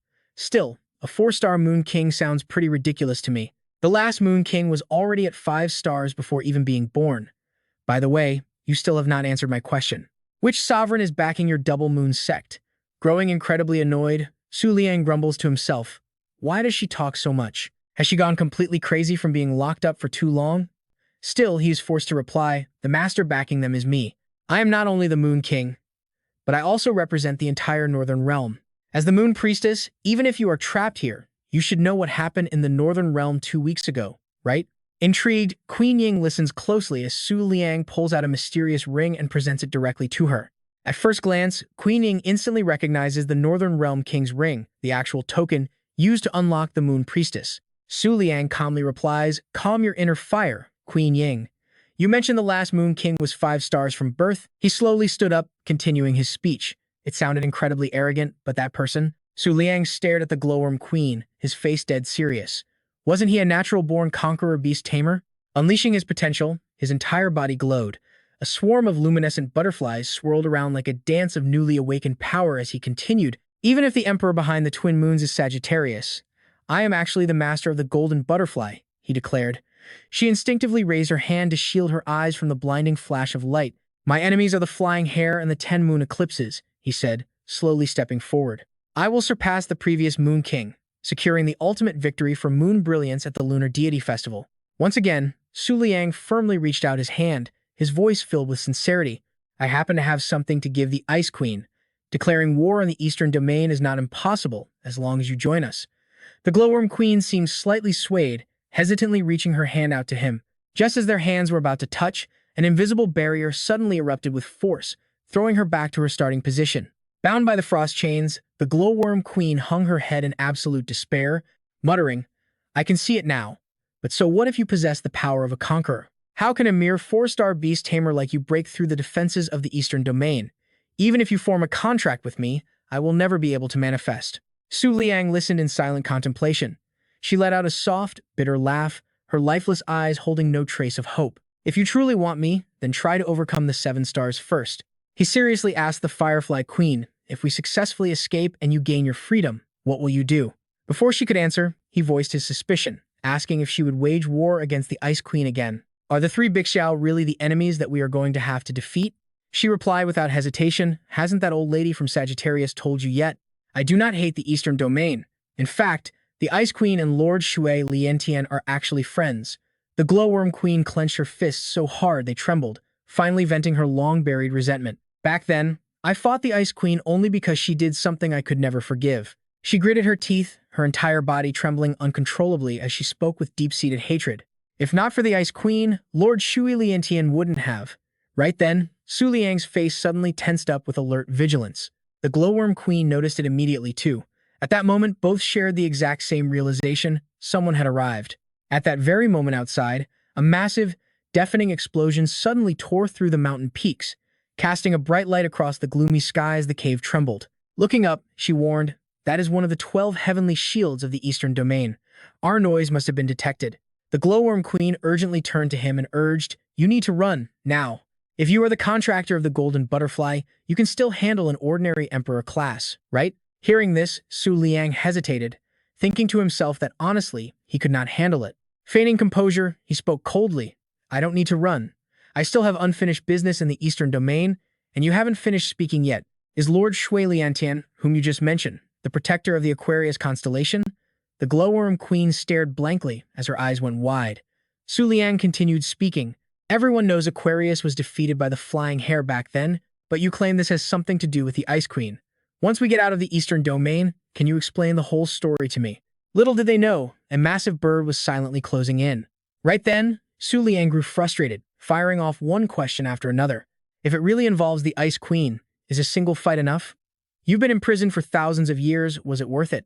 He shouted angrily, trying to convince her, "Why not wait until we get out of here and defeat her fair and square once again?" The moment the giant bird's talons hit the ground, the sheer pressure cracked the solid earth. Su Liang spun around in pure shock. Right then, the system interface chimed with an alert announcing that a new beast had been unlocked, expanding his illustrated database. It was an Emperor-class Sky Attribute beast named Emperor Lexiao, one of the 12 heavenly shields, serving under the 3 Bixiao. The moment the beast under Fei Ying Fen Tong appeared, it immediately demanded answers. "Lord Firefly Queen, who is this human? Why is he here? You aren't trying to escape again, are you?" "I am afraid the Ice Queen won't be as merciful as last time." The Glowworm Queen remained silent, prompting Emperor Lexiao to speak in a low rumble. "And do not forget Lord Aquarius's warning. You are strictly forbidden from seeking revenge against the flying hare." Before it could even finish, Su Liang casually cut in. So noisy. Stepping boldly in front of the beast, he delivered a sharp sneer. "An outsider from the Sky Attribute has no right to interfere in our Moonlight Attribute affairs. Since Aquarius forbade it, I will give consent on behalf of the Golden Butterfly. That traitor of moon brilliance, the flying hare, must be defeated." Hearing this, Emperor Lexiao roared in anger. "What did you say?" Losing his patience, Su Liang grabbed her without hesitation. "Firefly King, why are you still hesitating?" Su Liang picked up the Firefly King as Han Shuezhui questioned him. "Are we really going to overlook Lepus betraying and murdering Aquarius?" She shyly turned around to look at Su Liang, whose voice had completely lost its usual calm. "And what about the hideous, cruel Ice Queen? Don't you want revenge on her? So weak and useless. Just sign the contract, and I will find a way to manifest you." Suddenly, a blinding stream of blue energy erupted as he was summoned. Dai Lei roared in fury. After this, what does the October eclipse Lepus or the three jade heavens Ice Queen matter? Angrily spreading his massive wings with thick mist swirling around him, he boldly declared, "I will defeat them all. I won't let a single one slide." Immediately, a colossal beam of power slammed straight down into the cave, carrying enough devastating force to crush absolutely everything in its path. Nearby, three ice dwellers they had met earlier were just taking a stroll when the deafening explosion shook the area, leaving them utterly terrified. The girl wondered in sheer confusion, what is happening? Is that coming from the moonlight-type mine? Inside the cave, the devastation was massive. The ground shattered and the rock walls cracked severely all around Su Liang. Taking the full force of the blast, Delay was sent flying, sliding backward before crashing hard into a jagged rock, totally dazed. Terrified and in disbelief, how was this possible? In the distance, Su Liang stood enveloped by a massive vortex of smoky white aura, whipped up by the shockwaves of that brutal attack. This was the exact moment he successfully broke through to a higher level, the 5-star realm. His beast panel immediately popped up, updating every single detail of his stats. Low-grade moonlight type, flash butterfly status, currently sealed. Because the host realm is too low, summoning all beasts is impossible. Mid-grade moonlight type, crescent jade-tailed moon body. Monarch-grade moonlight type, 8-winged moon lord, currently in a sealed state. Realm too low. Unlocking is restricted until the host reaches the 7-star realm or achieves fusion. Simultaneously, the explosive energy of hundreds of millions of low-grade flash butterflies surge forth. Temporary unlocking conditions can be activated. Emperor-grade moonlight type, withered moon, lampwick, firefly king status, sealed. Because your current realm is too low, the host must continue to cultivate. Skimming through the screen, he was stunned, his mind rapidly calculating his options. If I reach the 6-star realm, I can summon the Emperor? Normally, doesn't that require 7 stars? Su Liang clenched his fists, determination shining in his eyes as he speculated. In other words, reaching the 6-star realm meant he could freely wield the withered moon lampwick firefly king's power. Seeing Su Liang standing there lost in thought, Delay lost his temper, demanding, "Human, what are you doing? How dare you sign a contract with the great Firefly King and even talk trash about defeating the Ice Queen?" Su Liang only gave him a freezing, silent look. But Delay kept shouting aggressively, utterly looking down on him and mocking, "You are just a 5-star rank. You can't even summon the Emperor." Suddenly, a blinding flash of blue lightning crashed straight down. Outside the cave, dark clouds swirled violently as thunder and lightning roared, shaking both heaven and earth. Su Liang looked up thoughtfully, his eyes filled with unreadable calculations, before bowing his head with a deep sigh. Instantly summoning the moon in the lake, he erected a massive, sturdy barrier in the blink of an eye. The barrier expanded rapidly, enveloping the entire area as powerful spiritual energy surged and bubbled violently inside. Even when the lightning struck straight down, the barrier stood perfectly firm. Witnessing this incredible sight, even Delay panicked, his eyes bulging as he screamed, "What?" Breaking into a cold sweat, his jaw dropped in sheer horror. "How? How is this happening?" he shrieked. The entire mine was swallowed up, and the cave completely vanished as if it never existed, leaving nothing but a massive smoking crater. Gritting his teeth, he cursed this bastard, maintaining his arrogant attitude as he loudly demanded, "Just who on earth are you?" Looking closer, Delay suddenly realized his identity. "Wait, white hair, crescent moon pupils. You are the Moonlight Sovereign?" Staring straight into Su Liang's crescent-slit eyes, he became absolutely certain of his theory. Delay immediately demanded, "Moon King of the Dual Moon Sect, are you trying to start a war with the Eastern Domain?" Ignoring him, Su Liang closed his eyes, thinking to himself, absorbing the energy of this entire ore vein all at once. It should work now. Moments later, dazzling streams of golden blue energy suddenly erupted from behind his back. Those massive wings were the ultimate proof of his breakthrough to the 6-star realm, illuminating the entire cavern with majestic power. Su Liang carefully calculated his reserves. 1/10 of the entire ore vein's energy had been consumed in an instant. But there was a catch. This temporary 6-star state would only last for about 5 minutes. Once the timer ran out, he would revert to 5-star. Meanwhile, Delay was utterly terrified, trembling like a leaf. Seeing his reaction, Su Liang let out a smug grin. Everything was going exactly according to his plan. Immediately after, Su Liang spreads his arms, calling for the withered moon lamp core firefly queen to manifest. Suddenly, a blazing fireball erupts over her wings, burning with an intensity that threatens to scorch the entire space. The sphere suddenly cracks open and the firefly queen emerges at Su Liang's command. As fragments shower down, she steps out with absolute authority, her radiant eyes exuding an overwhelming pressure. Following the Firefly Queen's grand descent, tiny embers scatter across the entire Eastern Domain like an ominous warning. Terrified ice dwellers fall to their knees, bowing in deep reverence. It has been thousands of years since the great withered moon Firefly Queen last graced this mortal realm. The Firefly Queen quietly approaches from behind, placing her hand on his shoulder and calling him Master. She thinks to herself, after forming our contract, his entire plan was instantly revealed to me. Her eyes remain locked onto Su Liang's back. She can't help but marvel in amazement. I have never seen anyone as utterly insane as you. His declaration to challenge the Ice Queen was absolutely no joke. He casts a cold glance back, but the Firefly Queen remains deeply lost in her thoughts. More importantly, this man is not even a basic apostle. Su Liang speaks with absolute seriousness. Congratulations on regaining your freedom.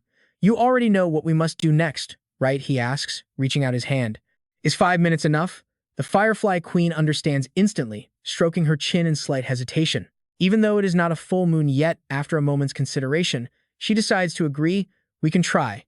She then firmly grasps Su Liang's hand as a pledge. Wasting no time, the Firefly Queen unleashes a wave of energy, enveloping them both as they slowly drift upward. They rocket into the sky at near light speed, leaving behind a blinding trail of light that tears through the heavens. Dele stands frozen, unable to process what just happened as he mutters, "This is bad, it is all over now." Snapping back to his senses, his eyes widen in pure terror as he shrieks, "We must immediately inform Lord San Bixxiao." Shortly after, Su Liang arrives at a majestic ice castle towering beneath a surreal, crimson crescent moon, looking like a dream turned reality. He hovers silently in midair, scanning the area to assess the situation. The Firefly Queen's voice echoes in his ear. "I can keep this up for about 4.5 minutes. Find anything you want?" Su Liang points directly toward the massive castle, replying, "To save us some time, let's just inspect the entire place." Closing his eyes with absolute focus, he meticulously senses every vibration. Su Liang quietly releases his energy, allowing his spiritual aura to spread all across the castle grounds. Pouring his entire consciousness into the search, he peers directly through the fortress walls to spot a girl with pale skin and blue hair. Taking a closer look, Su Liang secretly deduces that this young girl is actually an 8-star beast tamer. Hovering in silence, Su Liang asks himself in sheer frustration, just how many 8-star beast tamers are hiding in this eastern domain? Before he can even speak, the Firefly Queen chimes in. That little half-breed is the current ice consort, the one who formed a temporary contract with San Bixxiao. That name immediately flashes through Su Liang's mind. Staring down at her, he calmly deduces, basically, we'll need to defeat her before we can ever leave the eastern domain. Su Liang's eyes suddenly widen as he pieces together a critical clue.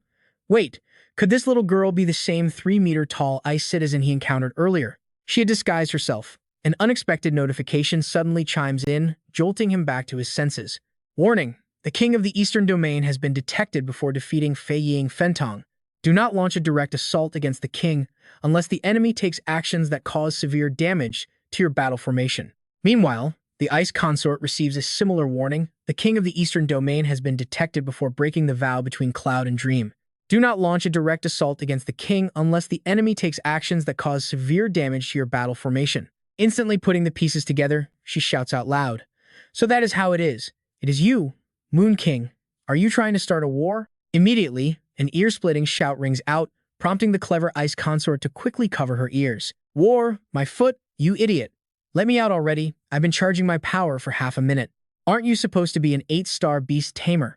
Fentong roars in pure rage.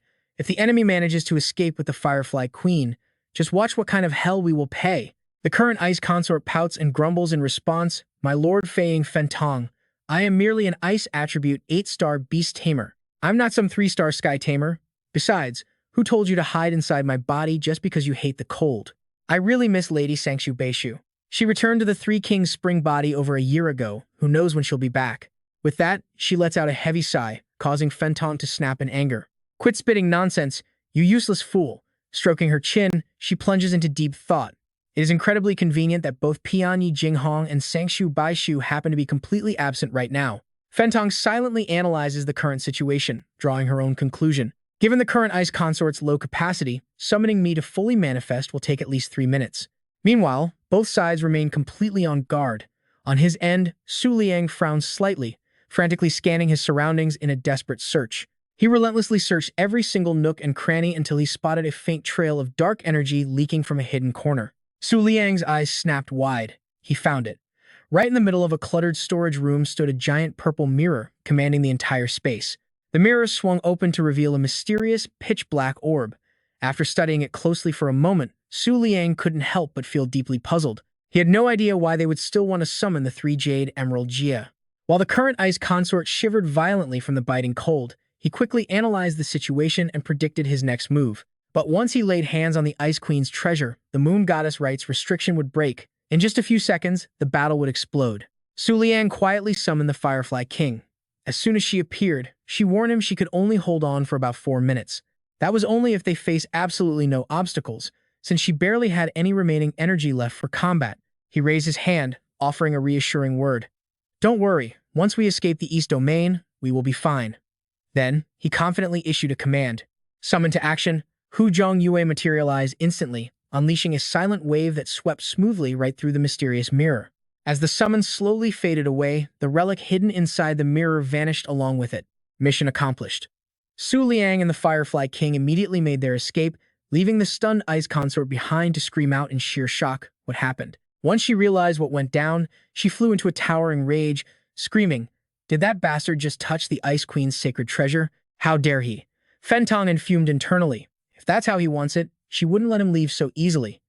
Dawn was coming, and they would meet again soon. Back in the Moon Realm, Su Liang and the Firefly King were already sprinting away at blistering breakneck speeds. Watching the moon slowly sink below the horizon, she spoke up with clear anxiety. "The night is almost over."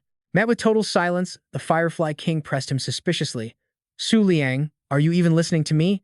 But it was no use. He was completely lost in thought, staring intently at the dark orb in his hand. Something wasn't right. Trusting his sharp instincts, Su Liang detected a strange anomaly. The scabbard of the Chen Xing Yan Yue belonged to the 7 mystical bone flower, yet this dark sphere was totally dead, completely devoid of any life force or presence. Without wasting a second, he summoned the Book of the Moon. In less than a second, the system responded. Shangshuan Moon Bone Flower Part detected, the blade. As the next lines of text appeared, Su Liang widened his eyes to read carefully. Alert. The scabbard of the Shangshuan Moonbone Flower is forged from 4 distinct components: the black blade, the purple core, the blue soul, and the golden lock. Only by obtaining the golden lock can the bone flower be awakened. Every single holder of these parts flashed clearly on the screen. The black blade belonged to the Northern Moon King, the purple core, held by Chen Xingyan Yue, the blue soul, held by Gemini by Yuexing of the East Domain, the golden lock, held by the East Domain's Ice Queen. Instantly, Su Liang's face fell, his lips twitching in disbelief. That Chen Xingyan Yue bastard never mentioned the bone flower had 4 whole pieces. Su Liang pinched his brow, deeply in thought. Besides, how could the ancient Ice Queen not understand the secret of the 7 mysticals? It made perfect sense for her to keep it close. At least he had some spoils to show for his efforts. Plus, he successfully rescued the Firefly King this time around. Securing the blade meant the trip wasn't a total waste, but as he got lost in his own theories, he completely missed the Firefly King's frantic calls. Su Liang. Meanwhile, Su Liang stroked his chin with a highly satisfied grin. He'd just handed over to Chen Xingyan Yue first. Completely out of patience, she shrieked right in his ear, "Hey, Su Liang!" That finally snapped him out of his little fantasy. The Firefly King warned anxiously that while his speed was impressive, it wasn't a full moon tonight. Night is fading fast, and we still have to cross the East Domain border. Despite the rising panic and doubt written all over her face, she still tried to maintain a polite tone. "I don't want to doubt you, but with your strange status panel right now." In the very next second, she couldn't hold back anymore and asked him directly, "You can't even handle a supreme rank enemy right now, can you?" Hearing this, Su Liang could only admit the harsh truth. Immediately after, his entire roster of tamed beasts was listed on the system interface. Northern Moon Lord, Emperor rank. Summon unavailable due to the Master's current level. Withered Moon Heart-Cleansing Firefly King, Emperor rank. Only unlockable at the 6-star realm. Intermediate Huzhong Yu, summonable. Intermediate Jade-Tailed Rabbit with a Crescent Moon physique, also summonable. Low-tier Toadlight Butterfly, summonable with restricted numbers. Su Liang cast a quick glance at the Firefly King, suddenly realizing something. Because after establishing their contract, the system interface had fully synchronized. It seemed she could now see all the data on his status panel. The 5-minute limit had expired, and his forced 6-star boost was dropping back to 5-star. Queen Hu Ying couldn't manifest, leaving them with no other option.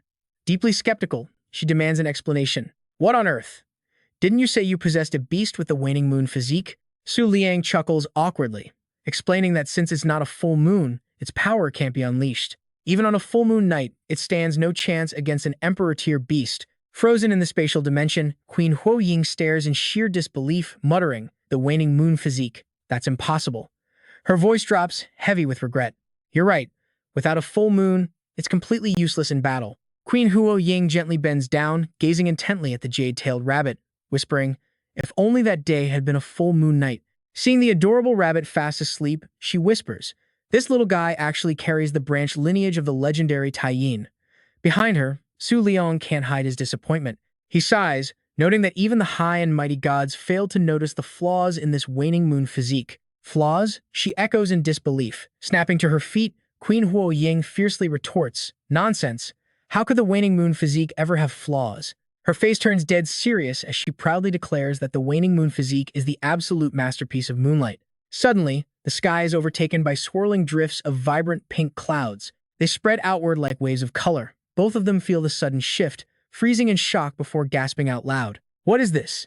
In an instant, the entire sky is painted in brilliant peach pink. Down below, the ice citizens look up in sheer panic and instantly fall to their knees.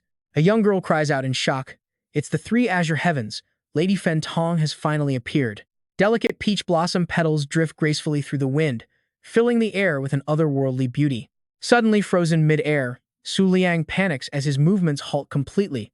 Seconds later, his expression hardens, his eyes locking dead ahead. Right in front of him stands Fen Tong, sporting massive, radiant butterfly wings. She coldly declares, "Give up. Daylight has already arrived." With a cold and indifferent gaze, Fen Tong delivers her warning with cryptic words. "You surely know the consequences of what you've done." Though he expected to be blocked, Su Liang still bites his lip in sheer tension, thinking, "What insane speed is this?" Facing Fen Tong, he raises his guard to the absolute maximum. He warns himself, "Forget reaching the eastern border. I won't be able to take a single step forward now." She coldly issues a strict order, "Return the Ice Empress's treasure immediately, then follow me back to face interrogation and punishment. Only then can I guarantee to spare your lives." Hearing this, Su Liang simply stares back in tense silence, offering no response. A sharp, furious voice suddenly rings out, shouting, "Fen Tong, stop dreaming." Taken aback, Su Liang immediately whips his head around to look. Even Fen Tong cannot hide her genuine surprise. In the blink of an eye, the surrounding soul fire gathers, swirling into a protective ring right before Su Liang. Queen Huoying manifests, casting a cold, expressionless look, but her voice is filled with unwavering resolve. "I may perish in this battle, but I am absolutely never going back. The Flying Rabbit Palace is about to break its seal, and I must personally destroy that object." Fen Tong frowns slightly. Dropping her voice, she tries to reason with her. "If it's you, surely you can understand me." Cutting Queen Huoying off, Fen Tong closes her eyes and calmly asks, "Huoying, are you really going to be this stubborn? Didn't the Ice Empress enter the Moon Goddess Rite just to seek vengeance for the Aquarius Palace? All you need to do is wait patiently for the Moon Goddess Rite to end." Queen Huoying falls back into a tense silence, her eyes filled with unmistakable conflict. Without hesitation, Fen Tong lays down the law, completely confident in the outcome. "Your eastern domain will defeat the Flying Rabbit Palace and the Deca Moon Eclipse. By then, it will all be over." She firmly grabs Queen Huoying's hand, her voice dropping to a low register. Fen Tong warns with absolute seriousness, "Until that day comes, I will not let you seek your own death." Overwhelmed with anger, her frustration boils over as she fires off aggressive questions. "If you can't even beat us, how do you expect to reach the Flying Rabbit Palace?" She waves her sleeve before Bai Yu Qing. Queen Huoying hesitates, murmuring, "I." It seems her resolve is finally beginning to waver. Having had enough, Su Liang steps in, violently brushing Fen Tong's hand away, and barks angrily, "All right, that is quite enough." He doesn't hold back his harsh words, shouting, "Defeating the Flying Rabbit Palace is our Moon Brilliance faction's business. You Eastern Domain outsiders better stay out of it." Maintaining that same aggressive tone, Su Liang continues, "I don't care what history lies between the two of you," but glaring intensely at Fen Tong, he shows absolutely zero respect, warning her directly, "Scram back to where you came from, or we will crush both you and the Ice Empress." Hearing this, Queen Huoying gasps, "Are you out of your mind?" Fen Tong grashes her teeth in absolute fury, letting out a low growl. Hearing this, Fen Tong turned pale with rage. Refusing to back down, she sneered loudly, calling him nothing but a measly apostle of the low-level moonlight system. Fen Tong kept spitting out her arguments, overflowing with confidence and stubbornness. After the moon sparks shattered, only one miracle remained out of the 12 full moon nights. The moonlight system dried up long ago, so this moon goddess festival is bound to be the absolute last moment of joy for all of you. With those words, she snapped like a madwoman, pointing right at his face and screaming insults. It is still broad daylight, so how dare you speak so arrogantly to me? But in an instant, Fentong suddenly froze up, looking completely dazed. She slowly turned toward the glowing light, looking completely lost as she unconsciously muttered, "What is that?" Fentong stared blankly into the distant horizon. Right at that moment, the system notification echoed within the space, announcing a sudden change in information. Fast asleep just a second ago, the jade hare suddenly snapped its eyes wide open. Su Liang quietly muttered under his breath that the moon was about to rise. In that very moment, his broken moon eyes reflected a brilliant, shining full moon hidden deep within his pupils. As he finished speaking, the moon slowly emerged from the swirling dark clouds, casting its gentle light across the entire sky. At that exact moment, along the shores of the northern border, the full moon had already climbed high, its brilliant light shimmering over the clear blue waters. Over in the center of the nine heavens star, Elder Mi Yue stared up at the moonlight in absolute shock. Confused, she glanced back at the figure kneeling hopelessly on the ground and asked with deep suspicion, "What on earth do you think you are doing?" "I am the moon-guiding celestial maiden, a supreme rank moonlight user." Hearing Mi Yue's question, she raised her head in embarrassment, completely at a loss for words. Remembering that deadly battle, she began to explain while shaking with absolute terror. "Back during the fight, before I could even trigger my skill, I ended up dead, and resurrected right back into this state of extreme panic and confusion." Sobbing with her face covered, she accidentally ended up activating her skill all over again. Mi Yue did not have the time to scold her, helplessly sighing, "Just forget it. After all, even at the supreme rank, your full moon simulation can only last for 5 minutes at most." As the full moon reflected on the sea, they watched in silence, a sudden bad feeling creeping into their hearts. She worriedly muttered to herself, hoping nothing major would go wrong. Back over where Fentong was standing, she froze in front of the unfolding scene, completely dumbfounded and unable to believe her own eyes. A full moon night? What kind of trick is this? It made no sense. Su Liang lowered his head, a sudden realization crossing his mind. He could obviously tell that this situation likely depended on one thing. He immediately pictured the jade hare, knowing that for its current evolution, a simulated full moon would have absolutely zero effect against an emperor-rank beast. With only a few seconds remaining before the Firefly King would be forced back, the sovereign standing nearby kept entirely silent. Facing this critical, do-or-die moment, Su Liang pinned all his hopes on the jade hare, knowing deep down that their survival rested entirely on its shoulders. The moment she saw the jade hare appear, Fentong burst into hysterical laughter. Covering her mouth to stifle her chuckles, she spoke with utter contempt and mockery. "What kind of joke is this? A mere mid-tier jade hare?" Receiving absolutely no response from her opponent, Fentong grew even more arrogant, throwing in yet another sharp, mocking comment to tease him. "Moon Sovereign, is this weak display the source of your arrogant nonsense?" Pointing directly toward the moon, she scoffed. "Did you really think I wouldn't recognize a cheap trick from a measly supreme rank beast? This pathetic illusion will only last for 5 minutes, which means it won't change the outcome of this battle at all." Su Liang simply closed his eyes, refusing to offer any response. Completely ignoring her endless taunts, he turned his back on her, focusing all of his attention on his beloved spirit beast instead. Su Liang asked softly, wondering if his previous one-star realm had held the beast back from unleashing its true, hidden potential. But he did not stop there, continuing to whisper that the limits of the Wanting Moon physique had already surpassed this level by far. The jade hare listened intently, staying perfectly quiet until he finished.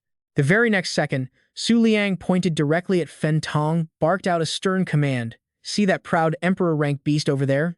You have 10 seconds to become stronger than her." Without hesitation, he summoned Hu Zhongyue, and the spirit beast immediately materialized the moment it received the call. In a flash, countless veins of pure mineral ore materialized right before the jade hare. Watching this unfold, the Firefly King stared in shadow disbelief, realizing the beast was about to devour those precious moonlight mineral veins. The jade hare aggressively grabbed the massive mineral veins, brutally shoving chunk after chunk into its mouth and chewing them down in a wild frenzy. Fentong stood completely frozen, her jaw dropping as her brain short-circuited with a massive question mark popping up over her head. Devouring the minerals like a crazed beast, it ignored everything else around it as the relentless commands echoing in its ears drove it into an absolute frenzy. Its red eyes glowed with uncontrollable wildness. "You are my only trump card, so grow stronger right now and trigger your evolution." Su Liang yelled at the top of his lungs, demanding it to meet his expectations, as the jade hare kept gorging on the ore without any sign of stopping. Su Liang quietly watched its frantic behavior, feeling a slight sting of pity. Besides, the contracts signed with Yun Jue Yue and Chen Xingyan Yue were completely different, and the jade-tailed rabbit's power was heavily suppressed by his own one-star realm. He calculated anxiously, his expression tight with stress. Currently, he was temporarily at the 6-star realm, even getting close to 7-star. But could they actually defeat the Emperor under a full moon night? His gaze shifted over to the two girls who were still hesitant, struggling internally against fighting one another. Su Liang easily saw right through it. Fei Ying Fen Tong was holding back and delaying because she still valued their past bond. In this critical moment, he grew increasingly anxious. The Firefly Queen had only a few seconds left before fading away. If that happened, their survival rate was 0. The Queen's eyes filled with sadness, her voice carrying a deep, undeniable doubt. A full moon? Why now of all times? Was this the guidance of the moonlight? She began drifting back into her old memories. She wondered if the great Lord Shui Lian Tian had foreseen this very day all those years ago. This had nothing to do with luck, strength, cultivation realms, or probability. It was simply destiny from birth, and she firmly believed a miracle would surely happen. Yes, the bright moon hung high in the night sky, glowing more radiant by the second, yet it offered no answers. Holding a lingering doubt, the Firefly Queen turned to Su Liang, asking why he had refused the recruitment offer before. She asked about Princess Consort Tai's invitation. Su Liang replied without hesitation, saying that guy had called his entire team useless trash, so he simply scolded him back. He was absolutely sure his precious rabbit was not a defective product. Didn't you once say the waning moon physique was not trash? Meanwhile, the jade-tailed rabbit just kept chewing on ore, ignoring everyone. When speaking of his ultimate goal, his voice turned incredibly firm. He swore that one day, he would crush the Flying Rabbit Palace and 10 lunar eclipses, making them regret everything. Sensing his absolute resolve, the Firefly Queen was stunned. Having finally understood everything, she parted her lips and slowly gave her agreement. She agreed, clenching her fists in anger until she trembled, fiercely declaring that the waning moon physique was absolutely not trash. She screamed in excitement, finally releasing her long-buried feelings, shouting that Winter Witch Shui Lian Tian's waning moon physique in the Aquarius Palace was absolutely not garbage. Hearing those unexpected words ring out so clearly, Su Liang's eyes instantly widened in complete shock. Quickly snapping out of his shock, he frantically asked her to repeat what she just said. A legendary figure flashed through his mind, sparking intense excitement. One of the 7 miracles of this world, the guardian of the Aquarius Palace, Winter Witch Shui Lian Tian, actually possessed the waning moon physique. Su Liang quickly connected the dots, finally realizing the truth. It explained why the Flying Rabbit Palace managed to defeat the Aquarius Palace. This long-standing mystery was finally solved because that day was not a full moon night. The waning moon physique had absolutely 0 combat power. The Firefly Queen lowered her head, muttering in a daze that Lord Shui Lian Tian would absolutely never lose on a full moon night. Tormenting herself, she lamented that she alone simply did not have the strength to defeat the powerful Sun faction. She deeply hated her own weakness and helplessness. Gathering her courage, she asked Su Liang if there would be a day he would let her stand before them. Before she could even finish, he agreed instantly, placing his absolute trust in the Firefly Queen. Sensing his profound trust, she felt a wave of relief wash over her, a soft, gentle smile gracing her lips. Step by step, she gently approached Su Liang and wrapped him in a warm hug to express her deep gratitude. He stood there quietly without resisting, as her physical form began to blur and fade away under the pale moonlight. Su Liang stared at her, utterly stunned by how incredibly fast everything was unfolding. Extremely furious, Fen Tong gritted her teeth and roared at the Firefly Queen for being so stubborn, immediately channeling her technique to spread her massive wings to their full limit. As they remained locked in a tight embrace, the Firefly Queen seized the moment to whisper a secret into his ear. Before the final battle with the Flying Rabbit Palace, Lord Shui Lian Tian separated her own life force from the crystal core. Su Liang's eyes widened in utter shock. His mind raced as he struggled to process this sudden revelation. She continued whispering, explaining that condensing the crystal core with the entire essence of the waning moon physique could achieve. Before she could finish, her time ran out. The queen dissolved into the wind, leaving Su Liang standing there completely frozen. Pulling himself together, he realized that with the Firefly Queen gone, he had dropped back down to the 5-star realm. Since she was contracted to him, any harm coming to him would have inflicted severe, irreversible damage on her. Connecting the dots, Su Liang realized this was likely the exact reason why Fen Tong had hesitated to strike him. Su Liang's gaze locked onto Fen Tong's frowning, hesitant face. He silently told himself that those few moments of hesitation were more than enough. Without a second thought, he decisively called out Hu Zhong Yue. Instantly, it summoned a massive mineral vein, unleashing a violent torrent of spiritual energy. Right then, a flash of pure shock crossed Fen Tong's eyes. Su Liang let out a smug grin, knowing deep down that, indeed, This was the relic guarded by the Firefly King, which once belonged to the false light throne of Aquarius Palace. Right in the center of the mineral veins stood the prominent throne, its back beautifully inlaid with a glowing purple gem. The vital crystal core that Aquarius Palace had severed was right here. Nestled in a web of light, that purple gem carried the ancient, mysterious seal of Aquarius Palace. He loudly called out, "Jade-tailed rabbit." Hearing his call, it immediately turned its head. Catching his drift, it quickly used its long ears to hoist the throne up, then unhesitatingly tilted its head back, swallowing the chair whole into its wide-open mouth, chewing on it with absolute relish. Fentong lost her mind, screaming in a panic, "What are you doing? Stop right now." Su Liang calmly stared back at her with a smug, mocking grin on his face. "Stop? How could I possibly stop now? This is," he glared, his voice cold and firm, "a true miracle born from the broken moon physique." The jade-tailed rabbit's physical form began to shift as an eerie aura of spiritual energy erupted around it. Startled by the sudden display, Fentong instantly went on high alert. She couldn't help but wonder, what on earth would this bizarre form of the jade-tailed rabbit evolve into? Even Su Liang was caught off guard, quickly unleashing Huzhong Yue to conjure a protective barrier. The colossal silhouette of the jade-tailed rabbit loomed through the thick smoke, looking just like a descending divine beast. The Book of the Moon manifested at that moment, projecting a notification, "High-tier moonlight system, great hammer-eared rabbit," but it didn't end there. Another prompt chimed immediately after, "Supreme-tier moonlight system, moon-holding jade mallet." Su Liang stared up in absolute disbelief, his mind racing. What? Evolving into a supreme-tier beast in such a short time? But then, the Book of the Moon flashed again, this time showing a downgrade to mid-tier moonlight system, jade-tailed rabbit. Right after that, it dropped to low-tier moonlight system, moonlight rabbit.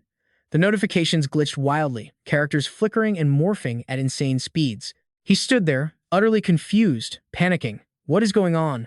Did it spiral out of control? As the thick smoke finally cleared, the rabbit's actual form was revealed. Seeing the final result, Su Liang's eyes stretched wide in shock, and even Fentong could not hide her sheer disbelief. In the blink of an eye, the jade-tailed rabbit had reverted to its lowest tier, the moonlight rabbit. It just stood there silently, under the intense stares of Su Liang and Fentong. Speechless and utterly stunned, she could only stammer in disbelief. Did the evolution fail?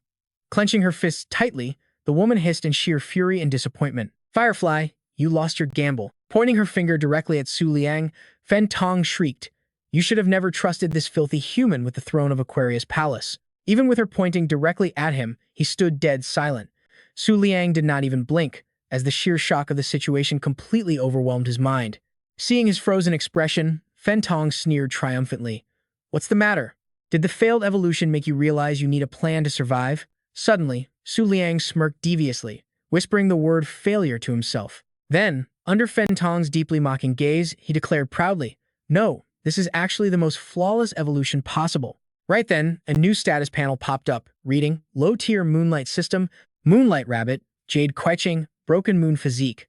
Su Liang stared intently at the Book of the Moon, reading the lines aloud before saying, "Thank you, Firefly King," as we agreed. A smug, victorious glint flashed deep within his eyes as he slowly announced, "Under the full moon, before the heavens, I will stand alongside them." Turning to deliver a stern warning to the woman, he added, "Fei Fentong, I highly advise you not to make a move against it." He flashed another smug grin, continuing his blatant threat. "If you spark its hatred, the 10,000-year legend of your undefeated Sambi Xiao will be shattered into pieces." Hearing those words, Fentong directed an extremely skeptical gaze at the moonlight rabbit standing below, muttering to herself, "Hatred from a mere low-tier beast?" That pet's adorable face only made her even more wary of its true nature. "For a low tier to withstand my pressure is truly abnormal, or is this just a cheap trick to deceive me?" Right then, Su Liang spoke up. "I have no intention of making a scene today, so I will let you off. I will claim the final piece from the Ice Queen myself."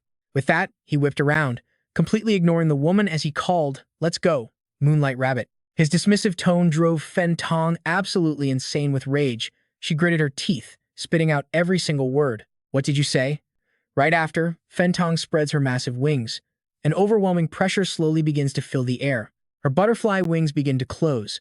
The violent energy is so intense it shakes heaven and earth, cracking the ground and sending debris flying everywhere. At this exact moment, those giant wings are just inches from fully closing, leaving only a tiny gap right where Su Liang and Moonlight Rabbit are standing. But suddenly, the massive wings freeze in mid-air, as if, hitting an invisible barrier that completely halts their movement. This sudden resistance leaves Fen Tong utterly shocked. She screams, "What?" No matter how hard she tries, her massive wings are frozen in empty space, refusing to close. Terrified, Fen Tong wonders where this insane pressure is coming from. Her face darkens as she realizes a terrifying possibility: could it be the Moon King? But taking one look at Su Liang's calm expression, she immediately throws that theory out. No, he is not doing a single thing. Just then, a glowing white orb appears right between her wings, radiating an incredibly blinding light. The glare is so intense that even Fen Tong is forced to shield her eyes. That radiant orb is a special skill unleashed by Moonlight Rabbit, who is currently standing right in the center to block Fen Tong from unleashing her attack. Su Liang watches with a serious expression as the tiny rabbit hovers in midair. Suddenly, the Book of the Moon appears with an explanation: combat skill. Powerful Aquarius Guardian form, able to summon a full moon night at any given time, with a 30-day cooldown. After scanning those details, Su Liang quietly makes an assessment. Even though he does not understand how Yue Yao's shattered power is still functioning, this new evolution has not only inherited the traits of the Aquarius constellation, but has also unlocked entirely new abilities. Without a doubt, this is a spectacular rebirth. Watching Fen Tong's wings return to their normal state, Su Liang feels a wave of relief, thinking that this time, they might easily escape from the eastern region. Meanwhile, Fen Tong is utterly paralyzed with shock, still reeling from the sight as she wonders how this is even possible. Suddenly, a brilliant beam of light cascades down directly onto the adorable Moonlight Rabbit's head, slowly projecting the image of the Aquarius constellation right above it. Fen Tong is completely speechless, her face frozen in pure shock. Meanwhile, Moonlight Rabbit raises a cute little hand to wave, offering a final farewell. "Goodbye, little butterfly." Intense surges of energy begin to swirl rapidly around the waving rabbit. Gritting her teeth, Fen Tong barks back, "Do not go dying on me too quickly." The rabbit flashes a brilliant grin and instantly replies, "Same to you." A split second later, an earth-shattering explosion erupts skyward, tearing the very fabric of space to pieces. Massive chunks of rock are blasted in every direction as the shockwave rattles the ocean, sending colossal waves crashing violently over and over. Out in a deserted stretch of sea, a massive whirlpool suddenly begins to hollow out the open ocean. Standing on the shore, Xing Miwi watches the sky intently, murmuring that their 5 minutes are almost up, meaning the full moon is about to vanish. Hearing this, Yin Yue springs to her feet, shouting in pure excitement.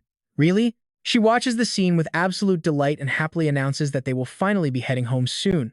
Suddenly, a massive pair of flapping butterfly wings appears right over the full moon, leaving Yin Yue completely stunned as she asks what it is.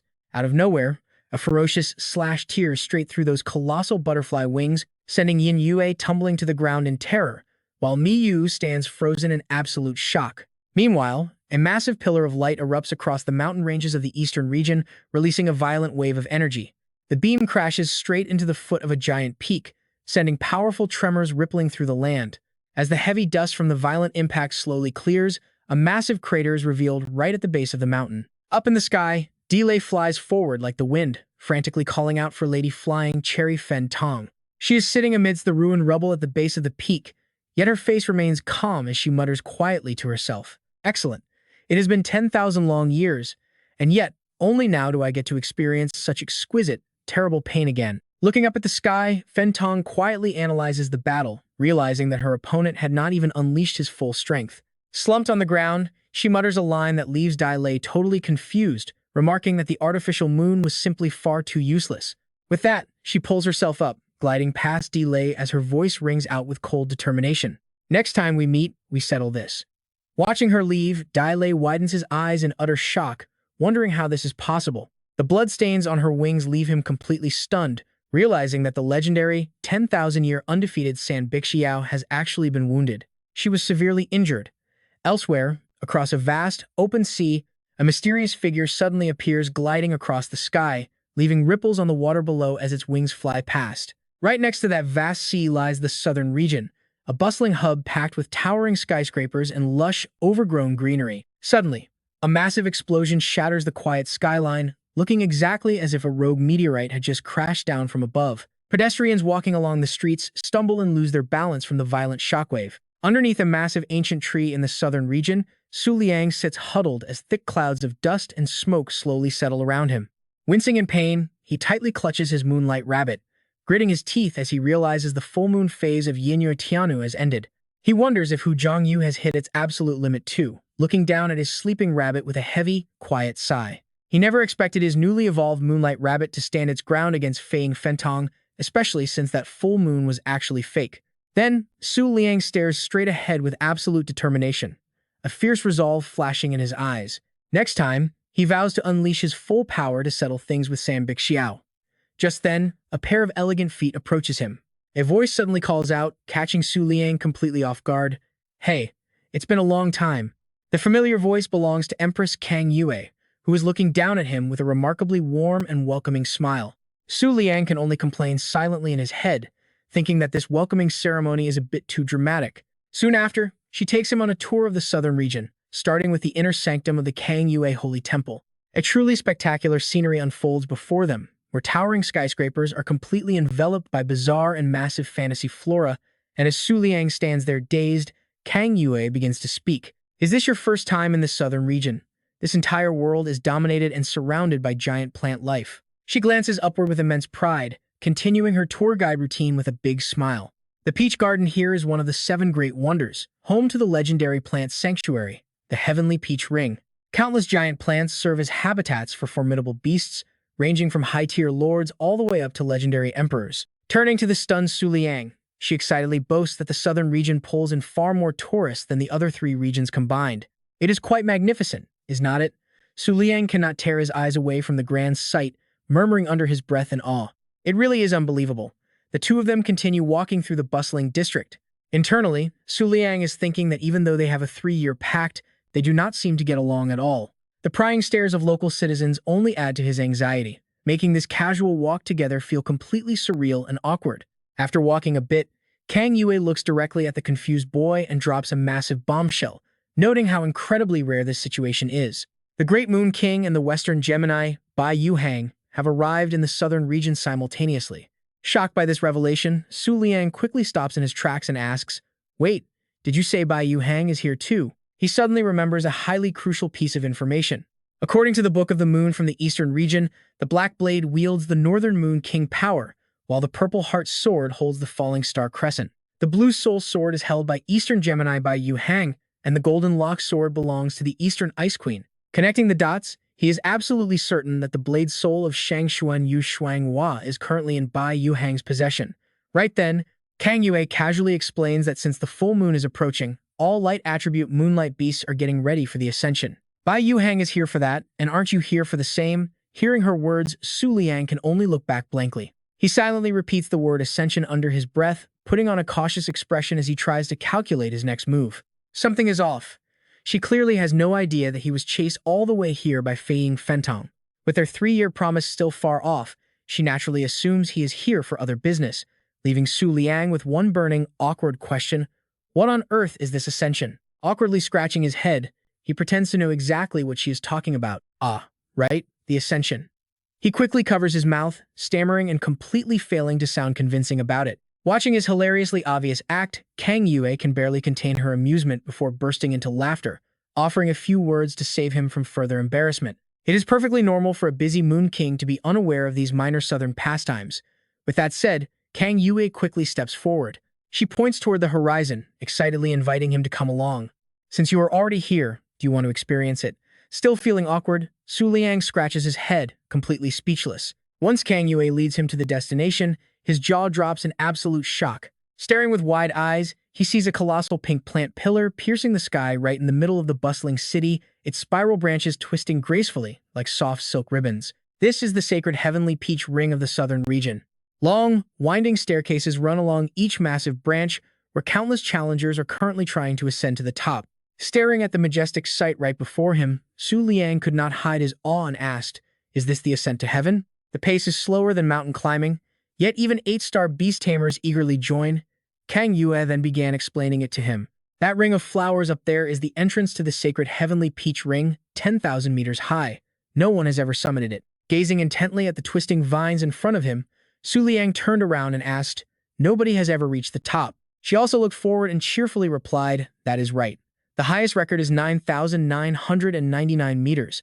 No one has ever hit the 10,000 mark. And as more time passes, this ascent to heaven will only become increasingly difficult. Since no one has ever made it before, there might never be anyone in the future. This explanation only left Su Liang feeling even more bewildered.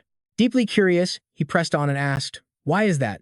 Kang Yu quickly explained that each meter of the heavenly peach ring represents how Master Tao Yuan ranks every single living creature on this earth. Master Tao Yuan's aura was set up by resurrected powerhouses.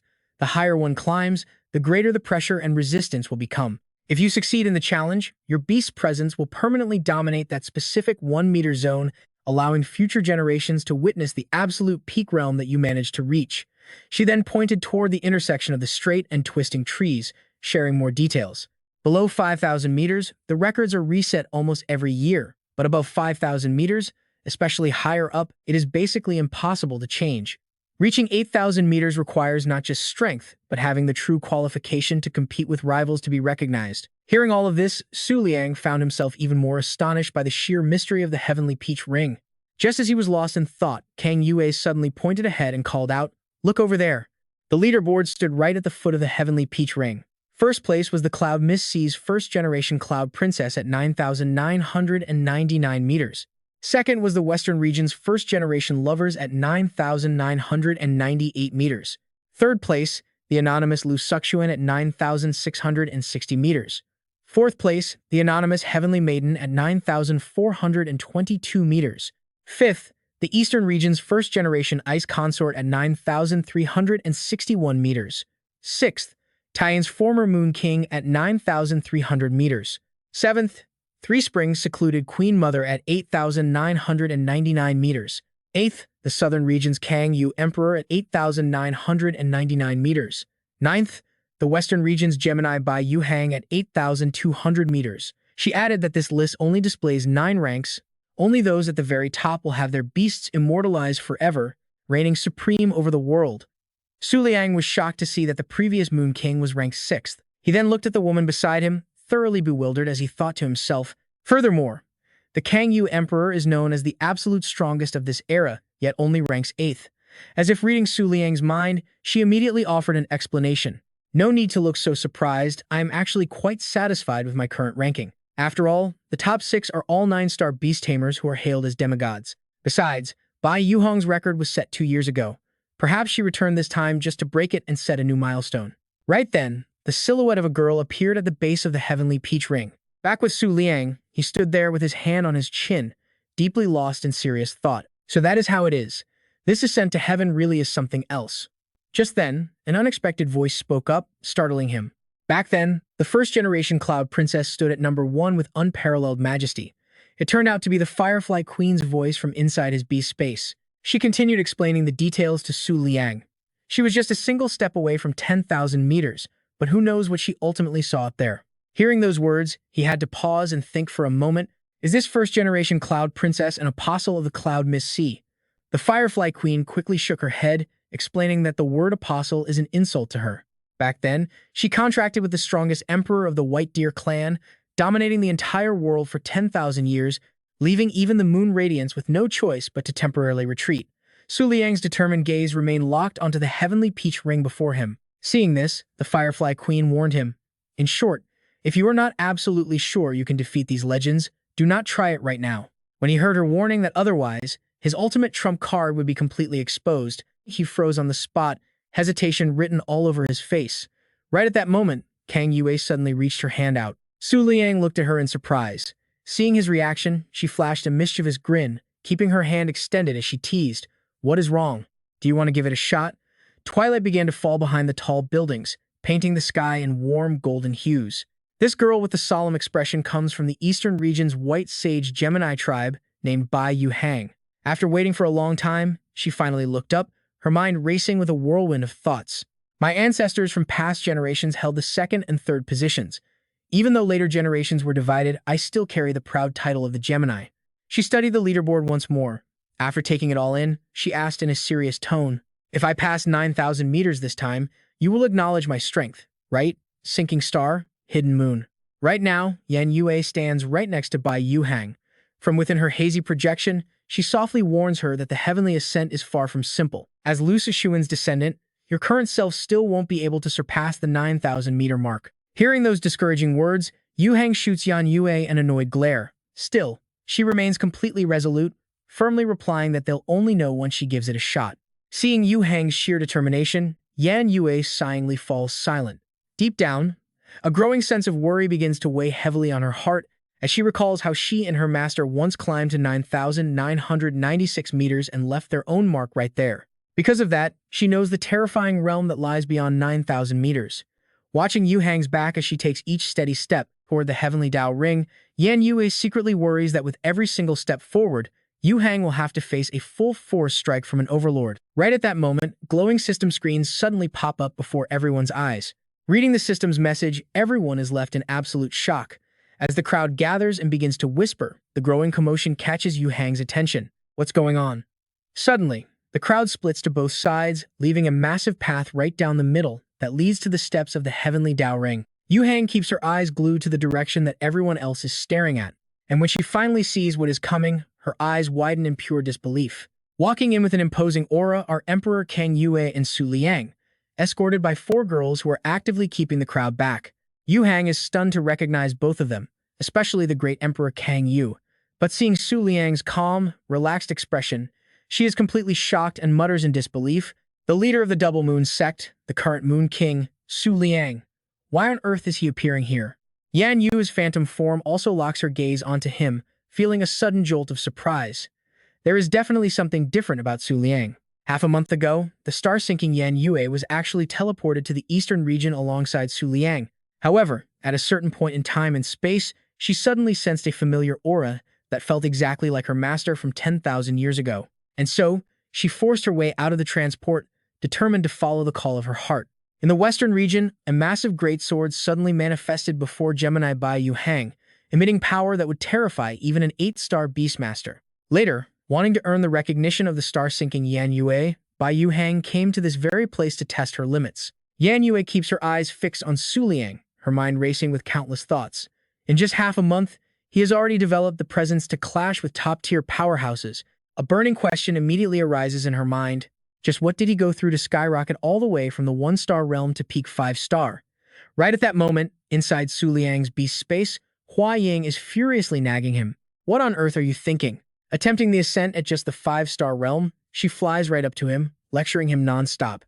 "Forget 9,000 meters, even reaching 8,000 is nothing but a pipe dream for you." Kang Yue simply smiles, watching Su Liang as Hua Ying continues her relentless scolding.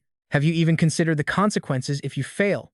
The prestigious Heavenly Tao ranking is something the entire world, including the sacred lands, is constantly watching. Gritting her teeth in sheer frustration, she glares at him with daggers in her eyes and asks, "Those bastards from the Taiyan faction will see your lineup and all your trump cards. Why not just return after you break through to the 7-star realm?" After her long tirade, Su Liang shrugs it off like it's nothing, confidently responding, "Hua Ying, I don't have much time left." Gazing at the colossal heavenly Tao ring before him, he slowly explains, "With the Moon God Festival reaching this stage, I can't afford to waste another 6 months just to secure a slightly more stable cultivation base." Then, staring at the ranking board ahead, his eyes burn with fierce determination. "As long as there's even a single chance, I have to act immediately. I only have one question now. Those legendary figures named on that board, what exactly did they achieve after their ascension?" With that, he begins reciting the names of each legend on the leaderboard.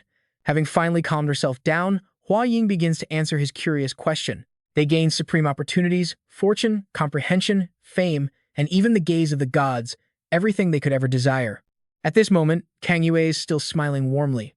Hua Ying's voice echoes on, saying that 10,000 years, 100,000 years, or even millions of years down the line, future generations of Beastmasters will look back at their glorious achievements and be completely awed by the era they once ruled. As she finishes, Su Liang's face turns serious as he mutters, "No, you've got it wrong.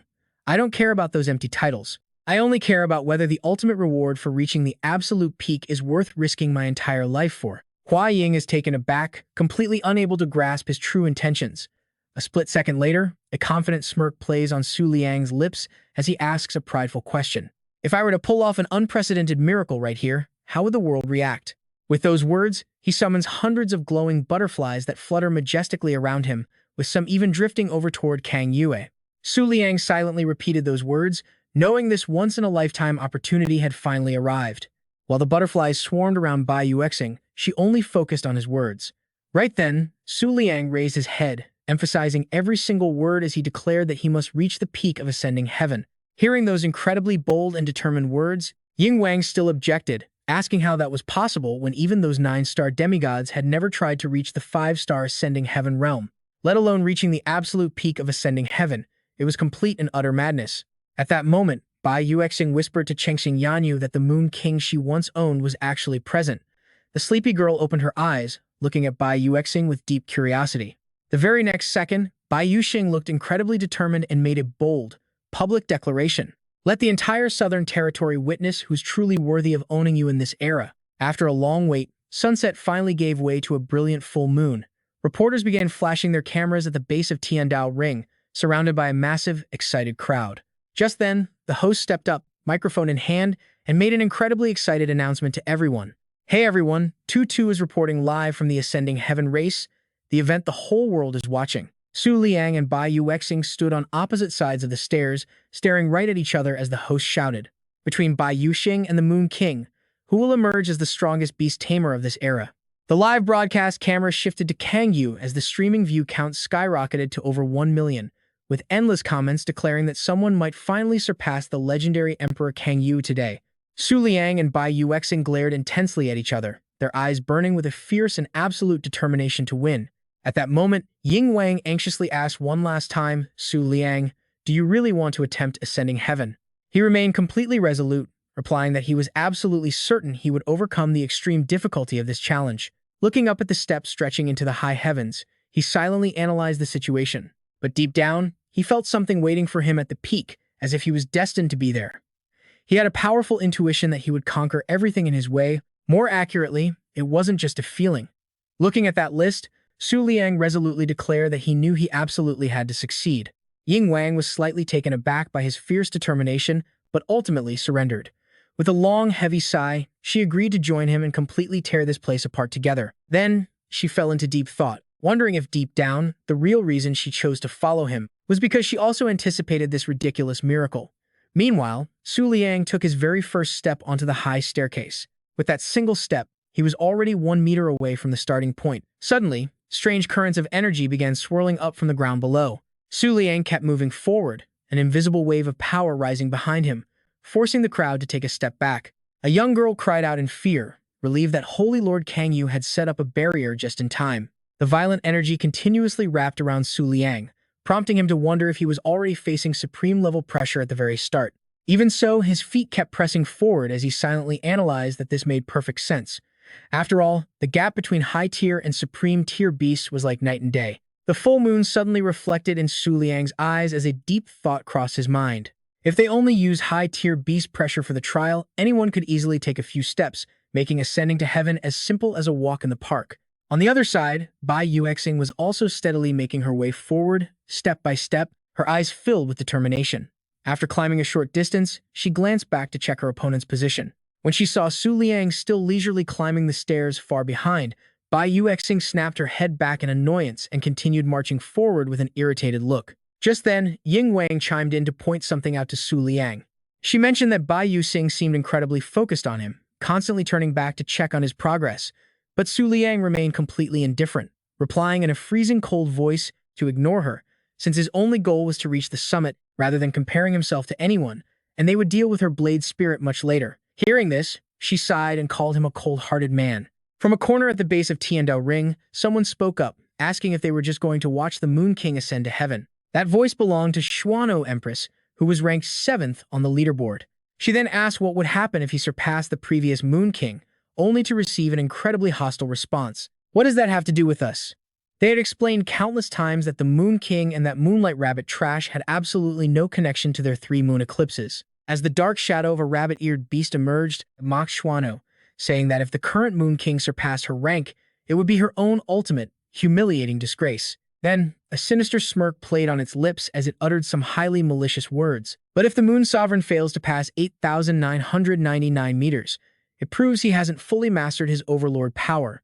Once that happens, our time will finally come. He is the ultimate obstacle that the moon deity absolutely must eliminate. Hearing those words, Xuan Wu is initially shocked to the core, standing there speechless with her mouth wide open. However, she quickly recovers and responds respectfully, saying, "Yes, my lord." Clenching her trembling fist, Xuan Wu furiously seethes with anger as she thinks to herself, she can't believe how weak she used to be, yet the triple moon eclipse suddenly chose her to become their loyal apostle. Raising her fist, she vows that today is the day she will make history.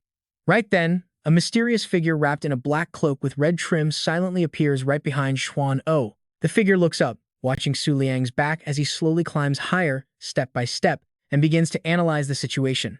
Qiu Huaji, Wosheng Mingye, and Lu Yuexing dying one by one in the northern region must definitely be related to that damn moon sovereign. With a smug, confident smirk, he is absolutely certain of his own calculations. If he cannot master his overlord power and fails to cross 8,999 meters, that will be the exact moment the full moon vanishes, and his miracle finally ends. By now, Su Liang has climbed a massive distance, and the glowing lunar light is finally drawing closer to him. Meanwhile, Yu Xing suddenly stomps her foot down with incredible force. She has finally reached the intense boundary line between the 3,000 and 3,001 meter marks. An overwhelming pressure hits her like a truck, forcing her to raise her arms for balance as she gasps in pure shock. This supreme aura is way too intense. Stopping to catch her breath and conserve her energy, Yu Xing realizes that this crushing area is already reaching her absolute limit for summoning beasts. Glancing back over her shoulder, she suddenly wonders where that arrogant moon sovereign has even climbed to by now. Suddenly, her inner devil manifests to tease her, making her quickly spin around in embarrassment. Didn't she already resolve to completely ignore that guy? He doesn't even bother to look your way. Constantly looking back like that is honestly so embarrassing. Just then, her inner angel appears to protest, arguing that he might actually be moving faster than her. She is just too curious to resist, desperately wanting to take a single peek. Thus, her inner angel and devil begin a hilarious, fierce battle. Just one quick peek. No, absolutely do not look. The hilarious internal debate continues. After an intense mental showdown, Angel Yuexing emerges victorious, proudly holding up a giant sign that reads, "Win." Giving in, Yuexing slowly turns her head to look back. Suddenly, her eyes widen in complete shock at the bizarre sight before her. What on earth? Su Liang is still casually strolling step by step. To her utter disbelief, the Great Moon Sovereign has only cleared about 1,000 meters so far. Down below, a disappointed spectator groans in frustration. What is going on? He is so slow. Is this Moon Sovereign actually just a fake? Another girl chimes in, noting that his expression seems perfectly calm and relaxed, though nobody can understand why he keeps dawdling like this. The first girl raises an interesting question. If Bai Yuexing actually reaches 8,999 meters, won't he miss his chance to get on the leaderboard? The other quickly agrees, suggesting that the clever Moon Sovereign must have some sort of secret strategy up his sleeve. At this moment, Su Liang reaches the boundary of the next level. Instead of moving up, he simply stops to wait for something. Peeking into his pet space, he sighs and asks Hu Zhong Yue if he is finally done yet. As it turns out, he is lagging behind because his stubborn moon fox keeps throwing a tantrum on every single level, refusing to move until it has completely absorbed all the heavy pressure. After absorbing the raw pressure at their current stop, the beast gently closes its eyes and slowly opens its mouth and slowly mutters a single word, evolve. Witnessing Hu Zhong Yue unleash its surging divine power, Su Liang is completely stunned by the incredible sight. He never knew that the moon fox could actually evolve further. He seriously begins to ponder the situation. As a high-tier summoned beast, it cannot be easily defeated by a single strike from the fallen star eclipse, so if it undergoes another evolution, what kind of legendary creature will it become? Looking up at that colossal, sky-piercing tree branch, he feels a surge of excitement. If absorbing massive amounts of lunar pressure is the key to evolving, then this Tian Tao Huan is the ultimate training paradise. As the full moon reflects in Su Liang's eyes, a confident smirk spreads across his face as a thrilling thought crosses his mind. There is still plenty of Emperor pressure waiting further up. Down below, spectators look at his strange behavior in absolute confusion, wondering what is going on. How can he still laugh like that? Even a priestess from the Double Moon cult cries out to their leader in extreme worry. Covering her sweaty face in sheer anxiety, she frets that if their leader actually loses to Bai Yuexing here, it will deal a fatal and humiliating blow to the Double Moon cult's reputation. At this very moment, the majestic figure, Bai Tifei Yue Bao, sitting high up in the clouds, also notices Su Liang's skyward climb. She watches his progress intently without making a single comment. Before long, Yuexing's steady footsteps successfully cross the 5,000-meter mark. She stands majestically with crossed blades under a vibrant, multicolored moon that highlights her presence. Behold her moonlight element, Emperor-class beast, the pearl flower-playing moon. The spectators down below gasp in absolute shock at this massive milestone, shouting in disbelief that Bai Yuexing has already reached 5,000 meters. With the Emperor's blessing boosting him, his speed surged even faster than before, leaving the Twin Moon sect woman collapsing in absolute despair. Everyone then turned their eyes towards Su Liang, constantly speculating that the Moon King had only managed to climb 3,000 meters. They claimed that before the full moon ended, he would not even reach 7,000 meters, yet he steadily kept stepping forward. Deep down, he actually shared the exact same thoughts. At his current pace, crossing the final threshold during this full moon night was definitely impossible. Then, he gently closed his eyes, trying to sense something. Right at that moment, a brilliant barrier began expanding rapidly behind Su Liang. He calmly whispered to himself that if the end of the full moon was everyone else's limit, for him, it was just the beginning. A massive crack split the surface of that colorful barrier. By now, Su Liang had climbed to the 5,500-meter mark, the exact spot where Hu Zhongyu had shattered the giant barrier moments ago. Streams of water flowed through the air like silk ribbons. Hu Zhongyu had successfully evolved into a completely different realm, now standing as a supreme moonlight element beast named Jinghua Shuiyu. The deep combat skill boosts shield capacity, while its refraction ability absorbs all nearby impacts and vibrations, triggering a massive explosion once it reaches its limit. When struck, the refraction trait disperses incoming force, leaving only 1/10 of its original destructive power. This massive flood of information left Su Liang completely speechless. His jaw dropped in sheer shock, and he wondered if his eyes were playing tricks on him. He stood frozen, staring at Jinghua Shuiyu in utter bewilderment. What on earth did 180 times even mean? Unbelievable, but he pushed forward anyway, keeping his mind fully focused on analyzing the developing situation. At this rate, standard attacks from a supreme-level opponent wouldn't even chip away 1% of the shield's strength. What was even more mind-blowing was that it could eventually withstand several direct hits from an Emperor level. Before long, Su Liang had successfully made his way to the 5,600-meter mark. Halting on the next step, he waited in silence before casting a glance back to ask how things were going. He was about to ask if it needed to absorb more, but the sight of Jinghua Shuiyu's bloated belly stopped him instantly. He asked with a completely bewildered face if it wanted more, but after letting out a loud burp, the beast grumpily urged Su Liang on. "Hurry up," it demanded. Su Liang's face froze at its demanding attitude, and he could only sigh inwardly. That was ridiculously fast. Suddenly, a nearby girl cried out in utter surprise, asking what was happening. Why was the Moon King moving so slowly at 3,000 meters, but now, at 6,000 meters, he is practically flying? Another onlooker silently reasoned that the Moon King's first soul pet had probably appeared, but because of their own low cultivation realm, they simply were unable to see it. The young girl from the Twin Moon sect could not stop worrying, asking question after question. But it was too late as the full moon neared its end. What on earth was the Lord Moon King thinking? Meanwhile, Bai Yuxing had already crossed 8,500 meters, and soon, the flag of the Emperor-grade moonlight element, the Platinum War Soul, a weapon of Emperor-grade status and the sole armament of the Holy Bai clan, was seen fluttering proudly in the wind. Yu Xing's body was covered in deep wounds, blood completely staining her trembling form. Exhausted, she slumped at the intersection between the steps, her hand tightly gripping the flagpole as she resolved that she would not give up here. Dragging her heavy legs, Yu Xing forced herself to climb higher. Once she set foot in the 8,900-meter area, an immense pressure slammed down on her, trying to push her back. Even though she was completely on the verge of collapsing, she still held the flagpole firmly in her grasp, gritting her teeth as she struggled to squeeze out a few words. Warning Changxing Yanyu that her endurance was nearing its absolute limit. Yuxing crawled up the steps, step by step, trembling while swearing that she would ultimately surpass everyone. Reaching her heavily injured, blood-stained hand forward, she fiercely continued to make her bold declaration that she would become the ultimate ruler of this moon god festival, slowly reaching up as she silently told Yanyu to follow her afterwards. As her foot finally planted down with force, a notification board instantly flashed in front of her, updating the leaderboard rankings. In 7th place was San Wangquan Queen Mother Wu at a height of 8,999 meters. 8th was Southern Region Emperor Kang Yu at 8,999 meters, and 9th was Western Region Gemini Bai Yuxing at 8,999 meters. Seeing the latest updates on the screen, the spectators erupted in pure excitement, jumping for joy, while Emperor Kang Yu himself smiled and clapped in congratulations.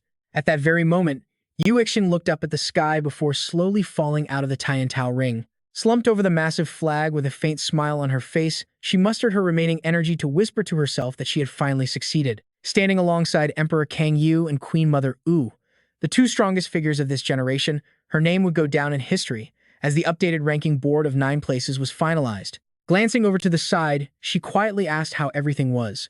After a brief silence in the spatial rift, Yan Yu sighed in disappointment, asking if she truly could not even reach the 9,000-meter threshold in the end. Looking down at the exhausted, sleeping Yuexing, she muttered with a hint of disdain about her being a direct descendant of Lu Sushuan. If this level of power is enough to satisfy you, I might not be able to resist the urge to kill you. With a cautious glance in the other direction, Yin Yu wondered to herself, where in the world is that guy's final destination? Right now, Su Liang is still casually walking forward, already reaching the 8,000-meter mark. He scratches his head in slight disappointment, asking himself, is this really the 8,000-meter zone? Beyond this point lie the true powerhouses among the Emperor class.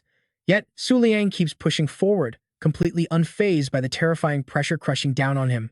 He thinks to himself that with the barrier of Jinghua Shuiyu protecting him, he cannot feel a single thing. But then his brow furrows as a realization hits. From 5,500 meters all the way to 8,000, Jinghua Shuiyu's evolution progress has not even reached 5%. It seems evolving to the Emperor class here is simply impossible. Right then, a sudden compliment from Ying Wang catches him completely off guard. Incredible, I have never seen anyone ascend to the heavens so effortlessly before. Curling her legs up in the empty space, she says with fascination that the Jinghua Shuiyu beast inside him is so ancient that even she has never heard of it. As soon as Ying Wang speaks, a grumpy voice fires back, asking if she is calling them an old geezer, leaving her completely baffled. Crossing her arms in irritation, Jinghua Shuiyu demands to know if she is being called some kind of relic. On the outside, Su Liang is left speechless by this exchange. He silently guesses that after evolving to the supreme tier, her ability to express herself has improved this much. However, it seems she still has some cognitive misunderstandings. Meanwhile, the Moonlight Rabbit keeps chanting, "Old lady, old lady, old lady," driving Jinghua Shuiyu right to the absolute brink of her patience. The rabbit rolls around in space, happily chanting, "Old lady, old lady." Furious, Jinghua Shuiyu points right at the Moonlight Rabbit and screams, "You are the old one here." Sighing at their antics, Su Liang quickly steps in and tells them to stop bickering. Down below, two shocked women are gossiping. The short-haired one gasps, "Oh my god, why isn't the Moon King stopping? He crossed 8,000 meters just like that." The ponytail girl next to her adds, "And it looks effortless. Is he trying to break 9,000 meters? The short-haired woman immediately dismisses the idea, saying there is absolutely no way. The full moon is about to set. No matter how many trump cards he has, he will be forced back to reality once it disappears. This is the ultimate weakness of the moonlight attribute. Meanwhile, Kang Yue quietly looks up at the bright full moon. With deep unease on her face, she silently agrees with what was just said. Indeed, she knows better than anyone that no matter how mysterious a moonlight creature is, they cannot hide their true form once the full moon fades. Once daylight strikes, let alone breaking 9,000 meters, even maintaining his position above 8,000 will become an impossible challenge. Her mind grows even more confused with endless questions, realizing that even she cannot understand this man at all. Staring at Su Liang's back as he casually walks upward, Kang Yue quietly wonders what on earth that man is thinking. Keeping his head low, Su Liang waits in the 8,500-meter zone. Suddenly, a violent gale erupts, spinning the pink mist into a massive, towering tornado. Fentong appears, spreading her butterfly wings as she hovers above. Recognizing her instantly, Su Liang wastes no time calling her out. So, it turns out the crushing pressure in this 8,500-meter zone was left behind by you? Fentong remains completely silent, her eyes filled with nothing but annoyance and irritation. Seeing her ignore him, Su Liang smirks and tells her that since even her true self could not defeat him, she should stop showing off with a simple pressure barrier. With that, she instantly shrinks in size. Suddenly, Chang Yue materializes right behind him, opening its massive jaws to swallow Fentong whole. After a satisfying meal, it lets out a loud burp before dissolving into nothingness, leaving only a few wisps of smoke. Su Liang looks around, searching for something. He gazes silently at the glowing full moon above without saying a word. The bright moonlight illuminating the area suddenly shuts off, fading into the dark night sky. In its place, a long staircase leading to a mysterious location is revealed.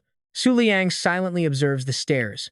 Down below, the onlookers look up in confusion, wondering why the Moon King has suddenly come to a halt. One of the women points out that the full moon has completely vanished. Daylight is fast approaching, so perhaps the Moon King is giving up. Suddenly, a woman in brown points upward and yells, "Look, he is actually sitting down." Instead of climbing the stairs, Su Liang sits cross-legged, closing his eyes to focus and plan his next move. The Firefly King, the Moonlight Rabbit, and Jinghua Shuiyu. Just wait until I break through to the 6-star realm. This place is definitely not my final stop. As his thoughts fade, the high moon continues to glow. After a long wait, a gray-haired woman asks in confusion, "Day is coming, has he really given up?" Another person next to her chimed in, asking if the legend of the undefeated Moon King is really going to end like this. Losing her patience, Manhwa charges furiously towards Su Liang, screaming for the Moon King to prepare to die. Morong, standing nearby, spots her and gasps in shock. Huh, you! But Lanhua quickly triggers her skill, her entire body bursting into light before she completely vanishes. Instantly, a streak of light resembling a lightning bolt shoots straight into the sky. Meanwhile, the cat claw hammock trembles slightly. Yusing, severely injured, lies there struggling to open her eyes as consciousness slowly returns. Suddenly, she gasps at the sight before her. Watching those lightning bolts shoot skyward, Yuexing wonders in disbelief. How is this even possible? Why did that person return here? The lightning strikes straight down at Su Liang while he meditates, but he remains completely untouched. Su Liang sits calmly amidst the smoke, slowly opening one eye. Suddenly, a mocking voice laughs nearby, calling it a truly tragic sight. It is the Cloudstone Moonlight Rabbit, an Emperor-tier moonlight beast.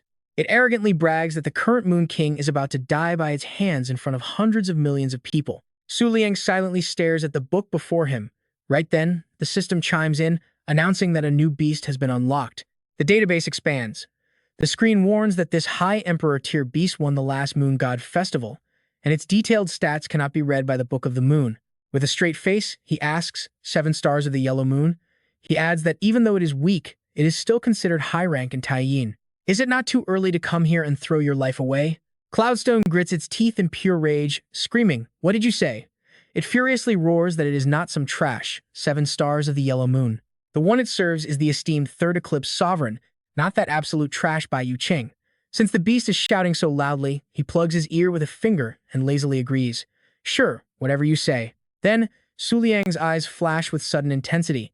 In a cold, sharp voice, he asks, are you the only one here? Not quite.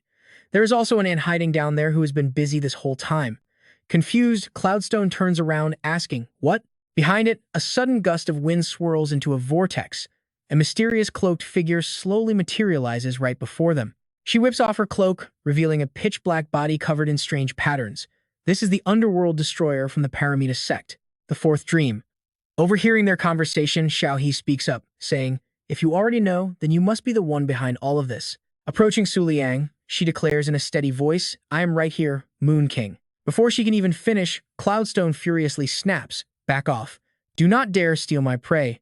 Suddenly, a massive rift tears open nearby, crackling with menacing purple lightning. Standing behind Kang Yue, Yue Guan watches them and whispers, what do we do? Should we step in and stop them? A massive fight is about to break out. If anything happens to the Moon King here, our southern region will be in deep trouble. Kang Yue stares ahead without answering. She closes her eyes for a few seconds, then finally says, let's wait and see. He hasn't asked for help yet, which means everything is still under his control. High above Su Liang, brilliant purple lightning continues to flash. Suddenly, a curious thought crosses Kang Yue's mind. Could his slow pace actually be a trap? Maybe he wasn't trying to ascend, but wanted to lure his enemies out instead. Xiaohe slowly emerges from the thick smoke and coldly points out, the full moon has already set. Whether it is the Moon King or you, your end remains the same. My patience is running thin. Hearing Xiaohe's arrogant words, Cloudstone glares at her with pure murderous intent. But suddenly, Su Liang bursts out laughing, leaving both of his enemies completely baffled by his sudden reaction. Their faces are filled with utter confusion, unable to comprehend why Su Liang is laughing like this. He slowly stands up, a smirk playing on his lips as he asks, do you two ants really have the nerve to stand there fighting over me? In a mere millisecond, the playful smile on Su Liang's face completely vanishes.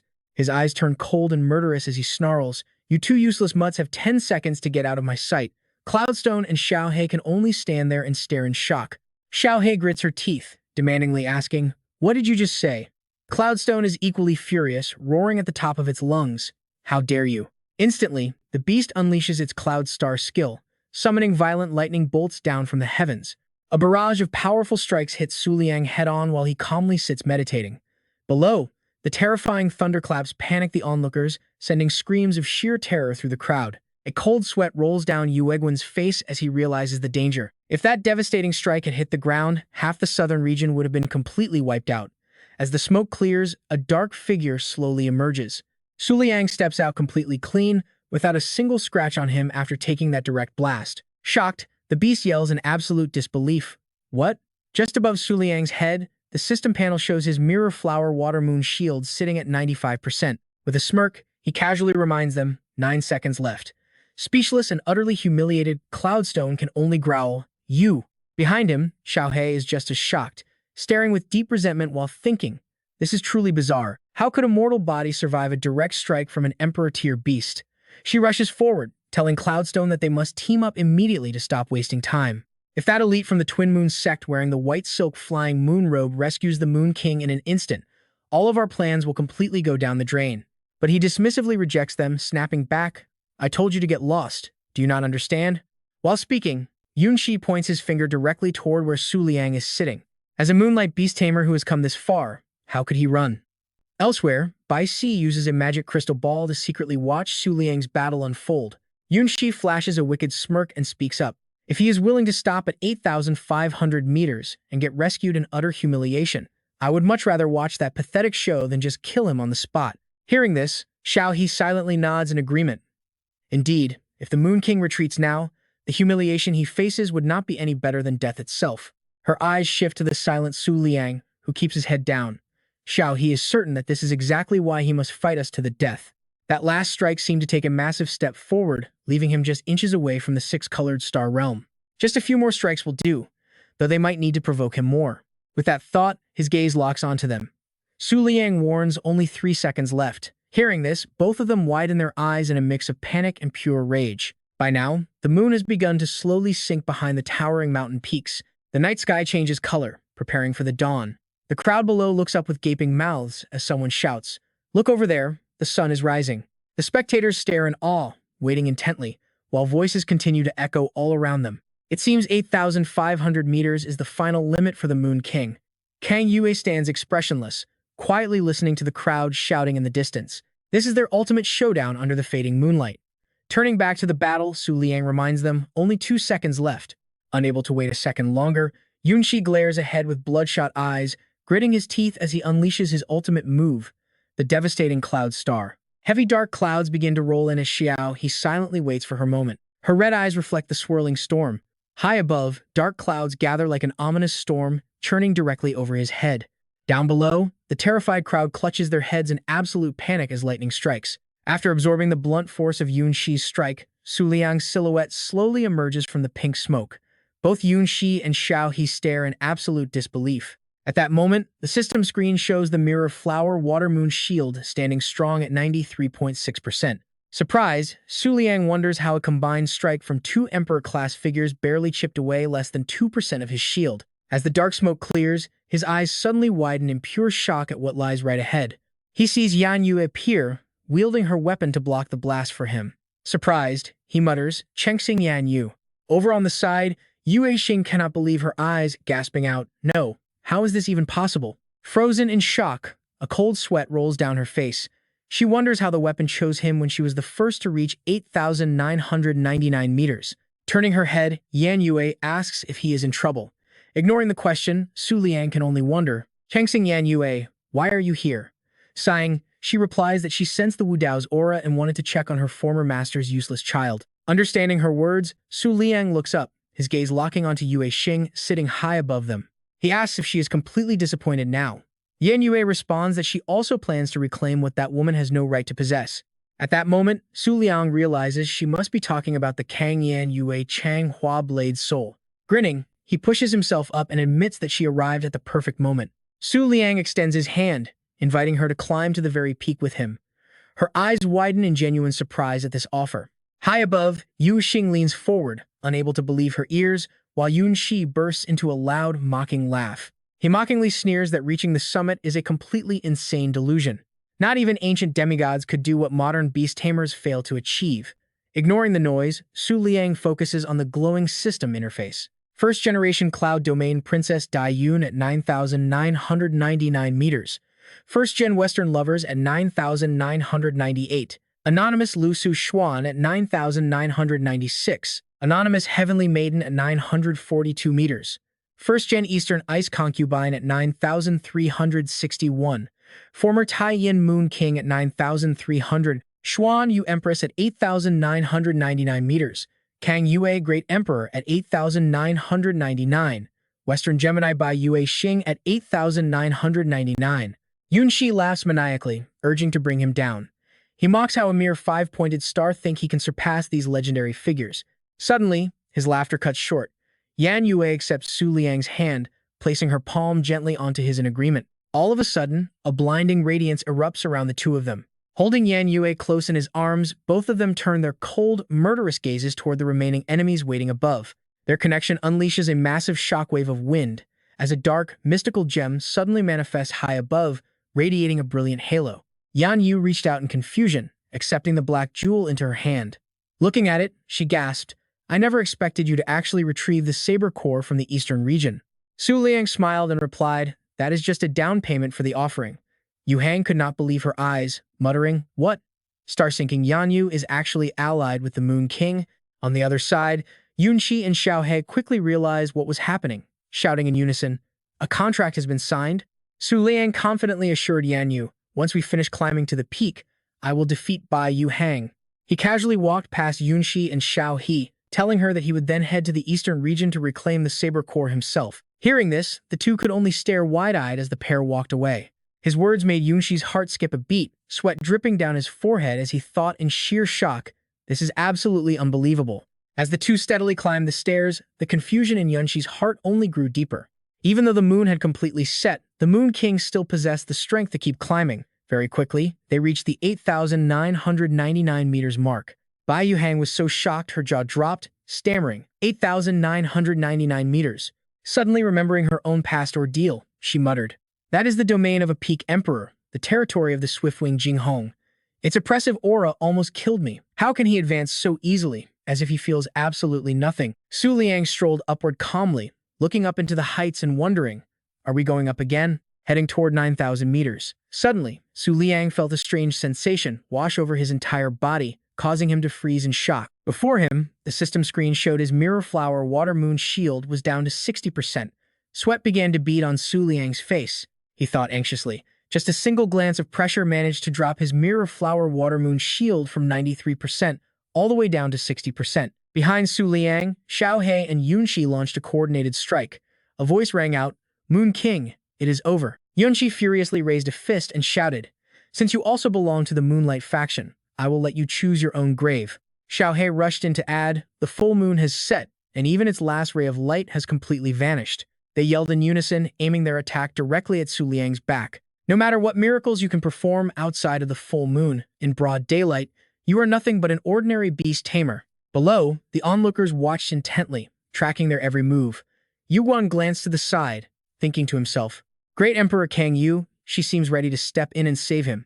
Kang Yu held her umbrella, her eyes filled with murderous intent as she prepared to strike. On her side, Bai Si had also taken her stance, ready to jump in and help. Su Liang stood motionless on the stairs. Pausing, he lowered his head and laughed hoarsely. "What is all this talk about day, night, and full moons? Can that pale imitation from earlier even be called a full moon? If moonlight is only at that pathetic level, how is it any different from normal day and night?" Xiao He and Yunqi froze in their tracks, their eyes wide with shock.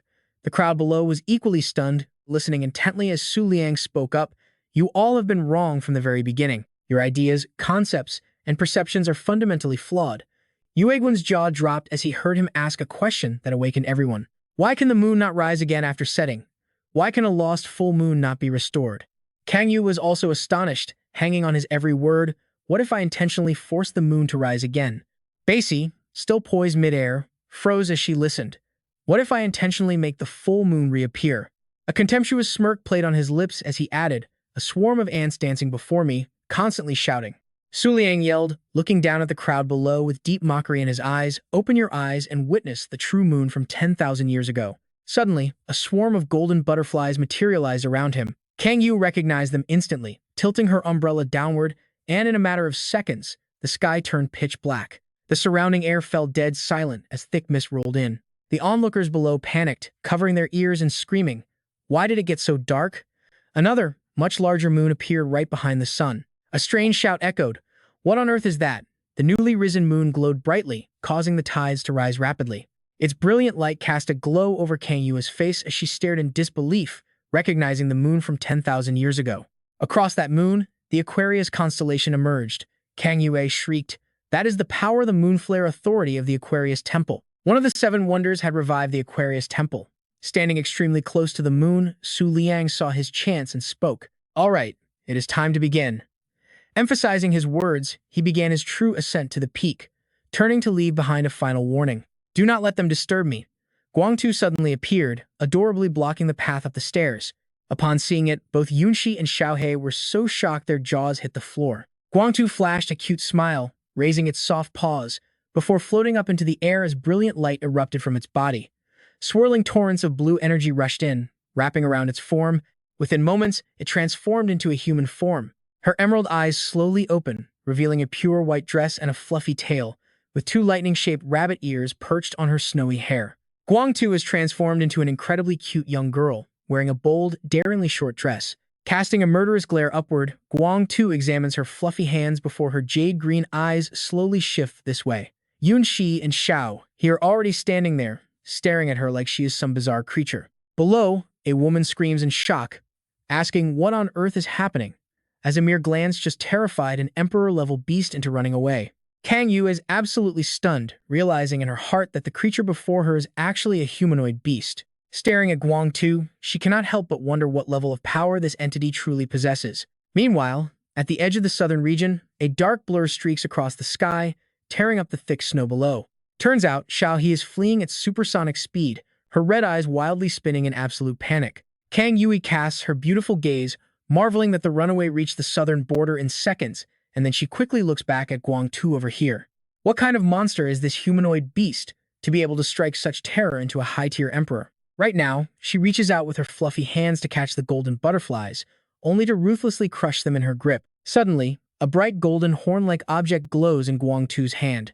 Gathering her strength, she raises her arm high and hurls it, sending the projectile hurtling into the sky at supersonic speed. The force is so immense that a violent gale erupts, launching bystanders into the air and ripping massive trees right out of the ground. That golden beam of light pierces through the southern region, instantly catching up to the fleeing Xiaohe. Turning her head in absolute shock, she has no time to react before the beam impales her right through the chest. A terrifying explosion shakes the sky. The sheer destructive force tears Xiaohe to shreds, leaving nothing behind but scattered hair and blood splattered across the cold ground. Guangtu stands silently on the stairs, not uttering a single word. Witnessing this, Liang is also deeply shocked, realizing that this is indeed the crescent moon physique, the ultimate lineage mentioned by the Huoying king. Forgoing the moonlight just to embrace the full moon, it is the absolute pinnacle of evolution. With that finished, Guangtu turns to her next target. Yunxi stands frozen on a branch, eyes wide in absolute horror, not daring to make a sound. Drenched in cold sweat, a grim realization suddenly dawns on him in this very moment. Yunxi's hands tremble as he realizes that even the slightest movement means instant death. But was he really about to make a move? Instantly, Guangtu vanishes under the bright moonlight. Within a fraction of a second, she reappears right in front of Yunxi, throwing a direct, heavy punch. Staring down the incoming fist, Yunxi squeezes his eyes shut, thinking that this is the absolute end for him. Suddenly, a golden light shoots right between them from afar, making Yunxi vanish from sight in the blink of an eye. That light streaks straight into the heavens, swirling the dark clouds above. It is so powerful, it literally punctures the city protective barrier. Below, people panic as Yunxi's true form appears against the barrier, with crowds screaming that it is about to crash down. Frowning, Kang Yue senses her chance. She leaps gracefully into the air, charging toward the gaping hole in the barrier. Kang Yue extends her hand, channeling her inner strength to unleash a massive wave of energy. The impact shatters the barrier completely, sending a shower of glowing fragments raining down. She struggles with all her might to block Guangtu's golden light, but it is just too strong. Kang Yue grits her teeth in agony until her power dissolves into flower petals, letting the golden surge blast past. A blue crescent moon blade grazes Kang Yue's cheek, leaving a deep, bleeding scratch in its wake. The stray golden beam shoots straight down, hurtling directly toward the terrified crowd below. In panic, Kang Yue screams for Master Dao Yuan. Below, people brace for impact and scream, but the golden energy suddenly veers off course, barely grazing them. Instead, it crashes into the nearby forest, triggering a massive earth-shaking explosion. The girls look at each other in utter confusion, wondering how they could have possibly missed. Guangtu casts a sharp glare down at Kang Yue, who is still hovering in the air with a dazed expression. As a single petal drifts down, Kang Yu remains frozen in shock. Guangtu merely stares at her in silence before turning and walking away, leaving the rest unharmed. Back at Liang's side, he turns around to praise her, saying, "Well done." Gripping his crescent blade, Su Liang declares that they are finally ready. He steps onto the stairs as the three of them ascend to the highest level. Su Liang's eyes glow a fierce red as he issues his command to the Huang King to rise. A swirling spark of fire ignites above Su Liang's head as he proudly declares that this is their era. At the northern border, the magic orb suddenly goes blank. Bai Si stands completely dumbfounded, her mouth agape in shock. She wonders how on earth the Huang King is still alive, and what the power of Aquarius actually is. After all, sending the Moon King to the eastern region was solely to secure that mineral vein. Watching Su Liang move, a question flashed through her mind. What did the Moon King actually do in the eastern domain? Meanwhile, his footsteps lightly reached the absolute peak. Suddenly, a glowing system panel appeared, radiating brilliant light. It read, Cloud Miss C's first-generation Cloud Princess, 9,999 meters. Western Domain's first-generation Lover, 9,998 meters. Anonymous Liu Sixuane, 966 meters. Anonymous Heavenly Maiden, 942 meters. Eastern Domain's first Ice Princess, 9,361 meters. Just as Su Liang stepped onto 9,996 meters, a terrifying pressure exploded outward. He raised Yan Yu's weapon, trying to form a barrier to block the onslaught, but it was useless. Within a single second, the shield shattered into tiny pieces. Blown back several meters by the blast, Su Liang let out a cold snort. A crimson flame flared right above Su Liang's head, swirling rapidly as it unleashed a barrage of sparks forward. A massive fireball then detonated, scattering bright embers everywhere. Gritting his teeth, Su Liang gripped his weapon tightly to resist. Yet, the overwhelming power still pushed his body backward. His feet dragged across the ground, leaving glowing trails and kicking up broken rocks. Su Liang's heels finally stopped right at the very edge. Deep friction marks scarred the ground as he struggled against that colossal force. His gaze locked onto the system panel. Overlord Moon King, 9,000 meters. Overlord of the Endless Abyss, Ghost Queen Mother, 9,998 meters. Emperor Kang Yue, 9,998 meters. The crowd below gasped in sheer shock, screaming, "Is this even real?" The Moon King has actually set foot into the Overlord domain. One fangirl stared in absolute adoration, screaming at the top of her lungs, "I am joining the Double Moon sect right now. Moon King, please let me be your loyal dog." Sitting on the ground, Bai Yu Hang stared in absolute disbelief. Nearby, someone shouted. It turns out that from the very beginning, the Moon King never even acknowledged Bai Yu Hang's existence. Sensing the pressure fade, Su Liang stood in silence for a few seconds. He found it strange, wondering, is that really all? Shrugging his shoulders to loosen up, Su Liang thought to himself, so this is an overlord's attack? Honestly, it felt way easier than expected. Yan Yu spoke up from beside him, praising Su Liang for taking the top spot of this era, telling him that this was already enough. With a gentle smile, she added that throughout history, every single person who climbed past 9,000 meters was a 9-star demigod. For him to scale the Overlord's stairs at only the 6-star realm was far beyond her wildest imagination. Hearing her words, Su Liang remained silent, his eyes radiating a sharp, murderous intent as he stared straight ahead. Approaching with flames swirling around his body, Hein Vuan agreed, advising him to try again only after breaking through to the 9-star realm. She firmly emphasized that he didn't need to burn through all his hidden trump cards just to gain a few more meters. If his ultimate goal was the summit, he shouldn't obsess over this single moment. Suddenly, a bizarre sound echoed from the distance. Confused, all three of them stopped to listen intently. Su Liang looked up in confusion, wondering what that noise was. Suddenly, a strange white object shot straight across the dark sky, crackling with intense, bizarre lightning arcs. The white, silk-like object actually turned out to be the eyelid of a giant, crimson demon eye. As lightning crackled around the massive eye, Kang Yue gasped in shock, immediately recognizing an oppressive aura that felt absolutely unbelievable. It was an overlord. Suddenly, a booming laugh echoed out, startling her, while Manhwa clutched her head nearby in complete and utter confusion. Her jaw dropped as she realized that even after his physical death, the lingering spirit of Lord Jade Rabbit Meteor still remained in this world. Suddenly, Yun Shi appeared and cheered in excitement. It is Lord Triple Moon Eclipse. The ancient full moon summoned by the Moon King had loosened the sacred seal of Lord Triple Moon Eclipse. Flashing an arrogant smirk, Yun Shi boasted that his own death would ultimately provide the precise coordinates to summon him here. The Moon King will not be bragging for much longer. He will soon face the wrath of an overlord. That massive crimson eye was an unreadable technique hidden from the Moon Scroll. It belonged to the previous champion of the Moon Festival, representing the ultimate Emperor-level Moonlight Path, the Sunken Moon Prison. Looking up at him, Kang Yue thought to herself that this level of catastrophic power should never have appeared in the early stages of the Moon Festival. Yet, it had fully resurrected alongside that ancient full moon. Kang Yue slowly turned her attention back towards Su Liang. She anxiously wondered how on earth he was going to resolve this nightmare scenario. Staring up at the towering stairs ahead, Su Liang declared that today was his once-in-a-lifetime chance. Moonlight and miracles would not wait for them, so he would not hesitate or falter. From the moment he stepped onto Tiantao Huan, his fate was sealed. No matter what obstacles arose, he would push through to scale the very top. Yan Yu and Hein Vuong listened to his words with wide-eyed surprise, completely stunned. Meanwhile, Su Liang simply offered them a highly confident, knowing smirk. Hearing this, the two could only exchange bewildered looks. Yan Yu anxiously questioned how he planned to pull this off, wondering if they had to recreate the entire Dark Moon Sex battle just to summon the Golden Butterfly Palace again. But even so, that would only briefly sustain the palace, barely blocking triple moon eclipse or gaining them a few hundred meters.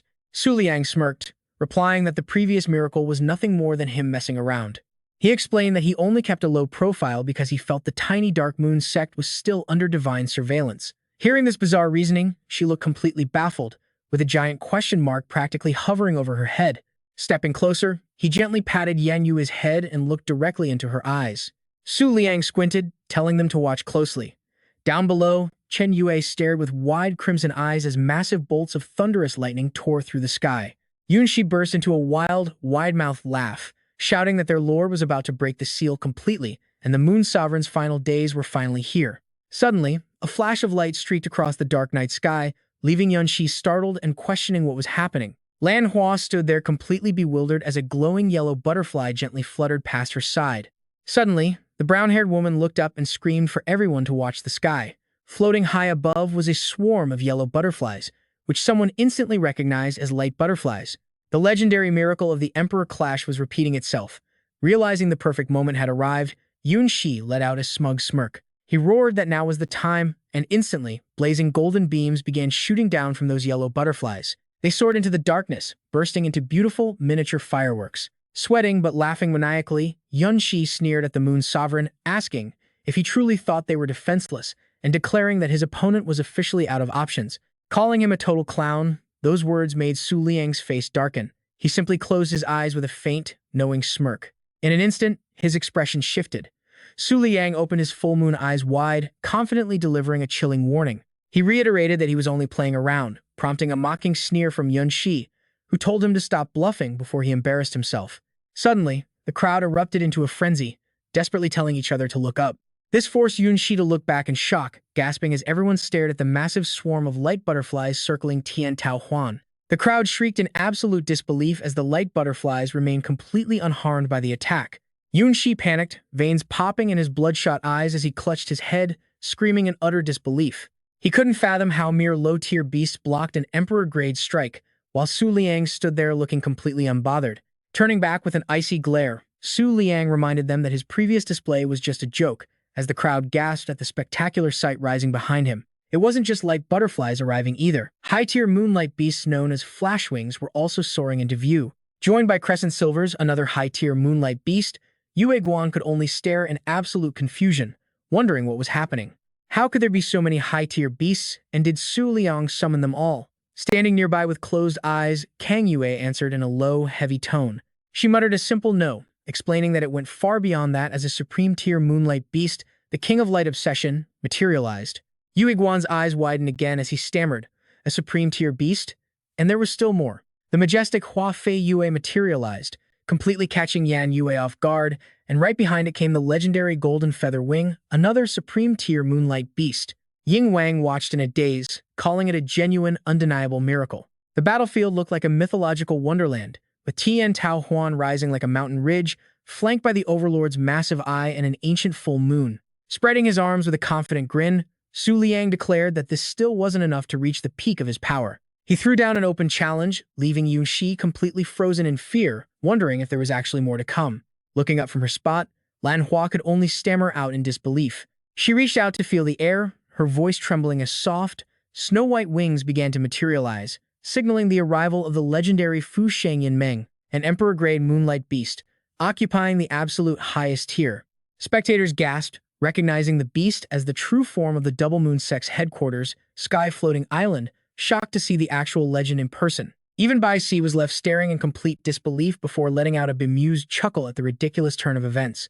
She recalled being rejected by this entity when she invited him during the double moon sex founding, while Yunxi bitterly admitted that he was indeed the true clown here. Standing there in total helplessness, he desperately screamed for Lord Lunar Eclipse III to run.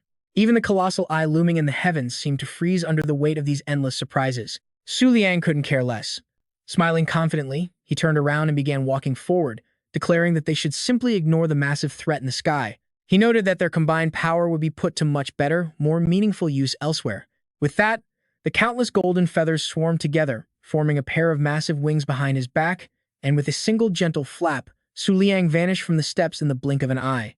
A single speck of brilliant light was all that remained, flashing across the dark, empty sky. Watching through the live broadcast, viewers quickly noticed his sudden disappearance and erupted with confused questions. Where did the Moon Sovereign go? And why did he vanish? But just as quickly, his feet touched down once again. Yue Guan could only stare upward with wide eyes, whispering that it was unbelievable, while Kang Yue stood beside him, completely speechless. Even Bai Si was left jaw-dropped and utterly stunned as the screen suddenly flashed with a blinding light, revealing the updated rankings. Cloud Miss C, First Generation Cloud Princess, 9,999 meters. Western Region, First Generation Lovers, 9,998 meters. Anonymous, Lu Sushuan, 966 meters. Anonymous, Heavenly Maiden, 9,422 meters. Eastern Region First Generation Peng Fei, 9,361 meters. Tai-Yin's former Moon King, 9,300 meters. Yue Yao Moon King, 9,299 meters. The crowd watches Su Liang casually climb to 6th place, chanting in unison, 9,299 meters. He stands there, whispering that only one final step remains to transcend this era. But suddenly, a moon reflects in Su Liang's eyes, causing him to freeze in his tracks. A system alert chimes, detecting a new special moonlight physique. Holy Moon, Crescent Moon, Absolute Moon, and Double Moon physiques have been registered. Here are the details for the Absolute Moon physique. He can only contract with moonlight pets, but in exchange, he gains unbelievable lunar compatibility, even earning the ultimate favor of an emperor.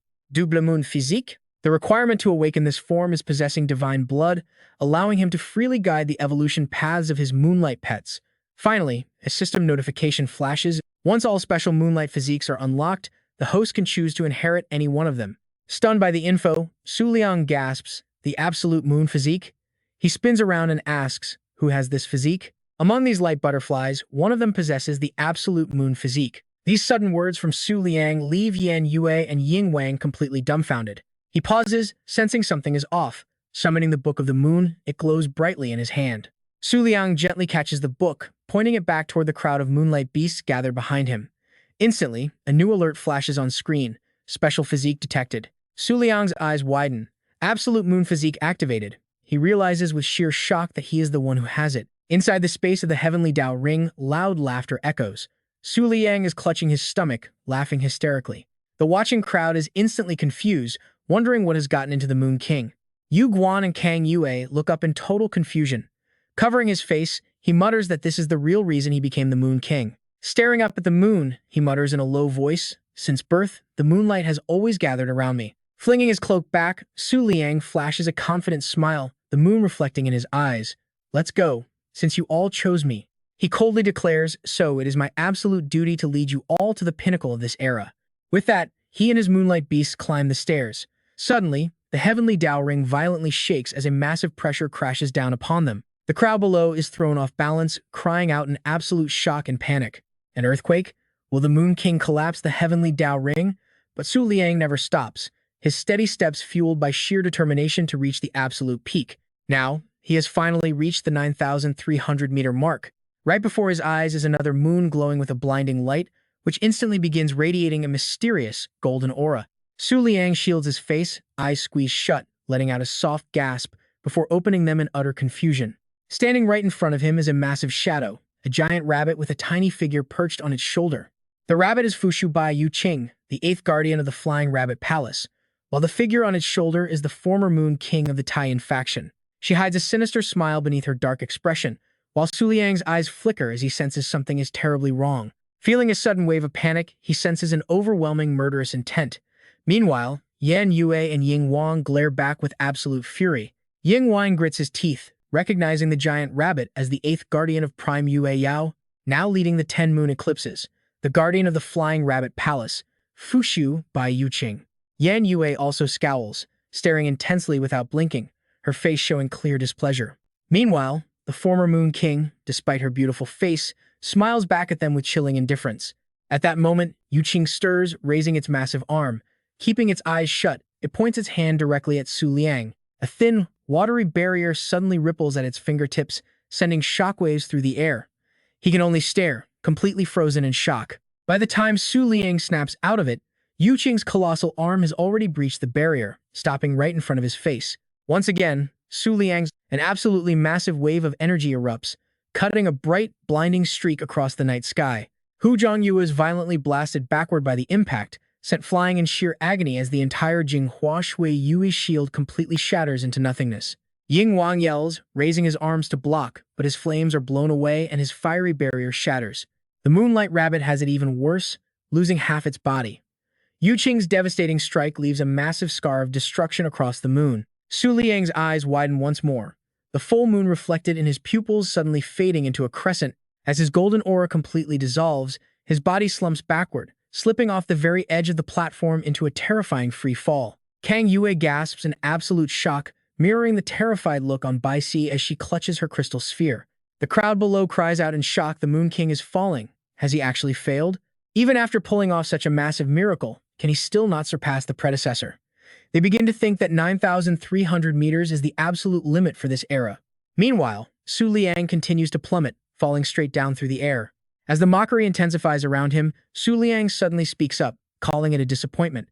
He sneers that the previous Moon King and Fei Tu Palace are only at this level. Hearing this audacious claim, Bai Qian is left completely stunned and speechless once again. Opening his eyes to look up, Su Liang confidently declares that the Moon God Festival of that past era was nothing special at all. Suddenly, right in midair, golden wings sprout from his back, while the amazed onlookers below reach their hands out to catch the falling golden dust. Kang Yue gasps in disbelief at the entity that has finally manifested before everyone. It is the second seat of Yue Yao, guardian of Jindai Palace, the 8-winged moon monarch. She stammers in absolute shock, realizing this is no mere illusion and has almost materialized physically. With those mighty wings, Su Liang is carried upward to resume his tower climb. Watching this unfold while resting on Yuqing's shoulder, the former Moon King looks slightly puzzled by his display. By now, he has ascended back to this level, standing tall to face her directly. Su Liang smiles at her, mockingly stating that he wanted to feel the peak power of the past generation, but it turned out to be just a pathetic illusion. The smile fades from the former Moon King's face as her eyes narrow. Su Liang cold-heartedly sneers, telling her that if she wants to stop him, she should show up in her real body. Right after he speaks, a massive golden vortex erupts exactly where Su Liang is standing. It sweeps past Yuqing and the former Moon King, causing their figures to fade away as the gatekeeper's illusion shatters entirely. Leaving them behind, he continues to step firmly up the stairs, heading toward the next floor. Suddenly, the broadcast screen flashes to show the official update. The rank is clear. 6th place, Yu Yao Moon King, 9,300 meters. 7th place, Tai Yin Former Moon King, 9,300 meters. High in the starry sky where the shattered moon hangs, a massive halo glows to celebrate this historic milestone. By this point, Kang Yue is left completely frozen by Su Liang's terrifying display of power. Far away in the northern domain, Bai Si looks equally astounded, and the representatives of the eastern domain are just as shocked. Over at the Moon God Palace, Zhao Yue stares up at the moon, completely lost for words. Back on the Tiantao Ring, Su Liang ascends further, guarded by the Jinwei Heavenly Wings. Behind him, Ying Wang and Yan Yue lock eyes in stunned silence. Ying Wang ponders to himself, realizing this epic moment has likely been felt by the entire Moonlight world. Yan Yue silently marvels that, although this height isn't the true limit of Fei Tu Palace for an overlord, it is definitely the ultimate peak for the former Moon King, who is a demigod apostle. Yet his relentless advance serves as an undeniable declaration the past Moon King has indeed been completely surpassed by the current generation's true ruler, Su Liang. Suddenly, Ying Wang calls out to him, offering a serious warning. But Su Liang, you must understand that at this peak, you will face this level of existence. As the former king's image fades, he notes that she and Fei Tu Palace belonged to the 10 great kings 2,000 years ago. Ying Wang adds, but if this were the era of monsters from 10,000 years ago, she would only be considered a gatekeeper at the absolute peak of overlords. The gaze of the Chen Yue keeps tracking them, its eyes filling with bloodshot veins. Su Liang suddenly pauses mid-step. His expression darkens as he turns to look back, grumbling in irritation that he has been wanting to say this for a while. It is incredibly annoying. Hearing his complaint, the eight-winged monarch immediately understands his intent. Without a single word, its wings start to vibrate and glow, preparing to strike. Dozens of miniature crescent moons outlined in brilliant gold begin to materialize all over its expanding wings. With a deafening rumble, the eyes on its wings snap wide open. Under this intense pressure, the Chen Yue cracks and is about to shatter. The massive sound and overwhelming aura emitted by the eight-winged monarch creates such intense pressure that onlookers must cover their ears, crying out in pain. A notification pops up. Warning, Moon God Festival Phase 1 overlords are strictly forbidden from attacking each other. This warning flashes directly before Su Liang's eyes, triggered by his monarch's actions. But ignoring the system rules, he yells out in pure anger. "Shut up," Su Liang commands, pounding his chest in pure confidence. "I am the current Moon King, master of the Book of the Moon." Standing with the moon at his back, he boldly issues a defiant challenge. "Who can punish me? Who is worthy of punishing me? Who even has the authority to do so?" The Chen Yue is completely obliterated into fine powder. Golden light rains down from the heavens before fading entirely, leaving nothing behind but a lingering mass of dark clouds. Soon, the dark clouds part to reveal a radiant full moon. Su Liang stretches and sighs with relief, muttering that it is finally peaceful. Looking up at the path ahead, he calmly notes that only a few hundred meters remain. Su Liang pulls up his beast control panel, studying it intensely. Emperor rank Moonlight type, the Bo Yi Moon Monarch, currently sealed. His current cultivation is simply too low. To break this seal, he needs to reach the 7-star realm. Next is the low-tier Moonlight type, Light Butterfly. He cannot fully summon them yet, though on a full moon, 3 billion can be unleashed at once. Otherwise, the limit drops to 1 billion. Beside them are other low-tier Moonlight beasts, the Jade-tailed Rabbit and Jade Sword Ching. Then come the high-tier Moonlight beasts, the Flashing Wing and the Crescent Sliver. Moving to the ultimate tier, there is Hua Fei Yu 33, the Ultimate Moonlight Light Wing King 32, the Ultimate Golden Abyss Wing 37, and the Mirror Flower Water Moon, not to mention the Ultimate Sinking Star Hidden Moon, and another Emperor rank Moonlight type, the Withered Moon Lampwick Firefly King, and the Emperor tier Beast, floating life like a dream. As his contracted beasts slowly stabilize, Su Liang can feel their surging energy coursing through him, violently pushing his cultivation level higher and higher toward that 7-star threshold. He knows that once he breaks through, he will finally stand at the absolute peak.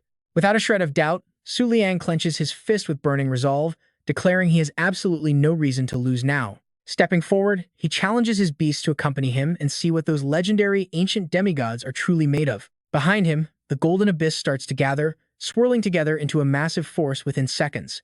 They form a blinding golden sphere behind Su Liang, which slowly unfurls into a pair of majestic, glittering wings. Kang Yue looks up in absolute shock at the massive golden energy swirling around. Su Liang stands tall, his shimmering, powerful wings fully formed as his presence reaches the heavens. Instantly, he shoots straight upward, carving a brilliant golden streak right through the celestial peach ring. The onlookers are completely stunned, whispering in confusion. It all happened too fast for anyone to track. He reaches the next floor instantly, slowing to a halt as his wings dissolve. Su Liang touches down at the 9,361-meter mark. Standing behind him, the Firefly King explains that this was the absolute limit of the first ice consort, a 9-star demigod from 26,000 years ago. As she speaks, a flash of white light bursts in front of them. Waves of freezing, crystalline ice energy begin to condense, sending a biting frost spreading outward at a dizzying speed. While Su Liang watches in surprise, the Firefly King adds that her first strike famously crushed the 7 strings of the Moon Phoenix melody. Right before his eyes, a radiant, glowing silhouette slowly begins to take shape. This is the legendary first ice consort, who brought eternal glory to the Ice Feather Keelan Empress, the strongest bloodline of the Eastern Queen clan. Stunned, Su Liang wonders if this is indeed one of the 7 physical miracles of the Ice Feather Keelan Empress. Staring at the massive block of ice, he realizes that if her strength was unimaginable 20,000 years ago, it must be completely unfathomable now. Su Liang lets out a soft smile, admitting that his current power is naturally not enough to defeat them. But he is smart enough to realize this trial merely tests a demigod's limits, meaning the figure before him is nothing but a phantom. The majestic wings of the Bo Yi Moon Monarch flare out once more with a deafening rumble, releasing a crushing pressure across the entire floor. He only needs to prove he has what it takes to fight her. Instantly, the colossal block of ice shatters, and the ice consort fades away into nothingness. A second later, riding another flash of golden light, he rockets up to the 9,422-meter zone. In an unexpected move, Su Liang bypasses the checkpoint entirely, soaring straight up. Kang Yue gasps in absolute shock, wondering what on earth is happening. This floor marks the absolute limit of the Heavenly Maiden, yet Su Liang passes right through it without facing any resistance whatsoever. The leaderboard flashes onto the screen. First is the Cloud Princess of the Divided Mist Sea at 9,999 meters. Second, the Western Region's Lovers at 9,998 meters. Third is Anonymous, Lu Suxuan at 9,966 meters. And fourth, the Moon Sovereign of Yueyao at 9,965 meters.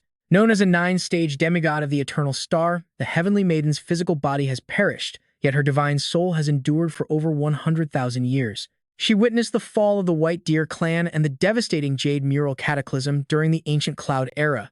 She even personally took part in the very first Moon Goddess Festival. Thousands of years ago, she even personally sealed the champion of the Moon Goddess Festival from the rival Tai-In faction. Meanwhile, trails of brilliant light mark Su Liang's rapid ascent up the Celestial Peach Ring. Kang Yue watches in utter disbelief, her jaw dropping as she realizes he has shattered the Heavenly Maiden's record of 9,422 meters. Su Liang remains remarkably calm, wondering why he could feel the Heavenly Maiden's shadow, choosing to completely yield and offer no resistance at all. He ponders if it is because she, too, was once a bitter enemy of the rival Tai-In faction. Closing his eyes in deep thought, he snaps them open with fierce determination, declaring that regardless of her reasons, he will never hesitate or waver on his path. With absolute confidence, Su Liang steps onto the next floor. But suddenly, he freezes, his eyes widening in unexpected surprise. He stares at the guardian of this floor with wide-open eyes, instantly recognizing a familiar head of blue hair fluttering in the cold wind. At the 9,996-meter mark, his opponent is a girl holding a massive blade. Just then, Yan Yu calls out to Su Liang. Stepping forward with a soft sigh, she whispers, "Thank you for bringing me back here." Yan Yu adds, "So I can relive those days from 10,000 years ago." Looking at the blade surrounded by 3 floating spheres, Su Liang recognizes it as the Changhua Crescent Moon. Su Liang stays completely focused, knowing he is facing the legendary master of the Changhua Crescent Moon itself. As the former master of the sinking star Yan Yu, this girl is none other than Lu Suxuan of the Western Region 4 sacred clans. Born with a fragile constitution plagued by thousands of deadly diseases, Suxuan was destined to die at just 26 years old. Knowing her time was short and she would miss the upcoming Moon God Festival, she took both the Changhua Crescent Moon and Lige Crescent Moon with her. The opponent she crushed back then was none other than the strongest Gemini Guardian, the Half-Moon Soul Shaker, sparking a bitter feud between the Yue Yao and Qi Chuan. Staring at her, Su Liang silently admires the incredible legacy she left in her short 26 years. Though her lifespan was just a tiny drop in the ocean of history, she still carved out a brilliant legend before her death.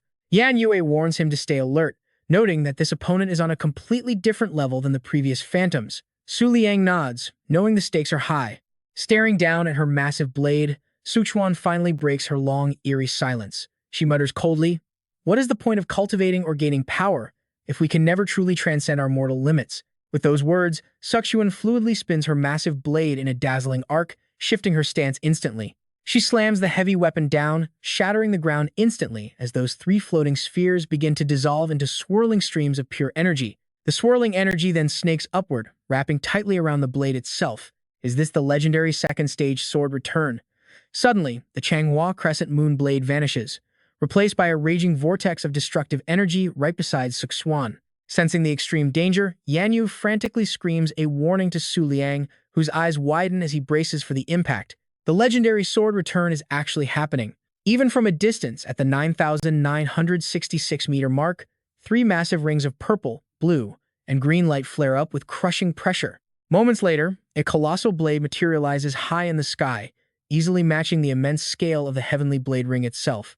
The devastating strike slices straight through the 8 wings, causing it to fade, while the sheer shockwave leaves Su Liang bleeding heavily from his eyes and nose. He collapses face down onto the shattered earth, blood pooling around him from the immense impact. Kang Yu is utterly terrified by the sight, while Basie stands frozen as if struck by lightning, and Yan Yu remains completely speechless in sheer shock. But she freezes when Su Liang's voice suddenly echoes through the dust, whispering, "So that is how it works." Struggling back to his feet, he mutters, "So this is the true sword return." Suddenly, a pair of radiant golden wings erupts from his back once more. Su Liang continues, thanks to the energy flowing from our completed contracts. He stands tall, calmly wiping the fresh blood from the corner of his mouth. With a confident grin, he announces that he has temporarily broken through to the 7-star level. Instantly, the severe wound on the 8 wings heals as the giant phantom blade fades away. Letting out a sigh of relief, Su Liang whispers, "Thank you. I will remember this." Suxuan slowly opens her eyes, offering him one final, focused look before her phantom body begins to dissolve into thin air. Su Liang realizes that while a phantom from 10,000 years ago shouldn't affect reality, the Golden Butterfly Palace actually sustained real damage. He theorizes that the Heavenly Maiden probably felt this terrifying aura back then, causing her to stop right at this level without advancing any further. Wiping the cold sweat from his forehead, Su Liang breathes a sigh of relief. That was close. Without that 7-star breakthrough, he would have been finished. Turning to the 8 wings, he commands, "Let's move." Right on cue, the ranking screen of the Golden Butterfly Palace flashes back to life. First place, the Cloud Princess of the Misty Sea at 9,999 meters. Second place, the First Lover of the Western Region at 9,998 meters. And third place, the Moon King of Yueyao at 9,997 meters. A beam of light shoots straight up toward the apex of the Heavenly Blade Ring, with Su Liang finally coming to a halt at the 9,997-meter mark. He looks around, deep in thought. Thanks to his temporary 7-star breakthrough, his legendary Absolute Defense Resonance Constitution has also grown exponentially stronger. He can faintly sense several massive hidden auras, almost as if ancient moonlight overlords are slumbering in various corners across the world. Closing his eyes, he reminds himself that his immediate goal is to reach the Absolute Summit. Opening them again, he gazes intently upward. He steel caps his resolve for this final, ultimate climb. Below, excited spectators point at the massive screen, shouting that the ranking board has updated once again.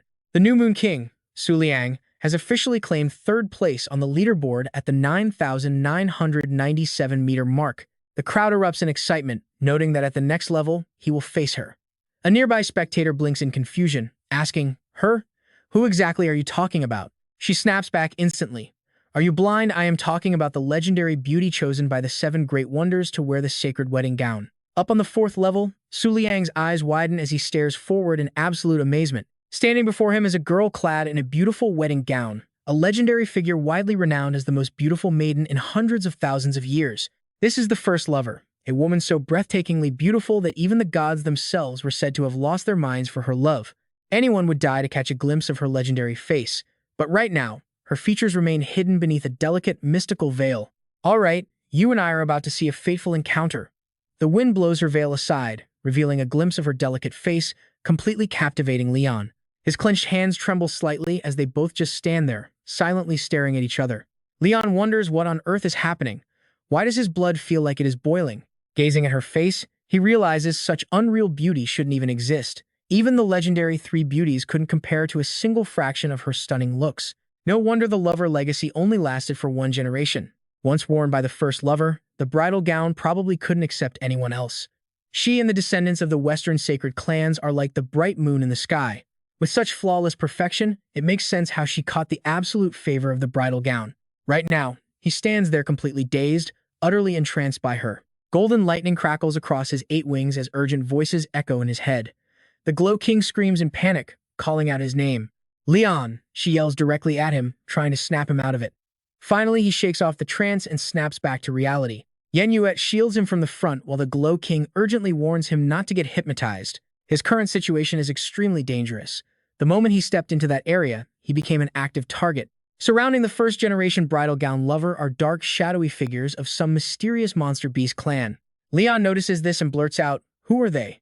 Turns out, they are the leaders of the Donghu and Haiti clans. Alongside them are the ancestors of the Western sacred clans, the White Deer leader, and even several Moon Kings. Liang realizes that anyone captivated by the lover's beauty will have their entire power completely controlled by her. It finally makes sense why the 8-winged moon monarch went completely wild earlier and lost all self-control. This is the true power of the bridal gown, one of the 7 great miracles. Liang chuckles, muttering about this terrible combination. Confidence washes over his face. Once he breaks free from her control, those dark illusions are nothing but a total lie. This catches the bridal gown by surprise, while Liang simply closes his eyes and bows slightly, looking entirely satisfied. Standing there contentedly, he realizes that after breaking through 7-star, he has officially reached the 9-star demigod level. Now, You and I can see his 8 wings unleashing a barrage of golden lightning, vaporizing those dark illusions instantly. A moment later, only the first-generation bridal gown lover remains standing there alone. She offers a gentle, satisfied smile. Liang remains completely calm as the bridal gown begins to slowly fade away.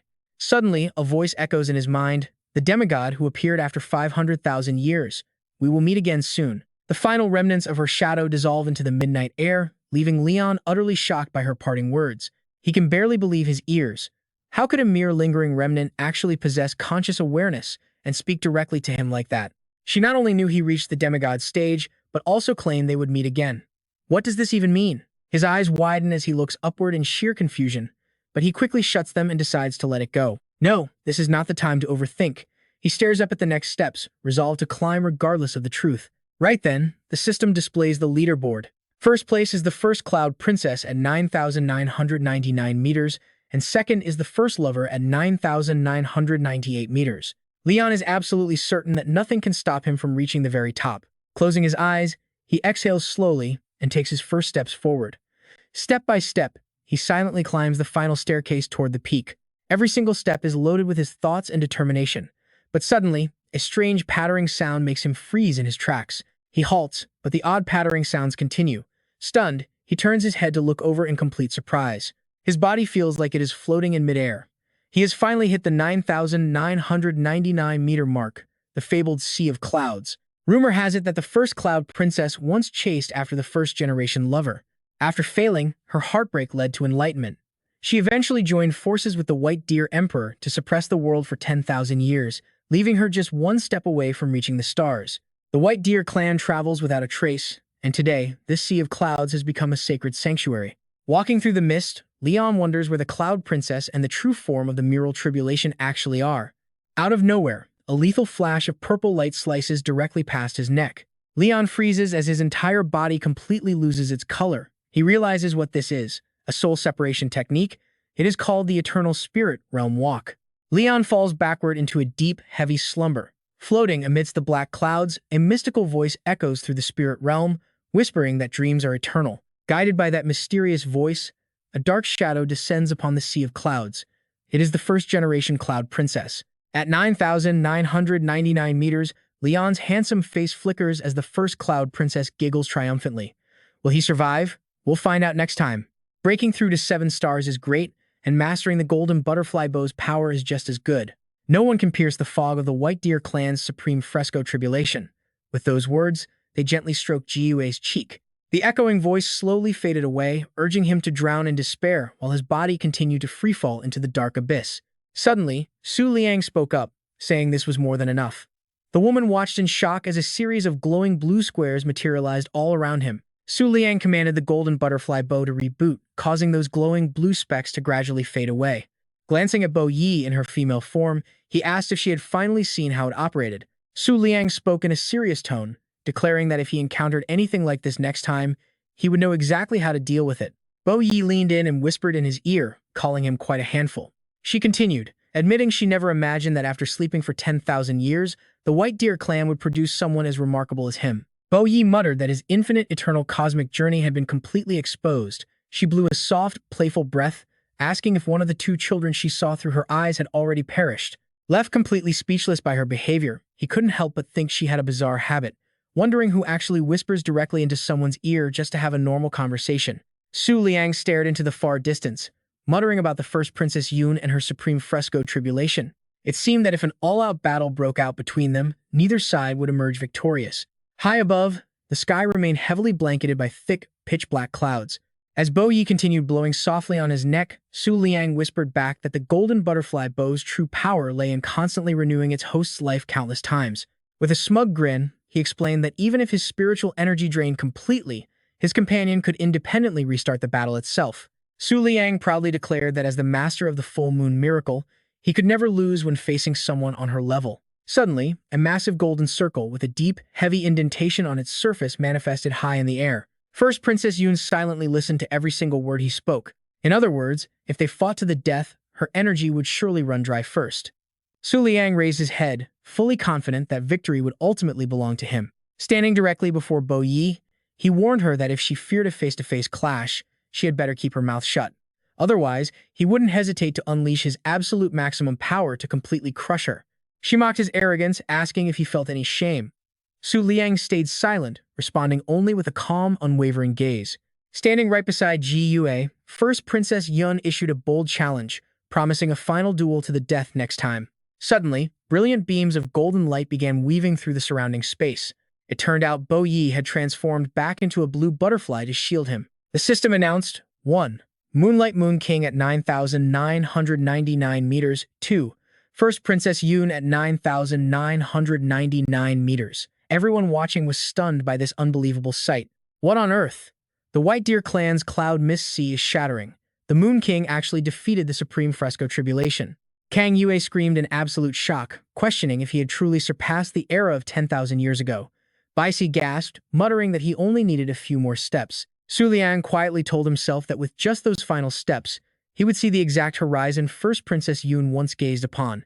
Staring at the endless staircase winding before him, he knew that even in failure, his name would ring across the globe as he dominated this era effortlessly. Liang kept his gaze locked onto the rising tree, wondering silently. But what if he actually succeeded? Would this world truly undergo a massive change? Lowering his head, he realized his journey along this path had grown far too long. Suddenly, Liang's eyes widened in sheer realization. He suddenly realized something was wrong. Staring at the two dark figures ahead, he began analyzing everything. It wasn't the era that birthed the first Princess Yun and her lover, but rather, they had joined forces to create this era themselves. His dream was never to travel back in time just to compete with them at their absolute peak. Liang firmly asserted that he would never feel regret over merely chasing after images. Clenching his fists, he recognized that whatever occurred 10,000 years ago simply didn't matter. The present was his true target, and he would leave everyone absolutely breathless and astounded. Liang marched forward without a shred of hesitation. Since he was born into this current era, it would officially become the era of the Moon King. He roared that he was the Moon King of this era. In that very instant, Liang crossed the threshold of the barrier gate. The moment he stepped inside, Liang's eyes grew wide, filled with absolute shock at what lay ahead. Finding himself alone in a vast, unfamiliar white void, a sudden voice rang out, instantly catching Liang's attention. An arrogant voice mocked, asking if yet another newcomer had arrived. Suddenly, brown vines appeared before him as the voice called the Moonlight Power Rare. The voice announced through a newly formed puppet that the last time a Moonlight Brat had set foot here was over 1 million years ago. But the time simply isn't right yet. It will take at least 300,000 more years to gather all 9 legendary beast tamers in this very spot. The puppet speaks up, telling Liang that he lacks the qualification. It has nothing to do with him, the right moment simply hasn't arrived. Liang gasps in shock. The puppet then delivers a message, urging him to return, dominate this current era, and leave his own mark behind. In 300,000 years, it promises to awaken him again. Frowning, Liang shouts for it to stop. He tries to speak, but the puppet suddenly vanishes. Before he can react, his body is violently pulled into the glowing barrier gate. Desperate to uncover the truth, Liang reaches out. Showing incredible reflexes, he manages to grab onto a tiny crack in the gate. A mysterious smirk plays on his lips. Whether he succeeds or not, his next words are bound to catch the puppet completely off guard. Suddenly, a terrifying surge of energy erupts from Liang. He marvels at this incredible 8-star level, his eyes glowing intensely as a butterfly symbol appears in his pupils. Shrouded in a mysterious blue spiritual aura, Liang steps forward. He praises the Fire King, shouting out how incredibly refreshing this power feels. Stretching, he mutters that while this is only 8 stars to him, to the rest of the world, it is a force that completely eclipses a 9-star demigod. Liang purses his lips, wondering if his legendary absolute moon physique has actually reached its complete and perfected state. The exact resting places of the Virgo, Gemini, and Peacock constellations are now burned deep into his memory. The puppet stands completely stunned. How on earth could someone achieve a power level far surpassing a 9-star demigod in this current era? By all predictions, the next age of great heroes shouldn't rise for another 300,000 years. Yet, staring at his monstrous power, the puppet is left utterly bewildered. Down below, giant tree branches begin to sprout, stretching eagerly toward the massive golden halo glowing in the sky. Bystanders cover their eyes in pain, shielding themselves from the blinding light. They scream out, demanding to know what kind of madness is happening. The glare is overwhelming, obscuring everyone's vision. Even Kang Yue, with peach blossom petals glowing in her eyes, is left completely speechless by this display. Staring anxiously at the massive golden portal, she cannot help but worry. She wonders what exactly Liang is witnessing right now. What is truly happening behind that mystical barrier? Dumbfounded, the puppet demands to know how he could possibly achieve such a feat. Wearing a dangerously sharp smile, Su Liang stares directly at the puppet as a faint voice begins to echo inside his head. Inside him, the Glow King complains, urging him to hurry. She is struggling to contain the overwhelming energy, crying out that she might explode.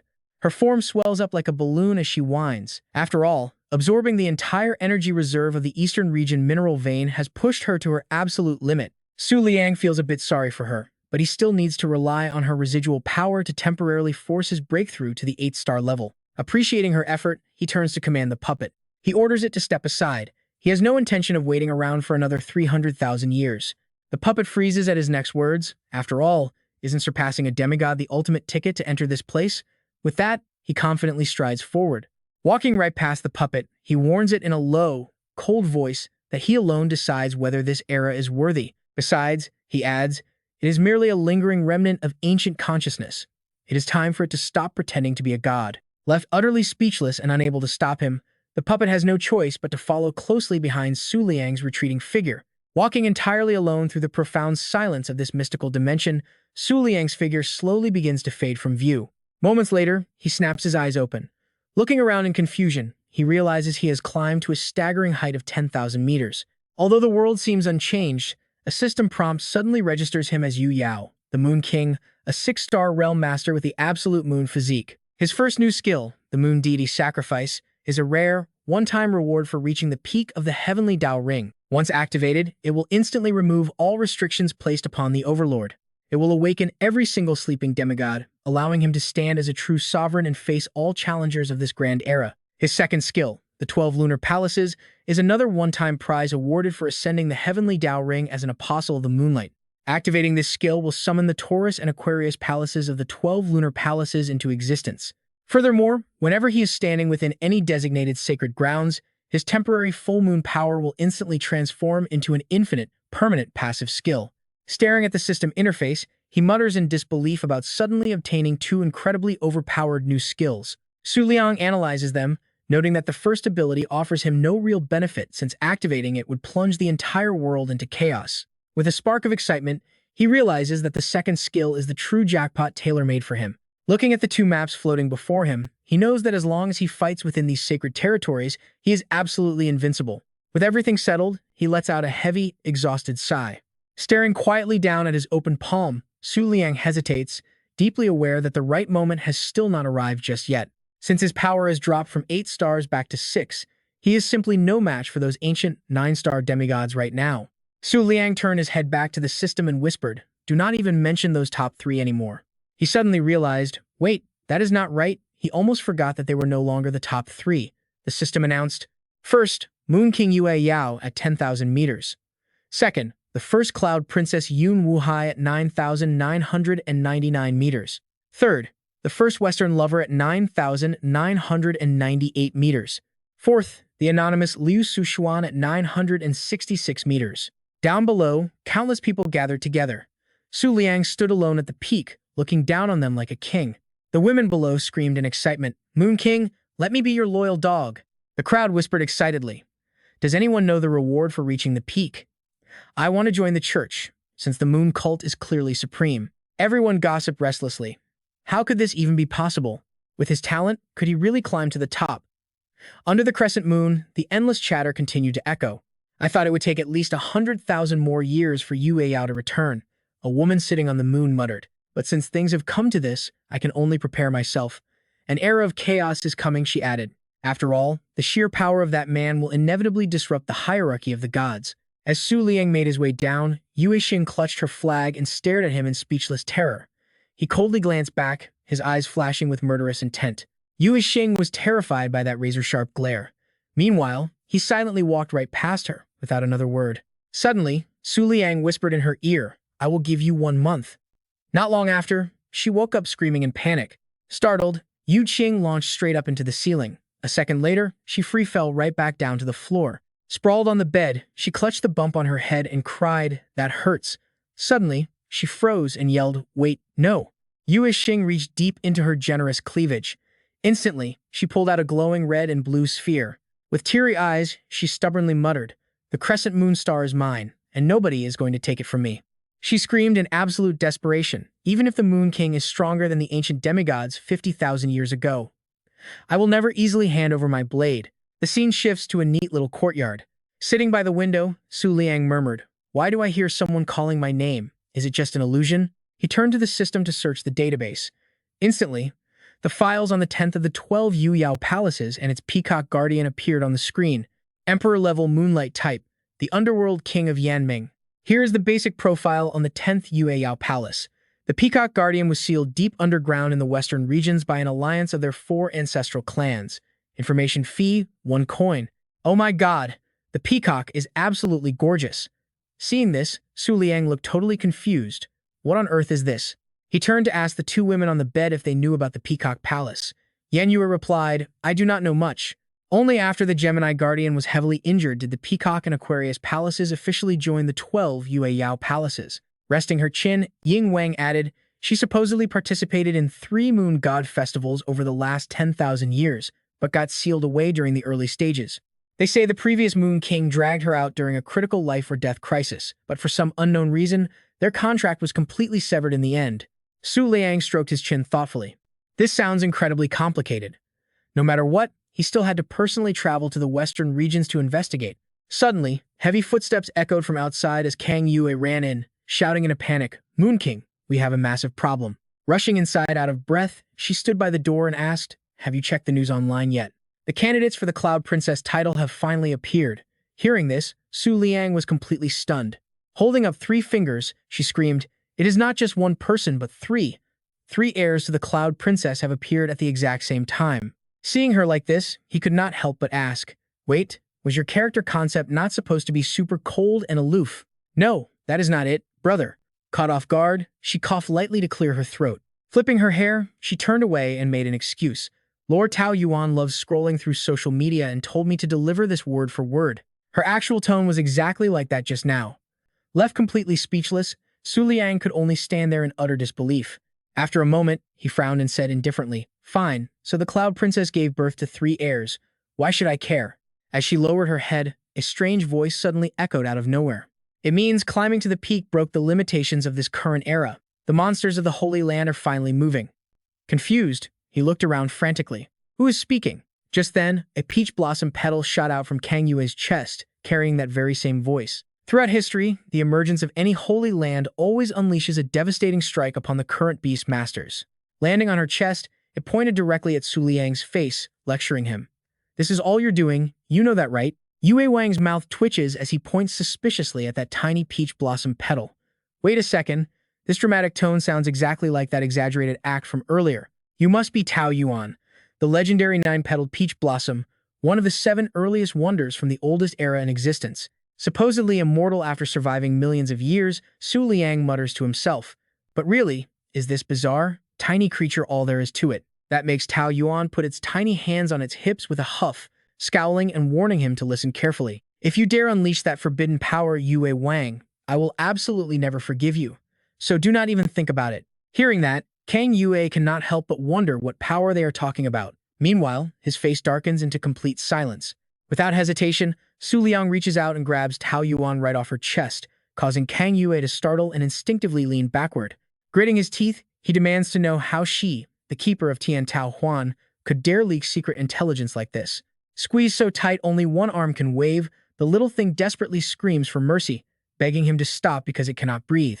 Begging Kang Yue for help, Tao Yuan struggles to look out the window, sighing about how beautiful, kind, and lovely all the plants in the southern territory are. If the ancient monsters from thousands of years ago wake up, how could anyone bear to send these innocent children into battle? Right then, both of them turn their attention outside the window, gazing silently at the ancient peach tree in the courtyard. It keeps pleading desperately, explaining that managing Tian Tao Huan is only about loving peace and avoiding conflict. It leaves Su Liang deep in silent thought. Because wars have always been rare in the southern territory, advanced technology and tourism have managed to flourish instead. Suddenly, opening his hand lets Tao Yuan gasp for air, thinking its life was over, before eagerly standing on Su Liang's palm to propose an idea. "Let us form an alliance. If you promise not to activate that power, Tian Tao Huan will help you claim the Moon God Emperor throne." Kang Yue stands by silently, closing her eyes as if to signal that she completely agrees with the proposed deal.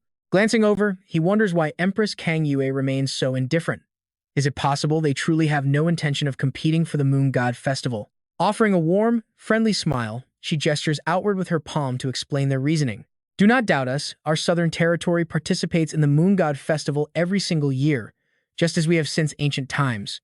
Tian Tao Huan and the Fourth Palace of Yue Yao are allies, having successfully managed the Moon God Festival 3 times in a row. But once Yue Yao collapsed and the Fourth Palace vanished, they had absolutely no desire to continue offering their assistance. Frowning, Su Liang tries to piece it together. The Fourth Palace, could it be the Hua Tian Palace? Endless questions begin to flood his mind. For now, he has absolutely no reason to unleash that hidden power, meaning there is no need for them to look so guarded around him. Yet, a worrisome thought lingers in his mind. If he was granted such devastating power in this era, does it mean something is coming? Could it be a sign that he will eventually have to use it? Seeing his silence, Kang Yue speaks up to ask. Still unable to make a decision, jumping back onto her chest, Tao Yuan suddenly suggests a political marriage instead. Excitement shining in its eyes, it asks what he thinks of Tao Tao, proposing that the two of them tie the knot. This absurd proposal leaves him completely dumbfounded, causing a bewildered expression and a sudden gasp of confusion. 2 weeks later, at the boundary of the Western and Southern territories, a strange crimson beam strikes deep into the vast ocean below. A high-level emperor of the Tai Yin faction, Li Hun Jiao Yue of the Light Moon system, sits on a rock with her massive fishtail. Scowling in anger, she wonders why the seal has suddenly weakened, questioning if it could be the work of the 7th lunar eclipse.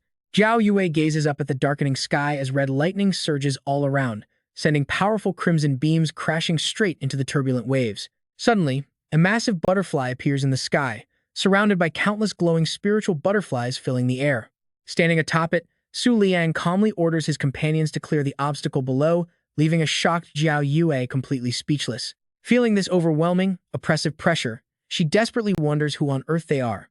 A golden light radiates from the peak as a familiar voice answers, identifying the newcomer as the legendary Yue Wang.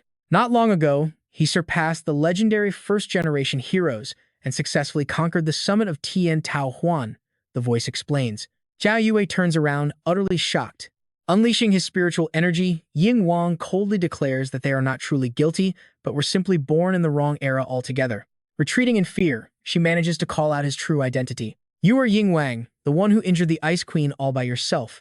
I have certainly heard of your legendary power before. She growls a warning that though she may not survive tonight, her faction will never back down. Suddenly, Ying Wang ignites a blazing inferno with his ultimate technique. He instantly unleashes the massive wave of fire straight toward her position. After the recent impact, tiny ripples spread across the water. Suddenly, she caught a sound coming from right behind her.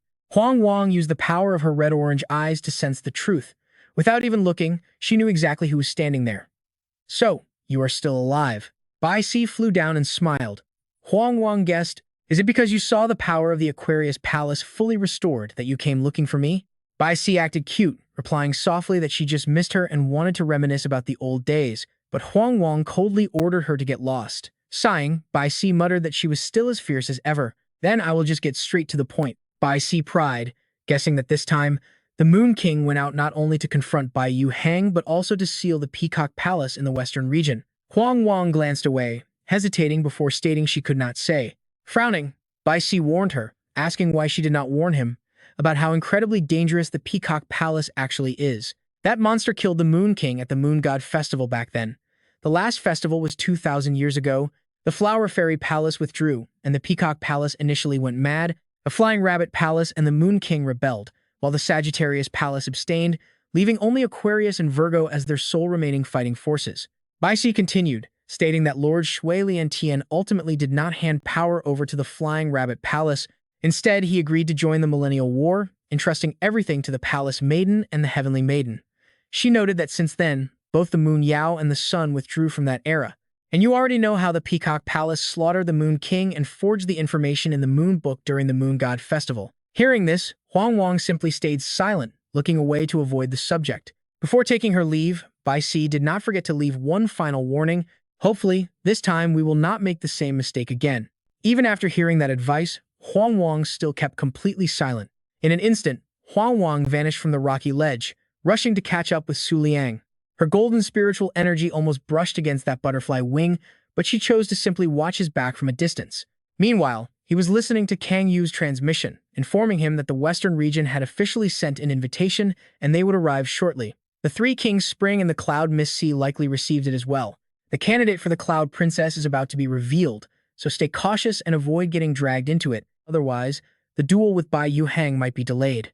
Su Liang's face turned serious as he fell deep into thought. He figured that after reaching the peak of the Tiandao Ring, the heavy restrictions within the universe realm should have already weakened, which explained why the sacred land of apostles had emerged so incredibly fast. If that was truly the case, Su Liang recalled Huan Yue's radiant smile and wondered if he might be able to meet Xiao Lu again very soon. Shifting focus to the western region, a figure sat on a tiny chair right next to a massive circular arena. It was none other than Xiao Hu, sleeping soundly, while Bai Yuhang stood nearby with her arms tightly crossed, closing her eyes in irritation as if she had sensed something. Half opening them, she softly muttered, "Have they finally arrived? The Moon King?" Awakened by the sudden noise, the little girl rubbed her eyes and chimed in, "Someone else is coming too, and they mean trouble." Looking up at the sky, Xiao Hu sighed and said, "Don't be careless." Back then, when the first Cloud Princess left the Cloud Mist Sea, she was already at the 8-star realm, though no one paid attention initially. But in just a few short months, she defeated 3 peerless masters to reach the absolute summit of the mortal world. Yawning, the little girl added that she believed Lord Hun Sha would go all out to handle this. Placing one hand on her hip, Bai Yuhang raised the other to change the subject. "All right, clan leader," she said, "stop praising the Cloud Princess." She still preferred hearing stories about the first-generation lovers instead. Speechless, Xiao Hu could only sigh at her childish behavior. Frowning suddenly, the little girl uttered 2 words, "They are here." Hearing those words, she glanced behind her. A massive butterfly-shaped shadow immediately manifested in the sky above. Its 2 wings slowly pierced through the thick clouds.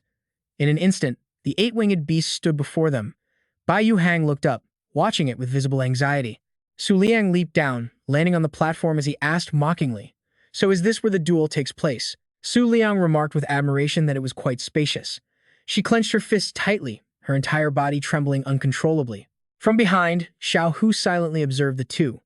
She recalled Bai Yuhang's past vow, promising that she would never let the Moon King take the sunken star crescent blade away. Now, Xiao Hu could only complain to herself about what a coward this girl was. Sitting cross-legged on her chair, the little girl got straight to the point, asking the Moon King if 10 days after the full moon would work. He quietly listened to Xiao Hu's terms. The winner would be permitted to claim the sunken star crescent blade openly. Clearing her throat, the little girl announced that most of the Western region's citizens would watch the battle, and she hoped he would follow the rules. Su Liang smirked and agreed, telling her not to worry as that was only natural. Out of nowhere, a gray mist drifted toward him, with that strange energy continuously gathering around the arena. Out of the misty haze emerges a mysterious woman with 2 branches on her head. This is UNTOUCHABLE, the second Cloud Princess. Pointing a thumb at herself, she fiercely declares, 10 days from now, I want this arena. No one else is allowed to touch it. Su Liang silently sizes up UNTOUCHABLE with a calculating gaze, while Xiao Hu slowly stands up in sheer disbelief. Stepping forward to pacify her, Xiao Hu quickly pleads, "Oh, Cloud Princess, their fight is just a warm-up. It won't interfere with your duel against Master Hun Sha at all." Exaggerating wildly, Xiao Hu adds, "It is like a light dessert before the main course." Actually, no, it is more like a quick mouthwash. Hearing this, Yue Xing can only gape in shock. Meanwhile, Yun Wuhai crosses her arms and puffs out her cheeks, visibly annoyed. Left with no choice, she turns away with a sigh. Fine, whatever. Without saying a single word, Su Liang simply turns to leave. Watching his back, she throws out a taunt. "Moon King, don't you dare run away when the time comes." Yun Wuhai threatens smugly. "Once I defeat Hun Sha, you are next." Su Liang does not even care, letting out a dry O. He glances back, offering a mocking wink. "But I have zero interest in you. Once the full moon festival is over, I plan to meet the other 2 Cloud Princesses." Her face darkens in pure rage, leaving her completely speechless. Instantly, a suffocating, oppressive energy erupts from Yun Wuhai's body. Not backing down, Su Liang unleashes his own glowing golden spiritual energy. They face off head-on, hinting at an explosive clash of titans. Below them, the other 2 can only stand frozen in pure terror. Dizzy by the pressure, Xiao Hu's head spins. Can someone please stop them? These 2 are about to go absolutely wild right here. A fierce tempest swirls around Su Liang. Yun Wuhai's eyes glow brightly, her imposing aura matching him step for step. Locked in a silent stare-down, fierce winds howl through the air. Suddenly, something catches her off guard, making her flinch. Yun Wuhai hesitates, glaring at him. Huffing in frustration, she abruptly turns away. She glances back with a cold huff, declaring, "I will return on the full moon night." In an instant, she vanishes back into the mist. The remaining three stand there dazed, completely clueless as to why she suddenly retreated. After a tense moment, Liang finally exhales a deep sigh of relief. Frowning in deep thought, he wonders if she was warned by something on the other side. "Either way, I will not let these spoiled princesses walk all over me," Liang mutters, comparing Huan Yue and Yu Muhai. To claim the ultimate victory in the Moon Deity Festival, he must defeat powerful cloud princesses like Xiao Lu. He notes that he genuinely lacks interest in number 2. The real prize is the lineage of Cloud Princess number 1, the Taishang Jade Fire Tribulation. Liang also wonders about Cloud Princess number 3's lineage, the Covenant of Dreams, hoping it might hold some vital clues to finding Xiao Lu. Turning around, he reminds himself that his true battle begins on the full moon night. Before the Cloud Princess arrives, once he secures the blade's soul, he must immediately set off for the eastern region. Flash butterflies begin fluttering around Liang once more. He softly mutters that while the second Cloud Princess challenges Hun Sha, the first will take on the Ice Queen. In a flash of golden light, Liang completely disappears. Gently landing on the back of the Eight Wings beast, Liang remains deeply lost in his own thoughts. As long as the first Cloud Princess stalls the Ice Queen, he can infiltrate the Peacock Palace, then head to the eastern region to claim the final piece of the sinking star crescent blade. Staring up at the starry night sky, Yue Xing whispers, "Has he already left?" Stroking her chin, she murmurs, "How strange. I heard the Moon King has a beast from the Supreme White Deer clan. Why would he act so dismissively toward a cloud princess like that?" Glancing over, Xiao Hu dryly advises, "Instead of wasting time overthinking this, you should probably focus on how the battle in 10 days will go." Yue Xing taps her fist into her palm and reassures her, "Don't worry, we have scattered all the flash butterflies across the western region. Because of that, there is absolutely no way they can regroup anytime soon. In that case, the Moon King won't be able to replicate his butterfly miracle here in the west." She immediately envisions that grand spectacle. Clenching her hands into fists, Yue Xing confidently declares, "He won't be able to reach the Seven Stars realm or utilize his sinking star crescent blade. If I push myself to the limit, I can definitely stand a chance against him." Xiao Hu stands speechless, watching her sudden burst of brave spirit, a stark contrast to her cowardly behavior earlier. Letting out a soft sigh, the little girl mutters, "I really hope you're right." As the two of them gaze into the distance, they remain completely unaware of a single flash butterfly hiding behind a nearby rock. Through the tiny creature, Liang hears everything they just said, a smirk playing on his lips. He thinks to himself that under normal circumstances, she would be right, but they have no idea about his hidden trump card. He picks up the Moonlight Rabbit, formulating a clever plan. From the very beginning, his true target has never been Bai Yihang, but rather the sealed Peacock Palace hidden deep within the western regions. Liang gently strokes its long ears as he sets his next objective. First, he needs to pinpoint the exact location where the Peacock Palace is sealed, and when the right moment comes, he will use his marriage to Princess Yun as leverage to keep them in check. Patting the Moonlight Rabbit on the head, he mutters about unleashing the true power of Aquarius to crush everything in his path. Liang calls out softly, asking for the Moonlight Rabbit. Suddenly, its glittering eyes snap wide open. Over in the western regions, the crescent moon hangs high in the night sky. Swarms of flicker butterflies flutter together, heading deep into the dark forest. 3 of the glowing butterflies suddenly land on a branch outside the grim dungeon of the Mo Saint clan. The 2 female guards spot an approaching figure and immediately bow in deep respect. It is the Nether Queen Mother, ruler of the 3 Kings Spring Sacred Land from the Sea Iron clan, walking forward with slow, graceful steps. This place is the Boundless Dungeon, a terrifying abyss holding the world's most heinous criminals, all kept under the strict watch and control of the Soul Envoy. To make matters worse, every deceased emperor of the 4 holy clans is buried here, transforming their residual spirits into an overwhelming, oppressive aura. One of the guards respectfully warns her to please be careful. She advises her to find the target and leave immediately, without disturbing the terrifying entities slumbering deep within the abyss. Among those dangers are the rebel emperor of the East Queen clan, the lingering soul of the 7 out of control, 7 strings, and even the ancient guardian of the Peacock Palace itself. Hearing this warning, the Nether Queen Mother simply closes her eyes, reflecting on the guard's words before offering a calm response. She notes that if the previous Moon King had not caused such chaos thousands of years ago, the Peacock Palace would still be sealed back at the 3 Kings Spring. The Nether Queen Mother gently explains that she only wishes to pay respects to her ancient ancestors before making a swift departure. Apologizing for the intrusion, she watches as the 2 guards exchange a quick, knowing glance, signaling each other. Without another word, the massive gates creak open to welcome her, and the 3 of them quickly step inside the dark corridor. Right then, a hidden flicker butterfly hitches a ride on the hem of her robe, slipping inside. The atmosphere within is incredibly bleak and desolate. Massive, overlapping chains hang everywhere alongside heavy iron bars. She closes her eyes, block out the eerie, agonizing groans echoing from the shadows behind her. For a brief moment, the Nether Queen Mother's eyes turn dark and somber. Just then, the two guards turn around to inform her that they have nearly arrived, warning that they cannot accompany her any further past this point. Pointing down the stone steps, they explain that the domain of that legendary emperor lies ahead. Left with no choice, she simply nods and prepares to go alone. Very well, she replies. She will proceed on her own. The two guards watch indifferently as the Nether Queen Mother slowly descends the stairs. She remains completely unfazed, showing absolutely no sign of fear or anxiety. After walking for a while, she speaks aloud, addressing the Moon King for the first time, asking if he truly refuses to release the Peacock Palace's guardian. Glancing down at the flicker butterfly clinging to her robe, she smiles to herself, realizing that the tiny insect cannot possibly answer her questions. Even so, she suspects the Western regions actually wants the Peacock Palace liberated, which explains why they left the defenses completely unguarded. She mutters that he is simply too powerful for even Bai Yihang to stop. Looking back, she reasons that the only logical way to slow him down is to let him release the Peacock Palace. Lifting her head to walk forward, she softly whispers that her time is limited, so she will leave it at that. Continuing her journey down a narrow side tunnel, it does not take long before she finds herself standing face to face with a colossal fish. The giant beast opens its massive eyes, staring directly at her. Yet, she displays absolutely zero fear, meeting its gaze head-on. The creature speaks, telling the little brat to turn back, worrying that she will never be able to convince it. It declares that it will not sign a contract with anyone until it defeats three-legged white snow, leaving the Queen Mother utterly shocked. Staring at the pure white, yellow-eyed, dolphin-like creature before her, she gasps out the name Bai Mo as it sighs at her. This is Bai Mo of the Sea, the high-ranking emperor of the Three Kings Spring.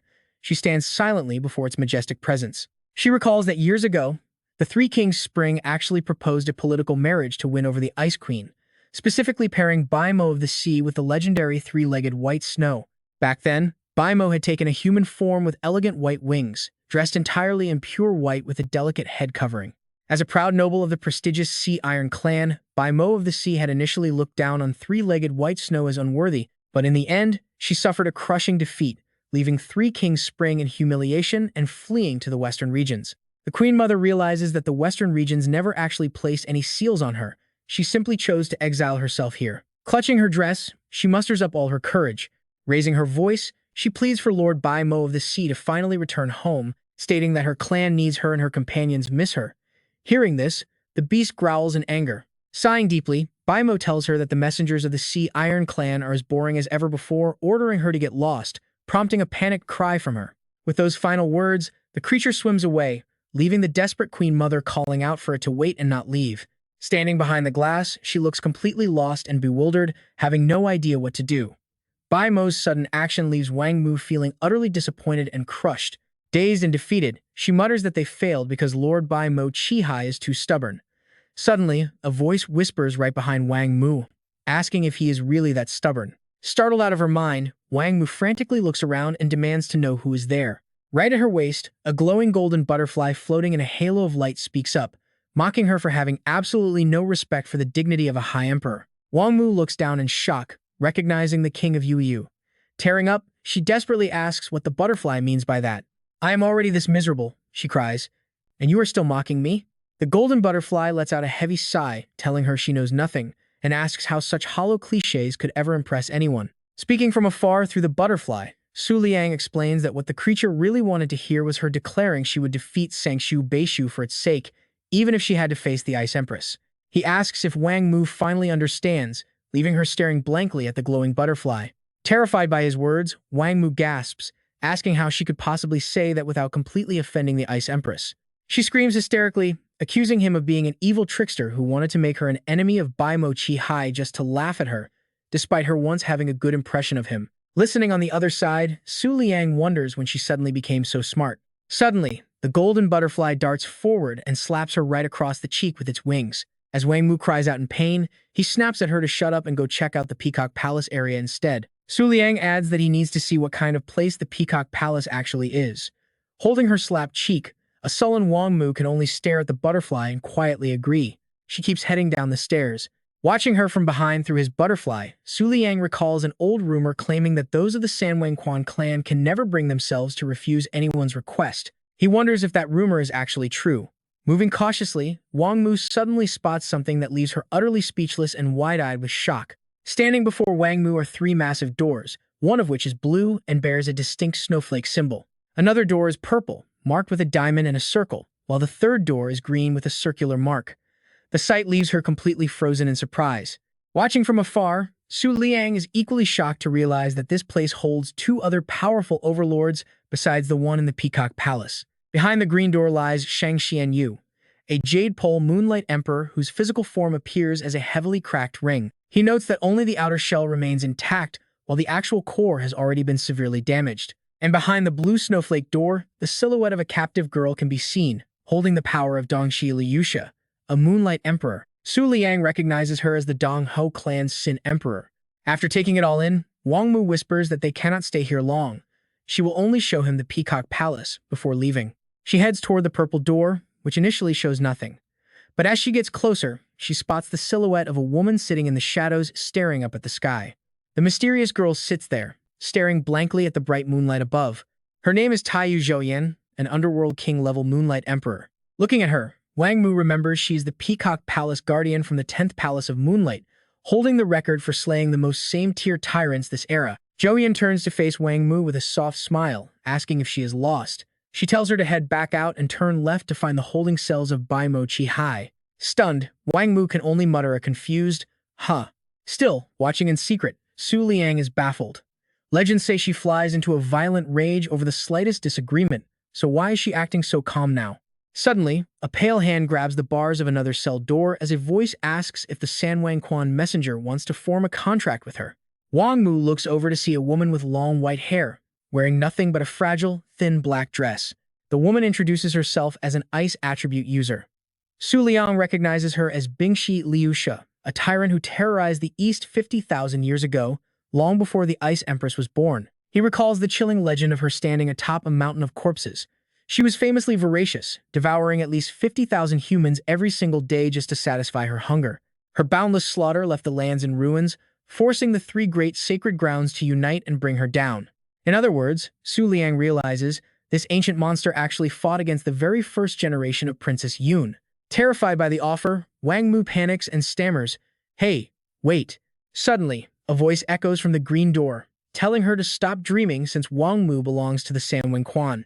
The voice is coming from that cracked ring. The ring mockingly adds that this obedient little darling will never make a contract. Su Liang recalls that Shang Xianyu's physical form is shattered, leaving only an empty shell. Every time she unleashes an attack, it inflicts permanent, self-destructive damage on her body, eventually forcing her into an eternal slumber. Su Liang recalls she was sealed away because she couldn't control her own devastating power, causing massive casualties and innocent deaths. In fact, her path of destruction caused even more deaths than the ancient war between the Ice Empress and the Faidu Palace. Bingxi shrugged, just saying, "That freak in the bridal dress is guarding the western domain anyway, so even signing a contract with this kid won't get you out." Wang Mu stood there, completely lost, silently watching as Bingxi continued. "Still, it's been forever since we had visitors, so how about this?" She smiled. "Little darling of the Three Kings Spring, we won't make things hard on you." The cracked ring stayed silent, listening intently to every word. Bingxi continued, "Just tell us what major events have gone down in the outside world lately."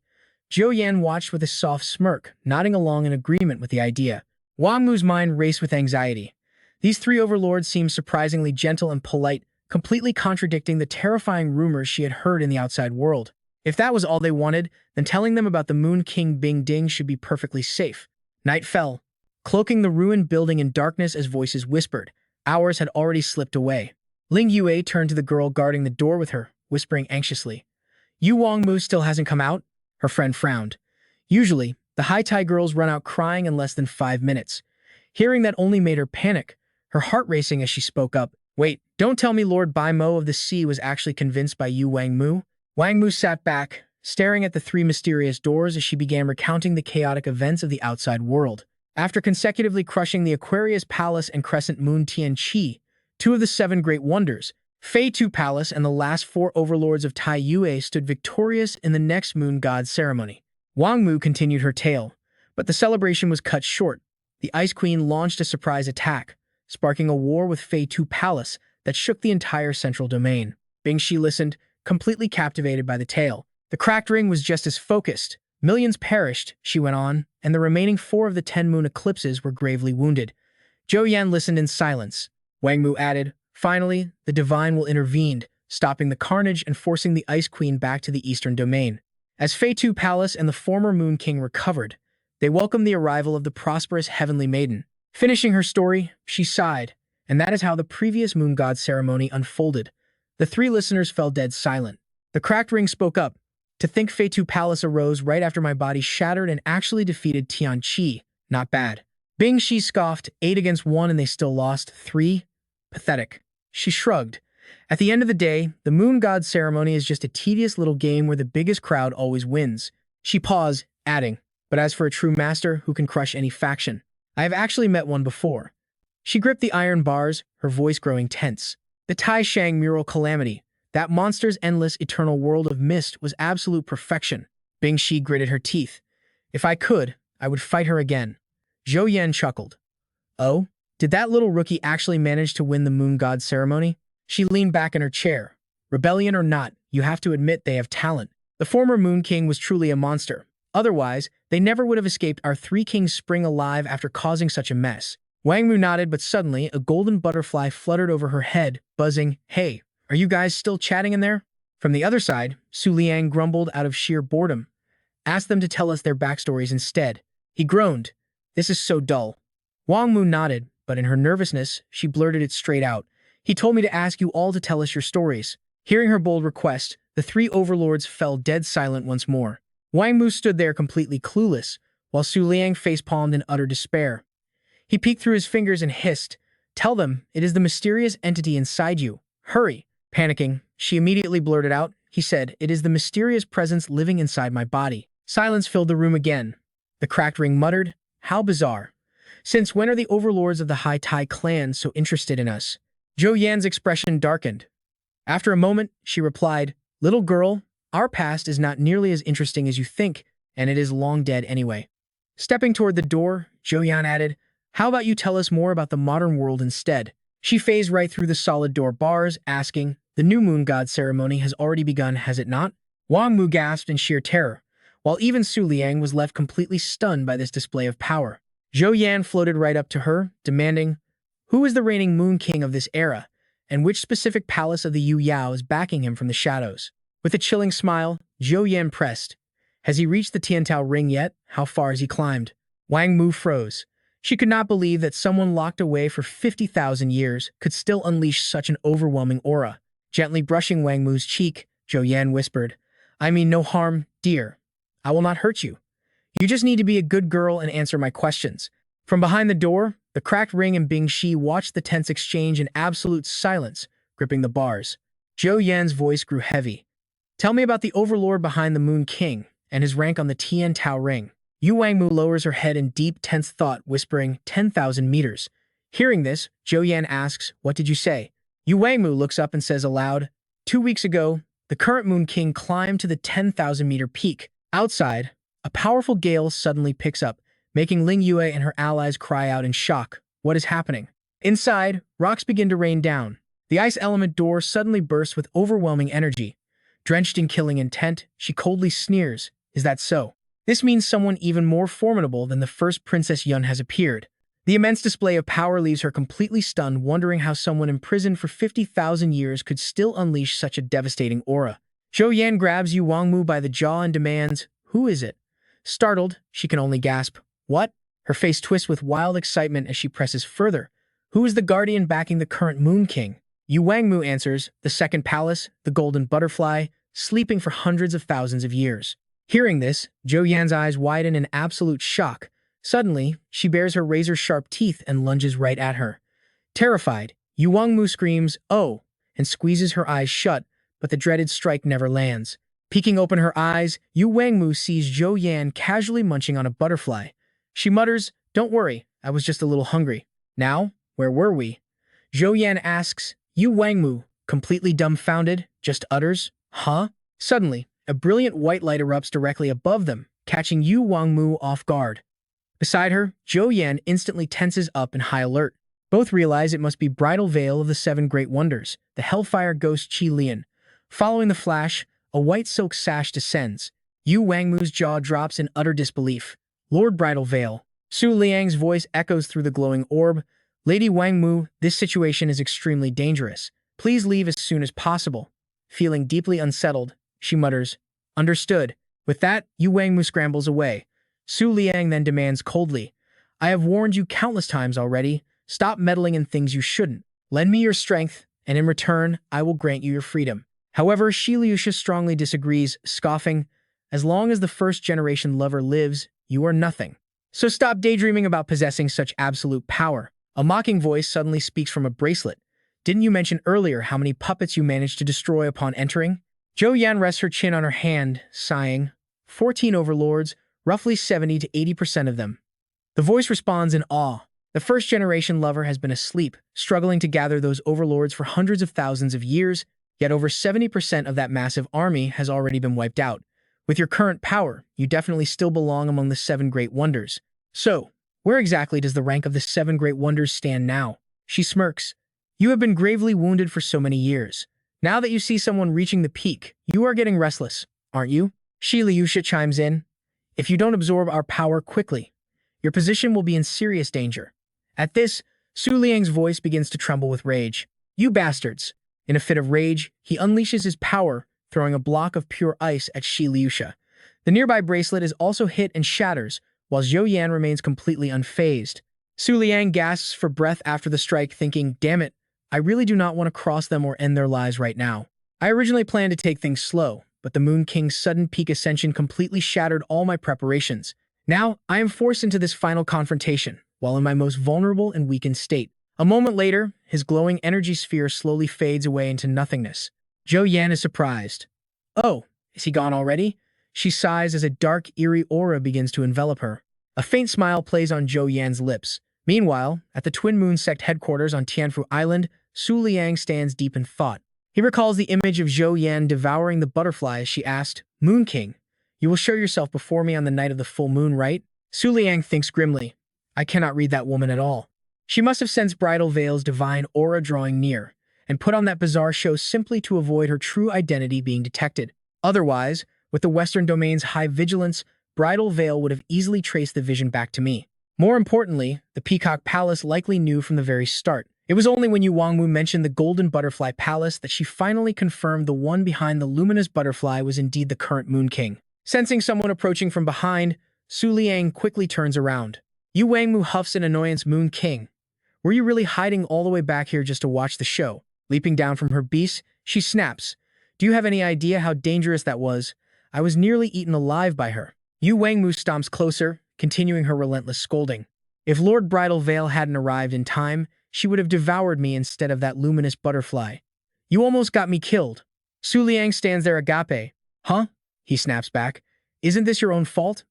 I asked you to deliver a message, not to act like a mindless repeat machine. Saying such foolish things would obviously raise anyone's guard. Yu Wangmu blinks, stunned at being called foolish, before her hair flares up in rage. I am seriously mad now. She fumes. Su Liang frowns, urging her, fine, just tell me what you know about the Peacock Palace. He demanded to know why the Western Territory supposedly did not care about him releasing the Peacock Bow, warning her to cut the nonsense and explain it clearly. Yu Wangmu froze in shock.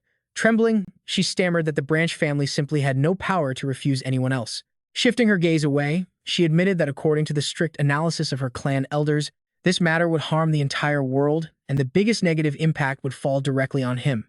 While Lord Hunsha opposed releasing the Peacock Bow, keeping it sealed would lower his chances of winning the Moon Goddess Festival. Hearing this, Su Liang frowned. She added that the Peacock Bow's chaotic nature was the sole factor capable of shattering his current streak of invincibility. He pressed further, asking if signing the contract meant he still could not control her, leaving him to pay the price for her reckless actions. Yu Wangmu silently nodded in agreement. Su Liang's face darkened, realizing that this was indeed the steep price, but he just brushed it off, noting that compared to the colossal enemies ahead, this dangerous wild card was barely worth worrying about. Seeing the supreme 12 palaces of the moon sealed right before him, how could he, the Moon King, refuse to save it? Even if a deadly trap awaited him, it was his destiny to face it head-on. Therefore, no matter the consequences, The peacock bow had to be unleashed on the very next full moon. Su Liang then teased if she could have just explained it clearly from the start, leaving her looking highly expectant. She practically begged for praise, but he simply remarked that her explanation actually showed she had some intelligence after all. Asking if she had been playing dumb before, he watched her break down in tears, screaming over the insult to her intellect. She cried out in betrayal, only for Su Liang to suddenly reach over and gently touch her forehead. He told her he was training nearby, and if danger found him during the full moon, she had to rescue him. He playfully ruffled her hair, promising that if the Three Kings Spring ever ran into trouble, he would gladly return the favor. Looking at her with dead seriousness, he asked if she understood, making her blush red with embarrassment. She loudly agreed, knowing only 10 days remained until the full moon clash that would shake the entire world. The fateful full moon arrived at the Western Territory's Grand Battle Arena. Amidst the roaring crowd, a massive white flag was slammed directly into the stage. Someone in the crowd gasped, recognizing it as Bai Yixing's legendary Platinum Battle Soul. The showdown was finally starting. A small foot stepped onto the stage as Yu Xing approached with blazing intensity. Standing proudly beneath her white banner, Su Liang's glowing energy sphere suddenly manifested before her. His voice echoed, announcing himself as Hun Sha and declaring that he would personally oversee this grand duel. He added that online spectators already knew of their esteemed guests, having invited Princess Yun, Lady Yu Wangmu of the Three Kings Spring, and the mighty Emperor Kang Yu himself. They would represent both the Three Kings Spring and the Southern Territory to guarantee absolute fairness. The audience erupted in wild cheers as the two legendary figures stepped forward. The loud gossip made Yu Wangmu incredibly embarrassed as spectators gushed over her rare public appearance, praising her breathtaking beauty. Many noted she looked 100 times better in person than in her selfies, a true mixed-blood beauty of her tribe. Meanwhile, Emperor Kang Yu remained completely calm and unbothered. Others swooned over Emperor Kang Yu's absolutely flawless figure, instantly declaring her to be their one and only eternal goddess. Yue Xing stood off to the side looking thoroughly depressed, grumbling that normal girls like her never got picked first in romance games. Pouting with an annoyed huff, she suddenly shouted out, demanding the Moon King face her on the field. With apostles from both regions watching alongside Lord Hun Sha, the stakes for this battle could not be any higher. She swore she would not let him take her precious blade, just as dark clouds suddenly began blotting out the clear sky. Brilliant golden rays suddenly pierced through the gloom, carrying a massive swarm of glowing butterflies that rained down upon the arena. High above, a mysterious figure gracefully descended along the glowing path created by the butterflies. The crowd gasped as the Moon King, Su Liang, stepped onto the arena stage and slowly came to a halt. With a single, elegant snap of his fingers, the butterflies vanished, prompting love-struck girls in the crowd to scream over how incredibly handsome he was. They cheered for him to show these country bumpkins the true, overwhelming power of his moonlight. Yu Xing scowled at the insults as a glowing orb suddenly emerged from her chest and floated into the air. She presented it to Yu Wangmu, identifying it as the sacred blade soul of Xuanyu Changhua. She accepted the glowing gem with wide, surprised eyes. Noticing the exchange, Su Liang quietly began walking over to them. With a flash, Su Liang materialized his own legendary star-sinking blade and calmly handed it over to Kang Yu. Su Liang smiles and whispers to Kang Yue, "Hold on to this for me. I will get it back soon." Then, leaning closer, he quietly warns her to keep an eye on that pesky white deer clan girl so she does not steal it. Kang Yue smiles gently, replying, "All right, I will wait for you." With that, Su Liang turns and walks away. Down below, the entire crowd is left completely baffled by this bizarre and intimate atmosphere. Weren't they bitter rivals with a 3-year pact? Ghost Queen Mother glances uneasily at Kang Yue, just as Su Liang suddenly announces, "All right, let's begin." He unleashes a sudden wave of terrifying killing intent, aiming it directly at Yue Xing and completely catching her off guard. Yue Xing reacts instantly, raising her hand to invoke her ultimate skill, the White Saint Fist. A massive blue energy vortex forms above. An onlooker gasps in shock. That is the current White Saint of the White Saint clan. Su Liang realizes what's happening. They actually lowered themselves to sign a contract with Bai Yuexing, all just to keep the Chenxing Yanyue in the western region. Too bad.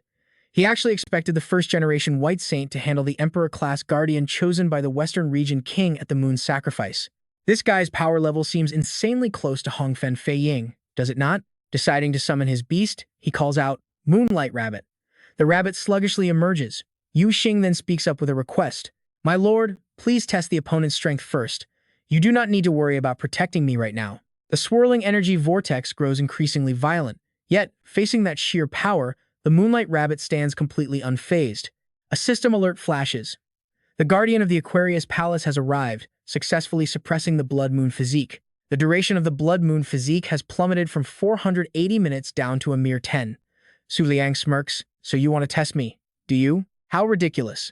I never had any intention of engaging in a duel. I simply need to stand here, and this whole thing will end. As Yue Xing's swirling vortex of power charges ahead, the Moonlight Rabbit's eyes narrow, bracing to block the incoming strike. Su Liang notes that her blood moon form only has 10 minutes left. Suddenly, a brilliant ring of light wraps around its waist. But during these brief 10 minutes, her absolute presence will surge to a level that is almost impossible to comprehend.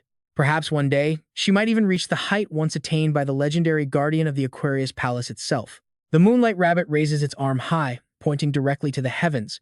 It swings its hand downward, triggering a massive, earth-shaking explosion. The blast generates a colossal mushroom cloud of dust. As the heavy smoke slowly clears, the entire battlefield is left completely obliterated. Now, you and I see someone gasp in disbelief. Am I actually alive?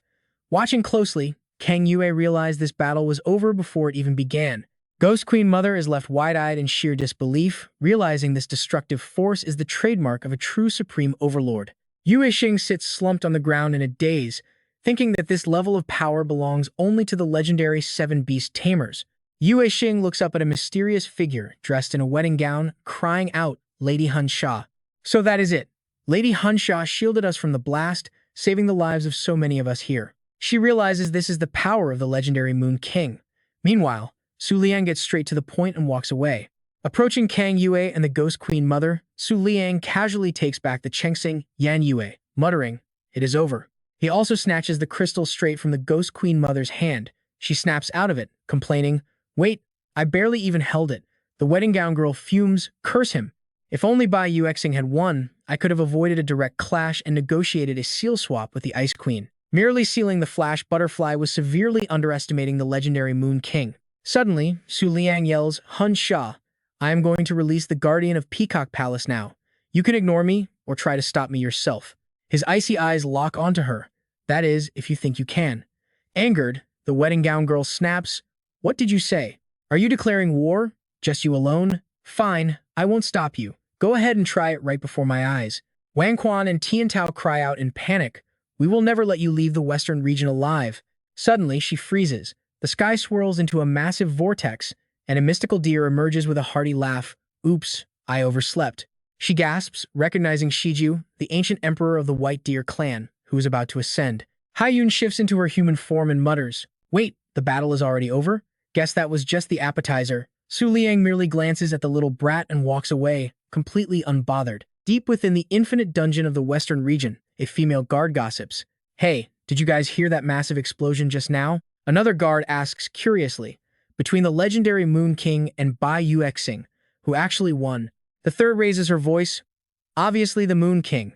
The outcome was guaranteed.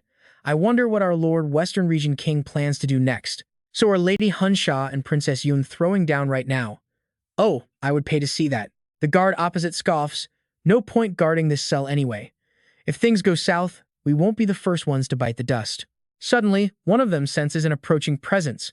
Let's see how they react as Su Liang steps forward with a cold gaze, leaving them completely speechless. The Moon King himself is here.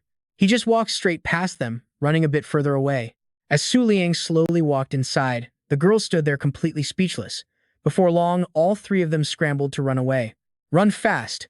Back to Su Liang, he kept pressing deeper inside until 3 different gates suddenly appeared at the end of the road. Frowning, he observed the scene. Behind one of the gates, Zhou Yan sat with a subtle smile. Su Liang held up 3 fingers and spoke. "3 demands," she smiled faintly, telling him to speak. He didn't hesitate. "First, no matter what happens, you must never attack me. Second, innocent people cannot be collateral damage during battle. Third, I must make physical contact with you." Zhou Yan confidently agreed, calling it simple. She stepped toward the gate and effortlessly walked right through it without any trouble. Zhou Yan pulled out a sharp, elegant feather, kneeling down to respectfully offer it to him. Su Liang reached out to accept the feather, while Zhou Yan could not hide her joy and smiled. Beams of light shot into the sky, colliding and bursting into a display of small fireworks across the dark night. Below, the crowd looked up with regret, complaining it was too fast to see anything. Meanwhile, Chang Yue silently and quietly watched. Haiyun appeared alongside her symbolic mascot, automatically activating her realm defense. She believed that no matter how terrifying the attack was, it would instantly vanish the moment it made contact with her. Queen Mother Wu quietly observed the crowd, keeping her eyes on the glowing gem floating between the four brides.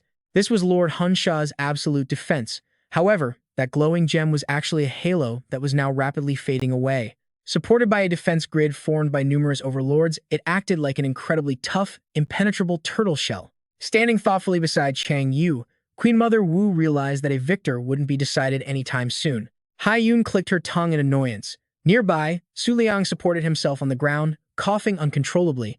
Clutching his neck in sheer agony, he wondered how the information from the Book of the Moon could possibly be wrong. Suddenly, the brides from before turned into skeletons in tattered clothes. With a quick snap of Hai Yun's fingers, the brides instantly reverted to their original state. The little girl frowned, realizing how annoying they were to deal with. Hai Yun quietly watched the halo shrink, wondering if this was a partial bond with the host below instead of a true descent. The white-veiled woman pondered, recognizing this as an old tactic of the White Deer clan. However, this would severely test the beast tamer's skill. Sighing with a deeply troubled mind, she turned her gaze toward the brilliant light. The bright full moon in the dark night seemed to soothe her. Surely, the Moon King's side had already arrived, right? As Zhou Yan knelt on one knee, Su Liang held the feather, slowly feeling its immense inner power surge. Suddenly, glowing specks of light surrounded them, catching his attention as the system screen flashed with Zhou Yan's profile. Taiyu Zhou Yan, King of the Underworld. Moonlight attribute, Emperor rank. Skills include the Peacock Guardian template, Invisible Curtain, and Pluto's Dance. Su Liang silently evaluated her. Although the Peacock Palace's raw power was terrifyingly strong when it came to actual combat skills. He read the text on the screen repeatedly. The analysis seemed incomplete, showing nothing threatening at all. All of them were just standard, run-of-the-mill close combat abilities. Su Liang looked warily at her. For a guardian of the Lunar 12 Palaces, she seemed a bit too ordinary. But then, a thought struck him this was actually a good thing. It meant the Peacock Palace's special skills wouldn't pose any threat to him at all. The system screen vanished, cutting off his unfinished thoughts.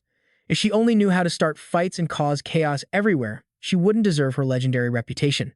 What on earth had happened to make the previous Moon King dissolve his contract with the Peacock Palace? Has the Moon King decided? Zhou Yan bowed slightly, paying her respects to Su Liang as she spoke in a soft voice. She asked again. Su Liang remained silent, his mind racing with doubt as he clenched his fist with absolute determination. Things had gone too far and there was no turning back now. Su Liang spoke softly. Fine, let's form the contract. They reached out and gently touched hands. A sudden bolt of lightning flashed as Zhou Yan began to glow with a blinding light. Su Liang squinted as a warning appeared. Book of the Moon has encountered an obstacle and is currently recovering. The system interface turned purple, updating the Peacock Guardian template and once again displaying details of the newly unlocked Invisible Curtain ability. Activating Pluto's Dance, shifting the energy field. Stage 2. Amethyst Throne, Absolute Order. Zhou Yan flashed a strange, knowing smile, making Su Liang's eyes widen as he suddenly realized what was happening. A massive explosion sent boulders flying as a blinding light filled the sky. As the dust settled, a giant crater was revealed. Zhou Yan stood calmly in the center of the crater, while Su Liang sat opposite her, coughing uncontrollably. Su Liang clutched his neck, utterly baffled. How could he have misread the information in the Book of the Moon? As Zhou Yan glowed with a bizarre blue light, Su Liang watched him warily. The guy had way too many combat techniques, and his aura was just too overwhelming. Zhou Yan glanced past Su Liang with a sneer, muttering that he wasn't any better than that brat from Feitu Palace. Her tone was pure sarcasm. So the top king is only worth this much. Su Liang clutched his neck, trembling as he struggled to hold his ground. Our elements are completely opposite. He's lucky he didn't drop dead right here, Zhou Yan remarked, resting her hand on her hip with a look of mock regret. What a pity. It looks like we can't fight together. So, let's leave it at that. Just accept your fates, everyone. Sweat poured down Su Liang's face as he suddenly sensed something terribly wrong. Something was wrong, his 6-star realm was rapidly dropping. Looking up at the full moon, Zhou Yan declared, but before I leave, there's still one major thing to do. Summoning every ounce of his strength, Su Liang struggled to his feet and yelled, Hold on, you witch, what on earth did you do to me? But Zhou Yan vanished into thin air, instantly warping into a completely different dimension. Scanning her surroundings, Zhou Yan searched for something while the bright full moon cast its intense glow over her. With a slight smirk, she finally spotted her target. The very next second, Zhou Yan wore a devious grin, roaring, Invisible barrier, tear yourself wide open. High above the blasted crater, Hai Yun and the veiled bride stood face to face, staring each other down. What a troublesome little brat, the veiled bride muttered. Hai Yun scoffed back, "You're not one to talk." But suddenly, she sensed a strange presence right behind them. Suddenly, the ground behind them shattered and began to cave in. The veiled bride watched in absolute shock as it collapsed. The sky bled into a deep purple as Zhou Yan's ominous voice echoed. "I only wanted a spot among the seven wonders. Why must it be this hard?" She appeared with a smirk. "Hai Ji, Ice Queen, Aquarius, none of you would duel me." The veiled bride had anticipated this scenario, but it was still happening right before her eyes. With arrogant eyes, Zhou Yan locked gaze with the bride. "Hunsha, if you run away again, I'll slaughter every single soul standing here." But she suddenly paused. Su Liang's words echoed in her mind. He had always warned her never to harm innocent bystanders during a battle. That warning made her hesitate for a brief moment. But then, Zhou Yan snapped her fingers, her face twisting into a much more sinister expression. "If they are all emperors, then they don't count as innocent, do they?" Hearing this, Yu Wangmu trembled in absolute terror. Meanwhile, Kang Yue watched silently from the sidelines while the veiled bride stood dead still. Deep down, the bride was growing uneasy. Meanwhile, just as expected, Su Liang lay completely paralyzed on the shattered ground, realizing the Book of Moon was gone. His face was dripping with sweat. "Am I seriously about to pass out right here?" he muttered weakly. Su Liang let out a helpless, bitter laugh. How ridiculous. He lost consciousness right after, just as a dark shadow began creeping toward him. Zhou Yan remained deep in thought. The bride was clearly just an empty shell. Once her energy ran dry, she would be completely defenseless. Watching the brides gathered before her, she began to speculate. "I just need to hold out until the Moon King's power is fully drained, and then it's game over." Suddenly, a loud noise erupted behind her. "How dare you interrupt my battle?" Zhou Yan glanced back to see Hai Yun flying toward her at breakneck speed, screaming, "I won't let you live, you stinky peacock." A sudden bolt of lightning struck her directly, catching Hai Yun completely by surprise. A massive explosion erupted inside the crater. Hai Yun lay pinned to the dirt, grimacing in pain as she trembled under Zhou Yan's cruel mockery. "You absolute trash. You can't even activate the Eternal Mist Realm, so don't you dare stand in my way." Zhou Yan sneered. "It's not like I haven't slaughtered an emperor of the White Deer clan before. But you are by far the weakest one yet. I have zero interest in you." Hai Yun struggled to stand, glaring up with pure hatred. Zhou Yan glanced to the side as she muttered softly. Nearby, the veiled bride let out a heavy sigh. It seemed she was finally ready. The bride quickly split into another copy of herself, and the other brides immediately cloned themselves too, surrounding the glowing rift. Hai Yun quietly told herself to stay calm. She needed to observe carefully and use her aura to track this invisible monster. Looking up, she watched the two massive forces prepare to clash. Suddenly, the veiled bride gave Hai Yun a subtle signal. "I'm leaving the final strike to you." Hai Yun nodded silently, feeling a massive surge of raw energy begin to swirl around her body. Raising her hand, Hai Yun began channeling the intense energy. Suddenly, she snapped her eyes open, her gaze filled with pure determination. "I've got it." Meanwhile, Zhou Yan stood with her back turned, remembering how that strange force had blasted her away in a single hit. Trembling, the young girl stood up with fierce resolve. "Now that I can see her, even without the Eternal Mist Realm, I still have the strength to fight." High above, Zhou Yan unleashed her attack. Peacock tail flare. The brides froze in place as Zhou Yan charged straight toward them like a demon. Out of nowhere, streaks of pink light shoot straight toward the brides. They violently pierce right through the veiled bride's body before she can even react. Fresh blood coughs from her mouth. Seizing the moment, Zhou Yan quickly grabs her arm in a vice grip. The veiled bride is brutally battered by Zhou Yan's relentless strikes. Suddenly, a massive explosion erupts from the cracking ground below. Hai Wan stands frozen, staring through the rising dust. She wonders how on earth anyone is supposed to defeat a monster like this.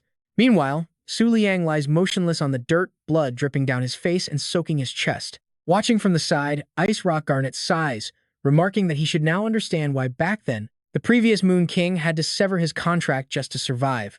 After all, that peacock bow drains the host's very life force for fuel. While Zhou Yan unleashes another brutal assault, Ice Rock Garnet warns that every ultimate strike further drains the host's fading life force. Trembling, Su Liang reaches his hand out, his eyes filled with regret as he wonders if this is the end.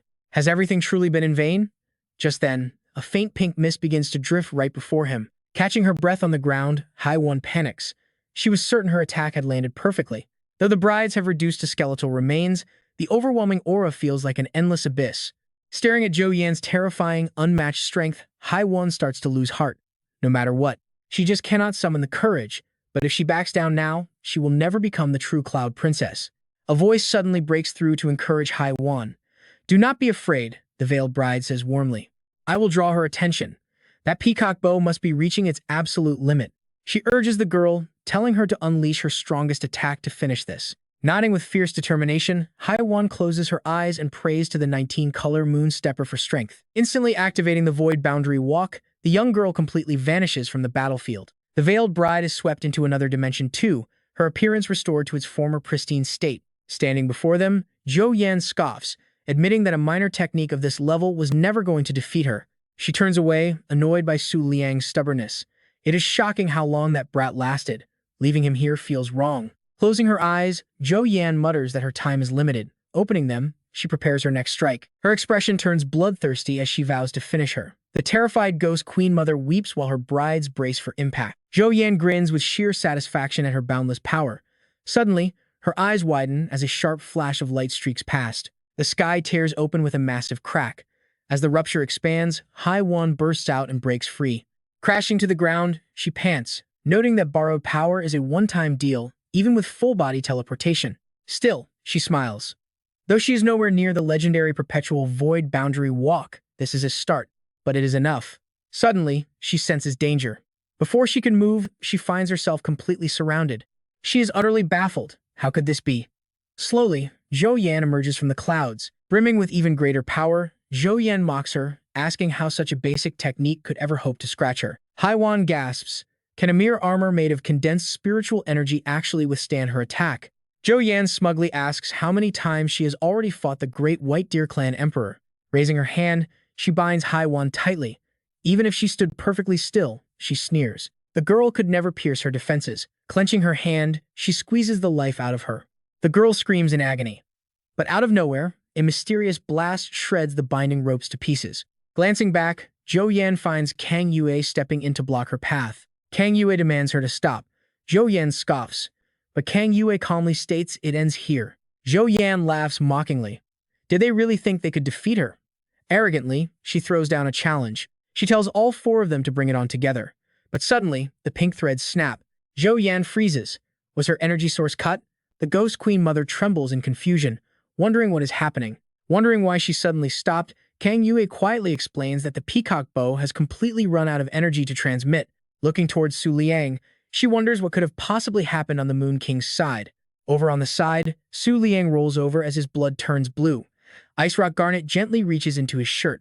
Su Liang weakly gasps, asking what he is doing. Lu Sha quickly grabbed the phone from Qingming, claiming she just wanted to see if he recognized an Ice-type beast tamer. She then demanded a message be sent to get her a ride. Staring at Su Liang's contact list, she could only sigh in pure frustration. Seriously. Every single one of his friends was a moon type, which was incredibly boring. Suddenly, a distant noise caught Lu Sha's attention. She glanced back in confusion, wondering what on earth was going on over there. Su Liang closed his eyes and let his body relax, only to suddenly wake up surrounded by endless blue skies and soft white clouds. Where was he?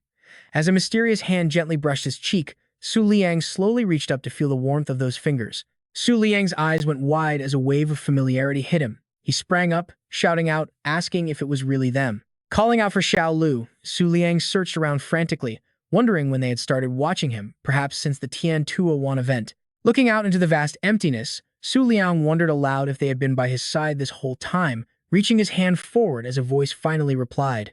They confirmed it, but warned there was no time to chat, causing Su Liang to freeze mid-motion. With the western region falling into total chaos, she had to stop it, and he quickly agreed to help.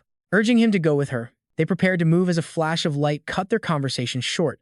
Staring into the empty void, Su Liang suddenly felt all his strength drain away, causing him to fall backward and lie unconscious among the soft white clouds. Waking up, Su Liang realized deep down that his connection to the Conquet Palace had been completely severed. He decided to let go, accepting that this place was no longer the real world anyway. The white clouds quickly swirled into a vortex, pulling everything behind Su Liang as he suddenly opened his eyes to realize he was in the mist realm. Su Liang bolted upright, startling the living daylights out of Lu Sha nearby. The phone slipped and landed right by Su Liang's hand, prompting him to glance down at the screen to read the text message that had just been sent. The message claimed to be from the White Moon King, currently stranded and dying in the endless prison of the western region. It urgently demanded a top-tier, 9-star Ice Beast Tamer and a 9-star Moonlight Tamer to be dispatched to retrieve his body. Su Liang stared helplessly at Lu Sha, who quickly looked away, as he questioned her with a probing tone. He pointed out that 9-star beast tamers did not even exist in this era yet, asking if she would grant him one request if she wanted to leave so badly. Lu Sha glanced back to listen, turning around to ask him how on earth he had managed to cut ties with the Conquet Palace. She stared in absolute shock as a glowing golden feather manifested directly in front of Su Liang, leaving Lu Sha completely stunned. It was completely impossible. As she gasped in shock, the white deer clan feather merged into Su Liang, forming massive wings on his back, the legendary infinite eternal mist realm journey. High above the western region, the full moon shone brightly. Yu Wangmu glanced at Kang Yue as if giving a signal, knowing that everyone present could undoubtedly feel the change. By now, Zhou Yan seemed to lose consciousness, silently hanging her head. With the Conquet Palace's energy source completely severed, even maintaining her form became difficult. Kang Yue looked up, declaring that the Conquet Palace was finally finished. The veiled bride spoke up quietly, demanding their surrender in exchange for sparing their lives. Watching Zhou Yan slump silently before Kang Yu and the veiled bride, Yu Waimu gathered all her courage to demand what they had done to the Moon King. Kang Yue and the veiled bride both turned to look in the exact same direction. Kang Yue wondered if the High Tai Princess was involved, while the veiled bride questioned what special connection she had with the Moon King. Yu Wangmu hesitantly covered her mouth as memories of Su Liang flashed through her mind. As Yu Wangmu shyly looked down, a burst of loud laughter suddenly caught her attention. Kang Yue and the veiled bride also quickly turned their attention toward the source of the noise. Zhou Yan landed on the ground laughing mockingly, her pride untouched as she asked why they were so smug over a simple, severed energy source. Though her body was completely drained of power, she forced herself to stand, promising to plunge them all into absolute despair. Throwing her head back, a surge of black toxic gas erupted from her mouth before she collapsed heavily onto the cold ground. Kang Yue watched her every move in confusion, while Yu Waimu stood behind her, nervously asking what was happening. Wondering if she was gathering power for one final massive attack, Kang Yue noted that her aura was actually dropping at a rapid rate. Suddenly, Zhou Yan screamed in agony as massive tears began ripping open in the air behind her. The veiled bride watched the unfolding horror, feeling a sudden chill. Struggling to stand after the previous blast, young Hai Yun stared at Zhou Yan in confusion, noting she had never seen such an ominous technique even 2,000 years ago. The blinding light forced Hai Yun to shield her eyes, while Yu Wangmu struggled desperately to withstand the intense pressure. She slowly lowered her hand to look. Queen Wangmu stared, her eyes wide with shock. Kang Yue tried to make sense of the madness. Nearby, the veiled bride watched in pure panic. Covered in dark energy, the moon itself was actually descending toward the earth. The full moon was too close. The veiled bride stared in horror, terrified of this absolute monster. Zhou Yan had used up every drop of her energy, yet somehow, she pulled the moon down. She struggled to stand, completely satisfied. "This distance will do," Zhou Yan muttered, turning around. Her eyes flashed with light, unleashing a cold, lethal threat. "I'll kill every last one of you," she roared, instantly drawing an insane storm of power around herself. With the second stage unleashed, Hai Yun was thrown back, leaving Queen Wangmu struggling to hold her ground. The veiled bride turned to Kang Yue, screaming for Emperor Tianda's help. Without backup, everyone here was dead meat. Kang Yue fought in silence, her mind racing.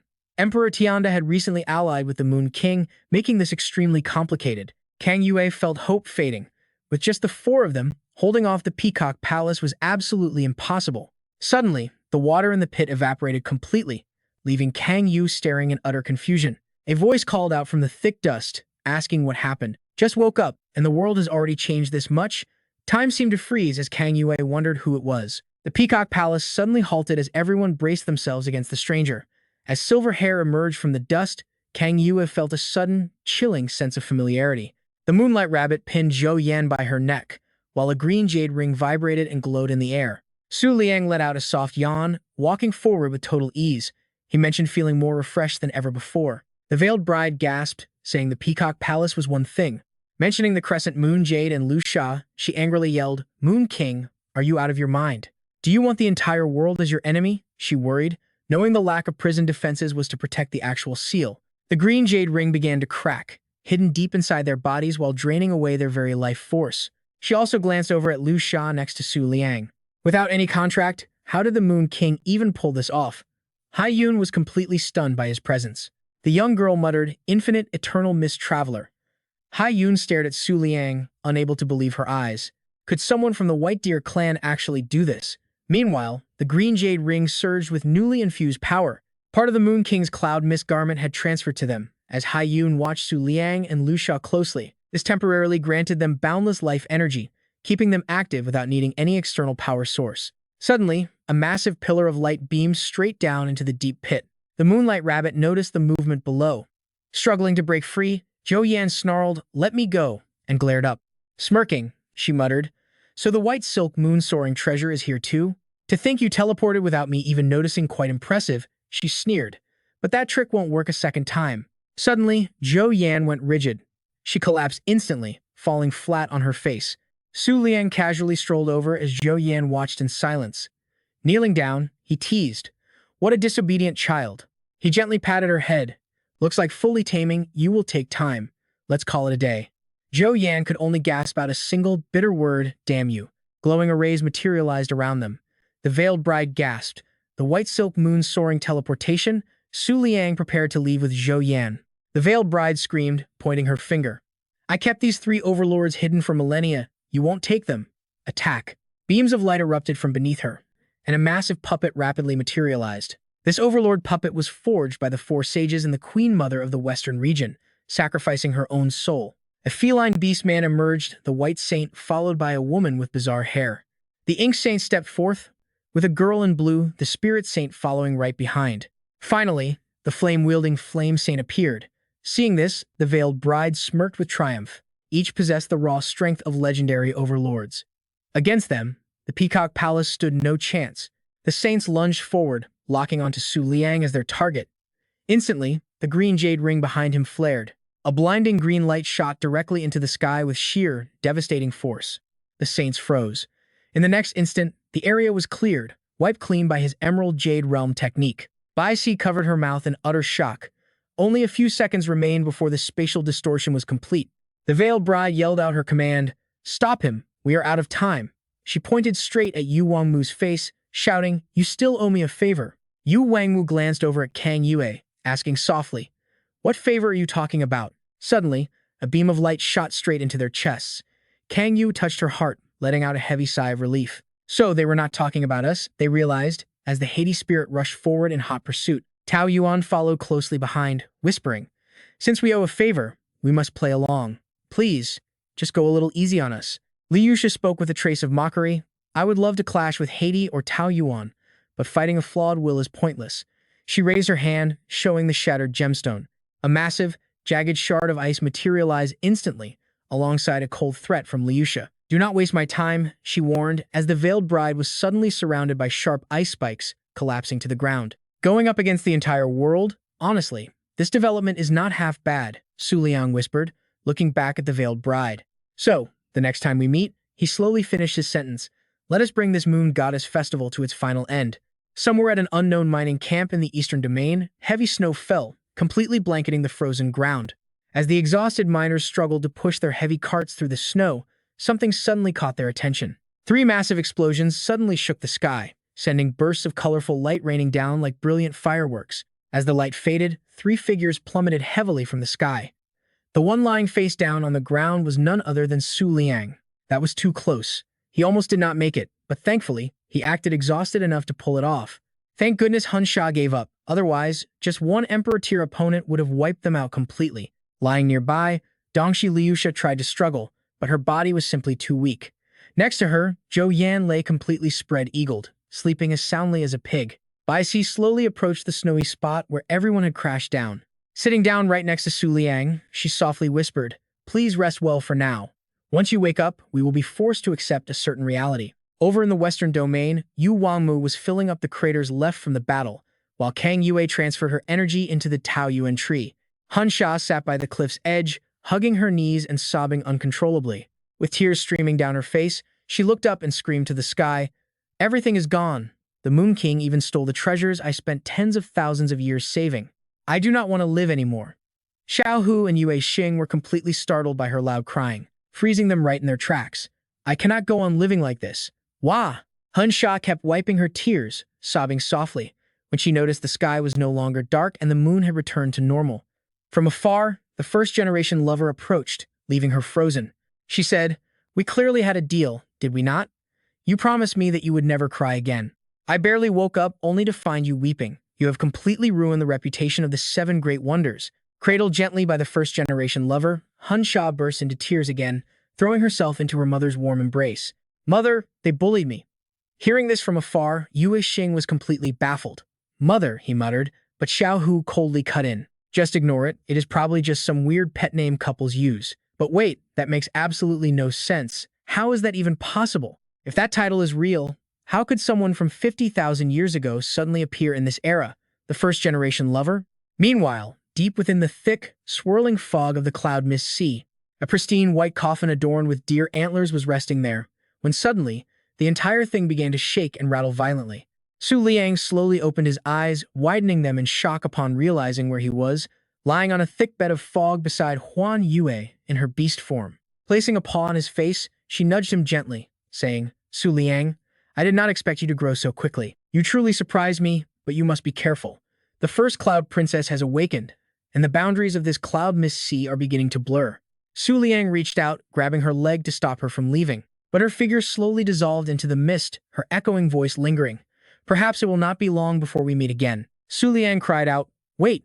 But he was grasping at nothing. He suddenly woke up from the dream, his hands still reaching out into empty air. He wondered if he had truly met Xiao Lu in his dream. A feeling this vivid could not possibly have been just an ordinary dream.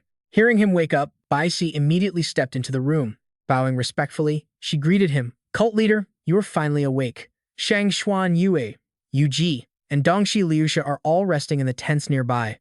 In another tent, Dongxi Liusha was fast asleep, with her precious jade bracelet resting peacefully right beside her. Bai Si continued her report. "This is the Cloud Mist camp in the Eastern Domain. It is completely deserted, so even the Ice Queen has not detected our presence." Su Liang sat up to discuss the situation with her. Looking at Bai Si, he smiled and thanked her, asking about the current situation. She replied, "My lord, forgive my bluntness, but we might have to cancel this mission entirely. Your physical state is critical, with your beast power completely drained and your mental energy entirely depleted. For a beast tamer, this was an absolute disaster. While ordinary tamers would need years of recovery, you only need 6 months, yet we still have to abandon the plan to seize the Lockblade." Helplessly, he asked, "What about the first Princess Yun and the Ice Queen?" Instead of answering, she simply muttered, "See for yourself," before casting a spell that conjured a glowing orb in mid-air. Staring at the projection, Su Liang realized this was not the Bronze Domain, but a brutal battlefield out in deep space. Across the cosmic war zone, massive collisions unleashed blinding flashes as shattered meteorites drifted through the endless void. He gasped at the sheer power, realizing this battle was on a completely different level than the clash between Hunsha and the second Princess Yun. Bai Si noted that the first Princess Yun possessed terrifying power, even capable of summoning the incomplete form of the Supreme Jade Mural Calamity. Even so, the scale of this battle was absolutely insane. Princess Yun was completely overwhelmed at first, only managing to fight evenly once the Peacock Palace pulled the moon closer. But when the moon returned to its orbit, everything shifted. Bai Si suddenly went quiet, but Su Liang sighed. "Yeah, I know." Looking at the current state of things, he realized the cloud density on this planet had reached an unnaturally thick level. Just as Xiao Lu had warned, the first Princess Yun had awakened, prompting Bai Si to plead. "So, you understand now, right? In your current state, there is absolutely no way you can interfere." Unwilling to yield, Su Liang clenched his trembling fists and growled, "But we are just one step away from the final piece of the waxing moon bone flower. I cannot give up now. No matter what, I must claim that lock blade." Forcing his exhausted body upward, he stood with eyes burning with absolute determination. She rushed after him, calling out in panic, while he gripped his cloak, knowing his beast energy was completely gone. His mind was weak, his team was exhausted, and his main battle beasts were utterly incapacitated. Yet, all of those were merely excuses. None of it could change the ultimate truth. Today, Su Liang, the Moon King, would face the Ice Queen. Throwing on his cloak, he pulled back the curtain and stepped outside. Meanwhile, on the cosmic battlefield, the first Princess Yun materialized amidst the mist, taking the form of the cloud-treading Moon Chaser. She realized with dread that the Ice Queen had not even revealed her true strength yet, merely playing with her this entire time. Suddenly, Huan Yue gasped as she spotted a blinding flash of light rushing toward her massive cosmic meteorites hurtling through the vacuum of space. Panic-stricken, she tried to turn and flee, but in an instant, countless space rocks of all sizes completely surrounded her. Closing her eyes, she forced herself to focus, desperately trying to sense the Ice Queen's presence amidst the chaos. Sensing a stream of light weaving through the rocks, Huan Yue focused her gaze, locked onto her target, and unleashed her ultimate move, Mist Realm Erasure. A swirling vortex of mist erupted, and Huan Yue lunged forward, grabbing tightly onto that single beam of light. She rejoiced, thinking she had caught the real body, but her smile instantly froze as a hand pointed directly at her forehead. The Ice Queen whispered, "The moment you attack, your mist realm suffers a brief delay." Unable to believe her eyes, Huan Yue was struck by a devastating blow that sent her crashing down toward a nearby planet. She slammed into the ground, triggering a massive explosion that left a giant crater. Lying broken in the dirt, she realized this was the true power of the Ice Queen, one of the 7 great wonders. "It is over," she thought, before completely losing consciousness. The Ice Queen slowly drifted down, wearing an exquisite crown of pure ice, a thin layer of frost dusting her eyelashes. As she stood by the crater, 3 streaks of light descended behind her. The pink streak revealed itself as San Bixiao, Fei Ying Fen Tong. The silver flash was San Bixiao, Pian Yi Jing Hong, followed by a blinding white light revealing San Bixiao, San Zhu Bai Shua. The Ice Queen glanced at them just as another girl dashed over, laughing excitedly as she neared the queen. It was the current Bing Fei, who immediately tripped over a stray rock and face-planted directly at the Ice Queen's feet. The San Bixiao trio watched this painfully familiar sight in absolute silence, while Jing Hong snapped, "What are you doing? Hurry up and get people to clean this place up." Face covered in dirt, the clumsy Bing Fei whimpered in pain. I. The Ice Queen raised her hand, shielding the girl, a gesture that shocked Jing Hong. Composing herself, she asked, "My queen, what are your orders?" "A new challenger," the Ice Queen uttered coldly, her gaze drawing everyone's attention to a dark silhouette approaching from the distance. "He has arrived," she murmured, as the figure finally stepped into the light, revealing none other than Su Liang himself. She realized this was the true plan of the Mist Cloud Sea to sacrifice 3 supreme overlords in battle to awaken a legendary being from 10,000 years ago. But for a 9-star demigod to be allowed to leave the sacred temple, one critical condition still had to be met. You and I don't know that condition, but the climber who reached the 10,000-meter peak of Tian Tao Huan definitely did. Only 1 hour remained before the full moon faded. Now, the Moon King would use his battered, broken body to face the strongest overlord of this era. Before the Ice Queen, Su Liang gritted his teeth, dragging his exhausted body forward. 2 colossal shadows blocked his path. One belonged to the Thunder Emperor, an imperial sky-type beast. The other belonged to the Ice Sea Falcon, another sky-type emperor. He dragged himself past them under an overwhelming, crushing pressure. Strands of blinding light shot rapidly all around Su Liang's body. The Thunder Emperor sneered, asking why the kid who fled a month ago was back. Was he looking for death in that half-dead state of his? Just give up. But Su Liang ignored the words and kept pressing forward. The Ice Sea Falcon chimed in, mocking that maybe he just wanted to drop dead to frame them. Yet, facing these 2 massive beasts, Su Liang showed zero fear. He barked, "Get lost. I came to challenge the Ice Queen." Stunned, they could only watch him walk right past. The Thunder Emperor and the Ice Falcon realized that since the Moon King had conquered Tian Tao Huan, his status and legendary achievements certainly earned him the right to fight the Ice Queen with everything he had. But was he seriously doing this? Challenging the Supreme Ice Queen while literally clinging to life? Challenging the Ice Queen, one of the 7 great wonders at the pinnacle of this era? Su Liang coldly whispered to his weapon to absorb everything, despite the danger. "Whether facing Yuji or Hansha, I kept your energy completely intact, saving it all for this exact moment. Now, the true forms of the 12 heavenly saints, the 3 Bai Shao, and the Ice Queen herself were gathered here. No illusions," Su Liang muttered. "Now, show me your ultimate limit of evolution. Mirror Flower, Water Moon." You and I can feel the suffocating pressure as Su Liang finally stood before the Ice Queen. Facing him was the Ice Queen, leading her forces, with the 3 Bai Shao backing her up. Freezing energy radiated from her, a howling gale forcing him to shield his eyes. Still, Su Liang gritted his teeth and stood his ground. While the 3 Bai Shao remained silent, the current ice consort could not stay calm. She lunged forward, screaming, "Moon King, how dare you!" Jing Hong grabbed her instantly, covering her mouth to keep her from saying anything reckless. Suddenly, in a flash of light, everyone vanished. Su Liang declared, "In 1 hour, if I am still standing, you must grant my request unconditionally." The Ice Queen sneered coldly, "Moon King, if you came to insult me, turn back now. A fight between us ends in 1 second." Unfazed, he instantly summoned his weapon into his hand. As the blade fully materialized, Su Liang replied, "How long we actually fight is entirely up to me." Her crown vibrated, and the Ice Queen vanished, transforming into a streak of pure light. Su Liang closed his eyes, focusing. Snow began to fall. Suddenly, a blinding beam of light struck out of nowhere, catching him completely off guard. The devastating energy slammed directly into Su Liang, launching him backward with insane force. He shot out of Earth's atmosphere like a dying star. With a single blow, the Ice Queen literally blasted him all the way to the moon. On the ground, strange circular ripples formed, and she slowly materialized right at the center. Sending him flying, the Ice Queen casually blew on her hand as if it was nothing. Around her, everything returned to a calm, icy silence. The Queen muttered, "It seems the legend of the Moon King ends here today." Suddenly, Su Liang's voice echoed, "Is that seriously all your full power can do?" Startled, she glanced up toward the moon. On the moon, he stood inside a massive crater, staring right back down at Earth. The sheer force of her attack had not just sent him to the moon, it blasted him straight through it, only stopping when his battered body smashed into a giant asteroid drifting behind. Talk about insane power. That brutal impact triggered a massive cosmic explosion, completely shattering the giant space rock. Seeing him alive, the Ice Queen realized this boy was an anomaly, something that had never existed in all of world history. He shattered common sense completely, an entirely new kind of sovereign on the rise.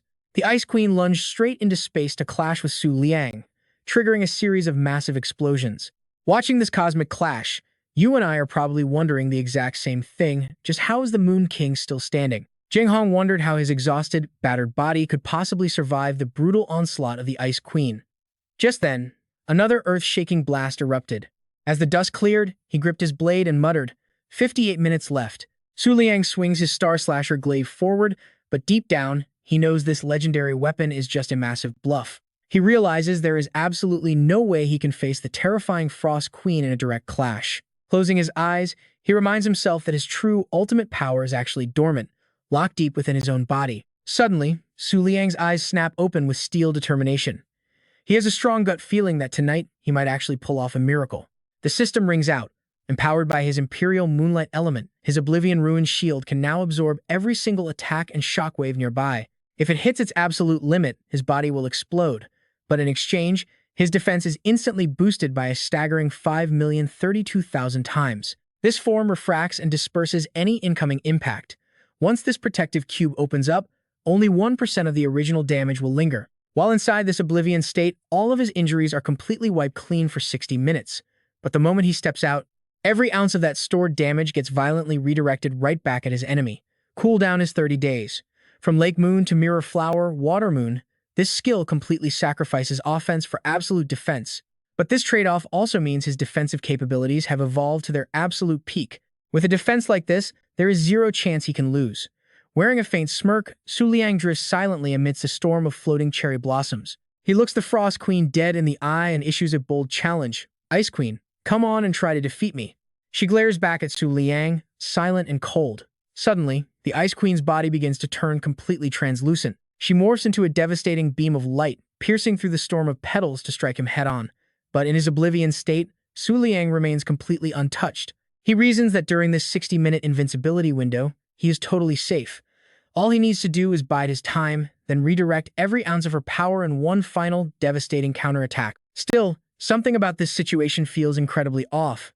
Even though he is now dozens of times closer to the physical moon, he can feel the lunar energy within his body fading fast. A sudden realization flashes through his mind.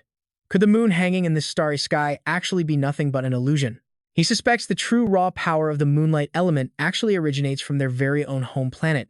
After unleashing a relentless barrage, the Ice Queen finally speaks.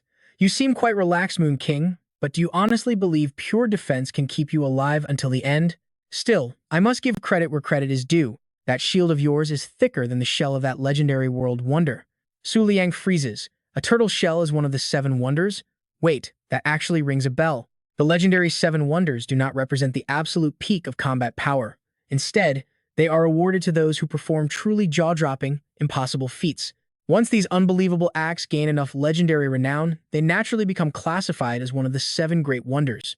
The first wonder, the Eternal Path, Jade Peach, Silk, and Snow Wheel Flower. Then, the Goddess of Love's Wedding Veil, Jade Wing Prison, and finally, the tailless 7 strings of the Purple River. Then comes the Moonlight Wonder of Aquarius, Eastern Lotus Sky, and the Terra Pearl Sea Wonder, Deep Sea Abyssal Shark Indigo, and the Sky Wonder, the Frost Queen, Empress of Heavenly Orchids. As for the legendary Eternal Wonder, could the Ice Queen actually be hinting at this final, mythical mystery? But the world only knows of its mere existence. As for what this Eternal Wonder truly is, absolutely nobody has a clue. Su Liang exhales deeply, knowing none of that matters right now. Snapping back to the fight, he warns her. Frost Queen, you only have 40 minutes left. She calmly replies, Oh, Moon King, you truly are a worthy opponent. You are far stronger than that brat from the Mist system. But even this is not enough. It is still not enough to fill the void left in my heart since my battle with Aquarius. The ice crown on her head slowly retracts as she whispers, "Perfect. Let me see what you have got." Shards of ice swirl around her as she begins to transform. Her battle armor cracks wide open, unleashing a massive, suffocating wave of energy into the atmosphere. From her back, a pair of massive ice wings erupts. She sneers. "What right do you have to inherit the legacy of Aquarius? Ultimate Realm, release speed, 10%. Instantly, a thick layer of solid ice wraps around all the nearby giant meteors. Hovering majestically in the dead of space, she coldly warns him, "Moon King, if you are truly the one who awakened this new era, then try not to die too quickly." Watching her release such raw power leaves him completely stunned. In a flash, she transforms into a blinding streak of light, slamming directly into his Oblivion ruins. The terrifying momentum of her impact launches him backward through space, hurtling him straight toward the burning sun. Their violent collision with the sun triggers a massive, blinding explosion. As the cosmic smoke clears, an impossible sight is revealed, a thick, solid layer of ice coating the solar surface. Viewed from the deep void, a massive crater now scars the sun's surface, completely frozen over with thick sheets of glacial ice. Backing away to inspect her work, she gloats, "Behold my true authority. Moon King, you are now trapped inside the very core of the sun, sealed beneath my eternal ice. There is absolutely no way you survive this. Even though you managed to reignite my fighting spirit for a brief moment, in the end, this is all you amounted to." But suddenly, she freezes. Casting a quick sensory spell to scan the area, she thinks in absolute shock. This cannot be. The Moon King's life force is still completely intact. Near the solar flare, a tiny speck of light appeared. Right in the center of that glow, he stood tall, completely unharmed. Liang focused and calculated that at this rate, escaping the sun would take 30 minutes. Meanwhile, the Vat Vong Thuthwai kept absorbing energy. At the final, decisive moment, he would return everything to the Ice Queen, bringing a spectacular end to this entire era. Deep in the Milky Way, ice started freezing everything over. The Ice Queen silently expanded her territory, freezing the surface completely. Walking slowly near the sun's surface, Liang watched the timer count down. 30 minutes, 20 minutes, 10 minutes. In the final minute, the swirling layer of cherry blossom petals surrounding him grew incredibly dense. Staring at Liang, the Ice Queen realized this man might actually awaken her long-lost fighting spirit. Spreading her wings, she released 20% of her ultimate realm limit. Raising his silent star crescent blade, he prepared to fight, aiming to defeat the Ice Queen first before absorbing the sun's heat for another half hour. In fact, even he didn't fully realize just how terrifyingly destructive this final strike would be. Cracks began splintering the ice surrounding the sun, shocking her. Spreading her wings wide, the Ice Queen braced herself to block the incoming attack. As time ran out, he swung his blade with a mighty roar, calling out the Ice Queen before bringing it down to complete the Vat Vong strike. The Ice Queen unleashed a blinding light, triggering a massive explosion so bright that humans back on Earth could easily see it in the night sky. Thousands of burning fragments scattered across space, crashing violently into surrounding planets and leaving giant, deep craters all over their surfaces. San Bixiao soared upward rapidly, dodging the debris while clearing away the thick clouds of dust and smoke. Jing Hong wondered what godlike level this battle had reached. Suddenly, she stared in shock as a brilliant streak of light plummeted toward the Earth. Liang floated peacefully in the center of the Vat Vong zone, completely uninjured. Looking around, he was stunned to see the frozen zone spanned wider than a dozen massive stars. Was this the true, terrifying power of the Ice Queen? Yet, even after he finally managed to deactivate the Vat Vong state, the Vat Vong Thuthwi's shield had absorbed the entire onslaught, with its integrity dropping by a mere 10%. He had won. That was Liang's very last thought before his consciousness faded. Suddenly, a pale, delicate hand reached out to catch his falling body. The Ice Queen caught Liang, gazing down at him in her arms. Above her, the crown of ice shattered, only to instantly reconstruct itself. The Ice Queen thought about how close he had come to killing her. She stroked his face and whispered, "This sensation, it is truly exquisite. Moon King, you must stay with me forever. You cannot leave me like the Aquarius Palace did." 3 days after the full moon, Princess Yun returned in a battered, miserable state, shocking the entire world. It was clear proof that the ultimate overlords of this era remained the absolute peak of power. They were simply not monsters the new generation could hope to challenge yet. Yet, since that fateful night, people could clearly feel the global atmosphere shifting, as the number of emperors in the western region grew rapidly right before their eyes. Even Princess Yun, who had retreated with severe wounds, kept completely silent and leaked absolutely no information to the public. Meanwhile, in an icy cave hidden deep within the eastern region, Su Liang slowly opened his eyes, wondering in confusion where he was. His body was completely bare, and his hair had grown noticeably longer. Checking his state, Su Liang suddenly realized something strange. He realized that after a single deep sleep, all the severe physical damage from his relentless battles had been fully repaired. Not only that, but his pet's power had also increased drastically, successfully reaching the mid-stage of 6 stars. Even stranger, despite being completely naked in such an intensely freezing environment, he didn't feel cold at all. Suddenly, the Book of the Moon system initiated a scan. Host and Moon King Su Liang, special constitution detected, absolute moon physique. Ice attribute resistance unlocked, immune to cold down to -200 degrees. Su Liang was utterly shocked, wondering what on earth had happened to him. Then he remembered the Ice Queen. Was she still alive? As Su Liang scanned his surroundings to find her, he suddenly froze in terror. In absolute panic, Su Liang gasped out, "Ice Queen." Finding her lying naked right beside him, Su Liang panicked, desperately trying to figure out how he had ended up in bed with the formidable Ice Queen. Still unable to believe his eyes, he wondered if he had transmigrated yet again, questioning what was wrong with the world now. He stared at her suspiciously, questioning how she could remain completely unharmed after taking such a direct, devastating blow. That was when Su Liang noticed another anomaly. Staring into a mirror, he gasped, "Is this really me?" In that single instant, Su Liang was completely petrified by his own reflection. He immediately commanded the Book of the Moon to check his physical status history. The system quickly initiated a deep search database scan. A massive holographic screen materialized, displaying a flood of alerts confirming that his body had successfully absorbed the blood of an ice deity. Ice affinity enhanced, physical genetic activity significantly improved, and total frost resistance was dramatically increased. Warning: ice element compatibility has been severed by the absolute moon physique. Alert: Ice God blood absorption fully completed. His ice abilities are upgrading, his body's genetic activity is enhancing, and his overall frost resistance has just increased. System alert: his ice compatibility has been severed by his absolute moon physique 999 times. Alert: he has unlocked a special frost-resistant physique. Su Liang is completely stunned looking at these notifications. What on earth is this? He begins to connect the dots. Although he has no idea what the Ice Queen did to him, his dramatic physical transformation seems to stem from her divine blood. Su Liang slowly approaches the queen. Judging by her reaction, this seems to be a win-win situation for both of them. Yet, he is still utterly bewildered, completely clueless about what she actually wants. Suddenly, an invisible chain violently yanks Su Liang's hand back, leaving him totally confused. And just like that, Su Liang falls flat on his back, legs pointing skyward. He lands right on top of the Ice Queen. She slowly opens her eyes, and their gazes lock intensely. Su Liang is so terrified he breaks into a cold sweat. The Ice Queen stares at him for a long moment, biting her lip as if she is craving something. Su Liang watches her, utterly baffled. Gently touching his face, she pulls Su Liang closer and suddenly locks her lips with his in an unexpected kiss. Before he can even react, Su Liang blushes deep red. As their kiss deepens, the system panel flashes, announcing he is absorbing the divine blood of the ice element. His ice power surges dramatically while his body's genetic activity accelerates rapidly.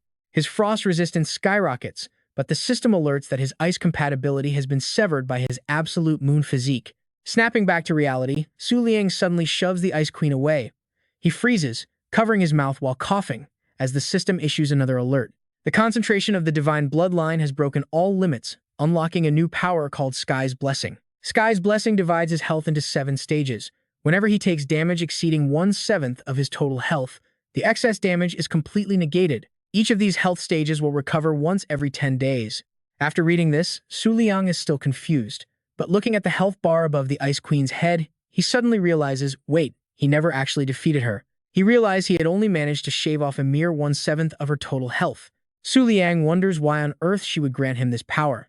Touching his lips, he sighs, realizing his first kiss was just stolen from him.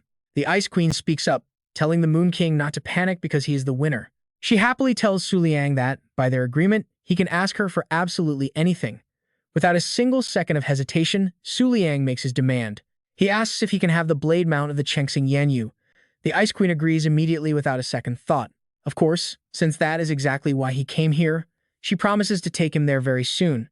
She adds that the sky element is useless to her, but she simply did not want Feitu Palace or the Moon King to get it first. Still, Su Liang has doubts. He asks her one final question, wanting to know why she decided to bestow that incredible power on him.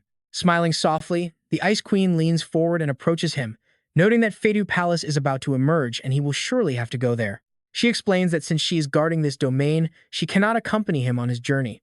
Her only option is to maximize his combat power as quickly as possible. Slowly stepping closer, she hesitantly mentions that Aquarius Palace rejected her years ago. She had to wait 1,000 years just to finally meet him.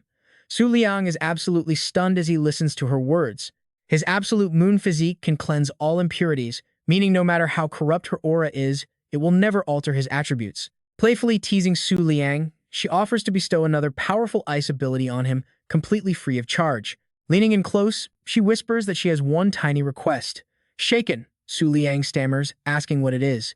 She wants to leave the strongest hybrid offspring in the world, combining 3 major systems, moonlight, ice, and sky, asking if he would be down for that. Hearing this, Liang literally turns to stone, completely speechless as his mind races. Honestly, even in his wildest fantasies, he only ever occasionally pictured himself with Xiao Lu or Chengxing Yanyu. Liang scratches his head, thinking that the sky and ice elements are just completely incompatible.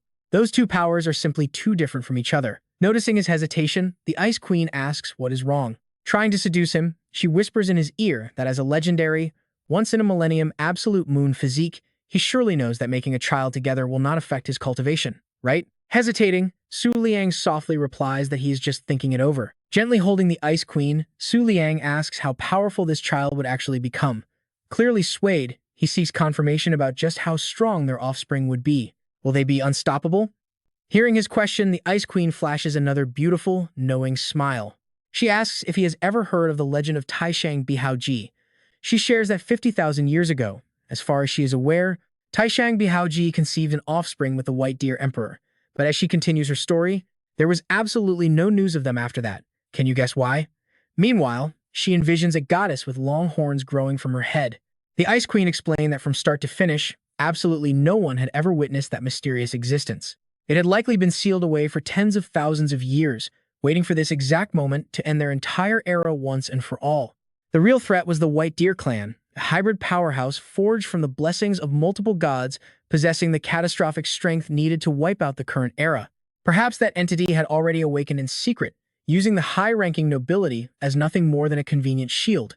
Turning to Liang with a mysterious look, the Ice Queen left him wondering about this supposed power capable of ending their entire era. The Ice Queen silently thought that relying solely on the power of the 4 supreme overlords from the Golden Butterfly, Aquarius, Peacock, and Sagittarius palaces was still far too weak. But everything would change if they could form an alliance right here with the Winter Queen. She asked Liang if he was tempted by the offer yet. Whispering softly into his ear, she promised that their future descendants would possess a massive power that easily rivaled her own, gently caressing his face to tempt him into signing a contract with his rare absolute source constitution. Liang closed his eyes, considering it. Blushing slightly, he grabbed the Ice Queen's hand decisively and agreed to get started, a decision that immediately made her incredibly thrilled and eager to begin. Thrilled by his response, she wrapped her arms around his neck, explaining that she needed to transfer some of her frost power before they could start reproducing. Without wasting any time, the Ice Queen gave him a highly passionate kiss. His system screen immediately popped up, notifying him that he had successfully absorbed the blood of the Frost Goddess, upgrading his ice compatibility, gene activity, and overall resistance. Another notification flashed, showing that his ice-type compatibility was fully integrated by his absolute source constitution. The two of them remained together through the night until a brand new day finally began. Once again, the system notification flashed to announce the continuous absorption of the Frost Goddess's blood, which instantly boosted his ice compatibility, body gene activity, and raised his frost resistance to 19,999. The system then reported that his ice-type compatibility had been absorbed by his absolute source constitution 99 times. With his divine bloodline concentration shattering all previous limits, a new power emerged, the Absolute Zero Domain. This Absolute Zero Domain kept 99% of his power sealed initially, leaving him with just 1%. However, once released, it could gradually scale all the way up to 300%. Inside the quiet cavern, nothing but heavy, exhausted breathing could be heard. Collapsing onto the ground, Liang felt a sense of relief after a whole day, realizing that giving in to temptation was a slippery slope with no turning back. By now, he knew that no matter what the Ice Queen demanded of him, he would find it virtually impossible to refuse her. Sitting up, the Ice Queen announced that they could finally initiate the ultimate step of the process. She warned him that it would take half a month and asked if he was truly ready. Shocked, Liang cried out in panic, wondering why on earth it would take half a month, just as a drop of blood fell into the pool. Stunned, he asked if this was really what she meant by creating their future descendants. He wondered if they had to drip blood there for 15 days straight, but she assured him it would be ready soon, planning to dive in to personally hatch their combined essences. She told him he was free to explore her cave during those 15 days, leaving him utterly bewildered by this bizarre method of parenting. He asked if it was really that simple to reproduce, and she replied that it absolutely was. She mocked the idea of using primitive methods, pointing out that natural reproductive barriers and gender limits would make such a union completely impossible otherwise. His face flushed with embarrassment over his dirty thoughts, and he could not help but feel a tiny bit disappointed as he nodded. Spotting his reaction, she teased him about his thoughts, wrapping her arms around him from behind while explaining that he still did not quite grasp the nature of their bond. She gently reminded him that in human terms, they were now officially lifelong mates. She whispered that even if he made outrageous requests, she might not actually refuse him, causing his face to turn completely red as he stammered. Before he could finish, she playfully cut him off, telling him with a sweet smile to save those thoughts for after she finished hatching their eggs. She pointed out the legendary blade nearby, telling him to claim it himself, prompting him to quickly go over and retrieve the powerful weapon. The system announced that as the Moon King, his unique absolute source constitution now boasted incredible frost resistance and massive elemental authority. He unlocked one ultimate moon deity right, 112 zodiac moon glow, and the divine blessing of the absolute zero domain. He realized his gains from this trip were absolutely massive, walking away with the Wu Wang heavenly water, the queen's authority, and so much more. Suddenly noticing something strange, he stepped into a grand, majestic hall, finding himself standing right before an ancient saber throne. As he brushed his hand against the throne, he realized there was something far more intriguing nearby, shifting his attention entirely to the Ice Queen's computer. Sitting down at the desk, he rationalized that since they were now official mates, peeking into her inner thoughts shouldn't be a crime. With that excuse, he booted up her computer. He gasped as the screen loaded a game called Super Beast Taming, showing her top-tier account stats, low-grade pet food purchases, and her server #1 rank. He stared in complete shock, wondering if the mighty Ice Queen was actually just a heavily addicted online gamer. Everyone claimed there was no signal in the Eastern Domain, but it turns out that signal belongs to the Ice Queen herself. Suddenly, an unexpected notification pops up, leaving Su Liang a bit bewildered by what he sees. The screen delivers today's massive scoop, the latest world declaration from the Tai Yin faction's very own moon deity. The guardian of the Flying Rabbit Palace will awaken on the next full moon. All powerful experts across the lands are invited to the central domain to welcome the king's grand return. Clicking for more details, Su Liang is shocked to find even more hidden information about the moon deity on this website. According to the screen, all three challenging princesses have just suffered crushing defeats, proving that the reign of the current Snow World Overlord is absolutely unshakable in this era. The trending post shows the moon deity personally suppressing the Western Domain's Hunsha and locking 3 sinful emperors in the Eternal Dungeon. Many are urging an immediate attack on the Twin Moon sect. Another trending post shows the Moon King scaling the 10,000-meter peak of Tiantao Huan, skyrocketing the Twin Moon sect's followers by 16 times as last month's top record. The site even displays a photo of the moon deity, personally suppressing the Western Domain's Hunsha and locking 3 sinful emperors in the Eternal Dungeon. Su Liang thinks to himself that this picture is incredibly imposing, presenting a stark, night-and-day contrast compared to his own situation. The comments read, "Moon King, I want to be your dog. Attack the Twin Moon sect. Stop making so much noise." In a world ruled by raw power, since the Western Domain was conquered by the Moon King, crying for sympathy online is just pathetic. He realizes the Western Domain probably never expected this entire fiasco to actually boost their own reputation. Those brainless Twin Moon fanboys need to stop flexing. If you have the guts, tell your Moon King to challenge the Ice Queen of the Eastern Domain. And yet they still dare call themselves the strongest of this era. What a complete joke. Su Liang can barely believe it either. I mean, who would have thought he and the legendary Ice Queen shared such an intimate relationship? Back inside the freezing ice cavern, the entire space is covered with sharp, glittering crystals that reflect the pale light. Su Liang calls out, "Ice Queen, the Flying Rabbit Palace is about to awaken, so I am heading to the Central Domain to investigate." The Ice Queen fires back, "What did you just call me?" Su Liang freezes, thinks for a second, and quickly corrects his tone. "Wifey." The Ice Queen beams, "Good boy, off you go." Su Liang sighs in defeat as ice blocks form an infinitely long pathway ahead. Before him lies the cave exit leading to another world, where the sudden, blinding light from outside makes Su Liang shield his eyes. Stepping out, he sees 4 women kneeling before him. Jing Hong is deeply respectful, while Bai Shui carries a much more fierce, ruthless aura. Fentong silently shoves the current ice consort's head down. Su Liang smiles. All right, girls, let's take a little trip to the central domain together. Meanwhile, in the eastern domain's cloudy mist mining camp, heavy snow blankets the frozen landscape. Three girls huddle together, trembling and crying, begging her, "Please don't eat me. I do not taste good at all." Dongshi Liusha reassures them, "I already told you I am not going to hurt you. I just need to stop you from tipping off the Ice Queen. Besides, I have never actually eaten an ice citizen. That rumor was just spread to lure out Taishang Bi Huajie for a proper fight." But the three keep sobbing, completely ignoring her. Dongshi Liusha snaps, "Hey, are you even listening to me?" "Listen to what?" A loud laugh echoes, and a furious Liusha snaps, "You! Don't you dare laugh either." Hovering above on a stone, Baisi notes there is still absolutely zero news from the Moon King. Meanwhile, these two overlords, especially Dongshi Liusha, who comes from the noble Dong Empress clan, are recovering their power every single day at a terrifyingly visible speed. Baisi worries that as a mere high-level emperor, she won't stand a chance at stopping them if they decide to run wild in the eastern domain. But suddenly, she senses an overwhelming presence. Glancing over at Liusha, Baisi swoops down and demands, "Who goes there? Sanbixiao?" Then her eyes widen as she realizes even the current ice consort is here. Could they be trying to see if that supreme, ultimate existence will actually notice their presence? Tension fills the air as the ice splits cleanly down the middle, separating the two factions. Then, through the rising mist, Liang makes a spectacular entrance. Dongshi Liusha gasps in absolute shock, "Are you the Moon King?" Baisi freezes, wondering why the Ice Queen didn't show up instead. Meanwhile, Liang calmly commands Ice Consort, Sanbixiao, and Dongshi Liusha, "You will depart from here first. As for Shang Xuan, Yue Yuji, Baisi, and Fei Yue, you are with me." Laying out the plan, he instructs, "We are splitting our forces into two separate routes, marching toward the central domain to clash with the Flying Rabbit Palace and Xiu Zhu." Jing Hong and Bai Shui instantly bow. "At your command, Lord." Bai Si stares at Su Liang, utterly dumbfounded by his presence. She silently wonders, what on earth has the Moon King been doing for the last 2 weeks? In the central domain's Xiu Zhu, the full moon now shines directly overhead. The live chat is exploding with the return of the king. "Sorry, folks, but you and I are now in the era of Moon King Su Liang. The Tai-In faction needs to accept their defeat. If you are confused, just ask.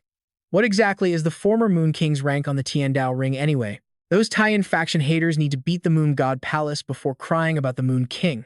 By the way, is there even anyone in this entire world who can actually defeat him?" One of them speaks up, sounding absolutely furious. "Damn that Twin Moon cult for cyberbullying her like this. Since they want to play dirty, they better watch their backs." She threatens them, warning how the Deca eclipse will ravage the world tonight on this full moon. With their defenses this weak, do they seriously think the Moon King no longer fears them? Her eyes flash with pure determination as she coldly orders them to begin.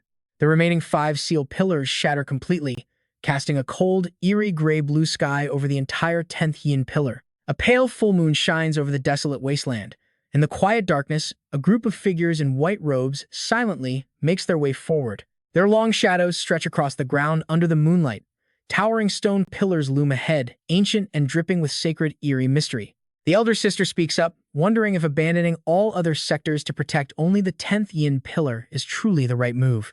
Further ahead, thick sheets of ice blanket the frozen ground, stretching all the way to the horizon. She rushes over to deliver an urgent report. The 7th yin pillar has fallen to 2 high-level emperors. Massive pillars of light suddenly erupt. The elder sister yells another report.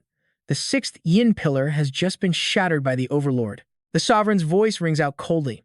It seems the forces of the Deca eclipse have completely joined hands. She gently descends from the sky. It looks like the Twin Moon cult is truly desperate if they are already releasing Fuxu Bai Yuqing. The other sectors can be abandoned. All they need to do now is defend this final sealed location. The two sisters respond in unison. The sovereign lands right in front of Zhao Yue, who respectfully bows her head. She thanks her master for all her training, but admits her own power is not enough to stop this massive chaos. With a solemn expression, the sovereign makes a dark request, asking her to sacrifice herself at this critical moment. They lock eyes in complete silence. Suddenly, a mysterious voice echoes directly inside Zhao Yue's mind. The voice tells her to simply say she understands. Under the pale moonlight, Zhao Yue tilts her head with a distant gaze, seemingly listening to the voice in her mind, her lips parting as she hesitates to speak. Her expression softens as she calmly replies, showing she understands the plan. She gives her confirmation, happily telling the sovereign that those words bring her absolute peace of mind. The sovereign glances back, knowing their allies will arrive soon. And look at this, 3 pillars of gold, blue, and red light erupt elsewhere. Abi screams, demanding to know who it is. Another voice gasps, "Is that the Kangyu Emperor?"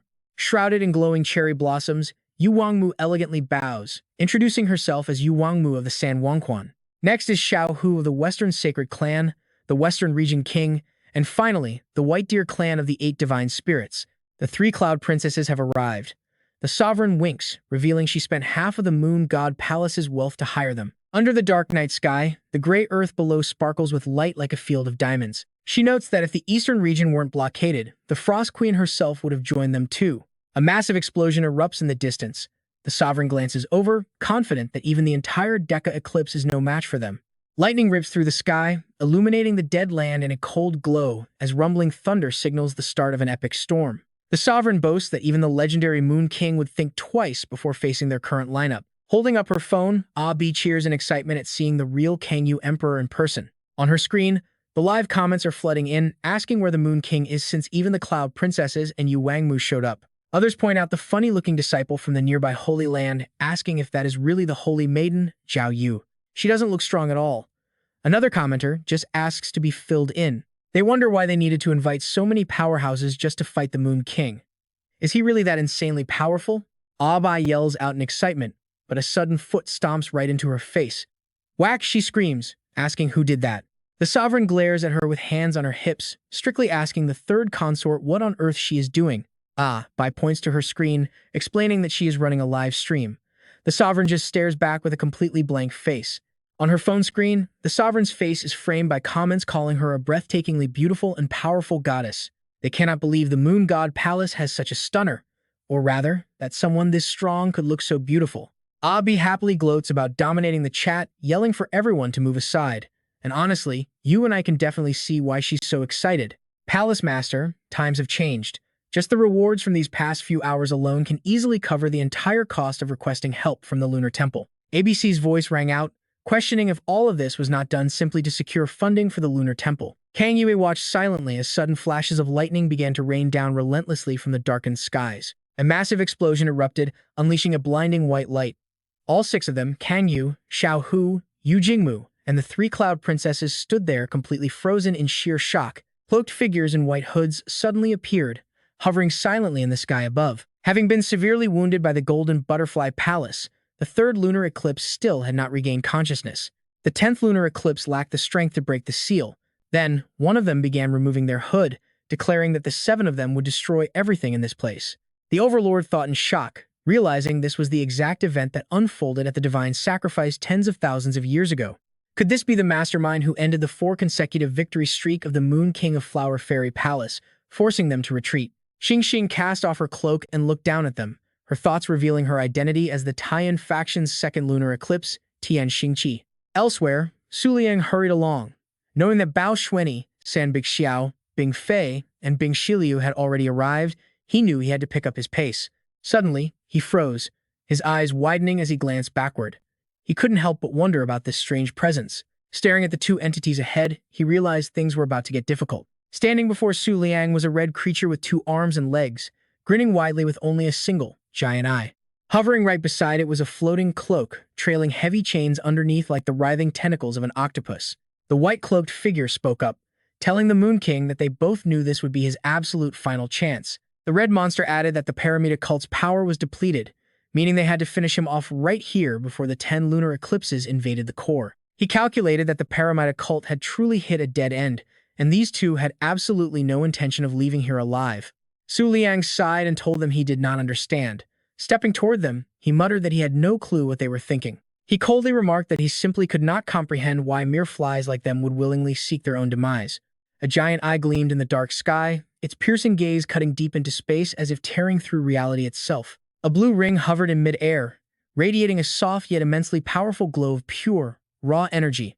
The white cloak and the red monster stared intently, confessing that this terrifying pressure made them feel as if their bodies were being torn to shreds. A glowing sphere emitted a quiet but overwhelming energy, its resonance echoing softly through the empty space around them. Indeed, traversing through time, space, and endless years. Today, 26,000 years later, it had finally returned. Brilliant blue lightning crackled and erupted from Su Liang as his silent thoughts began to echo once more. The Chengxing Yanyu had finally regained its true original form. As Su Liang held it, a mystical blue light enveloped both him and the blade like a thin, ethereal mist, radiating an incredibly deep, mysterious aura. He silently marveled at how much larger the Chengxing Yanyo had grown once its sheath was finally reunited with it. Both the red monster and the white-cloaked figure stared wide-eyed at the spectacle, their faces painted with absolute shock and disbelief. He stood tall in the air, enveloped by a swirling, brilliant blue vortex of pure energy, accompanied by three glowing spheres rotating slowly around him as if waiting for his command to strike. Witnessing this, he suddenly understood that the sheath itself was actually formed by raw energy to create a protective barrier. A hint of surprise flashed in Su Liang's eyes as he wondered if this was indeed the fully completed Qi Xuan. A massive vortex swirled around him as thoughts echoed, noting that she had now surpassed the majority of the emperors, and even possessed the strength to battle the Gemini Palace itself. The nearby jade bracelet watched in awe, wishing that its true original body could be here to witness this as well. The white cloak lunged, screaming for the Moon King to settle this now. Su Liang glanced over, calmly noting the commotion was getting too loud, before asserting that they would not be allowed to disturb the Ice Queen. The ground cracked open as a vibrant pink light erupted like molten lava, forming a powerful, radiant aura. A purple ring of energy coiled around his body, the swirling light forming a constantly shifting magic matrix. The red monster cried out in panic, and the white cloak frantically joined in, utterly baffled by the pink magic enveloping him.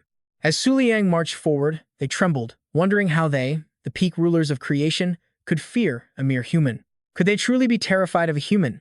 Then, he casually glided past the white cloak and the red monster. Pink magic suddenly shrouded them, mirroring his own power, as his words echoed, leaving them frozen in complete and utter disbelief. All right, it is finally time to bid farewell to the remaining remnants of this annoying Paramita cult. Leaving the white cloak and red monster behind, Su Liang continued walking forward, preparing for a single slash that would sever all ties to the past once and for all. He raises it high and a blue halo appears. Then, Su Liang slams it down, shattering the ground. Within the swirling space, glowing petals of energy manifest, forming a floating halo around his physical form. The tip of the sinking star crescent blade pierces the ground, sending powerful shockwaves that crack the stone foundation, while golden light spreads through the fissures like veins of lightning. In the distance, the red monster screams in pure panic, its face twisted with utter shock. This desperate strike seems to drag him back to that fateful year. He stumbles back, eyes filled with disbelief at the erupting power. Guardian of the Gemini, half-moon soul suppressor. From high above, a massive pillar of emerald light pierces the earth with a thunderous roar. The sky literally tears apart in that instant, as massive shockwaves of pure energy explode from the impact site, violently shaking the dark mountain peaks below. Stones shatter everywhere, as thick dust clouds billow up. Meanwhile, the fading silhouette of Hui Fei Yanmi slowly dissolves into the blinding glare. The remaining streaks of light scatter into streams before fading into thin air. Amidst the floating crimson light, Su Liang stands tall on the barren earth, muttering that if he had known, he would have only used a tenth of his power, since this felt like a basic, nameless strike. Bai Shan looks down at Su Liang, her face pale with speechlessness. She mutters that the cult leader is truly terrifying. Seeing fine cracks appear on the floating jade ring, Bai Shan falls into deep thought. The Moon King himself absorbed the brunt of that single slash. Otherwise, forget about the sacred treasures of the emperors. Even her own life would have been wiped out instantly. He calmly says that they should head to the central region now. Startled, she replies that teleportation is unnecessary since they can reach it during the day. Su Liang sneers, saying that to him now, whether it is a full moon or broad daylight simply does not matter anymore. At that moment, beneath the tower, the group gazes up at the sky where lightning webs together like a net.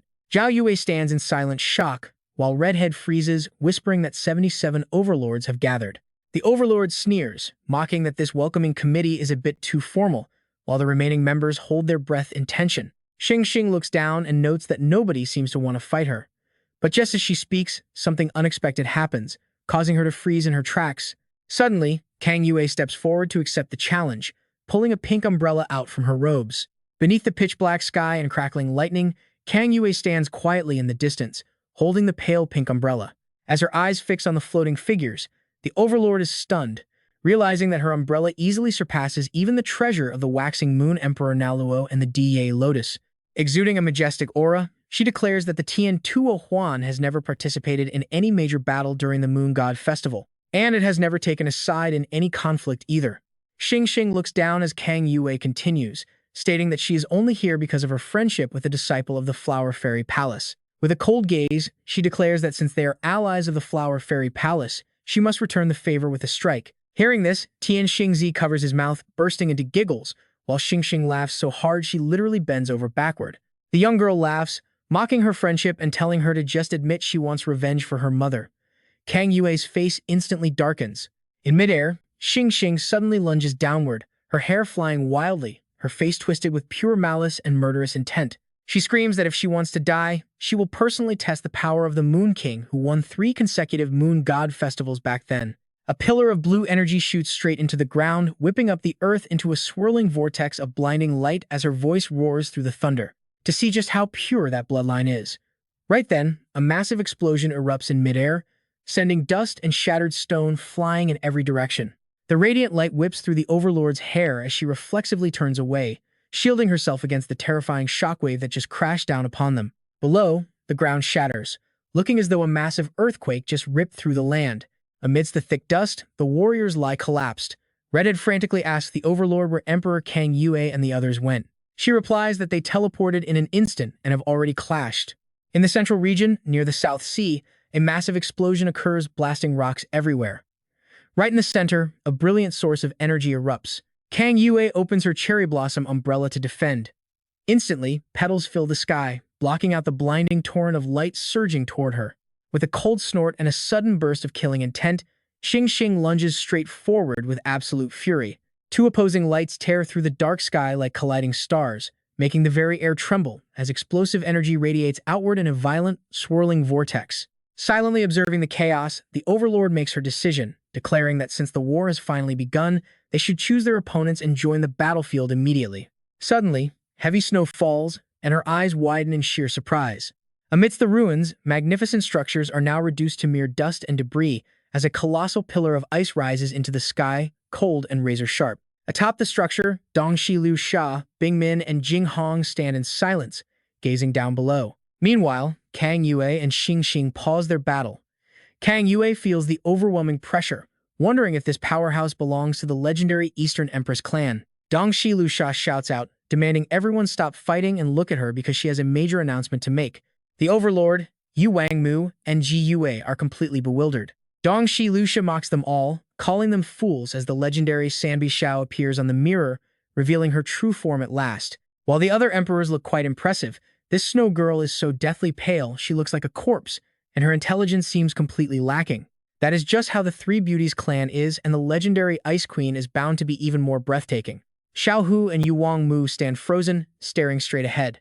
The young girl lowers her head in deep thought, wondering why those two, who should be following the Moon King, are mingling with the Eastern Territories' Sanbi Xiao. If that is true, where on earth did the Moon King actually get teleported back then? Meanwhile, Liu Sha faces the Overlord, completely unbothered, wearing a highly disdainful smirk. She declares that even if they all charge at her together, she will easily handle them. The massive chain-bound pillar begins to shake violently. Up high, the white-cloaked figures watch closely, and one of them finally speaks. He tells them not to panic, as this troublemaker has a deeper agenda, so he will handle it himself.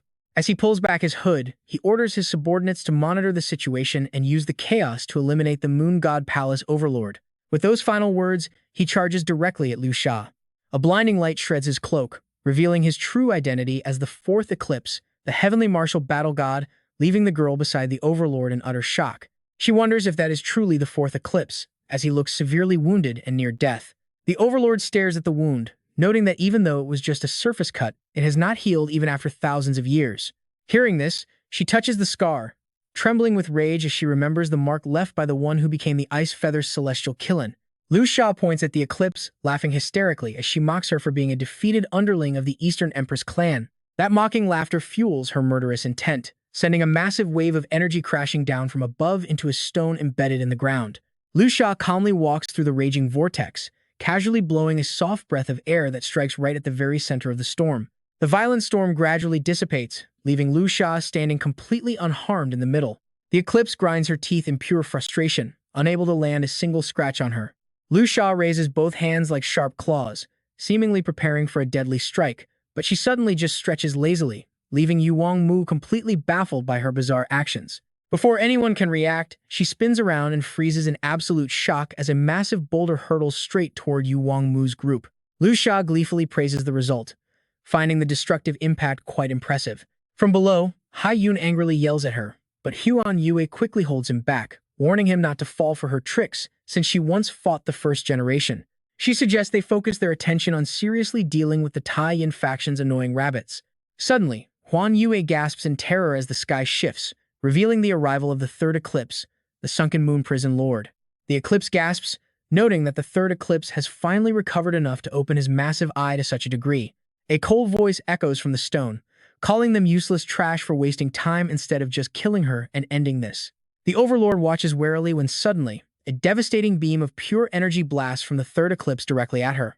The Overlord raises her arms to block with all her might, but cracks rapidly spread across her energy shield, leaving her to smile and accept her fate. She knows she has pushed her strength to the absolute limit, silently praying for her master to take over from here. The brutal blast shatters her shield and pierces straight through her heart, leaving her collapsed on the cold ground with a smoking black hole in her chest. Shocked and utterly terrified, Yu Wangmu screams out in disbelief. How could the legendary Moon Palace Overlord fall so easily to a single casual strike from the third eclipse? Xiaohu explains that while rumors claim the Moon Palace Master is quite weak, they are still supposed to be the strongest faction in the Middle Territory. The Overlord lies dying, her eyes vacant as blood drips from her mouth, but a familiar silhouette suddenly appears in her fading vision. It is Zhao Yue, prompting the Overlord to weakly whisper in pure joy that her master has finally come to guide her. Zhao Yue gently strokes her head, praising her for successfully maintaining the Moon Palace's prosperity for over 1,000 years. She promises to handle the rest, and with that, the Overlord vanishes completely, leaving Yu Wangmu in absolute shock. That was clearly a spiritual beast returning to its pocket dimension, but such a thing should be completely impossible here. Could the 16-year-old Holy Maiden of the Moon Palace actually be the true master of their legendary Overlord? Hai Yun and Huan Yue stare in utter disbelief. The third eclipse roars, realizing that the contract with the Overlord does not belong to her, meaning the true master is someone else. Suddenly, a stream of energy erupts from Chiyu's eyes, quickly taking the shape of a human figure. Seeing that figure, everyone gasps in utter shock. Tian knew.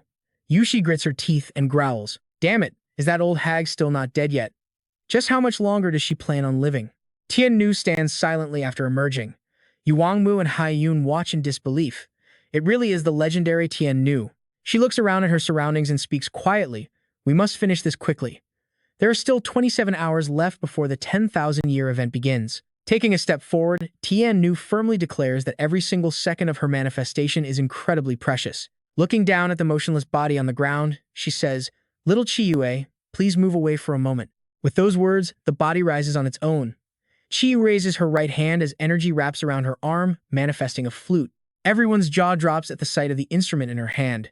Yu Wangmu instantly covers her ears in sheer terror as Tian Nu commands, Play, Phoenix Melody. The 7-string Phoenix Melody echoes loudly, its sound waves spreading through the air, leaving absolutely nowhere for anyone to hide. Covering her ears, a panicked Yushi recognizes the Crescent Moon Phoenix Melody. Suddenly, the sound transforms, burning a deep blood red. Yushi warns that while she condenses her true form, the beast energy of any living creature hearing the music will be forcibly cut by 50%. She speaks with absolute confidence, completely ignoring the giant phoenix growing larger by the second as it absorbs the stolen power. In other words, the more people who hear the melody, the higher its cultivation tier grows, ultimately manifesting an incredibly powerful true physical form. It is fine. Normal people hearing it won't matter. As long as the true powerhouses don't hear it, we are safe. Even with tens of billions of ordinary beast tamers around, their combined energy only equals the presence of a few Emperor-tier beasts. So it should be impossible for this phoenix entity to grow to any ridiculous or threatening level. But as Yushi finally looks at the creature towering right before her eyes, she shrieks, Are you freaking kidding me? Which idiot powerhouse forgot to cover their ears? A loud laugh behind her cuts her off, saying, This is actually pretty fun. Not to mention, watching my pet's energy drain away like this is a pretty novel feeling. Lucia laughs, resting lazily as his power fades. At that moment, the giant phoenix soars into the heavens, diving directly at the third Yushi. A massive explosion shakes the sky, showering fireworks everywhere. The third eye of Yushi shatters into 100 pieces, slowly dissolving into thin air. Hayun is stunned. With just a single move, the third Yushi was completely defeated. Is this the power of an ancient 9-star demigod? Tian Nu continues playing her flute to control the music. Lowering the instrument to look ahead, she suddenly and hastily stows her flute away. She turns and walks away in a hurry, leaving everyone completely baffled. Grabbing Chiyu, Tian Nu starts running and yells back, Move it! If we delay any longer, we won't make it. Suddenly, a massive pillar of energy shoots into the sky. A panicked Haiyan asks, "What is going on? Was she just bluffing earlier, and now she's completely out of strength?" Pointing into the distance, Yu Wangmu screams at the top of her lungs, "Look over there! A strange hole has appeared out of nowhere on that iron staff, and it is leaking massive energy." She screams a warning. The guardian of the Flying Rabbit Palace, Fushu Bei Yuqing, is about to awaken. Still running with all her might, Tiannu mutters under her breath, "This is too terrifying. King of the Moon, if you stay there, you will lose your title in the Moon Goddess Festival." Qi Yue opens her eyes, utterly confused by what is happening. Just how powerful has that brat grown? An endless beam of brilliant light shoots directly toward a single direction. In the East Coast Central region, Su Liang senses that the energies of both the Gemini and Virgo temples are moving rapidly toward the west. Are they trying to avoid me? Closing his eyes, a strange black eye-like mark slowly opens on his forehead. The eye scans the area for traces. Spotting his target, Su Liang mutters to himself, "They almost managed to escape my sight by just a few seconds." He rests his chin in his hand, thinking deeply. The energies of Gemini and Virgo are moving together.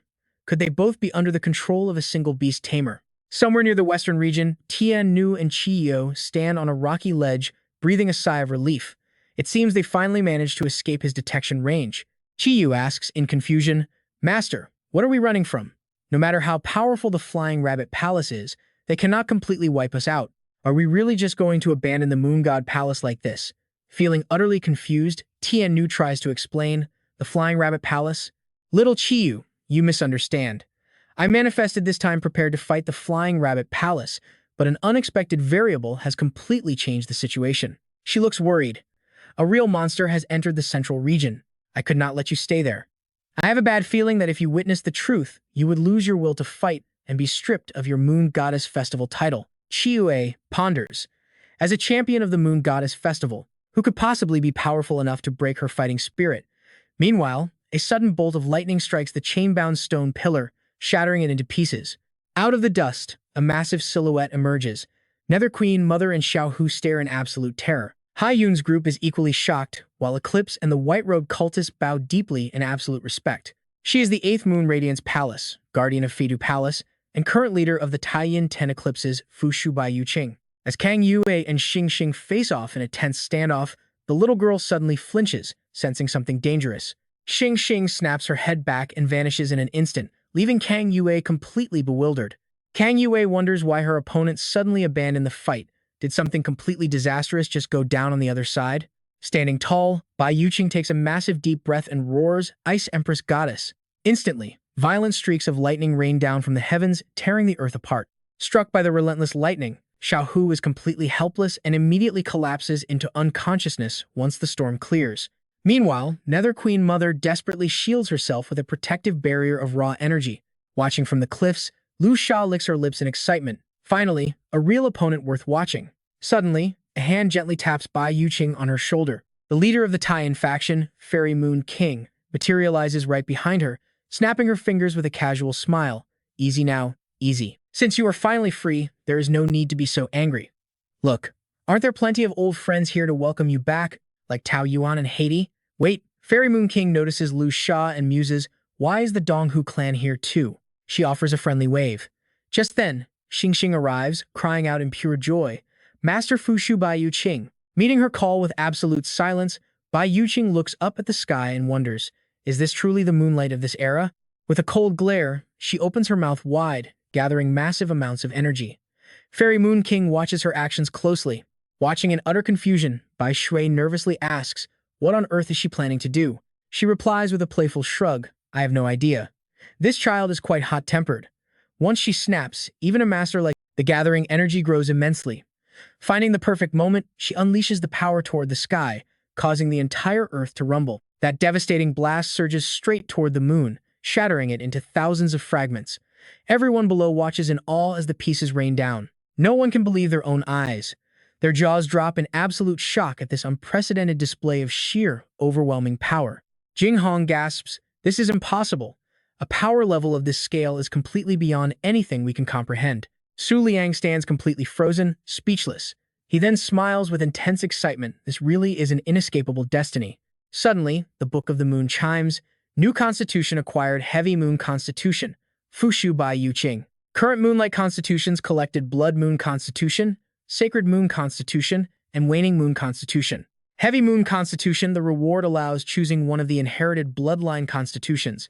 The Sacred Moon Constitution converts a beast tamer's energy into moonlight essence, letting beasts unleash their ultimate power anywhere, keeping them in prime condition during the day. It doubles their power at night and grants unique enhancements on a full moon. The Waning Moon Constitution peaks on a full moon but renders the user completely powerless at other times. In this lifetime, the host can only form contracts with moonlight beasts, yet they possess a terrifying attraction that naturally lures massive swarms of moon-attributed creatures. Heavy Moon Constitution. The prerequisite for this constitution is possessing a divine bloodline, which allows the user to freely manipulate their own moonlight beast's evolutionary paths. Staring at the Book of the Moon, Liang ponders that the Heavy Moon Constitution's description does not truly reveal its true hidden power. He calculates, in other words, he must witness the actual evolution of Feitu Palace's guardian before he can make his final decision. Liang weighs the waning moon versus the heavy moon. Which path is the right one to lead him to the pinnacle of evolution?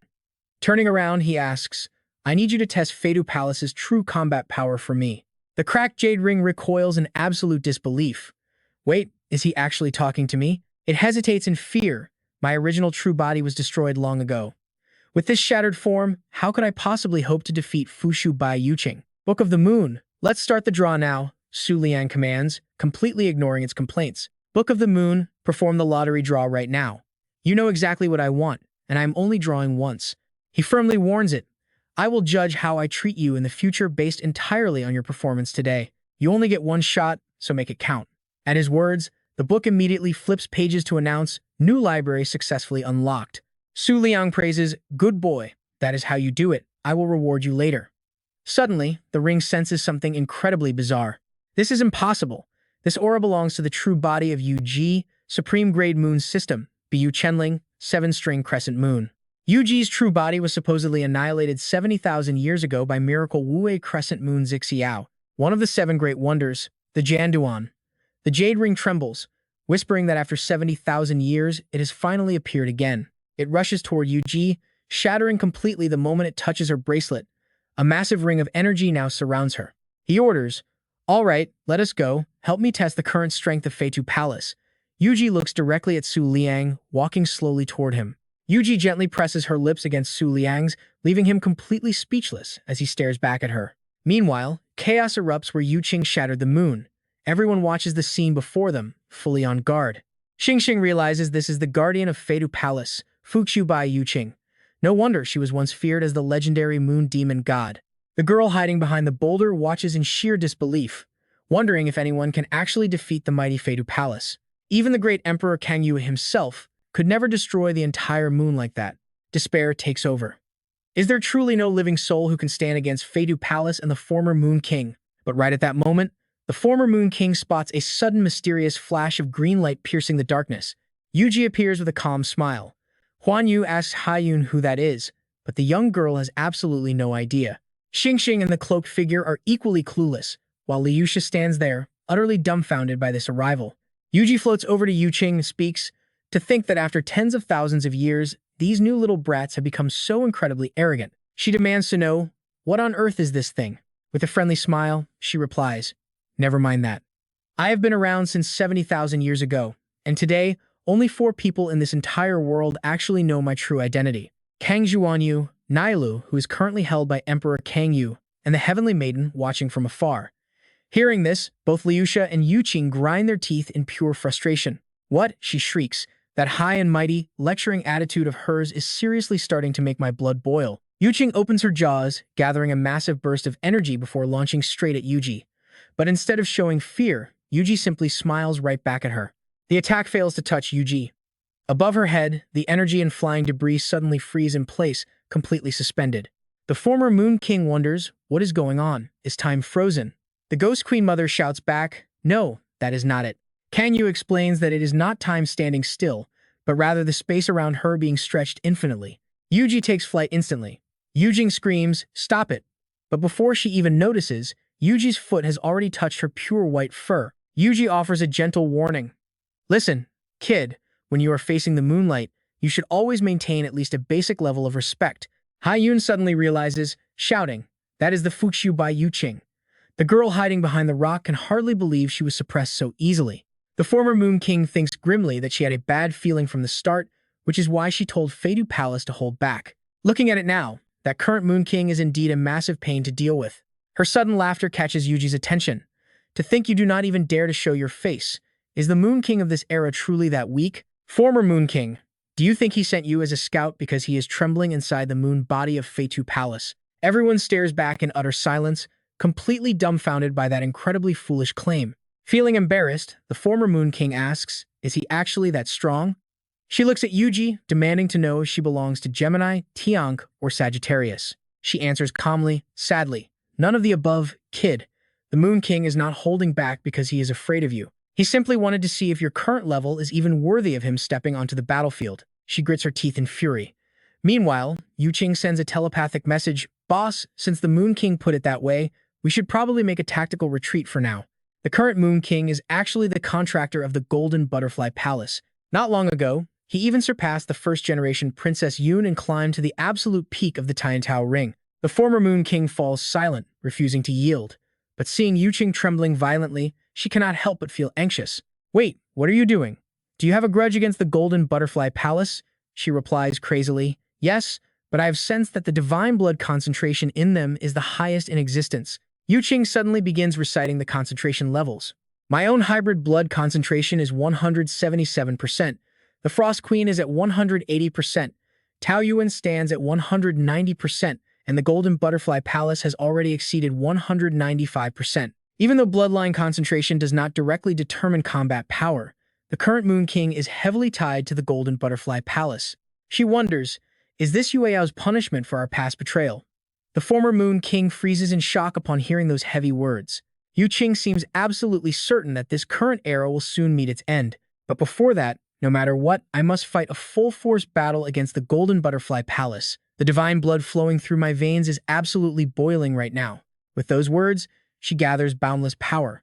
Yuqing feels incredibly thrilled, thinking she cannot wait any longer and must quickly smash through this obstacle standing in her way. Having said that, Yuqing charges straight ahead with all of her overwhelming power. The collision of their dual forces triggers a massive explosion and a blinding flash. Yet, Yuji casually raises a single arm, blocking the strike effortlessly.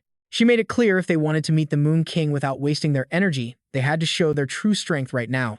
Reaching out her hand, she condensed her power into a massive hammer, and Yuji launched a devastating strike straight toward Yuqing. It slammed directly into the protective barrier, causing cracks to splinter across it.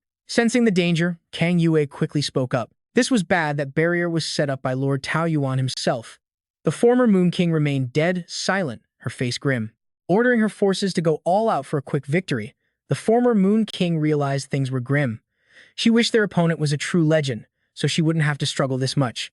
Watching Yuji effortlessly launch attacks, she sighed. Who would have thought a member of the legendary Seven Arcana would serve the apostle of Yu Yao? Gritting her teeth, the former Moon King ordered them to unleash everything and end this fight immediately. Her eyes overflowing with pure bloodlust, Yuqing obeyed. Grinning wildly with excitement, her body erupted with raw energy. As the clock struck 12, a terrifying blast of power surged straight toward Yuji. Hai Yun gasped at this ultimate form, while Liu Sha noted it almost rivaled the Ice Queen. Suddenly, Yuji's energy shield shattered. With a faint smile, she apologized to her master, realizing she had reached her limit. Yuqing felt a pang of regret, disappointed she couldn't force her opponent's ultimate double moon form out. Watching from afar, Liang calculated his moves. To test things, he hadn't formed a pact with Yuji yet, keeping them from truly merging. Even from hundreds of kilometers away, the terrifying, oppressive aura of the Feitu Palace was overwhelmingly clear. He couldn't help but think that his past self would have probably wet his pants out of pure terror. Assuring her she did great, Liang told her to rest. Meanwhile, Yuqing bared her teeth, ready to devour Yuji alive. Those deadly claws were inches from Yuji's face, yet she showed zero fear. Suddenly, Yuqing's expression warped, and she frantically darted away. Throwing herself in front of the former Moon King to shield her, Yuqing left her leader baffled as they both stared at the sky. Waving her sleeve in confusion, the spectral empress wondered why Bai Yuqing had suddenly stopped. Before she could finish her thought, she sensed it too. The starfall crescent blade descended from the heavens. Lord Tao Yuan complained bitterly, wishing the Moon King showed some concern for their survival. It was infuriating. Panic spread like wildfire as they witnessed a fully completed Seven Arcana weapon, leaving the Crescent Maiden screaming in disbelief. Wasn't the scabbard of the crescent moon Manhwa supposed to be in the Ice Queen's possession? Clutching her face in absolute despair, the spectral empress realized that if that weapon crashed down, every single one of them would perish. As the blade hurtled directly toward Yu Qing, she spread her arms wide to shield the former Moon King. Now watch as a massive, earth-shattering explosion erupts in a blinding flash. The spectral empress squeezes her eyes shut before slowly looking ahead. Unbelievably, they were saved. Kang Yue's incredible power shielded them all, her gaze remaining completely cold and steady throughout the chaos. Massive energy swirled around Kang Yue. The Crescent Maiden wondered if Emperor Kang Yue was allied with the Flower Fairy Palace. This was trouble. If the guardian of the Flower Fairy Palace had already emerged, then the awakening of that legendary being was surely drawing near. The absolute ruler who dominated the Moon Deity Festival for 3 consecutive terms, known as the strongest 9-star demigod in history, Tao Yue King. Meanwhile, the fallen elite lay unconscious across the shattered battlefield. With a trembling voice, she wondered if the Moon King had actually taken the Starfall blade from the Ice Queen. Gritting her teeth, she called out to her boss. Badly injured from the clash, she weakly called out for Xiao Bai, staring in absolute shock at the sight before her. The Starfall Crescent blade was pointed directly at her. Yu Qing desperately tried to block it, but her strength was simply no match. As the Starfall blade pushed closer, the former Moon King screamed for Xiao Bai, trembling in utter helplessness. Forcing herself up with rage, she realized even the Ice Queen couldn't pull this off. Yet, without even showing up, the Moon King had pushed them to the brink. She ordered Xiao Bai to immediately unleash her absolute maximum power. Closing her eyes, the halo of power above Yu Qing's head began to spin rapidly. Seizing her moment, she unleashed a blast directly at the blade. An explosion shook the earth. Everyone screamed upon seeing the Starfall blade driven deep into the ground. Did it pierce through? Kang Yue coldly noted that her opponent's dense bones had somehow managed to block the legendary Crescent Changhua's strike. Even though the Starfall blade struck her head, it failed to pierce. She opened her eyes with a gaze cold as ice. Yu Qing unleashed another terrifying blast. The Crescent blade shot forward, its pale green steel glowing with an eerie light.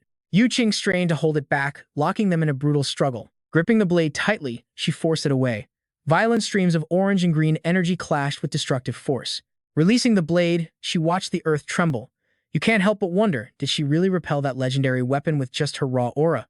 Yu Qing slowly channels her inner energy, causing a bright flame to erupt around her. White cloud slowly gathers its inner energy as the divine blood concentration hits 180%, then 185%, and 190%. As the transformation speeds up tremendously, White Cloud's pristine snow-white fur slowly begins to turn into a brilliant bright gold. She keeps counting 195%, 199%, and 199.9%, while White Cloud waves its paws with its entire body completely changing color. Still, standing on the cracked ground from before, Yu Qing shoots a brilliant beam of light straight ahead into the sky, piercing the pitch-black night and leaving smoke rings that look like flying darts. The moment the beam hits the center, a massive, shattering explosion tears through the sky.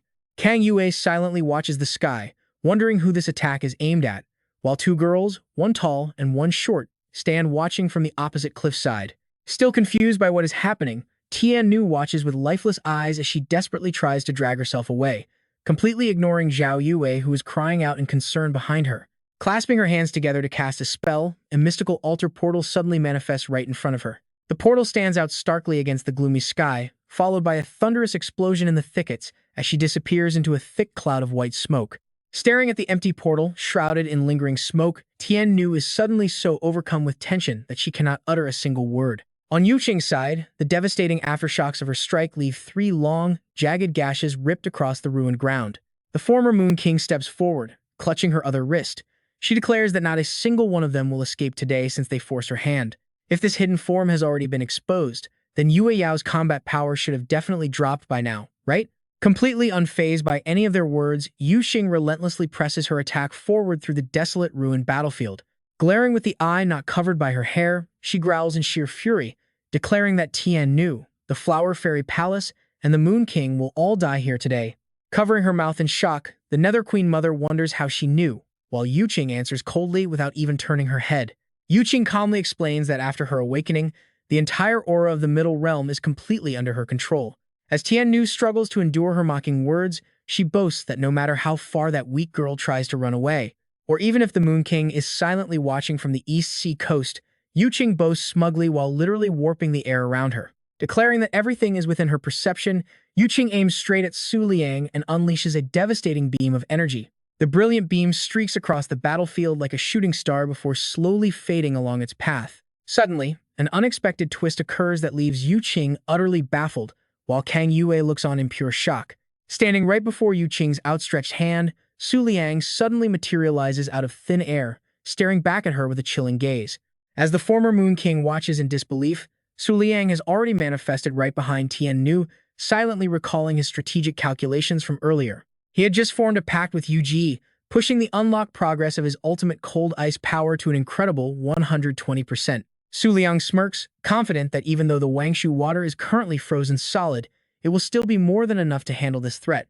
Standing tall as his short hair flutters in the wind, Su Liang mockingly asks if they are really that surprised, adding that he is quite disappointed with the double moon physique's performance, since it merely boosts the concentration of the divine bloodline flowing inside their bodies, which means absolutely nothing to a human like him, and these words successfully push her completely over the edge. Su Liang concludes that there is no longer any need to consider the double moon physique, prompting the former Moon King to angrily shout back about the legendary constitution recorded in the Book of Moon. She tells him to stop dreaming, as the absolute moon physique went extinct hundreds of thousands of years ago, even if he managed to acquire all three of the others. Mid-sentence, she suddenly senses something abnormal, gasping as she realizes that something is terribly wrong. Staring at the young man, the former Moon King silently wonders if this boy could actually be one of those legendary, ultra-rare Moon Kings from ancient history. Could he truly possess the legendary absolute moon physique? Her expression instantly turns incredibly serious. Realizing the horrifying truth, she screams out to warn her ally, calling out the name Little White. But by then, Yu Qing has already swung her hand to wipe Su Liang out once and for all as a blinding orange light erupts on the ground, forming a massive, glowing circle. Yet, Su Liang stands firmly in the smoke, completely unscathed without a single scratch. Yu Qing cannot believe her own eyes seeing him completely untouched, while Su Liang ignores her, focusing all his energy to unleash his ultimate skill.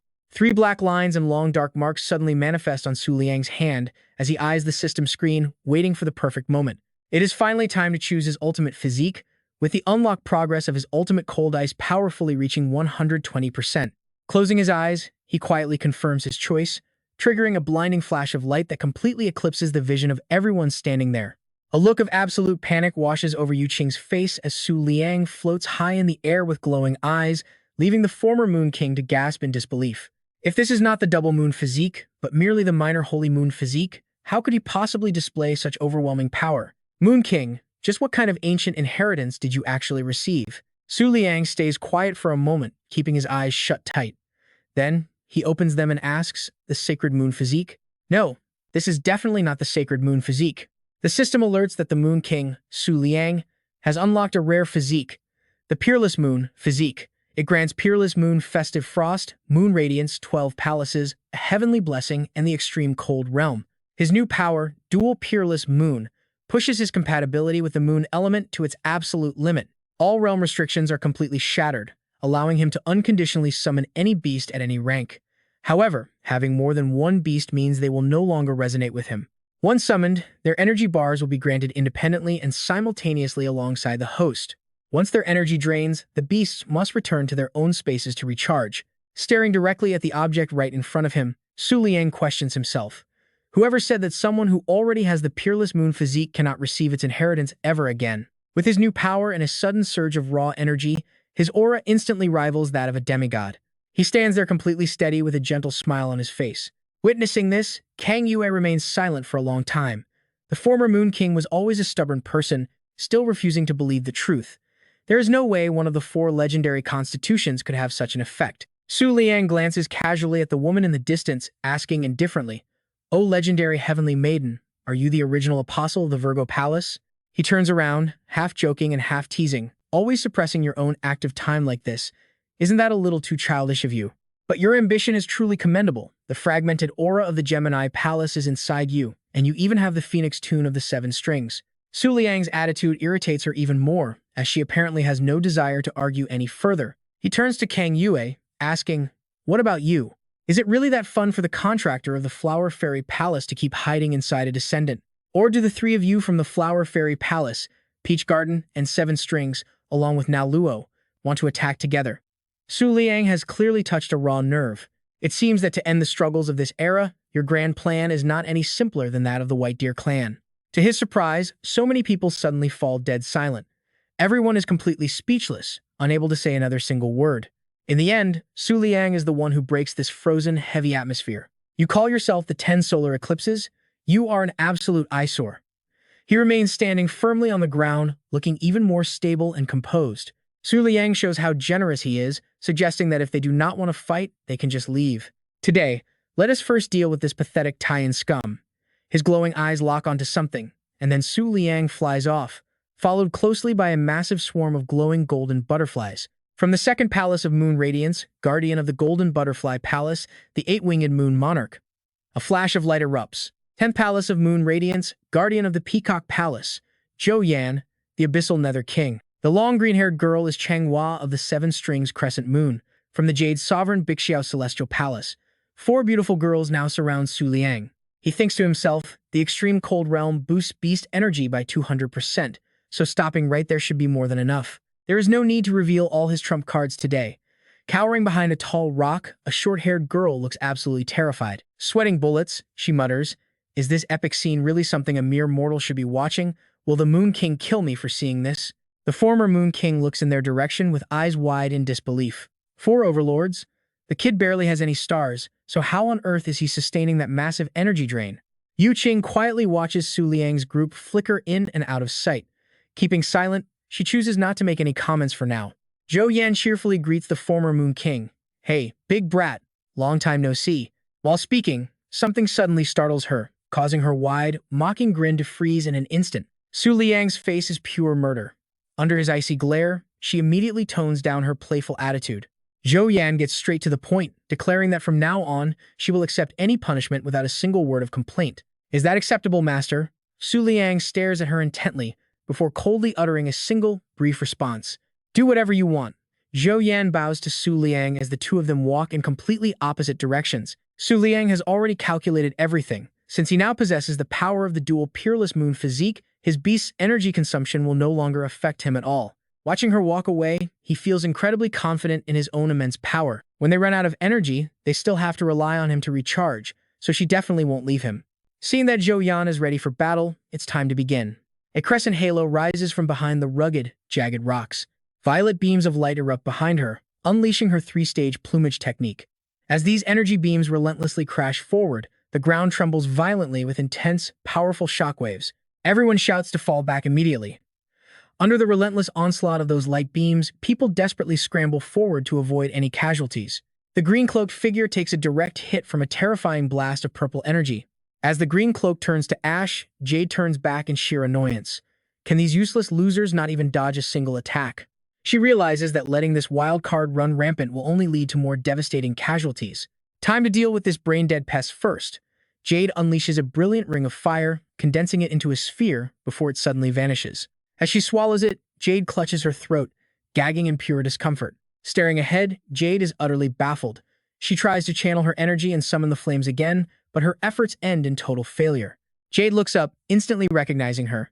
The mysterious blonde girl has finally appeared at the Golden Butterfly Palace. Purple shockwaves rip through the shattered ground. Stella charges forward with absolute fury, landing a devastating blow right in Joanne's stomach. Believing it's over, she flashes a sinister smirk. But then, she turns around, gritting her teeth in complete shock. Wooden splinters rain down beneath the darkening sky. Jade clenches both fists, unleashing a burst of fire as she activates her ultimate power. The lunar power makes her immune to all magic and energy fluctuations, meaning only physical strikes can hurt her now. Joanne looks back, her mind completely blank as she struggles to process what is happening. Jade looks up, unleashing a blinding beam of light. Utilizing her Star Ring Destruction skill, she cannot help but smirk. How thrilling! Joanne retaliates with her Astral Throne technique, sending a devastating shockwave crashing straight into the ground. A massive purple fireball erupts from the shattered earth, wrapped in a giant orange ring, while the intense aerial battle continues raging high in the skies. Amidst the ruined wasteland and rising plumes of white smoke, Stella and Eclipse sit battered on the ground, clutching their bleeding arms while allies lie completely unconscious behind them. Dazed, Eclipse mutters to herself, is the battle finally over? Something suddenly catches her eye. A massive crater scars the battlefield, and Joanne is seen hovering right above it. Joanne flashes her usual reassuring smile, while Jade desperately tries to summon another orange energy sphere. Sean warns her to stop wasting energy, since their opponent is completely immune.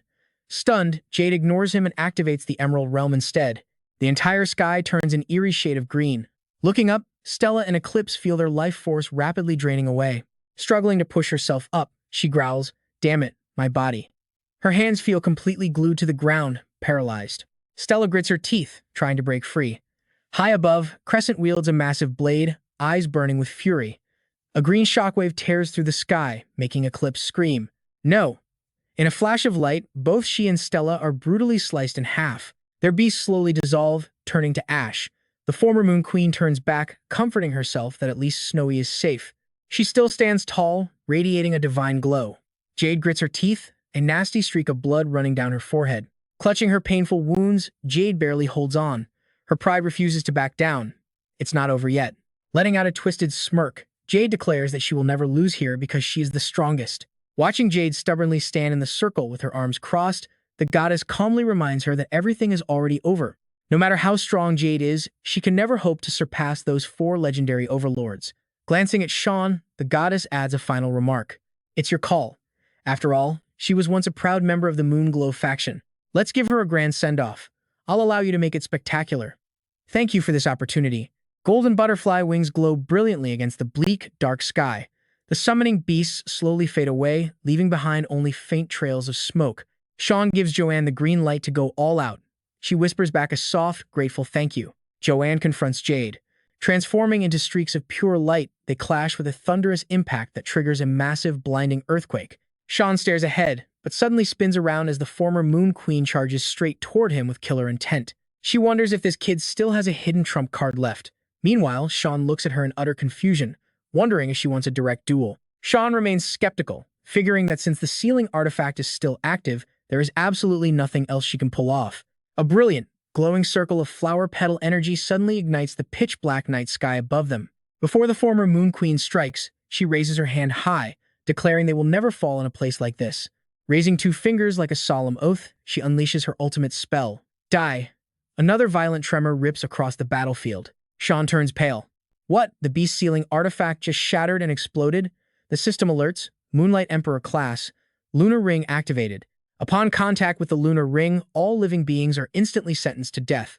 Summoned beasts can no longer protect their master. As she grabs his arm, Sean's eyes lose all their life. Those dark eyes are now completely hollow and vacant. Blue Moon and the Shadow Broodmother cry out in panic. What? The Moon King? The former Moon King knocked him down, leaving Su Liang sprawling on the ground in shock. Is he dead?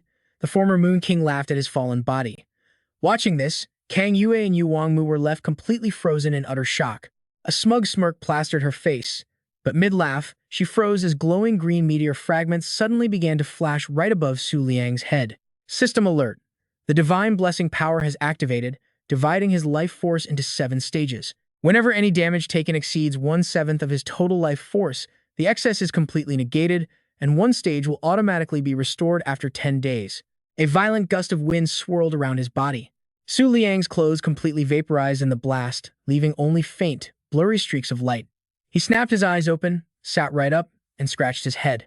If not for the Frost Queen's divine power, he would have definitely been done for this time. Standing up, he stared right at the former Moon King, never expecting her to pull such a cheap, shameless trick. Su Liang, standing there completely naked, immediately made the former Moon King blush like crazy. He thought with absolute glee that his own trick was definitely more shameless.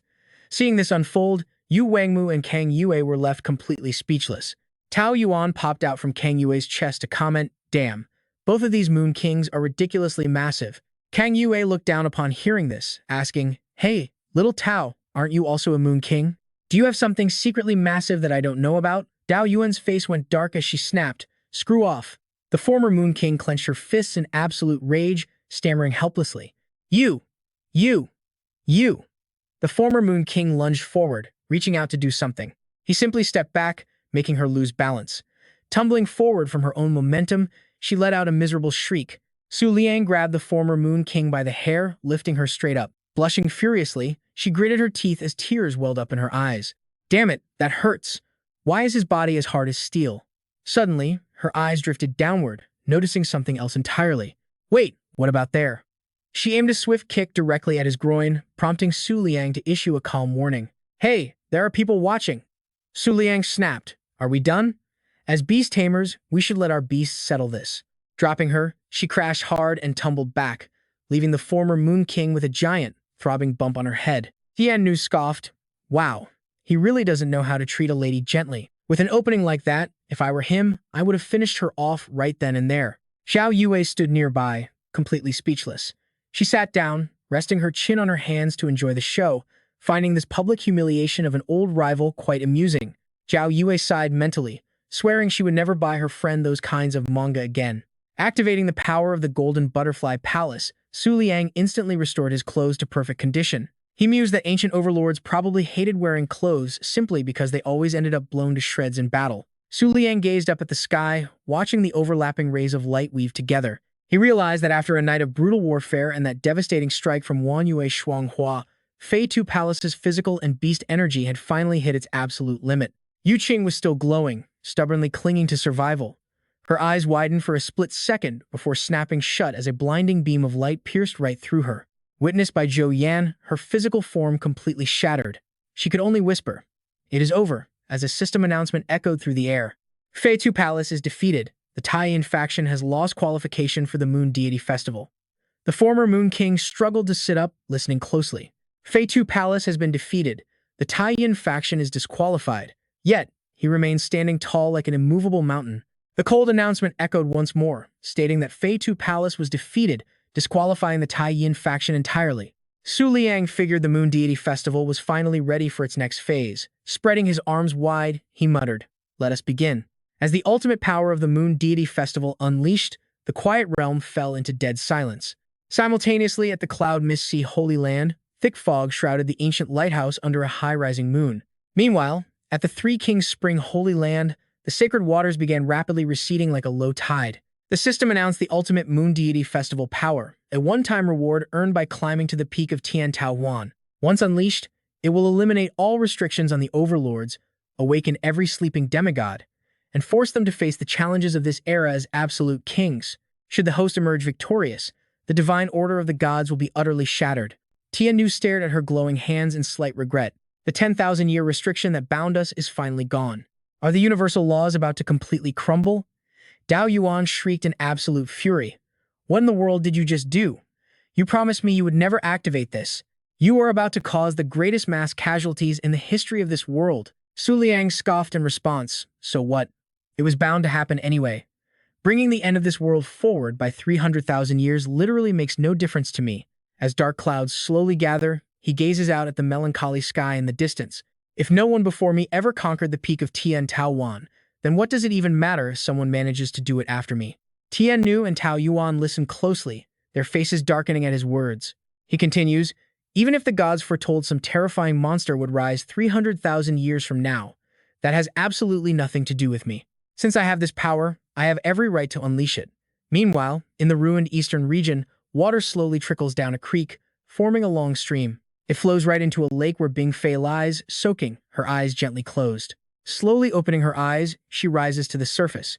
Can she finally leave the eastern region? Meanwhile, on the other side, no one has left yet after that intense clash.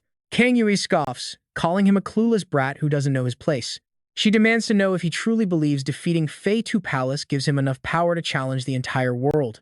Kang Yue keeps mocking him, adding that even the First Cloud Princess and Tai Shangbi Huaji are not the strongest. There are countless other unrecorded legends out there simply because almost every living soul from that ancient era was completely wiped out. She continues her harsh warnings, reminding him of the many hidden powerhouse overlords who were never recorded, all because their entire eras were completely wiped out. Su Liang simply shrugs and calmly asks, so what? So, did your little alliance dominate the Moon Goddess Festival 3 consecutive times just to stop those monsters from wiping everyone out?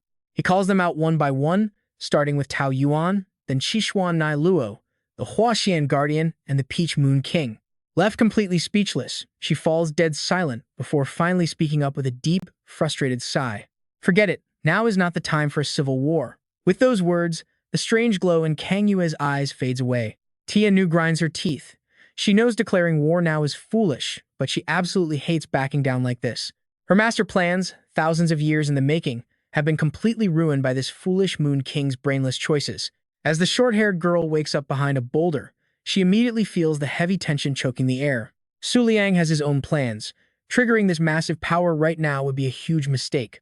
It would only waste his chance to power up while painting a massive target on his back. But then, he wonders, isn't this actually the perfect moment to strike and win it all? Suddenly, a dark shadow looms behind Yu Qing.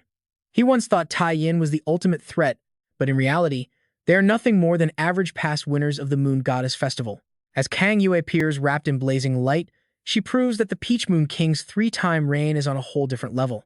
With the first Tao Yuan miracle, Qi, Xuan Nai Luo, and the fourth Flower Fairy Palace, their faction is honestly too powerful to even measure. An image of Tian Nu playing her flute appears. On top of that, her divine vessel holds the raw cosmic essence of Gemini and Virgo, while wielding the legendary, fully complete 7-strings Phoenix song. Such terrifying, godlike combat power, and she managed to keep it completely hidden until now. And don't forget the Bailu clan in the Cloud Mist Sea, ruling unchallenged for 300,000 years. Even if he cultivates to 10 stars, there are too many wild variables. A chart displaying 5 figures appears with a star at its center. Now that he understands their power levels, his ultimate strategy is simple. The glowing portraits in his mind begin to crack and shatter, and the entire tactical chart fades into a dark, grim tone. Activate the power now, disrupt everyone's plans, and weaponize the information gap and timing to snatch a total victory. Su Liang turns back, locking his gaze onto the former Moon King. She keeps her head down, staring mournfully at the ground. Su Liang leans down to meet her eyes. Listen to me carefully. Your Tai Yin faction has been kicked out of the Moon Goddess Festival. You have zero hope or chances left. Lifting the former Moon King's chin, he demands that she transfers Fuxiu Bai Yu Qing's contract to him so he can sign a temporary pact with her. Su Liang urges her to agree, pointing out that this is her only ticket to staying qualified for the Moon Goddess Festival. The former Moon King remains completely unresponsive.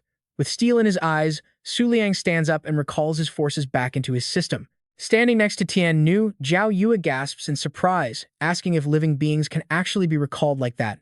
She nods, explaining it works if there is zero resistance. Su Liang pinches his nose in frustration. There is simply no time to waste pleading with her now. He will just have to deal with her later. Suddenly, his system panel flashes with a notification. The Moon Goddess Festival has entered its final phase. All powerhouse restrictions are now officially lifted.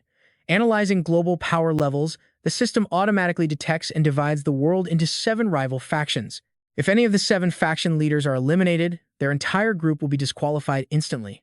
Northern Faction: Moon King Su Liang, the Sagittarius Guardian, and the Golden Butterfly Guardian. Peacock Guardian, Aquarius Guardian, Crescent Moon Jade Pole, and Crescent Moon Shi Hua. All these system notifications suddenly popped up right in front of the Heavenly Maiden. The Central Region faction includes the Heavenly Maiden, Moonlight Saintess, Gemini Guardian, and Virgo Guardian. Crescent Moon Feng Ku represents the Western faction, while the Southern faction boasts the First Lover, 7 Miracles, the Love Wedding Veil, and the Heavenly Peach Garden.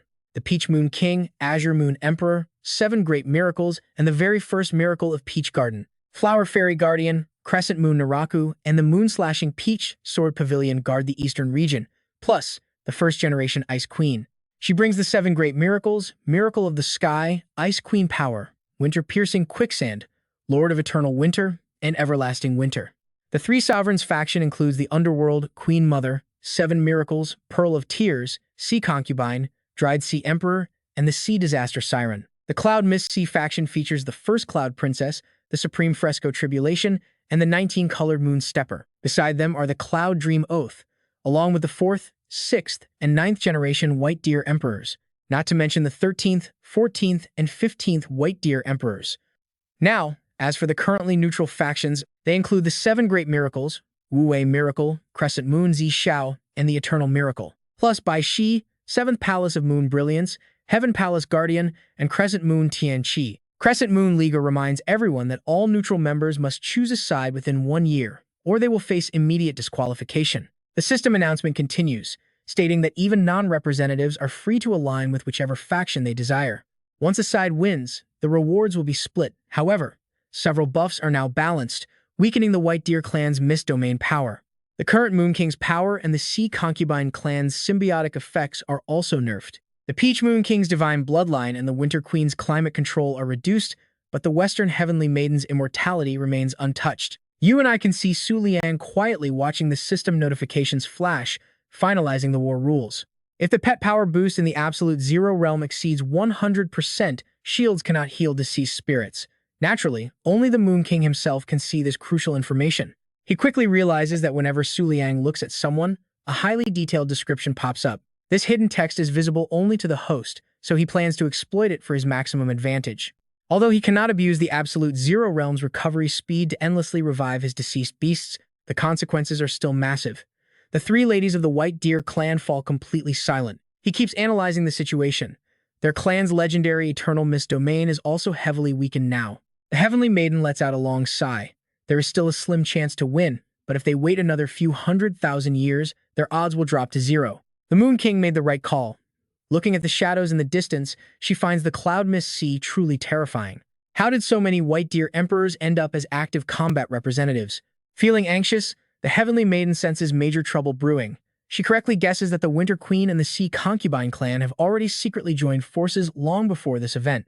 The Heavenly Peach Garden is also close to the eastern region. Rumor has it they even had a sweet engagement. This irritates her greatly, realizing she is completely isolated with absolutely no allies except for the Moon King. Finally, she makes up her mind and trust me. This alliance with the Moon King is going to be wild. Staring at Liang, she remembers they were once Moon Brilliance apostles. More importantly, she can clearly feel his ancient bloodline. Realizing action is better than hesitation, she quickly leaps right in front of him. Without beating around the bush, she gets straight to the point, asking if Lord Moon King is married yet. Huh?